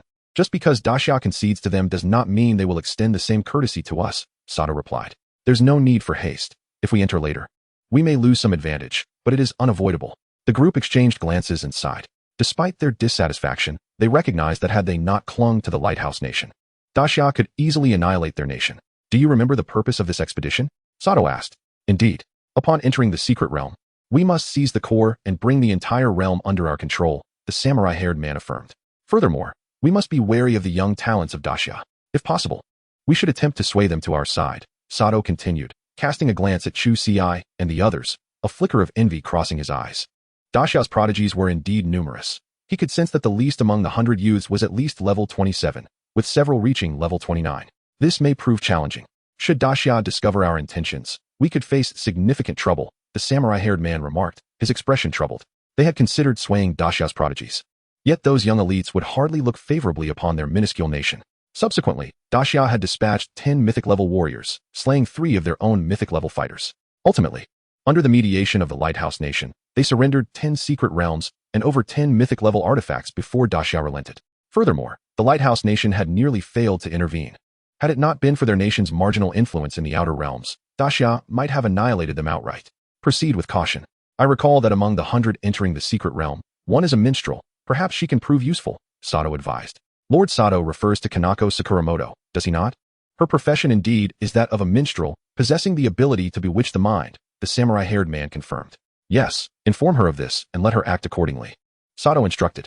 Understood. As the pirates conversed, a sudden brilliance illuminated the portal to the secret realm atop the fishing island. All eyes turned towards it, aware that the secret realm was on the verge of opening. Buzzing. As time elapsed gradually, the radiance emanating from the portal grew increasingly brilliant until it was entirely enveloped in light. With a resounding crash, 1 minute later, the brilliance dissipated, revealing a blue vortex at the center of the portal. The secret realm had been unlocked, and everyone prepared to enter. Feng Yun addressed the crowd, reminding them to swiftly locate the core of the realm once they entered. This was merely a level 20 secret realm, under normal circumstances. Any monsters within would only be of levels 20 or 30. However, there was a possibility of encountering creatures exceeding level 30. So one must prioritize their own safety if confronted. Since this was the inaugural opening of the secret realm, our understanding of its interior was limited, and it was possible that you would be randomly teleported to various locations within. Take this Jade Talisman. It allows us to sense one another within a 10-mile radius. Also, exercise caution around those from Manhwa Kingdom. After imparting his instructions, Feng Yun distributed the Jade Talismans to everyone. Feng Lao, if we remain together upon entering the secret realm, can I eliminate those from Manhwa Kingdom in an instant? Chu Ci inquired as he approached Feng Yun. Do as you wish, Feng Yun replied nonchalantly, indifferent to the timing of the kill, whether early or late. As for its implications for Daxia, Chu Ci understood, from Feng Yun's tone. It was clear that Daxia held considerable power. Very well, let us enter the secret realm. With Feng Yun's command, under Chu Ci's guidance, 100 individuals stepped into the realm in unison. Lord Yinyu, the secret realm has been activated. May we from Manhwa Kingdom enter? At this moment, Satoyama spoke up. Yinyu, the legendary powerhouse who had previously conversed with Feng Yun, merely cast a glance at Satoyama and awaited further developments. Although Satoyama felt a surge of indignation, he was powerless to act, apart from the disparity in national strength. The presence of 2 legendary figures on Daxia's side deterred him from making any rash moves. Half an hour passed in this manner, and Satoyama grew anxious. Such a lengthy wait could allow the individuals from Daxia to plunder any valuable treasures within the secret realm. Lord Yinyu, I bang. Before Satoyama could finish his sentence, a streak of light crashed directly onto their vessel. You can wait, but if you continue to chatter, you won't be entering at all, Feng Yun coldly interjected. Satoyama simmered with frustration, but was left with no recourse. He sensed the intent to kill in Feng Yun's gaze. This realization brought a sigh of relief, albeit they had lost an hour. The core of the secret realm was not easily acquired, and they still had a chance. Following Satoyama's command, the 100 individuals from Manhwa Kingdom entered the secret realm, this time without opposition from Feng Yun or Yinyu. Feng Yun observed Satoyama's smiling visage, a similar smile mirrored in his heart, pondering how many from Manhwa Kingdom would emerge alive this time. Certainly, if that young man encountered them, survival was unlikely. An hour prior, Chu Ci and his companions had entered the secret realm. Chu Ci found himself amidst a dense forest, extracting the jade talisman provided by Feng Yun to examine it, only to find it unresponsive. This signified that no members of their temporary team were within his 10-mile radius. It appears to be a random teleportation, regrettably. I could not eliminate those individuals from the land of Wa right at the entrance. Chu Ci shook his head, deciding to first assess his surroundings. With a mental command, he soared into the sky, riding his sword. Chapter 78. This girl fights quite fiercely. High above, Chu Ci flew on his sword, surveying the area. It was then that he realized he was situated on a small island, surrounded by an endless expanse of ocean. In the distance, he could discern several smaller islands dotting the sea. This secret realm was, astonishingly, a vast ocean. Surely no one had been teleported into the water? Furrowing his brow, Chu Ci considered the implications. None of the participants were even level 30, rendering them incapable of flight. If they truly had been transported into the sea and encountered monsters lurking beneath the waves, even those of legendary class could easily meet their demise. Turning his gaze to the right, he caught a faint glimmer of blue light in the distance, likely indicating the core of the secret realm. First, he needed to locate the others. If they were indeed stranded in the ocean, it would pose significant trouble. With that thought, Chu Ci activated his skill, the sword light escape technique, transforming into a beam of light as he sped toward the nearest island. Tang Ming was feeling quite anxious. Upon entering the secret realm, she discovered her companions were nowhere to be found, and she had landed on a beach. The most troublesome part was that a horde of serpent-like monsters had fixated on her. Although these creatures were only level 20, their numbers were overwhelming, exceeding 100. While she was a legendary class character, her role as a holy blessing priest was primarily supportive, and her combat prowess was nearly non-existent. Taking a deep breath, Tang Ming seized the moment while the serpents were still over 300 meters away, brandishing her staff to bestow numerous buffs upon herself. She then stowed the staff and retrieved a pink Gatling gun from her storage ring. This weapon had been a gift from a close friend, who was also a legendary class character, though her expertise lay in crafting and life skills. "Die, you wretches," she exclaimed, and with that, the pink Gatling gun unleashed a torrent of fiery projectiles. Damage figures of 1529 erupted from the monsters as they were struck. Although the Gatling gun did not consume mana, its damage was fixed. Should the monster's defenses exceed that amount, further harm would be impossible. Fortunately, these serpents were merely level 20, and breaking through their defenses was relatively easy. Nonetheless, Tang Ming felt no joy.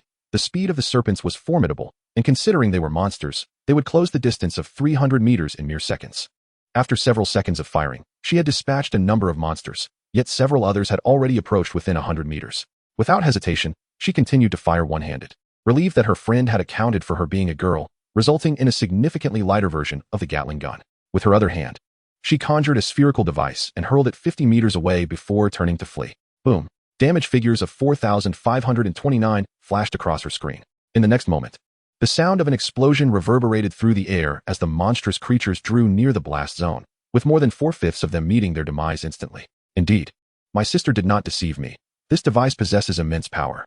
What she had just hurled was a high explosive bomb crafted by her companions, capable of inflicting substantial damage over a wide area.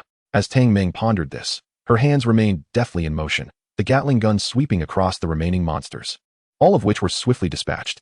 With the certainty that all the creatures lay vanquished, Tang Ming exhaled a sigh of relief. Although her instructors at the military academy had imparted knowledge on how support classes should engage in battle, this was her first encounter in direct confrontation with monsters. Previously, her role had merely been to provide support behind those legendary warriors on the front lines. Just as Tang Ming contemplated her next course of action, an unsettling rustle emanated from the dense forest behind the beach, accompanied by the swaying of towering trees. A shiver ran down her spine. Could her luck be so dire? Without hesitation, she retrieved a colossal cannon towering at 3 meters, her own height of 1.60 meters, rendering her diminutive in comparison. Immediately following, she summoned her staff once more, casting a protective spell as her gaze fixated on the increasingly tumultuous thicket.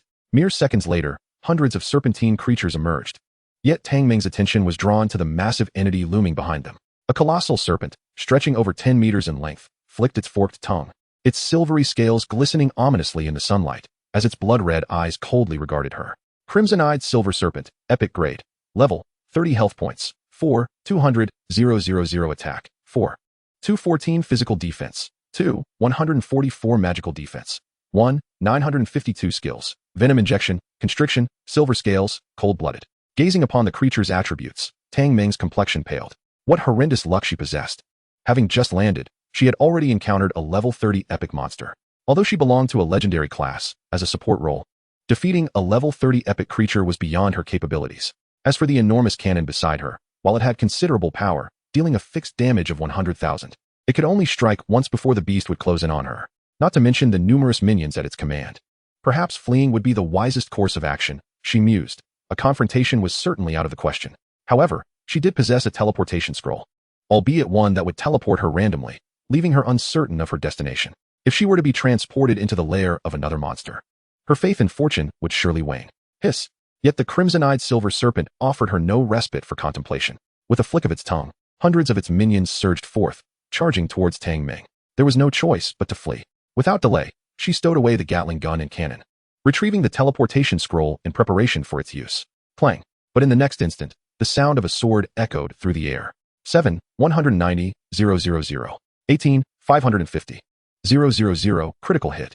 7, 190, 000. A dazzling array of sword light illuminated the scene, as terrifying damage figures materialized, and the creatures that had been advancing towards her were instantaneously obliterated. The spirit sword, having vanquished all the monsters, did not cease its relentless advance, but instead charged towards the crimson-eyed silver serpent. With a single stroke, the serpent's health was obliterated, and its massive form collapsed. Captain, you have finally arrived. Everything transpired in a fleeting moment, yet upon witnessing such formidable damage, she recognized it was Chu Ci. You truly have an eye for talent. Tang Ming hastily scanned the surroundings, eager to locate Chu Ci. Raising her gaze, she beheld Chu Ci soaring gracefully upon a spirit sword. Captain, you can fly? Tang Ming was momentarily taken aback, her eyes wide with astonishment. Although they had spent over 10 days together, this was the first time she learned of Chu Ci's ability to fly. Are you all right? Chu Ci nodded. Though he had just arrived, his spirit sword's control range extended to 10,000 meters, providing him with unparalleled vision, allowing it to reach the scene before him. He had initially assumed that his companions could manage, but the emergence of an epic-level monster prompted his intervention. However, he was pleasantly surprised to find that this seemingly delicate girl, despite her supportive role, fought with remarkable ferocity. Truly, there are no simple legendary classes, even if one is merely a support enhancer. Chapter 79, Slaying 2 Invaders. Captain, I'm fine.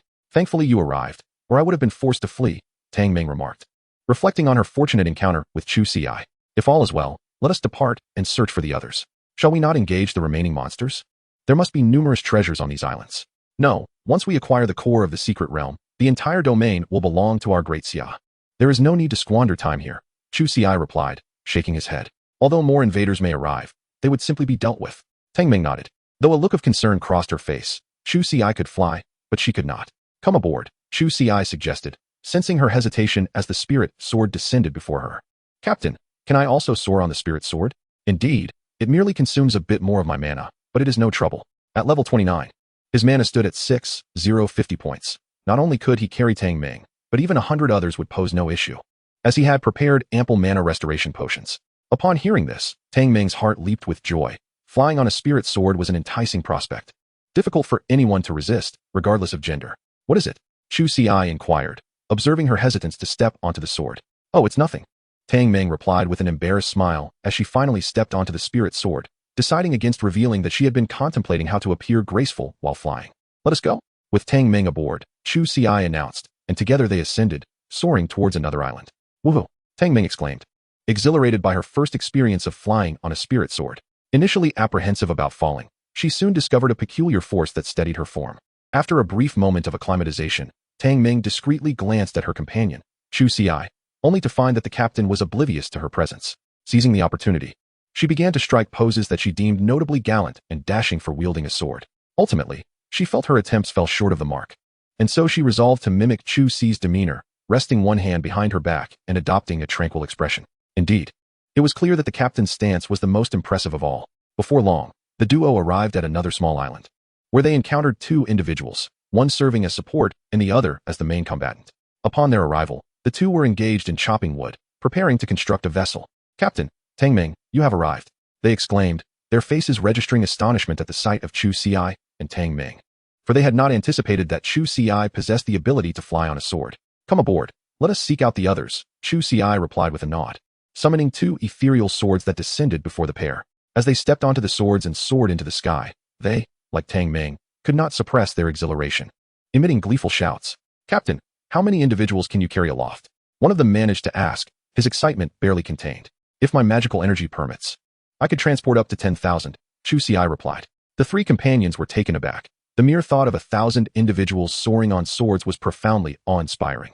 It was noteworthy that the captain had only reached level 29. As legendary class professionals, they felt as if they were merely ordinary in comparison to Chu Ci, who seemed to possess extraordinary capabilities. Captain, I can assist you in restoring your magical energy. With the prospect of aid in replenishing his energy, Chu Ci no longer needed to consume restorative potions. Subsequently, he led the 4 in search of the remaining allies on other islands. This vast maritime expanse was dotted with numerous islands. However, armed with the Jade Talisman, they need not squander time searching islands devoid of companions. In the blink of an eye, an hour had elapsed, during which streaks of radiant light traversed the sky, eventually halting above a small island. Within this hour, Chu Ci had successfully located 78 individuals, though Lu Changhe and Fu and were not among them. Nevertheless, he felt little concern, based on his understanding. While individuals entering the secret realm were randomly teleported to various locations, they would invariably land on islands rather than in the sea. Soon, the 2 individuals from the island rejoined the team, bringing Chu Ci's total to 81 members. Yamamoto-kun, it seems there were sounds of combat emanating from over there. Could it be that there are people from the Great Xia on this island? One inquired. I too have heard it. If they are indeed from the Great Xia, that would be splendid. We could seize the opportunity to launch a surprise attack. Lord Sato has mentioned that slaying one from the Great Xia would yield an epic level item. And if we were to slay 10, we might acquire a legendary level item. Then let us hasten. Should they be numerous, we shall reconsider our approach.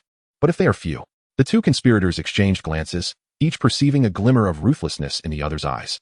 Oh, what is this sword doing here? As they prepared to stealthily approach, one of them suddenly spotted a gleaming sword suspended in midair. A treasure. The notion surged within them. With no surrounding monsters present, the sight of a self-flying sword could only signify a precious artifact. As thoughts of acquiring the coveted treasure danced in their minds, they suddenly beheld the swift radiance of a sword hurtling towards them. Rather than succumbing to fear, the two were filled with exhilaration. Should their adversary descend to their level, it would present them with a chance to seize the treasure. I shall take the lead, exclaimed Yamamoto, the notorious pirate, stepping forward. The other pirate, though his countenance remained stoic, harbored a glimmer of cold resentment in his eyes. He was well aware that Yamamoto sought to claim the treasure for himself. However, despite his dissatisfaction, there was little he could do. He was but a support role, while Yamamoto was a primary combatant. Unbeknownst to Yamamoto, who was oblivious to his companion's discontent, he instinctively cast a detection spell towards the sword. Novice sword, sword immortal trait, indestructible. Upon reviewing the results, Yamamoto was momentarily dumbfounded. Isn't this a treasure? How can it be a novice sword? What novice sword possesses the ability to fly autonomously? Yet in that fleeting moment of bewilderment, the novice sword had already reached him.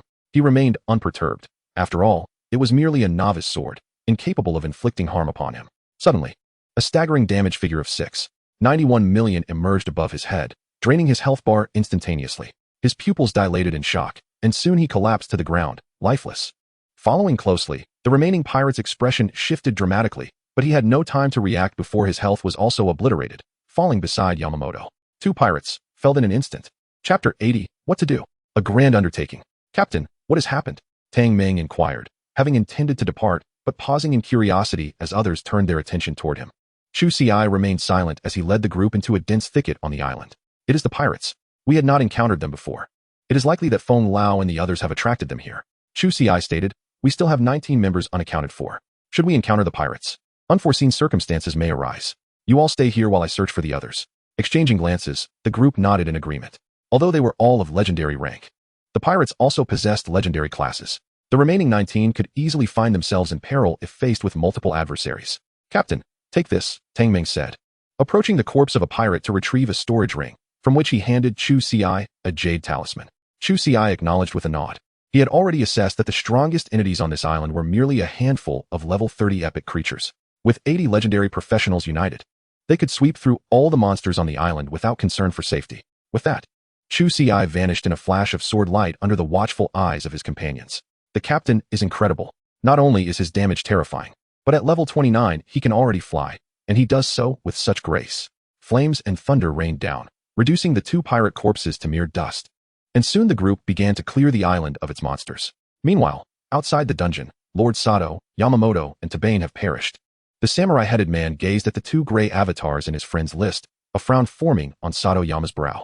It had barely been 5 minutes since they entered, and already 2 had perished. What of the others? For the moment, the others were unharmed. Sato Yama nodded, concluding that misfortune had befallen those two, leading them into the lair of monsters. Might it be the work of the Daxia people? There exists that possibility. However, even if it were the Daxia, we are powerless. Once inside the secret realm, we can slay Daxia, but they can just as easily eliminate our men. Sato Yama remarked that there was no point in dwelling on the matter. As long as the majority remained safe, some losses were inevitable in this expedition. The samurai-headed man nodded, believing that as long as they could obtain the core of this secret realm, sacrificing a few individuals would be worthwhile. Yet, as the thought settled, his expression shifted dramatically upon noticing 2 more gray avatars appearing in his friend's list. This signified yet another 2 had fallen. The most terrifying aspect was that within 5 minutes at most, and as little as 1, a new gray avatar would emerge. At this rate of mortality, their 100 compatriots from Yamato would soon meet the same fate. Sato Dano, what shall we do? The samurai-headed man conveyed the situation to Sato Yama, who fell into a contemplative silence upon hearing the news. What could he do? The entrance to the secret realm was guarded by the Daxia. They dared not approach it, and even if they did, entry was impossible. As for retrieving those who had already entered the realm, that was entirely unfeasible. The secret realm possessed but 1 exit.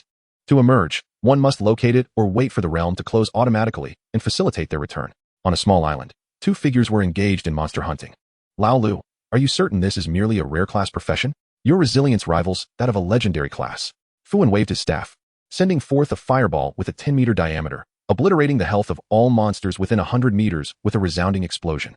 I may be tanky, but my damage cannot compare to yours. Lu Changhe chuckled, noting that the health of the monsters had swiftly replenished after being diminished. Fu Wen did not share this sentiment. Although the opponent's damage was indeed low, their resilience was formidable. Moreover, they possessed a counterattack ability, along with true damage, which was truly the most alarming aspect.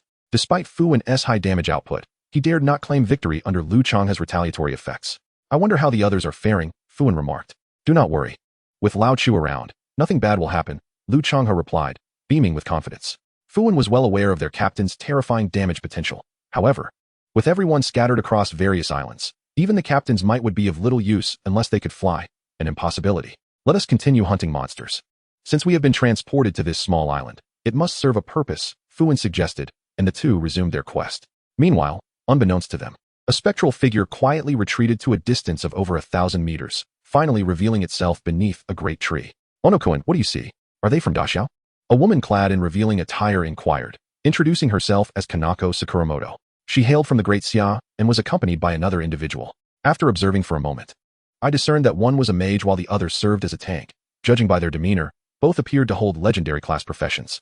Ono nodded and asked, You weren't detected by them, were you? Rest assured, she replied, I am a legendary class stealth assassin, specializing in the art of concealment. They did not notice me. A mage and a tank may pose a bit of a challenge, but they are not insurmountable foes, Kanako mused. Once they engage in battle, I will endeavor to subdue the mage, allowing you to execute a surprise attack. There is a significant chance we can eliminate him, leaving the tank as no threat to us. Her profession, that of a songstress, though merely of epic rank, endowed her with numerous control abilities, often proving more effective than some legendary professions. After deliberating, Ono concealed himself once more, while Kanako approached Fu Wen and Lu Changhe. At that moment, Fu Wen and Lu Changhe had just vanquished over 10 rare-level monsters and were preparing to advance when they suddenly heard a commotion behind them. Woku. Fu Wen frowned upon spotting Kanako, recognizing that aside from themselves, the only other presence in this secret realm was that of the Japanese people from Great Xia. Kanako's expression shifted dramatically, and she turned to flee. Fu Wen and Lu Changhe exchanged glances, refraining from pursuit, uncertain whether there might be an ambush lurking. Unexpectedly, in this desolate wilderness, the two men remained entirely unaffected by the sight of such a stunning woman alone. Realizing her initial strategy had failed, Kanako ceased her flight and instead began to sway sensually, her lips parting to emit enchanting melodies. This is dire. She is Kanako Sakuramoto, the songstress. Fu Wen was the first to react, but it was too late. The sound had already reached their ears, conjuring indecent visions before their eyes. As a forbidden mage, Fu Wen possessed considerable mental fortitude and was the first to extricate himself from the illusions, yet he remained momentarily dazed. This provided a prime opportunity for the hidden Ono. In a flash, Ono materialized behind Fu Wen, a dagger poised to strike. Critical hit.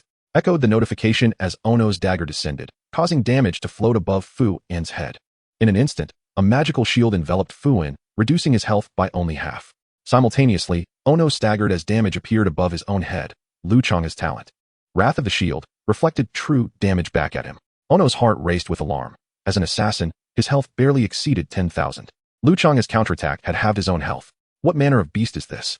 It was clearly the mage I assaulted, yet I find myself suffering damage, and worse still, true damage. In that moment, Zairoyagang hesitated. He had intended to execute a combination attack, but now he feared that he might perish from counter damage before he could even complete it. Seizing the opportunity, Fu Wen vanished in a flash, reappearing 10 meters away. Lu Changhe, having shaken off the grotesque sights that had afflicted him, let out a bellow.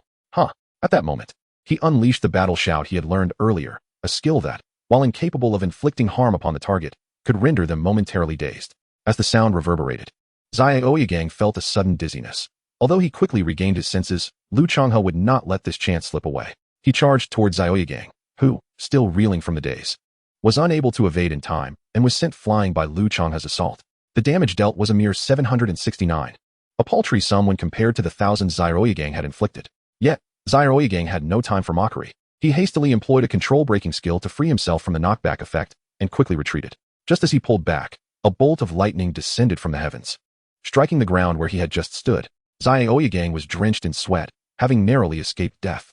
He dared not linger and urgently activated his stealth skill, gradually vanishing into the shadows, contemplating a retreat. However, just as he prepared to flee, an invisible sword suddenly pierced through his form, dealing a staggering 7 million damage. In an instant, Xiaoyigang's health bar was depleted, and he collapsed to the ground, lifeless. It was Lao Chu. He had arrived. Upon witnessing this damage, Lu Changhe smiled, and Fu Wen breathed a sigh of relief, though he was puzzled as to how Chu Ci had suddenly appeared. Had he also been stranded on this small island? Meanwhile, 1,000 meters away, Chu Ci soared through the air on his sword, his gaze fixed ahead, where a figure was hastily approaching him. Xiaoyigang had perished. Sakamoto Kanako gazed at Xiaoyigang's gray avatar in her friend's list, her expression darkening. After Xiaoyigang failed to eliminate Fu Wen with a single strike, she had foreseen trouble and made a swift exit. However, she had not anticipated that Xiaoyigang would actually die. He was a legendary class character, and a master of stealth and escape. Even if he were no match for those two from the Daxia, he should have been able to flee using a random teleportation scroll. No, how could so many of us be dead? It was then that Sakamoto Kanako noticed that, apart from Xiaoyigang, a third of the other players who had entered the secret realm had also turned gray in the friends list. This realization filled her with dread. They had barely been inside for half an hour. Was there some great terror within this realm that had caused so many deaths? I killed them. Just as Sakamoto Kanako's thoughts spiraled, a voice suddenly echoed. Startled, she looked around, finally gazing upward to see Chu Ci soaring on his sword. Her pupils constricted in disbelief as she beheld Chu Ci. To fly, the other party could actually soar through the skies, which could only imply that they were at least a transcendent powerhouse. How despicable of the Great Xia, Kanako Sakuramoto mused, unaware of the means by which Great Xia had permitted such extraordinary beings to enter. A transcendent being within this secret realm was akin to invincibility.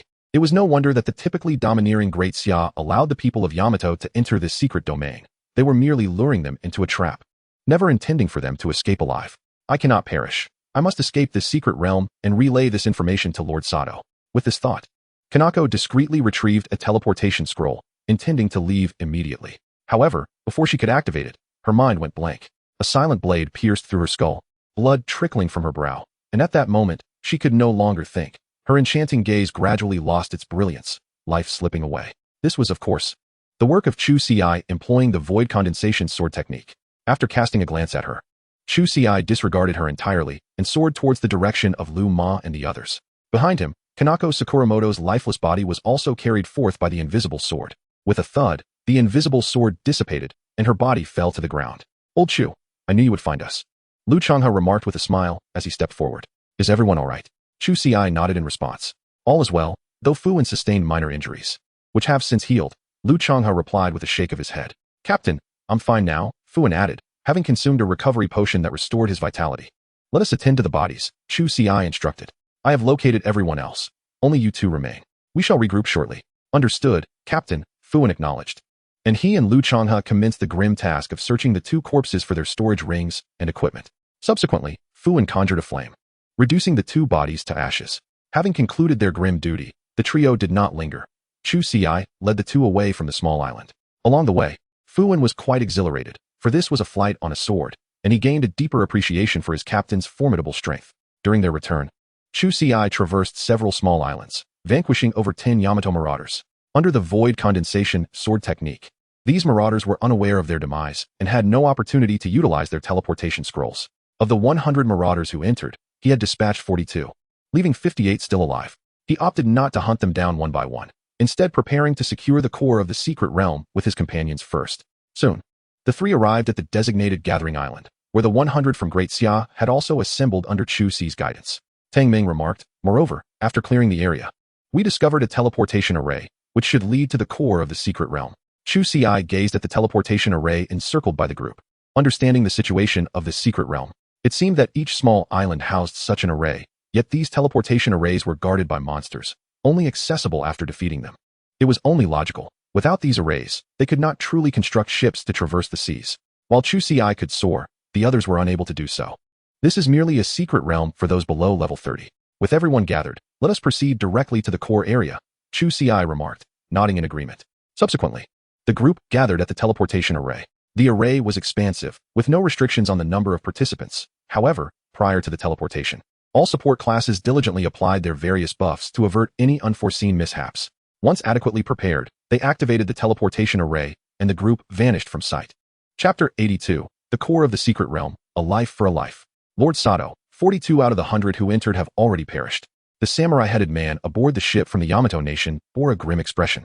In scarcely an hour, nearly half of them had succumbed. If this continued for another hour, would they not all meet the same fate? Sato Yamana's countenance was similarly darkened. Among the deceased were 3 legendary class professions.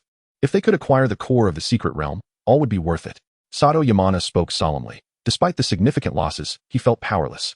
Should they obtain the core, not only would he be vindicated, but he would also garner merit. Although it was merely a secret realm for those below level 30, its value was nonetheless extraordinary. Moreover, this was a newly discovered realm, and treasures would undoubtedly be abundant within. The samurai-headed man remained silent, internally praying that those who entered would secure the core while grappling with concerns. If they did obtain the core, would the great Xia allow their departure?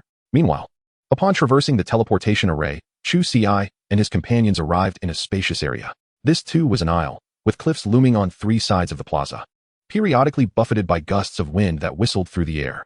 Directly ahead lay a staircase composed entirely of jade, with 100 steps ascending upwards. At the pinnacle of these steps stood a portal, identical to the one through which they had entered. Chu Ci and his companions recognized that this portal was the exit of the secret realm. In front of the portal stood a stone platform, atop which a blue pillar of light soared, with a luminous white crystal floating within. Indeed, this azure glow marked the location of the realm's core. That crystal must be the core itself. Chu Ci had previously spotted a flicker of blue light from afar on the isle, leading him to conjecture its significance. Captain, that should be the core of the secret realm. Yet, it is peculiar that no monsters are present. These jade stairs may harbor some hidden mystery, Fuan remarked.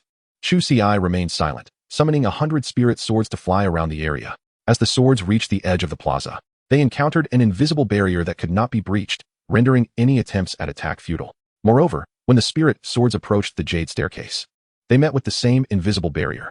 Even Chu Ci's attempts to use the void sword condensation technique proved ineffective against the space surrounding the jade stairs. It appeared that a clever maneuver to directly obtain the core of the secret realm was futile. Recognizing the oddity of the jade stairs, Chu Ci had hoped to retrieve the core with his spirit swords, but alas, his efforts were in vain. Captain, allow me to venture onto the jade stone staircase. I fear no danger, for I possess a talent that grants me immunity to harm. At this moment, a young man named Bao Yuan stepped forward, his cherubic face still bearing the softness of youth. He had awakened a legendary class known as the Meat Shield. His formidable ability not only rendered him immune to all damage for a minute, but also shielded him from any negative status effects, albeit usable only once a month. Very well, but exercise caution. If anything seems amiss, retreat immediately, Chu Ci replied with a nod. The core of the secret realm lay directly before them, and he found it hard to believe that no peril lurked within. Even the appearance of dozens of legendary monsters would not surprise him. Chu Ci summoned 100 spirit swords to encircle Bao Yuan, ensuring his protection from the outside as he prepared for any unforeseen events. The support classes promptly began bestowing various enhancements upon him. Buddha's golden body, activate. Bao Yuan bellowed, and a radiant golden light erupted from him, conjuring a majestic silhouette of a Buddha behind him, exuding an aura of power. However, the attention of the assembled group, previously intensely focused, faltered slightly as they exchanged bemused glances. You may utilize your talent, but must you shout so loudly? Do you not feel embarrassed? But Bao Yuan paid them no mind. With his golden body activated, he was enveloped in a layer of golden light, greatly boosting his sense of security. Wasting no time, he took a bold step onto the jade stone staircase. With each stride, he ascended swiftly, and by the time he reached the 75th step of the 100-step staircase, he finally paused. How is it? Chu Ci inquired. Captain, this jade stone staircase is remarkable. I was neither attacked nor afflicted by any negative status effects. Instead, an energy is coursing through my body, enhancing my control over my strength. Bao Yuan's eyes sparkled with excitement. If I am not mistaken, the true purpose of this staircase is to augment our mastery of strength. Each level signifies an increment of 0, 1 in control, and to reach the summit, 1 requires a mastery of 10. Chu Ci was momentarily taken aback, not by the staircase's effects, but by Bao Yuan's astonishing ascent to the 75th level. What is your strength control level? He asked. 7. Why do you ask, Captain? Bao Yuan replied, puzzled. 7. Chu Ci fell silent, astonished by the young man's high level of mastery. Could he also be from a martial arts lineage? Yet, he did not appear to fit that mold. Is a mastery of 10 sufficient to reach the summit? Has anyone achieved that? Chu Ci queried. Initially, he believed Bao Yuan's mastery of 7 was impressive, but to his astonishment, 26 individuals then stepped forward. Captain, I have a mastery of 11. I have exactly 10. Hee, I boast a mastery of 14. The crowd chimed in, with the highest mastery belonging to Fuan, who boasted an impressive 15. In comparison, Chu Ci's own mastery of 2 paled in significance, and Lu Ma's was a mere 1. Captain, there is no need for surprise. Our circumstances are rather unique, Fuan remarked. Suddenly, Chu Ci recalled what the other party had mentioned before. The time flow in their dungeon was 50 times that of the outside world, which explained their remarkable level of control. After all, These individuals had risked their lives for it. So, does this mean we can directly obtain the core of the secret realm? Chu Ci had not anticipated such ease. However, under normal circumstances, it would not have been so simple. Not to mention, achieving a control level of 10 before reaching level 30 is no small feat. If there were others besides them from the Great Xia in this place, a battle would inevitably erupt on the Jade Steps. Given this, let us proceed together, Chu Ci suggested, and then he and the others ascended the Jade Steps. Chapter 83, The Secret Realm, Silver Moon Wolf. As Chu Ci set foot on the Jade platform, he immediately felt a surge of power enveloping him. This sensation was reminiscent of the training room, yet somewhat distinct, with a higher intensity than that of the training facility. This place was indeed conducive to enhancing one's control over power. Observing the Jade Steps, Chu Ci realized that the rate of improvement here was several times faster than in the training room, especially with the aid of the celestial wind cloud body technique, which further accelerated his progress. Upon reaching the 23rd step, he discovered that he could advance no further. He understood that only by enhancing his control level could he proceed. In contrast, Lu Ma lagged behind, having stalled at the 11th step. Fu Wen and the others, however, ascended rapidly without pause. Among the 98 individuals, the least proficient had reached the 57th step, indicating that their control levels were all above 5. Soon, Fu Wen's group surpassed 100 steps, arriving at the platform above without encountering any unforeseen events. Captain, I am going to retrieve the core of the secret realm, Fu Wen stated, glancing down at Chu Ci. All right, prepare for battle, Chu Ci replied, nodding. Everyone swiftly drew their weapons, their gazes fixed intently on Fu Wen. Once preparations were complete, Fu Wen approached the stone platform, extending his right hand into the blue beam of light to grasp the pearlescent crystal. As the crystal left the blue column, it seemed as though the Jade Steps had lost their energy, with the ethereal glow of each tier vanishing. Simultaneously, Chu Ci felt the energy that had been aiding his control dissipate, and the barrier impeding his progress vanished. Boom. Just as Fu Wen was about to revel in his acquisition of the core, the blue beam on the stone platform did not extinguish. Rather, it thickened exponentially. A shadowy figure began to materialize within the column. Without the barrier obstructing them, thousands of ethereal swords flew forth, lifting Fu Wen and his companions into the air, while the remaining swords circled around the beam. I knew it wouldn't be that simple. There's a monster, exclaimed Fu Wen. What kind of creature is this? It appears quite massive. It must be at least of legendary tier. The presence it exuded surpassed that of a level 30 legendary monster. Could it be a creature above level 40? What is there to fear? With the captain here, even a mythic level monster could be dealt with swiftly, Chu Ci remarked. Observing the shadow within the beam, he attempted to launch an attack, but alas, it was ineffective. It seemed they would have to wait until the entity fully descended. Roar. A full minute had elapsed when, with a resonant roar echoing through the air, the blue beam of light vanished, revealing an enormous figure, the Silver Moon Wolf. A creature of legendary status, standing at level 39. Its attributes were staggering. Health points at 30 million, attack power of 18,417, physical defense at 8,987, and magical defense at 9,011. Its skills included Wolf Howl, Moonlit Transformation, Regal Majesty, Phantom Slaughter, and Claw of the Hunt. This colossal wolf, towering at 3 zhong, was cloaked in pure white fur, and its eyes sparkled with a hint of a crescent moon shadow. The creature's attributes surpassed all monsters that Chu Ci had encountered thus far. Its health alone reached an astounding 30 million, with defenses exceeding his own attack capacity. To their astonishment, they faced a level 39 legendary monster. Captain, what should we do? Fu Wen inquired. After consuming 10 bottles of legendary attribute potions, his attack power slightly surpassed that of Chu Ci, but even then, he could only barely breach the defenses of the Silver Moon Wolf.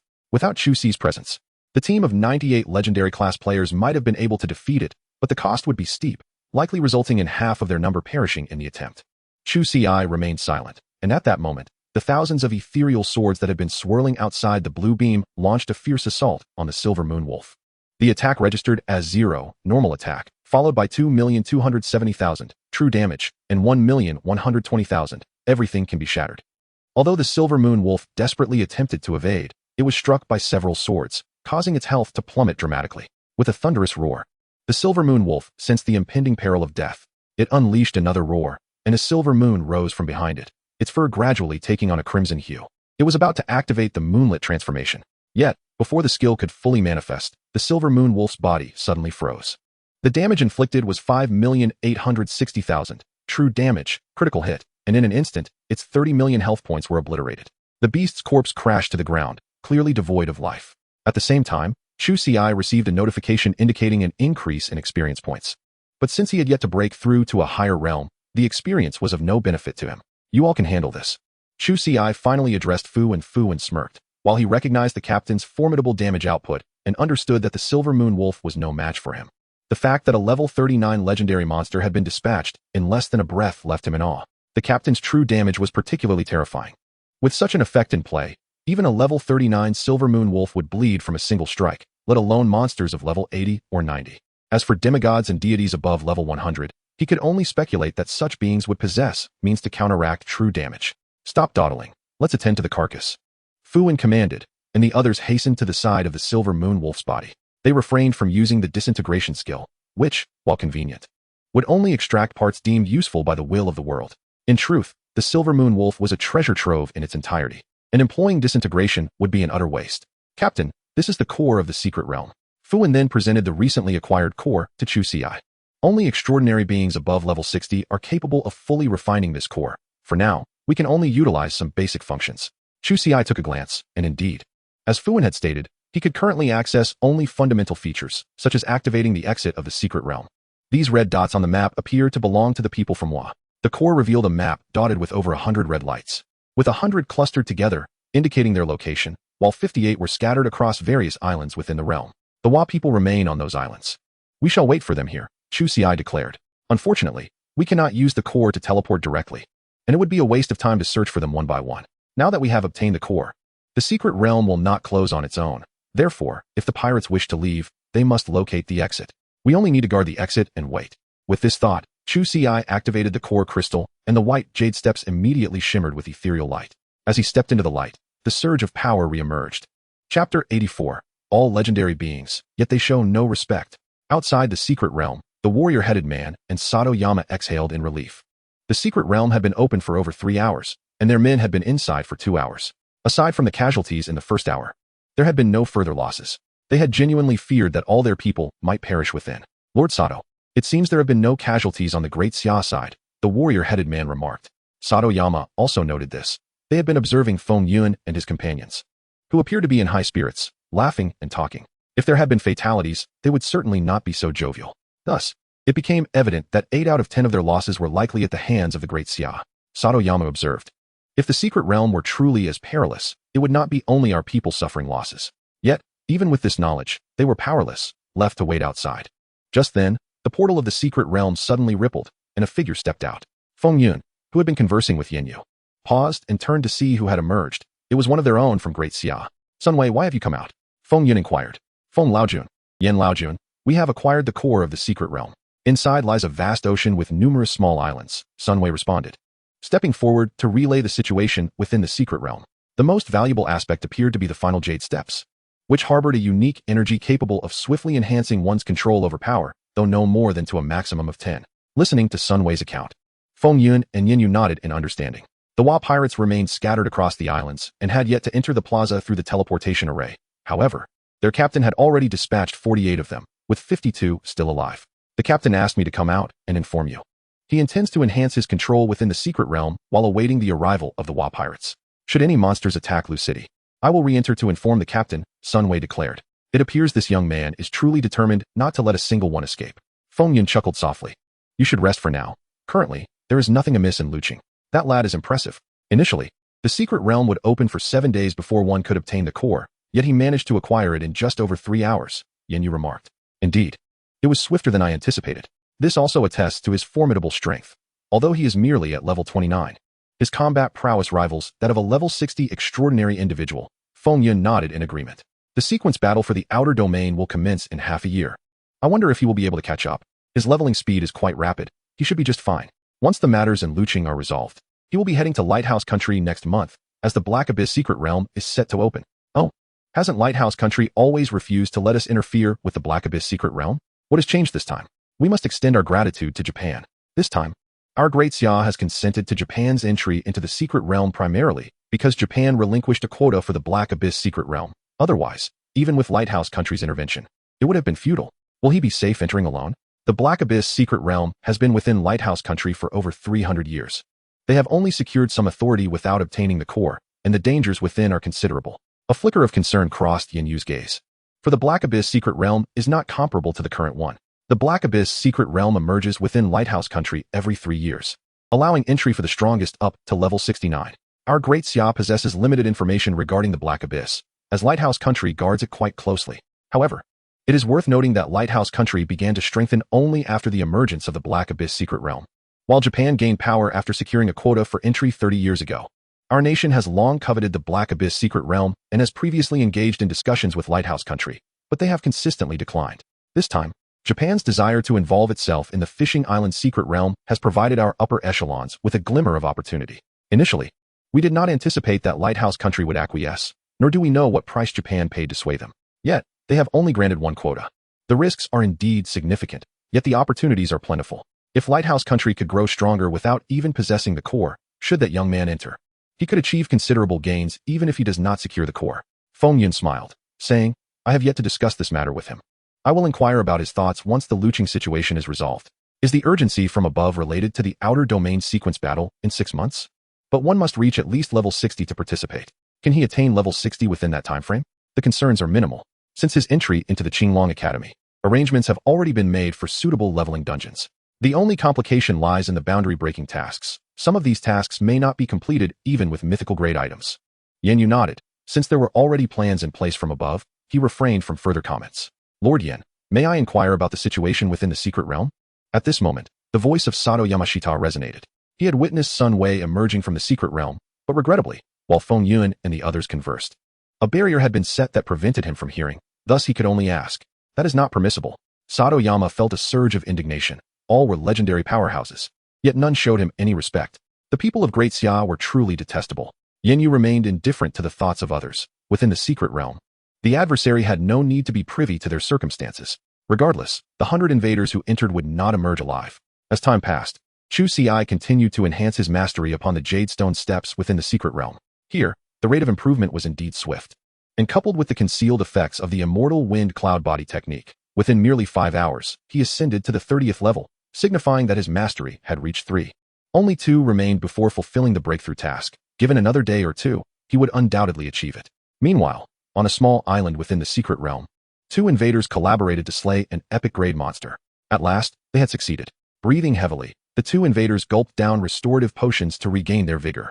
Xianjiujun, this teleportation array should lead to the core of the secret realm. We must quickly restore our condition. I wonder if the others have arrived, one said. We must also remain cautious of the Great Xia people. We entered an hour late. They may have already reached the core, the other replied. Their fortune was favorable. Both were legendary class professions, one a melee fighter and the other ranged, allowing for rapid monster clearing through their cooperation.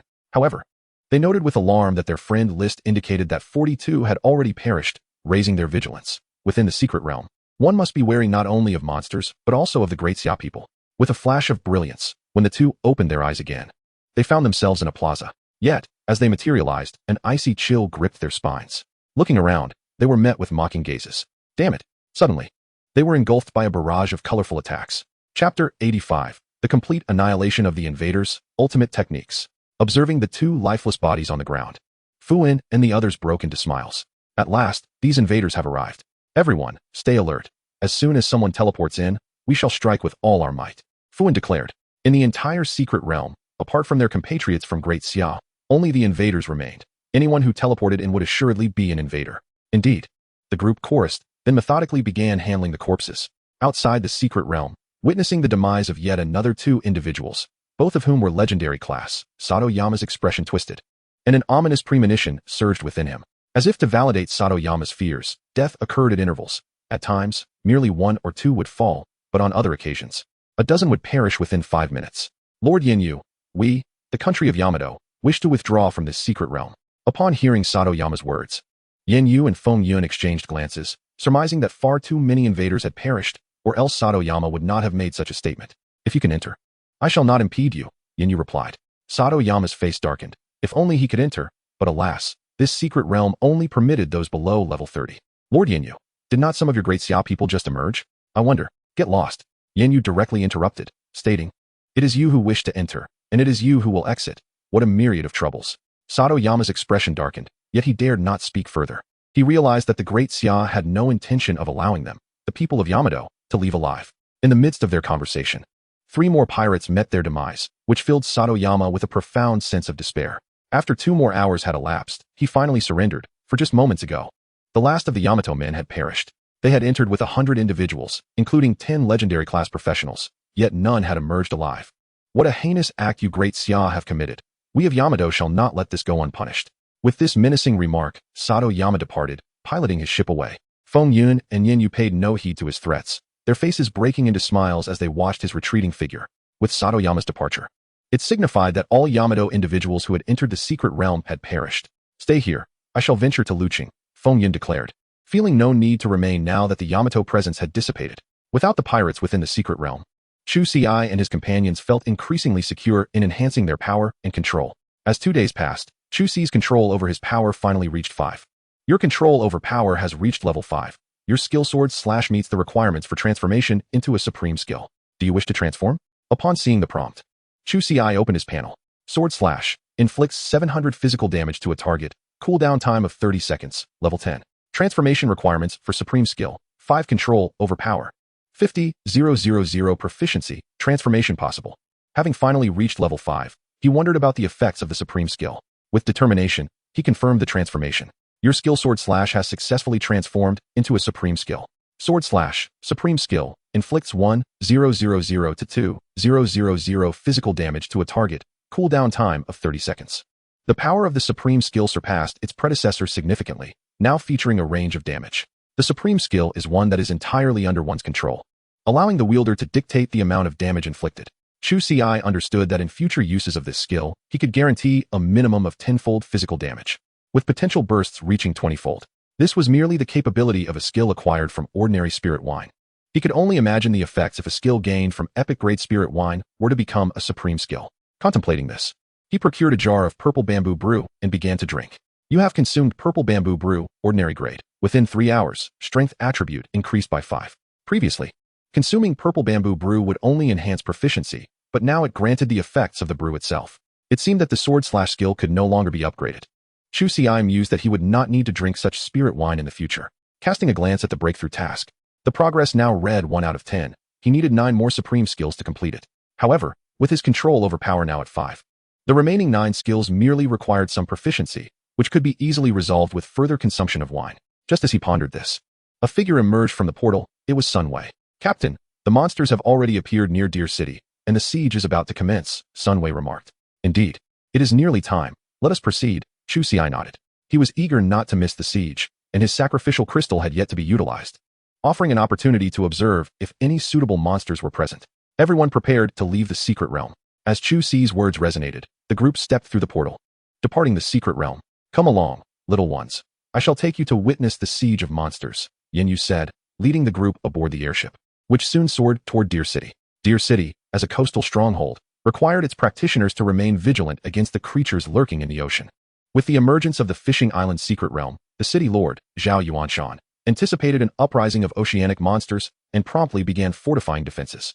At this moment, Deer City was on high alert, with city guards stationed atop the walls and various defensive weapons at the ready. Outside the city, the previously tranquil sea was now tumultuous, the water level having risen dramatically in just a few days, with monstrous silhouettes occasionally visible amid the crashing waves. The rapid elevation of the sea level was alarming, revealing at least 10,000 tide beasts. On the city walls, Feng Yun observed the encroaching waters and remarked, the tide beasts, though merely of ordinary rank, are rather unique within the ocean realm. Their combat prowess is minimal. Even a level 10 practitioner can dispatch them with ease. However, these creatures possess a remarkable innate ability known as tide manipulation, allowing them to alter water currents and even amass seawater. While a solitary tide beast might only raise a meager splash, once their number exceeds 10, their innate abilities amplify dramatically, capable of summoning a formidable wave. With over 10,000 tide beasts, they could command an entire expanse of ocean, making the inundation of a city a trivial matter. Each time oceanic monsters launch an assault on land, tide beasts are indispensable, as most sea creatures experience a significant reduction in combat effectiveness once they leave the water, although the rising waters pose a challenge. The legendary water-repelling pearls within Deer City ensure that these tides cannot encroach upon its walls, Zhao Yuanshan assured Feng Yun. As a coastal city, various strategies exist to counter marine threats, and the water-repelling pearls serve as a nemesis to the tide beasts. Have we located the oceanic overlord? We have been monitoring the waters, but thus far, it remains elusive. It seems that creature is well hidden. Despite the current tumult, it likely has not reached the legendary tier.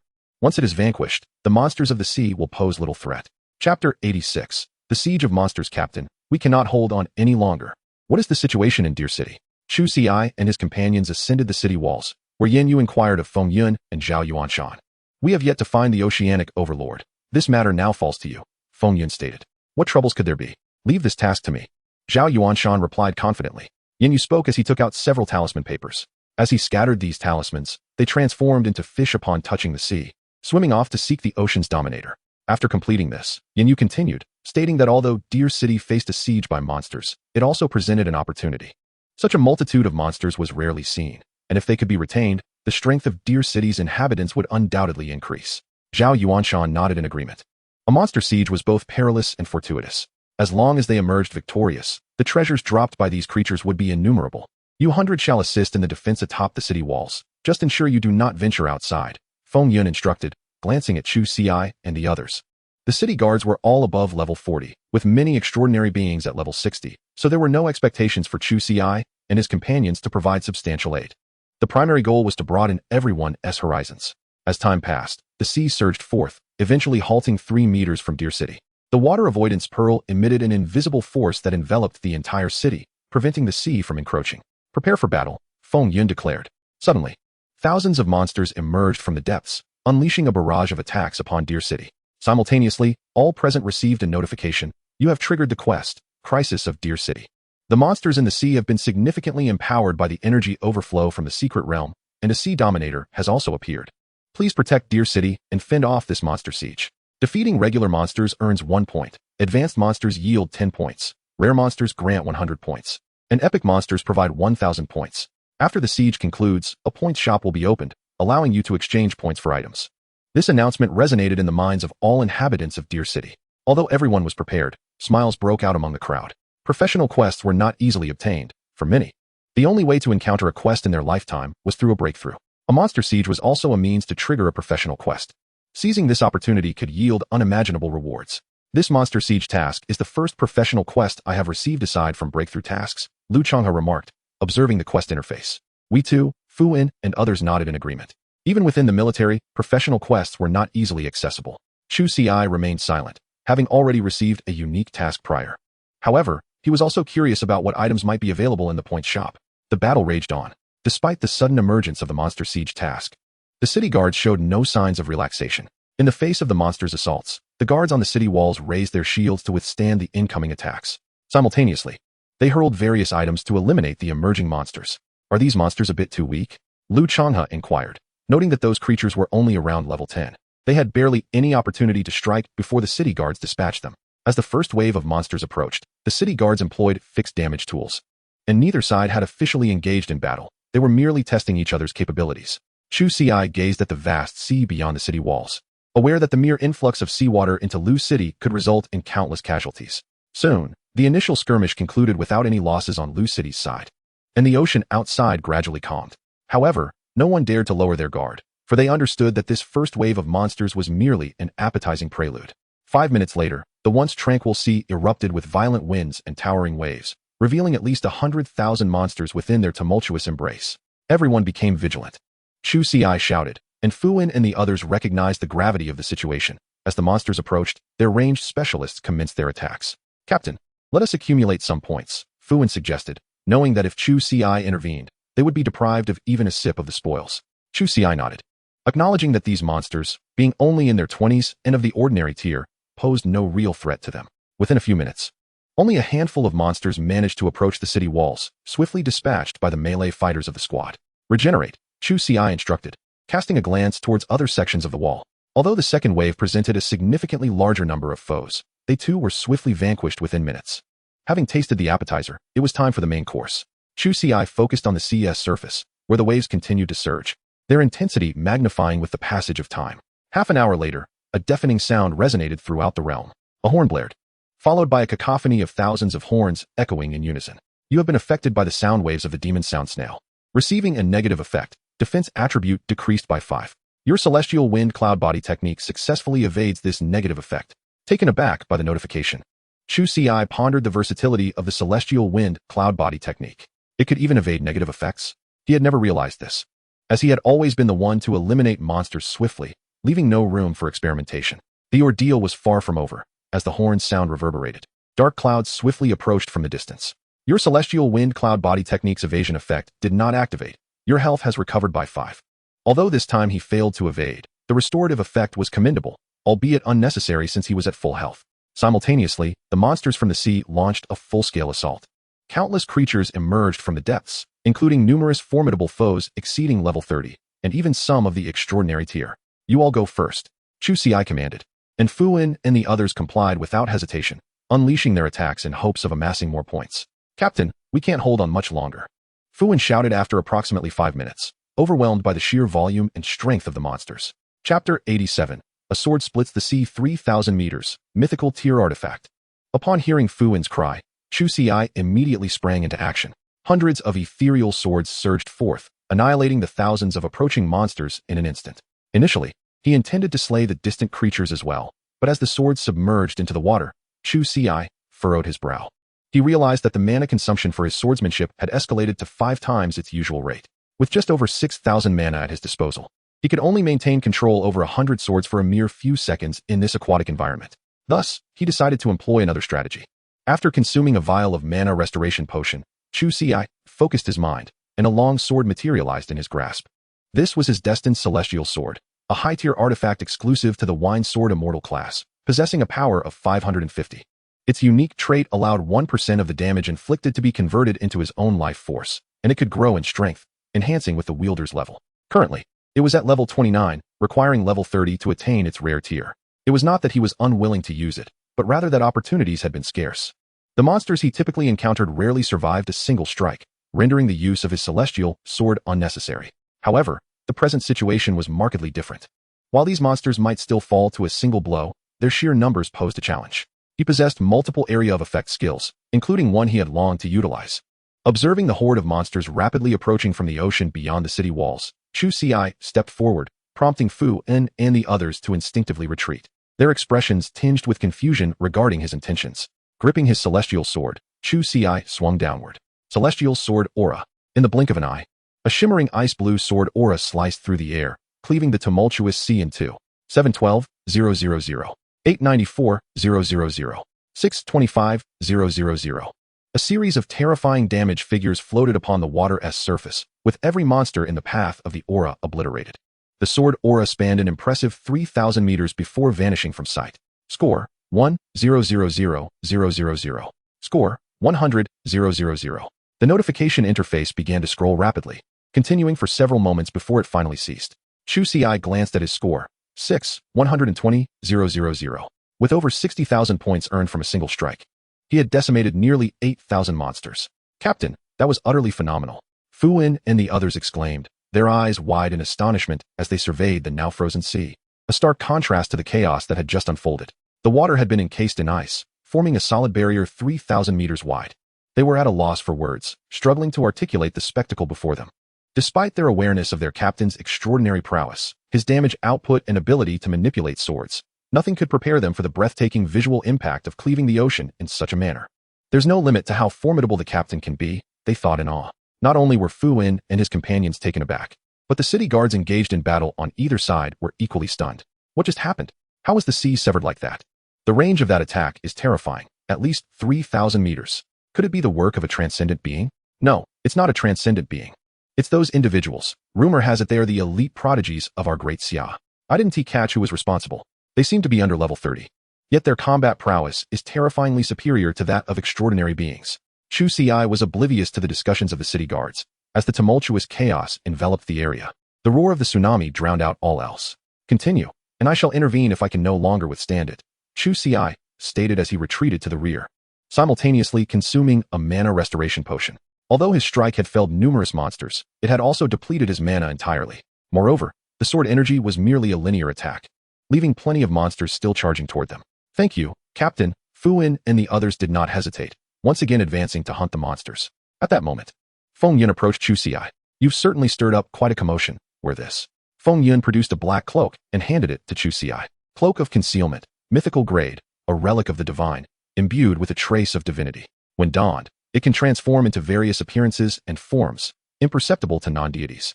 Beings below the divine level will gradually forget any memories of you. Yet another mythical grade artifact. Thus far, Chu Ci had encountered only 2, the mythical spirit wine, and the decree of heaven and earth. The cloak of concealment before him marked the third. Feng Lao, this artifact. Take it. It was intended for you, Feng Yun replied. Preparations had been made for Chu Ci to participate in the abyssal realm of the Lighthouse Kingdom. And this cloak was among those artifacts. Feng Yun had acquired it earlier, but at that time, Chu Ci was at the academy, rendering it unnecessary. However, given the recent uproar caused by Chu Ci, a strike that cleaved the sea for 3,000 meters, although many were preoccupied with battle and overlooked him, it was wise to be cautious. Upon hearing Feng Yun's words, Chu Ci refrained from being overly modest. He accepted the cloak and immediately donned it, altering his visage into an unremarkable appearance. With this artifact, you can unleash your full potential. Should the city guards elsewhere find themselves in peril, do assist as much as you can, Feng Yun instructed before departing, his primary objective being to confront the ocean overlord, though the adversary remained elusive. With Yin Yu yet to locate it. Now equipped with the cloak of concealment, Chu Ci shed his previous restraint and soared into the sky on his sword, casting his gaze about the surroundings. The other regions differed significantly.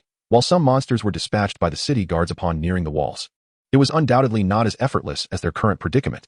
Without hesitation, Chu Ci unleashed a fiery sword energy. Boom, boom, boom. The fire spirit sword energy, upon contacting the water, caused the sea to boil, and the approaching monsters were swiftly vanquished. Yet, Chu Ci raised an eyebrow. For the fire spirit sword energy dissipated at 2,800 meters, a reduction of 200 meters compared to the water spirit sword energy. It appeared that seawater had a restraining effect on the fire spirit energy, given such a battlefield that allowed him to exert his capabilities. He was eager to experiment with the effects of different elemental sword energies, which would enable him to adapt to various circumstances in the future. Be cautious from here on. I shall assist others, Chu Ci declared. By the way, leave me a few potions for mana restoration. The recovery from potions was somewhat sluggish. With the aid of additional support, he could sustain his combat efforts. Yes, Captain. Fuwen responded affirmatively, and soon 5 capable aides, adept at restoring mana, gathered beside Chu Ci. You all may wait here, Chu Ci instructed before employing the sword light escape technique, which he had elevated to the 3rd tier, thereby tripling his speed. In mere seconds, he arrived upon the city wall, 300 meters away. With a swift motion, a golden sword aura soared forth, obliterating all nearby monsters in an instant. The golden light continued unabated until it came to a halt at a distance of 3,200 meters. Did the golden spirit sword aura possess penetrating capabilities? The city guards, engaged in battle with the monsters, were momentarily stunned. They merely caught a glimpse of a golden flash before witnessing the monster's swift demise. However, they soon returned to their struggle, as more creatures surged forth from the sea. Cloaked in the shrouded cloak, Chu Ci remained unrecognizable, and even if others caught sight of him, their memories of his true identity would gradually fade into oblivion. Over 2 hours elapsed, during which Chu Ci had refrained from attacking for nearly half an hour, as the number of monsters had significantly diminished. The remaining creatures were no match for the city guards. Glancing at his score, he noted 24 million points. With over 300,000 points accrued, he had undoubtedly slain at least 1/3 of the million monsters. Regrettably, the siege was not yet over, and the points shop had yet to open, leaving him uncertain of what rewards he might redeem. Suddenly, Yin Yu opened his eyes, exclaiming, "Where? What kind of monster?" Feng Yun inquired, stepping forward. Realization dawned upon Feng Yun. Typically, a multitude of monsters would swarm around a sea overlord, making it easy to locate. The so-called sea overlord referred to a unique talent that, while not augmenting one's combat strength, allowed command over numerous sea creatures. Since we've located it, let us proceed, he urged. Agreed. It seems we have found the sea overlord, Chu Ci noted as he observed Feng Yun and Yin Yu departing, yet he had no intention of following. The residual waves of power from such a formidable battle could extend for miles, and with his attack range limited to merely 10,000 meters, venturing forth would likely result in his swift demise before even encountering a monster. Boom, boom, boom. Before long, the already tumultuous sea grew even more chaotic, accompanied by an overwhelming pressure sweeping across the waters. As Chu Ci soared through the air, sword in hand, he beheld a colossal figure emerging from the depths of the ocean, its outstretched tentacles stretching thousands of meters long. Then let us slay more monsters, he resolved. Having refrained from striking for a considerable time, the sight of numerous foes stirred him into action. He weaved through the battlefield, unleashing waves of sword energy, resulting in vast clusters of monsters being vanquished. With 5 legendary aids replenishing his mana, he needed only to traverse the battlefield and wield his sword. Although the monsters from the sea charged relentlessly, they could never breach the walls of Deer City. Each time they drew near, a flash of sword light would sweep them away. Time passed without his notice, and as Chu Ci's score surpassed 5 million, the monsters in the sea began to dwindle in number. Citywide announcement. Feng Yun of the Great Xia and Yin Yu have successfully vanquished the oceanic overlord. As this proclamation resonated, The monstrous beings that were once advancing abruptly halted, seemingly sensing a shift in the tide. In unison, they let out a mournful wail, and the sea began to recede, compelling the creatures to retreat. "Everyone, pursue the victory," roared City Lord Zhao Yuanshan, a look of relief washing over his face.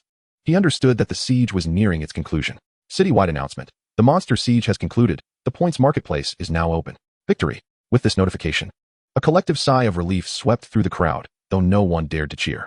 While they had successfully defended Deer City, the loss of comrades was an unavoidable tragedy. As the city lord, Zhao Yuanshan issued commands to tend to the wounded, account for casualties, and collect spoils. The aftermath of battle was no less arduous. "Old Chu, I'm utterly exhausted. These sea monsters are incredibly difficult to slay," Lu Changhe lamented as he collapsed onto the ground. In the heat of battle, he felt invigorated. But once the fighting ceased and his mind relaxed, fatigue set in. "You didn't even slay any monsters," Fuan chuckled. "Fighting off monsters is tiring too," Lu Changhe retorted, "and it hurts." Chu Ci smiled, producing a thermos and handing it to Lu Changhe. "I brewed this for you before the battle." Upon opening the thermos, Lu Changhe discovered it filled with goji berries. "Old Chu really understands me. Wow, the items in the points marketplace are astonishing. Even mythic grade items are available," one of the group exclaimed. As they conversed, Sun Wei suddenly cried out. The group paused, realizing the existence of the points marketplace. They swiftly accessed it, their eyes widening at the array of items available for exchange. There were numerous offerings, with each page containing 100 items and a total of 99 pages, including mythic-grade artifacts. When Chu Ci spotted one particular mythic-grade item, his heart stirred. Mythic-grade Spirit Brew Blueprint. Mythic grade, upon use, grants a blueprint for crafting mythic-grade Spirit Brew. Chapter 89, Departing Deer City, Returning to Qinglong Academy. It was indeed the blueprint for mythic-grade Spirit Brew. There are various methods to obtain mythic-grade items, such as completing special quests that reward such artifacts or defeating at least demigod-level foes, which also carries a chance of yielding mythic-grade items. However, defeating ordinary monsters will not result in mythic-grade drops. The most reliable means of acquisition is through self-manufacture. Self-manufacturing can occur under two circumstances.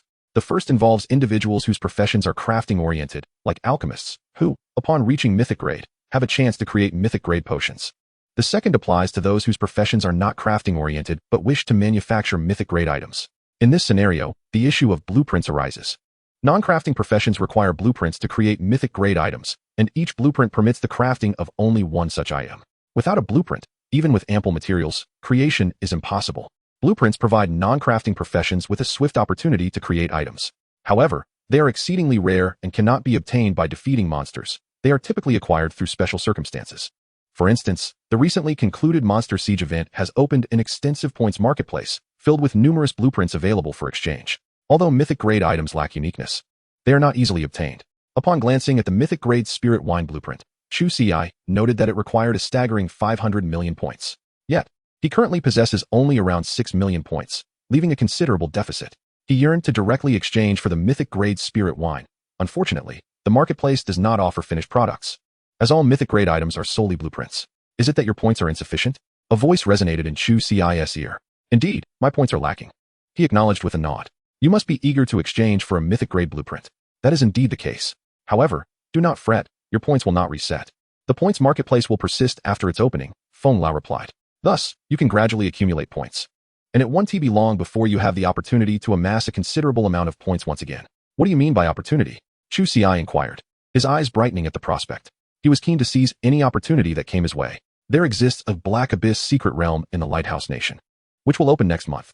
The reason the Japanese nation is involved in this secret realm is that they relinquished a slot for entry into the Black Abyss secret realm," Feng Yun explained. "Although our knowledge of the Black Abyss secret realm is limited, we have managed to uncover some information indicating there are methods to acquire points within. Moreover, you have just unlocked the points marketplace functionality." Listening to Feng Yun's words, Chu Ci realized why the Great Xia, so formidable, allowed the Japanese nation to intervene in the Fishing Island secret realm. It was for this very reason. Then, a thought struck him. "Feng Lao, are you suggesting that while there are methods to acquire points within the Black Abyss secret realm, the points marketplace will not be accessible?" "Indeed. If you do not activate the points marketplace in advance, you will lack the qualifications to participate in acquiring points. You must first possess points to engage," Feng Lao clarified. Then, was the monster siege in Luqing deliberately arranged? Not intentionally, for our Great Xia cannot control the emergence of secret realms. It was merely an accident. However, even without this monster siege, if you agree to venture into the Black Abyss secret realm, arrangements for a monster siege will be made for you, Feng Lao reassured. Taking a deep breath, Chu Ci realized that to prompt him to activate the points marketplace, they would arrange a monster siege for him, which illustrated the significance placed upon him by those in authority. There is no need for psychological pressure. Arrangements will be made for your resources. Ultimately, whether to accept is your choice. Should you prefer not to go to the Black Abyss secret realm, alternative resources will be provided. Feng Yun smiled. Our great Xia is not lacking in secret realm dungeons. Very well, Chu Ci responded. Although he was uncertain of the peculiarities of the Black Abyss secret realm, the fact that the higher authorities were willing to make concessions to the Japanese nation and assist him in activating the points marketplace indicated its exceptional nature. Moreover, he required points to exchange for the mythic grade spirit wine blueprint.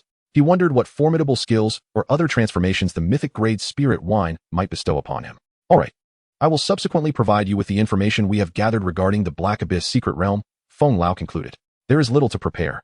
Although Chu Ci has uncovered numerous treasures during this monstrous siege, there are no intentions to claim them. Instead, they shall be left for Lu City to strengthen itself. Captain, we shall meet on the battlefield in the future. Do hurry to the outer realms. Captain, our pace of advancement is swift, and we Wu Ti want to surpass you. Old Lu, do not lag behind either. Let us later compare who is more resilient. Fu In and the others bid their farewells. Despite having spent merely half a month together, they have already recognized Chu Ci as their leader. What is the matter? Feng Yun inquired with curiosity. Old Feng, you are aware of my circumstances. Some of them have already reached level 29 and triggered the breakthrough mission. Perhaps I can assist them in completing it directly. Chu Ci replied. Feng Yun's eyes brightened. Indeed, with Chu Ci's combat prowess, the breakthrough missions involving monster slaying would surely be completed in an instant. Very well. I shall inform the military department about this. I will request a reward for our efforts. We cannot work for nothing. Feng Yun nodded in agreement. The previously somber group, filled with the emotions of parting, now revealed smiles upon hearing they would not depart just yet. By the way, old Feng, regarding what I mentioned earlier about training the new freshmen, I would like to discuss it further. Chu Ci continued. His breakthrough mission was nearing completion. He merely needed to gain sufficient proficiency through drinking. How much longer until your breakthrough? At most 5 days, but I can't afford to wait. Let us say 10 days. He replied. All right, I will arrange this promptly. The incoming freshmen are indeed fortunate, Feng Yun said with a smile. Additionally, here is the core of the secret realm. Chu Ci then handed the secret realm core to Feng Yun. While acquiring a secret realm was commendable, he lacked the time to develop it. It would be more beneficial to submit it for the great Xia to utilize. Is there anything else? Feng Yun inquired as he stored the core away. Nothing more. Then, you should rest a bit. Tomorrow, you will have much to do. Understood. Chapter 90. Mythical grade item. You speak of a reward? The following morning, Chu Ci arrived at the auditorium. Inside, Fu In and the others were already seated, and upon noticing Chu Ci's arrival, they rose in unison and saluted. Greetings, Captain. The scene before them was reminiscent of their first meeting, albeit with a notable difference. During their initial encounter, the group had harbored some reservations about their newly appointed leader. But now their acknowledgement was heartfelt and genuine. Please be seated. Are you all prepared for the breakthrough missions? Chu Ci inquired. Report, Captain. We have a total of 98 members, of which 21 have reached level 29 and triggered their breakthrough missions. Some of these missions were originally solo endeavors. However, last night the military department provided us with a batch of epic and legendary task enhancement scrolls, allowing all of us to undertake our breakthrough missions in teams. Fu In explained, producing 4 task enhancement scrolls. These are for you and Lu Changhe from the military department. Task enhancement scroll, epic. Upon use, it elevates the difficulty of your task by 1 level and randomly reassigns the task content. Task enhancement scroll, legendary. Upon use, it elevates the difficulty of your task by 1 level and allows you to freely select new task content. The primary distinction between epic and legendary tasks lies in the ability to alter the quest content. The former is random, while the latter presents 3 new tasks from which one must be selected. Chu Ci nodded in acceptance, recognizing that although he had no immediate use for it, Luma might find it beneficial in the future. Very well, let us first assist you 21 in completing the breakthrough task. As for the remaining individuals, I shall lead you to level up shortly thereafter. As he spoke, Chu Ci turned to Fu In. You may proceed first. Yes. Fu In stepped forward, and upon forming a team with Chu Ci, the two vanished from sight. Mere seconds later, they reappeared. Next, Chu Ci instructed. Although the onlookers were prepared, they were still astonished by the swiftness of the event. It is worth noting that they were undertaking hell-level difficulty breakthrough tasks, which previously consumed a significant amount of their time. They could not fathom accomplishing such feats in a mere 5 seconds as Chu Ci had done. Time was indeed their most precious commodity. Captain, allow me, Sun Wei exclaimed with a smile as he approached, briefly showing his task to Chu Ci. After receiving a nod of approval, the two disappeared once more. Another 5 seconds passed, and they re-emerged, Sun Wei's face alight with excitement. The hell-level breakthrough task had been completed with astonishing speed. Next, Chu Ci continued, and one by one, Individuals stepped forward, swiftly accomplishing their breakthrough tasks with his assistance. In less than 5 minutes, all 21 had completed their hell-level tasks. Captain, you are remarkably swift. The group could not help but express an admiration. The remaining 77. Follow me, Chu Ci commanded, leading them to the instance area and selecting to enter the elven gathering place. Let us not waste time. We shall proceed directly. Remember to assist me in restoring my mana. Upon entering the instance, Chu Ci summoned his spirit sword, taking flight with the group, while dozens of spirit swords circled around them, ready to eliminate any elves that appeared. In approximately half an hour, they reached the ancient tree. As anticipated, upon their arrival, the wooden cabin atop the tree opened, releasing a flurry of elves. However, the moment these elves emerged, they were swiftly dispatched by a spirit sword, yielding experience for the group. As Chu Ci continued to slay monsters, he enjoyed a drink. 2 hours later, when the last member reached level 29, he chose to exit the instance, and the collective thought echoed in their minds. Our captain is truly remarkable. Now, let us prepare for the breakthrough tasks. Chu Ci addressed the group, nodding in agreement. Some had already obtained team tasks that required only an increase in difficulty, while others had solo tasks. For those, they would first use epic task enhancement scrolls, followed by legendary task scrolls if necessary. After a few minutes, everyone had their breakthrough tasks ready, eagerly gazing at Chu Ci, their eyes seemingly imploring, "Captain, bestow your favor upon me." With a slight smirk, Chu Ci began assisting the others in completing their breakthrough tasks. A quarter of an hour later, all 77 had successfully completed their tasks, reaching level 30. It was then that Feng Yun made his appearance. "So, has everything been resolved?" he inquired. "Indeed, they have all achieved level 30, Chu Ci affirmed with a nod. "That's good. They are striving, and you have granted them more time," Feng Yun remarked. "I have arranged everything on the Academy's side. Shortly, you should don the cloak of invisibility to avoid unnecessary troubles." "I have exhausted my attempts at the elf gathering grounds today," Chu Ci replied. "Do not fret. Use this," Feng Yun said, producing a blue crystal. "This is a dungeon crystal, epic level. Upon use, it resets the entry count for a dungeon. Can this be utilized for attribute dungeons?" Chu Ci inquired. "Unfortunately not. Attribute dungeons are rather special, protected by unique rules, and this was fortuitously obtained from the outer domain." Feng Yun shook his head. "Perhaps a legendary or mythical dungeon crystal might work, but we only possess an epic one. What a pity. If it were applicable, he could farm a considerable amount of legendary attribute potions. Although he no longer required such potions, there were countless valiant soldiers on the front lines. By the way, this is the hardship compensation I procured for you from the military," Feng Yun said, producing a golden crystal. "This is an invincible crystal, mythical level. Upon use, it grants immunity to all damage and negative statuses below divine level for the next 5 minutes, with a cooldown of 3 months. Chu Ci's pupils constricted. "A mythical item? You call this hardship compensation? The military is so generous?" he exclaimed, unable to contain himself. "Ha ha ha, the old fellows at the military know how to cater to their needs. Aware of your situation. Moreover, you will soon venture into the outer domain, which will be under military jurisdiction, so consider this an early investment." Feng Yun replied with a smile. "Take it. They had originally prepared another invincible crystal for your future entry into the abyssal secret realm, so this saves them the trouble." Chu Ci accepted it, recognizing the immense aid this mythical item would provide him. For escaping? Of course, for offense. With this item, he could confront demigod-level adversaries, enjoying 5 minutes of attack time. Including this item, he had now encountered 4 mythical items: the mythical spirit wine, the mythical edict of heaven and earth, the cloak of invisibility, and the invincible crystal. 3 of these 4 mythical items were provided to him by the Great Xia. Without the Great Xia, he would have only encountered a single mythical spirit wine by now. A smile spread across Chu Ci's face as he thought, "I possess a powerful homeland." Chapter 91. Who could refuse a flight on a sword? 15 minutes later, 99 freshmen arrived at the dungeon area. These students came from 4 different classes, including those from the Battle Class 1, where Chu Ci was enrolled. "Do you know where Teacher Wei is taking us?" "This is the direction to the level 20 dungeon area. Of course I know we are headed to a dungeon, but Teacher Wei is an epic level powerhouse at level 70. Is there any possibility she could take us to level up? Moreover, it's 4 classes together." I am actually more concerned about where Chu Ci is. It has been almost a week since we last saw each other, hasn't it?" Zhang Yu and the others chatted as they walked, still puzzled about the sudden gathering. "Teacher Wei, what are we doing in the dungeon?" Yang Yunpeng directly inquired with the class teacher, Wei Tao. It was no secret. The principal had invited a formidable individual to guide them through their leveling journey. Wei Tao explained with a smile. "Formidable? Even a level 29 professional hardly qualifies as such." Yang Yunpeng expressed his doubts. "I am uncertain as well," Wei Tao replied. "Today, students from each class will be taken in batches to the dungeon area, where one person will lead them in leveling up." To be frank, upon hearing this news, all the class teachers of the first-year students were filled with confusion. They could not fathom just how powerful the person mentioned by the principal must be, considering he intended to single-handedly guide all the freshmen in their leveling endeavors.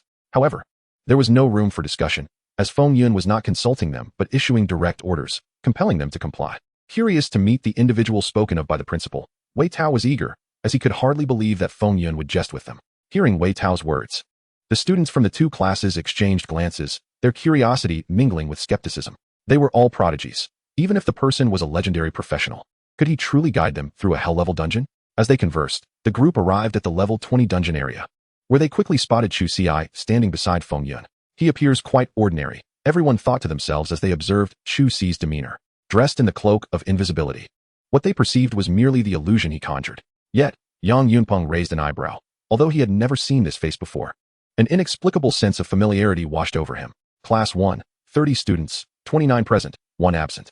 Class 2, 30 students, all present. Class 3, the 4 teachers stepped forward to report the head count, totaling 99 individuals. Well then, students, allow me to introduce your captain. He will lead you into the dungeon and assist you in leveling up swiftly. Feng Yun addressed the assembly. I understand you may harbor doubts, but once you enter the dungeon, everything will become clear. Remember, within the dungeon, you must heed your captain's commands. After finishing his words, Feng Yun nodded at Chu Ci, who wasted no time in sending a party invitation to everyone. With the cloak of invisibility in play, his name remained concealed during the party formation. Let us depart. Once all were in the party, Chu Ci first utilized the dungeon crystal before arriving at the entrance of the elf gathering place. Your party is about to enter the dungeon, elf gathering place, hell level difficulty. Do you confirm? At that moment, a prompt appeared before everyone. Is it truly hell level? They wondered. Particularly about the elf gathering place dungeon. Having reached level 20, they were acutely aware of the challenges posed by this dungeon. Even as epic level professionals, they would not dare claim they could conquer it. Moreover, success would come at a tremendous cost, with at least half of those present expected to perish. They couldn't believe the academy would send them to their deaths. Could this so-called captain really possess the ability to lead them through the dungeon without any fatalities? The crowd exchanged glances, ultimately clicking confirm, eager to discover the prowess of their captain. If danger arose, they could always opt to exit the instance. As their decision solidified, the entrance to the instance warped, and they vanished from their original location, materializing within the realm of the instance. Captain Yu, enough of your prattle, Chu Ci interjected decisively. Waving his right hand as 100 spiritual swords soared into the air, he was the first to ascend upon one of these blades, soaring towards the heavens. The fact that this captain could accompany them into the instance indicated that his level could not exceed 29. Yet, how could someone below level 30 possess the ability to fly? And not just any flight, but the most dazzling form of sword flight? The onlookers exchanged glances, their arrogance swiftly dissipating. Come aboard, Chu Ci prompted again as he noticed the group's hesitation. It wasn't just him. A flicker of excitement passed through the eyes of everyone present, regardless of gender. Witnessing Chu Ci's sword flight ignited both awe and envy within them. Who could resist the allure of soaring through the skies on a sword? Just as Chu Ci was about to nod in agreement, 50 elven creatures charged towards them from a distance. Chu Ci raised an eyebrow, summoning 5 more spiritual swords. The damage numbers flashed. 9, 58 million, 21, 41 million, critical hit. In an instant, the terrifying damage numbers appeared, obliterating the 50 elven monsters in mere moments. Gulping, Zhang Yu and the others felt their throats dry and their hearts race, some even recoiling slightly with a hint of trepidation. What had they just witnessed? Good heavens! Over 10 million damage from a single strike? Was this truly the output of a practitioner below level 30? The ability to soar through the skies with such staggering damage made it abundantly clear to everyone why the academy had allowed this individual to guide them in leveling up. Despite all being under level 30, the disparity was glaring. Yang Yunpeng was the first to mount a spiritual sword, his gaze fixed intently on Chu Ci. He had sensed something familiar before, but now, witnessing this damage ignited a hypothesis within him. Could this captain truly be Chu Ci? If so, it would not be surprising for him to achieve a perfect score in the college entrance examination, given that such damage would warrant nothing less than full marks. Perhaps there were no special monster farming methods in this year's college entrance exam in Yuncheng province. It was simply that Chu Ci's damage output was extraordinarily high. The more he pondered, the more convinced he became. However, just seconds later, Yang Yunpeng's initial conjecture began to blur in his mind, a realization he was oblivious to. All right, Captain, we're on our way. Everyone, stop dawdling and don't waste the captain's time. The others cautiously stepped onto their swords, and upon discovering they could indeed soar through the skies, excitement surged within them. Impressive, absolutely stunning. If not for the terrifying damage displayed by Chu Ci, they would have already erupted in exclamations of awe. Seeing that everyone had mounted their swords, Chu Ci retrieved a potion to replenish his mana. These individuals were all primary combat classes, unable to assist him in restoring his magical energy. Let us go? As the verses of Chu Ci fell, a myriad of sword lights streaked across the sky of the dungeon, soaring deep into its depths. Chapter 92. Wherever the sword's edge reaches, there lies our great Xia. In the heart of the dungeon, the ancient tree remained, the wooden huts unchanged, and the elves still occupied their familiar spaces. The ancient tower continued to ascend to several hundred meters above. As the sword lights swept by, all the elves that had just emerged from their huts were instantly annihilated. Zhang Yu and the other 99 individuals received notifications of their experience points increasing. This was the first time he had encountered such a method of leveling up. He gazed at his level of 25 and couldn't help but express his astonishment. It had been merely 2 to 3 hours since they entered the dungeon, and most of the group had just reached level 20. Yet, in that short span of time, their levels had soared as if propelled by the mythical swords of legendary warriors. Had he not witnessed it firsthand, he would find it utterly unbelievable that leveling could occur so rapidly. Only the captain dared to undertake such an endeavor. If it were left to them, they would have endured only a few waves before suffering losses. Yang Yunpeng shook his head, acknowledging that his level had also reached 25. At that moment, he comprehended why the school had requested this captain to lead their leveling efforts. The captain's prowess was astonishing. The damage dealt by each strike was truly staggering. They were left to ponder whether, even upon reaching level 60, they could inflict such damage. However, at that moment, all were thoroughly convinced. After all, who could argue against the captain's ability to facilitate their rapid advancement? Soon, 8 hours had passed. When the last individual reached level 29, Chu Ci felled the ancient tower. Concluding the dungeon run, the 4 homeroom teachers had been waiting outside the dungeon, and, upon seeing the students emerge, they first counted heads to ensure everyone was present. Letting out a sigh of relief. How was it? The 4 homeroom teachers, including Wei Tao, finally inquired. 8 hours had elapsed, and they were curious to know how much the students had leveled up. Surely, they must have gained at least 1 level. The students exchanged glances in silence before simultaneously revealing their levels. All were at level 29, and their experience points were at maximum. The 4 teachers stood dumbfounded, unable to comprehend the scene before them. Level 29, all of you. They gasped in astonishment. To have risen from level 20 to level 29 in just 8 hours was an extraordinary feat, observing Chu Ci, standing beside Feng Yun. The teachers finally understood the principal's decision. If all the freshmen could advance levels so swiftly, this cohort of students would undoubtedly be the most formidable in history. Feng Yun smiled warmly, and, although he had anticipated this outcome, he felt a surge of excitement within. The stronger these children became, the more likely they would survive in the foreign realms ahead. As Wei Tao and the others led the students away, each student bowed respectfully to Chu Ci in silent gratitude, a gesture that spoke volumes beyond mere words. Do you need to rest? Feng Yun inquired of Chu Ci. No need. I merely feel a bit bored, not tired at all, he replied. With a shake of his head, Chu Ci remarked, Old Feng, they're boundary-breaking quests. Feng Yun responded earnestly, once you grow stronger, wherever the sword's edge points, it shall belong to our great Xia, thus paving a smooth path for them. Chu Ci remained silent for a few seconds before smiling and nodding. It won't be long. Meanwhile, after the 4 homeroom teachers led their students away, they began to inquire about the events that transpired within the instance, particularly why the leveling was progressing so swiftly. Old Yang, we've left the instance. Yet your level is still illuminated, Zhang Yu said to Yang Yunpeng. Before Zhang Yu could elaborate, a group of students approached, comprised of the second batch entering the instance. Goodness, isn't that Yang Yunpeng from class 1? How has he reached level 29 so quickly? Another remarked. Indeed, the homeroom teacher mentioned someone would guide us for leveling. Could Yang Yunpeng's rapid advancement be due to this? Yang, what is going on? How did you level up so fast? Many students from the second batch were taken aback by Yang Yunpeng's displayed level, with several rushing forward to inquire. Yang Yunpeng maintained a calm demeanor as he regarded the crowd, his resolute while preventing him from betraying a smile. This old Yang appears serious, yet he surprisingly possesses a playful side, flaunting his progress without me, Zhang Yu mused internally. Straightening up, he proudly revealed his own level. However, Zhang Yu's fortitude was not as formidable as Yang Yunpeng's, and he could not suppress the grin tugging at the corners of his mouth. I must admit, the thrill of showing off is rather delightful. Observing Yang Yunpeng and Zhang Yu's display, the others quickly followed suit, revealing their own levels. The sight of an entire group at level 29 astounded the second batch of students. Are you all mad? How have you reached level 29? A student exclaimed, unable to contain their astonishment, recalling that just yesterday they were all at the same level, yet now the disparity was staggering. Of course, some astute students deduced that this was related to their imminent entry into the instance for leveling and promptly urged their homeroom teacher to hasten, lest they miss the opportunity to level up. While other classes are at level 29, we are still at level 20. Don't you feel embarrassed, homeroom teacher?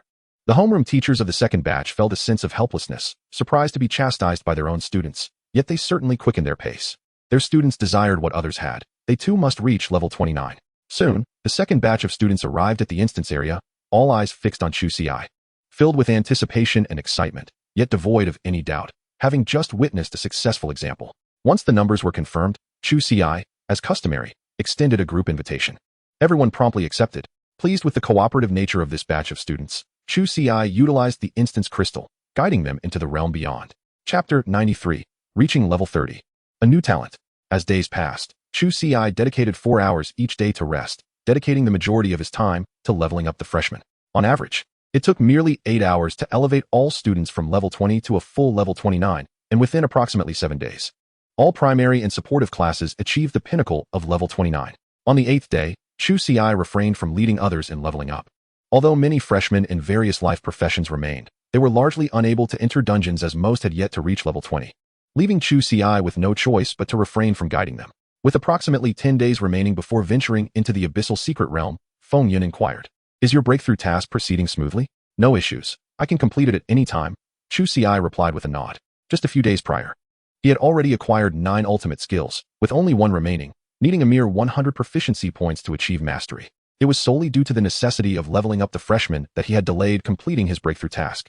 Feng Yin smiled, saying, "The leveling dungeon has been prepared for you. You may proceed to the slime nest. This dungeon will suffice." The creatures within this dungeon were slimes, culminating in the formidable slime splitter, notable for its rapid division ability, akin to spawning numerous slimes. As long as he remained alive, Chu Ci could grind and level up much like in the Elven Gathering Grounds dungeon, albeit at a slower pace due to the 5-minute interval required for splitting. "By the way, old Feng, I would also like to visit the Fishing Island secret realm to enhance my control over power," Chu Ci mentioned. His current control was around 5, and he anticipated a decline in that metric following the growth of his breakthrough attributes. "That is a minor matter. Our Azure Dragon Academy has established a teleportation array to the Fishing Island secret realm, allowing you access whenever you wish," Feng Yin responded, nodding in agreement. Chu Ci then recalled something else. "Old Feng, could you assist me in locating an epic-level monster?" As he spoke, he produced a sacrificial crystal stone, which he had yet to use due to the absence of a suitable monster. "A commendable item. I shall find you a level 39 epic monster. But you must reach level 39 first," Feng Yin acknowledged.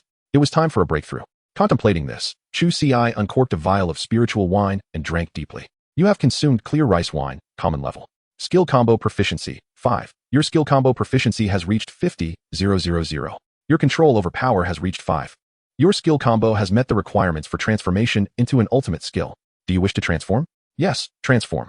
Your skill combo has successfully transformed into an ultimate skill. Your total number of ultimate skills has reached 10, thereby completing the breakthrough task. You have received the following rewards: Profession-Specific Talent Awakening Scroll, Profession-Specific Equipment, Growth Potential, and 2,000 free attribute points. Your level has reached 30, increasing all attributes by 50 points and granting 100 free attribute points. With a flurry of notifications appearing, the breakthrough task was completed, and Chu Ci attained level 30. Yet, this was not the end. Your level has reached 30. Your equipment, Celestial Wind Robe, Growth Potential, now satisfies the criteria for quality enhancement. Do you wish to upgrade it to rare level? Your level has reached 30. Your equipment, Destiny Celestial Sword, Growth Potential, now satisfies the criteria for quality enhancement.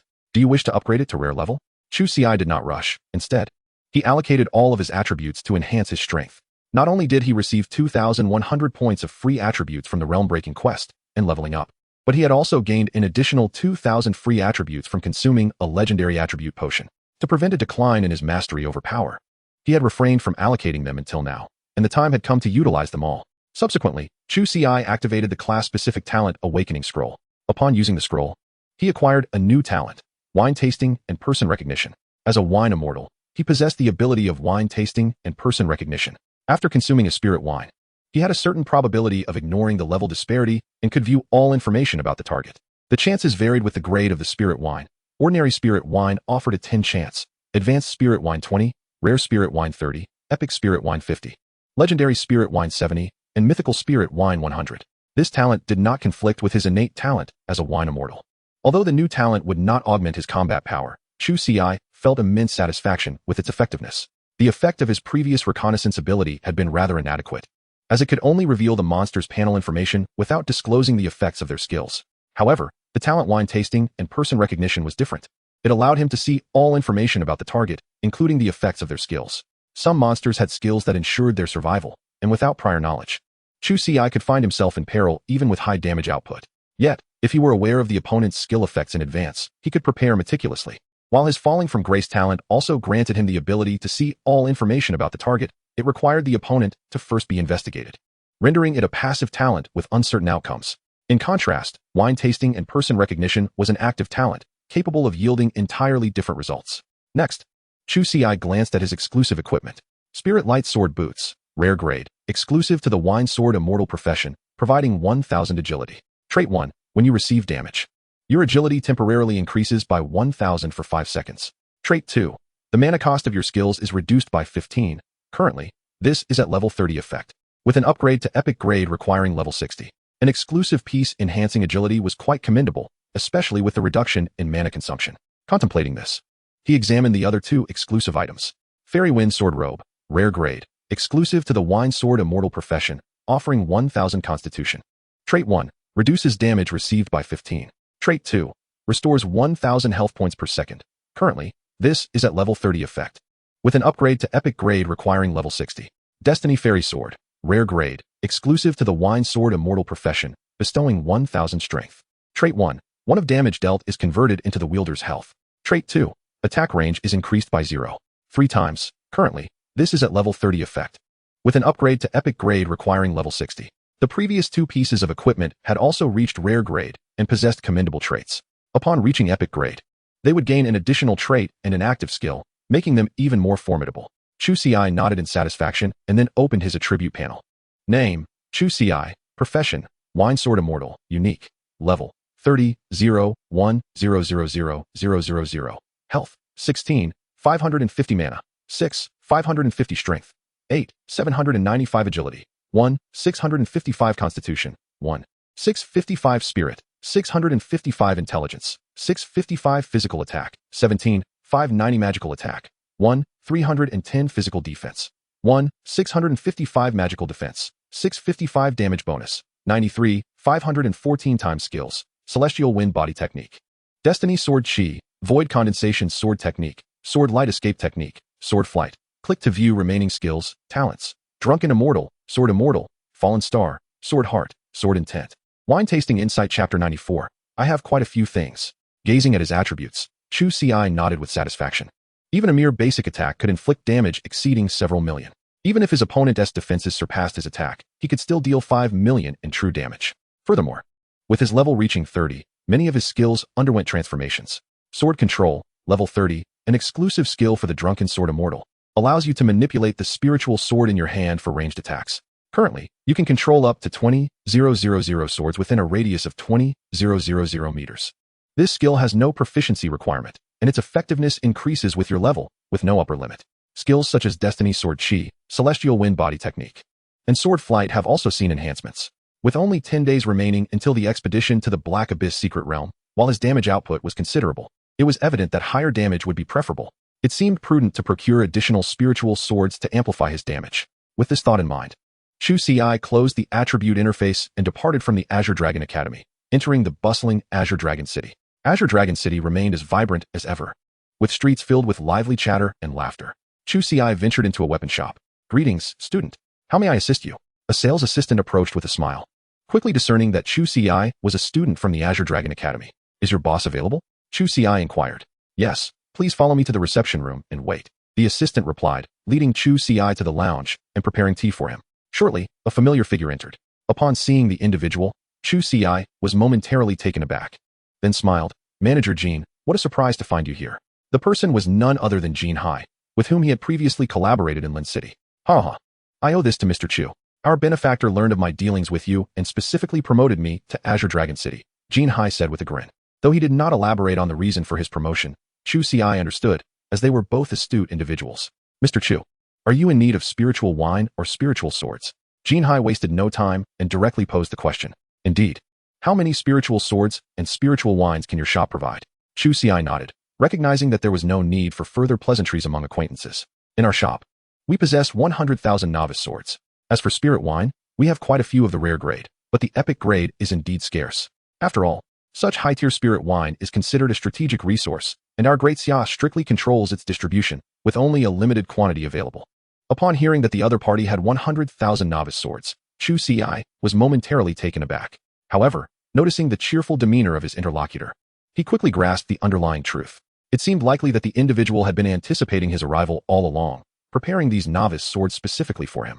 Otherwise, in a shop located near the Qinglong Academy, Possessing even a single novice sword would be nothing short of miraculous. If you find this quantity insufficient, grant us a little time, and we can procure more for you, Jinhai continued. His intention was to prepare as many novice swords as possible, but he was restrained by the directives of his superior. According to his boss, while it was acceptable to prepare novice swords, even to the extent of gifting them to Chu Ci, it was imperative not to stockpile excessively. The aim was to sustain a steady flow, for if they met all of Chu Ci's needs at once, he might never return to their shop again. Naturally, if 100,000 novice swords proved inadequate, they would strive to acquire even more, ensuring that Chu Ci would return for a second visit. As for what Chu Ci would need to contribute in return, the boss had not given it much thought. Maintaining a good relationship with Chu Ci was his priority, essentially expanding his network. Though it was possible that he might never require this connection, it was prudent to have it available when the need arose. Establishments near Qinglong Academy typically boasted formidable backgrounds. These proprietors were not merely in pursuit of profit, but rather sought to cultivate favorable relations with the academy's prodigies. If students from Qinglong Academy came for free offerings, they would be exceedingly pleased. I shall purchase these 100,000 novice swords and place an additional order. Acquire as many as you can, Chu Ci stated. Also, prepare some high-grade and rare-grade spirit wine, along with a variety of potions. I will return in 7 days to collect them. He proceeded to inform them of the specific high-grade and rare-grade spirit wines he required, all of which he had previously consumed, acquiring skills in the process. His intention in purchasing more was to elevate these skills to level 10. As for the epic-grade spirit wine, Chu Ci had no plans to procure it after a single purchase. It was likely that the supplier would be out of stock for future transactions. Even if he acquired the skills, he would be unable to upgrade them, making it more prudent to exchange at the academy, where shortages would not be an issue. Jinhai's mind raced as he observed Chu Ci's extravagant procurement. Could it be that he was planning some grand venture? However, he refrained from inquiring further and responded with a smile, "Rest assured, Mr. Chu. I will expedite the preparation of all requested items." Chu Ci nodded and subsequently purchased the 100,000 novice swords for 10 million gold coins before departing. Once Chu Ci had left, Jinhai immediately contacted his superior and began preparing the items requested by Chu Ci. "You've arrived just in time. I have also managed to acquire a cask of legendary-grade spirit wine for you, priced at 3 million credits. Would you care for it?" Old Wu inquired with a smile upon seeing Chu Ci. "Absolutely." Chu Ci's eyes gleamed with excitement. The previous legendary-grade spirit wine had granted him the extraordinary skill, Xianfeng Yuntai technique. However, his credits had dwindled to just over 2 million, insufficient for his purchases. Moreover, his primary purpose for visiting the exchange was to acquire more epic-level spirits. "Old Wu, does our exchange also accept item equipment?" Chu Ci inquired. "Indeed. But they must be at least of rare quality," Old Wu replied. Hearing this, Chu Ci smiled, asking, "Is there a room available? I have quite a few items." Old Wu raised an eyebrow at Chu Ci and then stood, gesturing for him to follow. Shortly, they arrived at a chamber where Old Wu spoke. "This should suffice, correct?" Chu Ci nodded, and with a flick of his storage ring, a vast array of items materialized, forming a veritable mountain within the room. "How on earth do you possess so many items?" Old Wu, though somewhat prepared, was still taken aback. A cursory glance revealed at least 50,000 pieces. "They are all drops from monsters that I've yet to process," Chu Ci explained. Most of these items were obtained in the Elf Gathering Grounds instance. Previously, when he had taken first-year students to level up, all the loot naturally belonged to him, and the newcomers had no objections, content with the rapid leveling he facilitated. "Wait a moment, let me tally these," Old Wu stated, waving his hand as the items ascended, swiftly being counted. After approximately half an hour, Old Wu completed the inventory. In total, there are 74,715 items, 45,214 of ordinary quality, 24,015 of advanced quality, 4,632 of rare quality, and 854 of epic quality. Generally, we don't accept ordinary and advanced equipment at our exchange, but given your quantity, we'll consider it worth 100,000 credits. If you were to sell them for gold, you would certainly receive more, Old Wu remarked. "Let us settle on 100,000 credits then," Chu Ci agreed. As he had no shortage of gold, the value of credits far surpassed that of gold. "Very well. Now, regarding the rare and epic equipment, you must understand that most of these items are around level 20. Furthermore, since we are purchasing, the prices will undoubtedly be lower. Let us value them at 30 million credits in total," Old Wu continued. "That sounds agreeable," Chu Ci nodded, pleased with the offered price, which exceeded his expectations. Despite the considerable quantity, all the items had been obtained from a level 20 instance. The items were somewhat better, but the equipment was largely limited by usage levels. Even epic gear held a significantly lower value. Unlike epic spirits, which bore no level restrictions and yielded uniform effects regardless of the consumer's level, thus maintaining a more stable and higher price.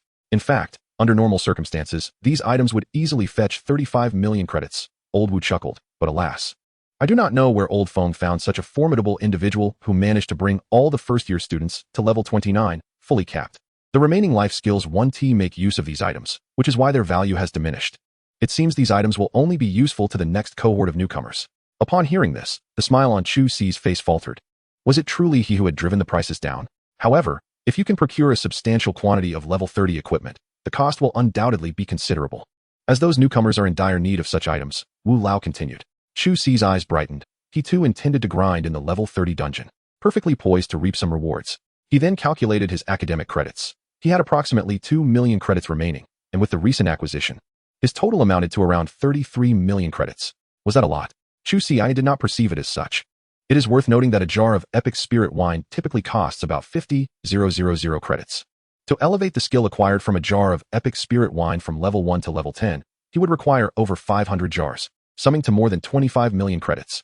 Thus, his over 30 million credits would merely suffice to max out a single epic skill. Wu Lao, how many jars of epic spirit wine do we have at the exchange? Chu Ci inquired. What? Do you require many? We have at least 100 jars. Wu Lao pondered before responding. Only 100 jars? For the spirit wine known as Lu Xiang, which corresponds to the void condensing sword technique. He planned to upgrade this skill to level 10. What if I need more? Do we have that available? Chu Ci asked. Although epic spirit wine is indeed precious, if the demand is high, it can be procured, albeit requiring some time for arrangement, Wu Lao replied. How many do you desire? 520 jars, please, Chu Ci stated. 511 jars would be sufficient for him to elevate the void condensing sword technique to level 10. Any excess could be utilized for the talent of wine tasting. Wu Lao glanced at Chu Ci. You can collect it in 5 days. Chu Ci nodded, subsequently spending 5 million credits to acquire 100 jars of Lu Xiang, epic level, followed by an expenditure of 3 million credits for a jar of legendary spirit wine, leaving him with 25 million credits. Upon returning to his residence, Chu Ci eagerly consumed the legendary spirit wine. You have imbibed the spirit wine Sang Luo Guyu, legendary level, triggering the talent of Wine Immortal, and acquiring a new skill, Sword Curse. Sword Curse, an exclusive skill for the Wine Sword Immortal. It utilizes a sword as a conduit to cast spells. It may consume a spirit sword bearing the Sword Immortal mark to inflict the Sword Curse upon a target. The target will randomly suffer from silence, dizziness, freezing, confinement, blindness, disarmament, rigidity, or any other negative status, with duration determined by the level disparity between the two parties, lasting a minimum of 0.1 seconds. This skill has no cooldown. Control skill. Observing the new skill, Chu Ci felt immense joy. His damage output was high, and he possessed numerous skills. However, when it came to control skills, he could not claim to have an abundance. The Sword Curse skill precisely addressed his deficiency in control. Although the effects of this skill were random, did that truly matter to him? This skill bore no cooldown and did not consume mana. It merely required the use of spirit swords.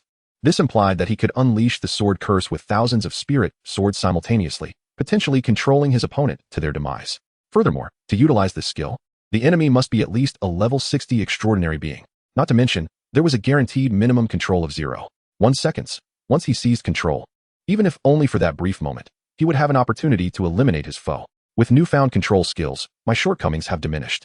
Once I utilize the sacrificial crystal, my low health deficit will also be addressed. Contemplating this, Chu Ci placed a call to Lu Ma, and they arranged to meet at the teleportation array. Upon arriving at the designated location, Chu Ci encountered Lu Chang'e. Lu Chang'e shrugged and remarked, I still have 5 days to complete my breakthrough task. Since I have some time on my hands, I might as well enhance my control abilities in the training room. Lu Chang'e's level 30 breakthrough task involved clearing 3 hell-level dungeons while maintaining a record for a month, with 5 days remaining until the deadline. Then let us head directly to the Fishing Island Secret Realm.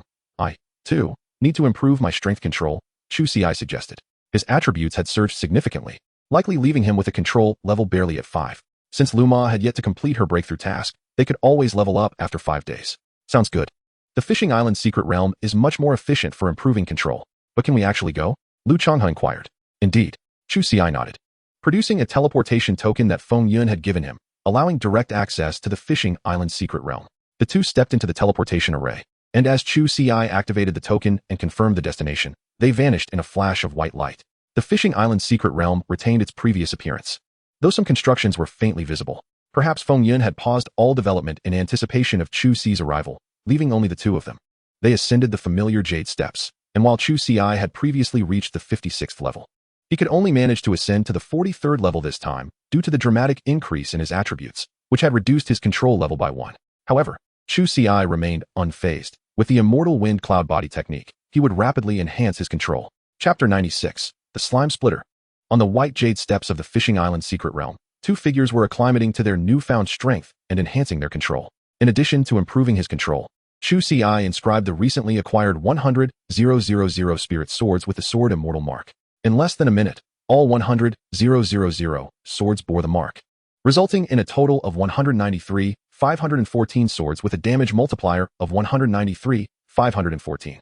Each sword could inflict approximately 30 million damage, and with skills activated, the damage could easily surpass 100 million. The true damage alone could reach over 10 million.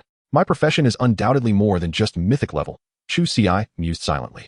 The great Xia did possess mythic level professions, but if they were as monstrous as he, they would have long since subdued the outer realms.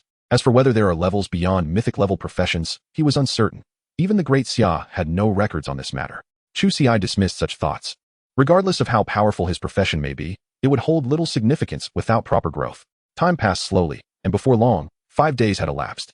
During this period, both Chu Ci and Lu Changhe had made remarkable progress in the Fishing Island Secret Realm. Chu Ci had managed to ascend to the 74th level of the steps, indicating that his strength control had reached 74. Lu Changhe lagged slightly behind, but was still able to ascend to the 38th level, achieving a strength control of 38. This pace was vastly superior to that of the training room. On this day, Lu Changhe received notification that he had completed his breakthrough mission, achieving level 30. Old Chu, I've reached level 30. Shall we go level up? Lu Changhe inquired. Sure. I also need to retrieve some items, Chu Ci replied, nodding. With approximately 5 days remaining before his expedition to the Abyssal Secret Realm, it was time to elevate his level to 39. After departing from the Fisherman's Island Secret Realm, Chu Ci led Lu Changhe to the exchange point. The spirit wine you requested has arrived, Old Wu remarked as he tossed a storage ring to Chu Ci. Observing the 420 jars of fragrant, epic-grade spirit wine nestled within, Chu Ci smiled and nodded. He then produced his school badge to pay the remaining credits, leaving him with 4 million credits. Once the transaction was complete, the two exited the exchange point and ventured into the level 30 dungeon area. Following the earlier guidance from Feng Yun, they located the slime nest. After teaming up with Lu Ma, they opted for the hellish difficulty and entered the dungeon. Is this really a slime? It looks rather repulsive, Lu Changhe remarked disdainfully, gazing at the slimes nearby, which bore no charm and appeared as if they had just emerged from a swamp, exuding a foul stench. Chu Ci cast a glance and summoned his spirit sword, dispatching the slimes with ease. He then took to the skies, guiding Lu Changhe swiftly deeper into the dungeon on his sword. Where are we going? Lu Changhe refrained from asking, knowing that if he were privy to the destination, Chu Ci would surely inform him. Before long, they arrived at the innermost depths of the dungeon, where they encountered the final boss, the Slime Splitter, epic grade, level 40. With a staggering 10 million health points, an attack power of 11, 417, physical defense of 7, 412, and magical defense of 6, 587. Its skills included body splitting, venom spray, and attribute transformation. Upon inspecting its attributes, Chu Ci noted they were rather mediocre compared to the legendary level creature, the Silver Moon Wolf, he had previously encountered at level 39, which he could defeat in a single strike. However, the Slime Splitter possessed its own merits, notably the ability to split. Chu Ci consumed a jar of ordinary spirit wine and activated his talent, Wine Appraisal. You have used the talent Wine Appraisal, the attempt has failed. You have used the talent Wine Appraisal, the attempt has failed. You have used the talent Wine Appraisal, the attempt has succeeded. You have acquired all information about the target. On his third attempt, the talent successfully activated, revealing a detailed information interface for the Slime Splitter, similar to what he had seen with his detection skill, but now also including the effects of its abilities. Body splitting can rapidly produce 100 subordinates of 1 grade lower. Cooldown time is 5 minutes. Unlike the creatures in the Elf Gathering Grounds, while the Slime Splitter's skill bore a resemblance, the subordinates it spawned would not share in the damage sustained by the main body. Nevertheless, the strength of this skill was considerable, as the monsters within the Elf Gathering Grounds could summon a maximum of only 100 minions. Yet, this dungeon was quite different. Every 5 minutes, the Slime Splitter would produce 100 rare-level monsters, and the numbers would only increase with time, with no upper limit. For others aiming to conquer this dungeon, the most effective strategy was to swiftly eliminate the initial foes before turning their attention to the spawns. However, Chu Ci had no such concerns. He was here in hopes that the creature would split abundantly, providing him with ample opportunities to level up. As they stepped into the area, the Slime Splitter, which lay sprawled like a puddle of muck, began to writhe vigorously. In mere seconds, it transformed into a towering behemoth, standing 10 zhang tall. The air buzzed with tension. Yet, this was not the end. Fissures appeared upon the Slime Splitter's form, and globs of sludge erupted forth as if it were expelling waste. This is the first time I've encountered such a repugnant creature. It splits like it's defecating, Lu Changhe remarked, unable to suppress his disdain. Chu Ci nodded in agreement, his sentiments mirroring Lu's.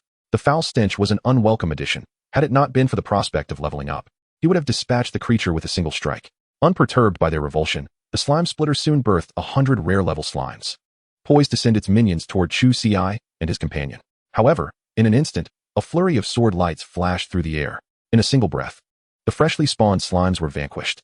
The slime splitter, despite lacking eyes, stiffened in response, its body rippling as it shook off the remnants of sludge. Is it frightened? Lu Changhe inquired. Perhaps, Chu Ci replied, for he had not delved into the behavioral nuances of slimes. Is it trying to flee? Lu Changhe observed as the slime splitter began to retreat. However, the creature's speed elicited laughter from Lu. It moved with a pace akin to that of a snail, utilizing its muscular foot to crawl at an excruciatingly slow rate. To what degree was it slow? After approximately 5 minutes, the slime splitter had managed to cover a mere 10 meters. As the 5-minute mark approached, the creature that had been attempting to escape suddenly halted. Then, the familiar scene unfolded once more, as another 100 slimes were split from its form. The slime splitter, gazing upon its newly spawned minions, felt a surge of confidence and was eager to command them to attack.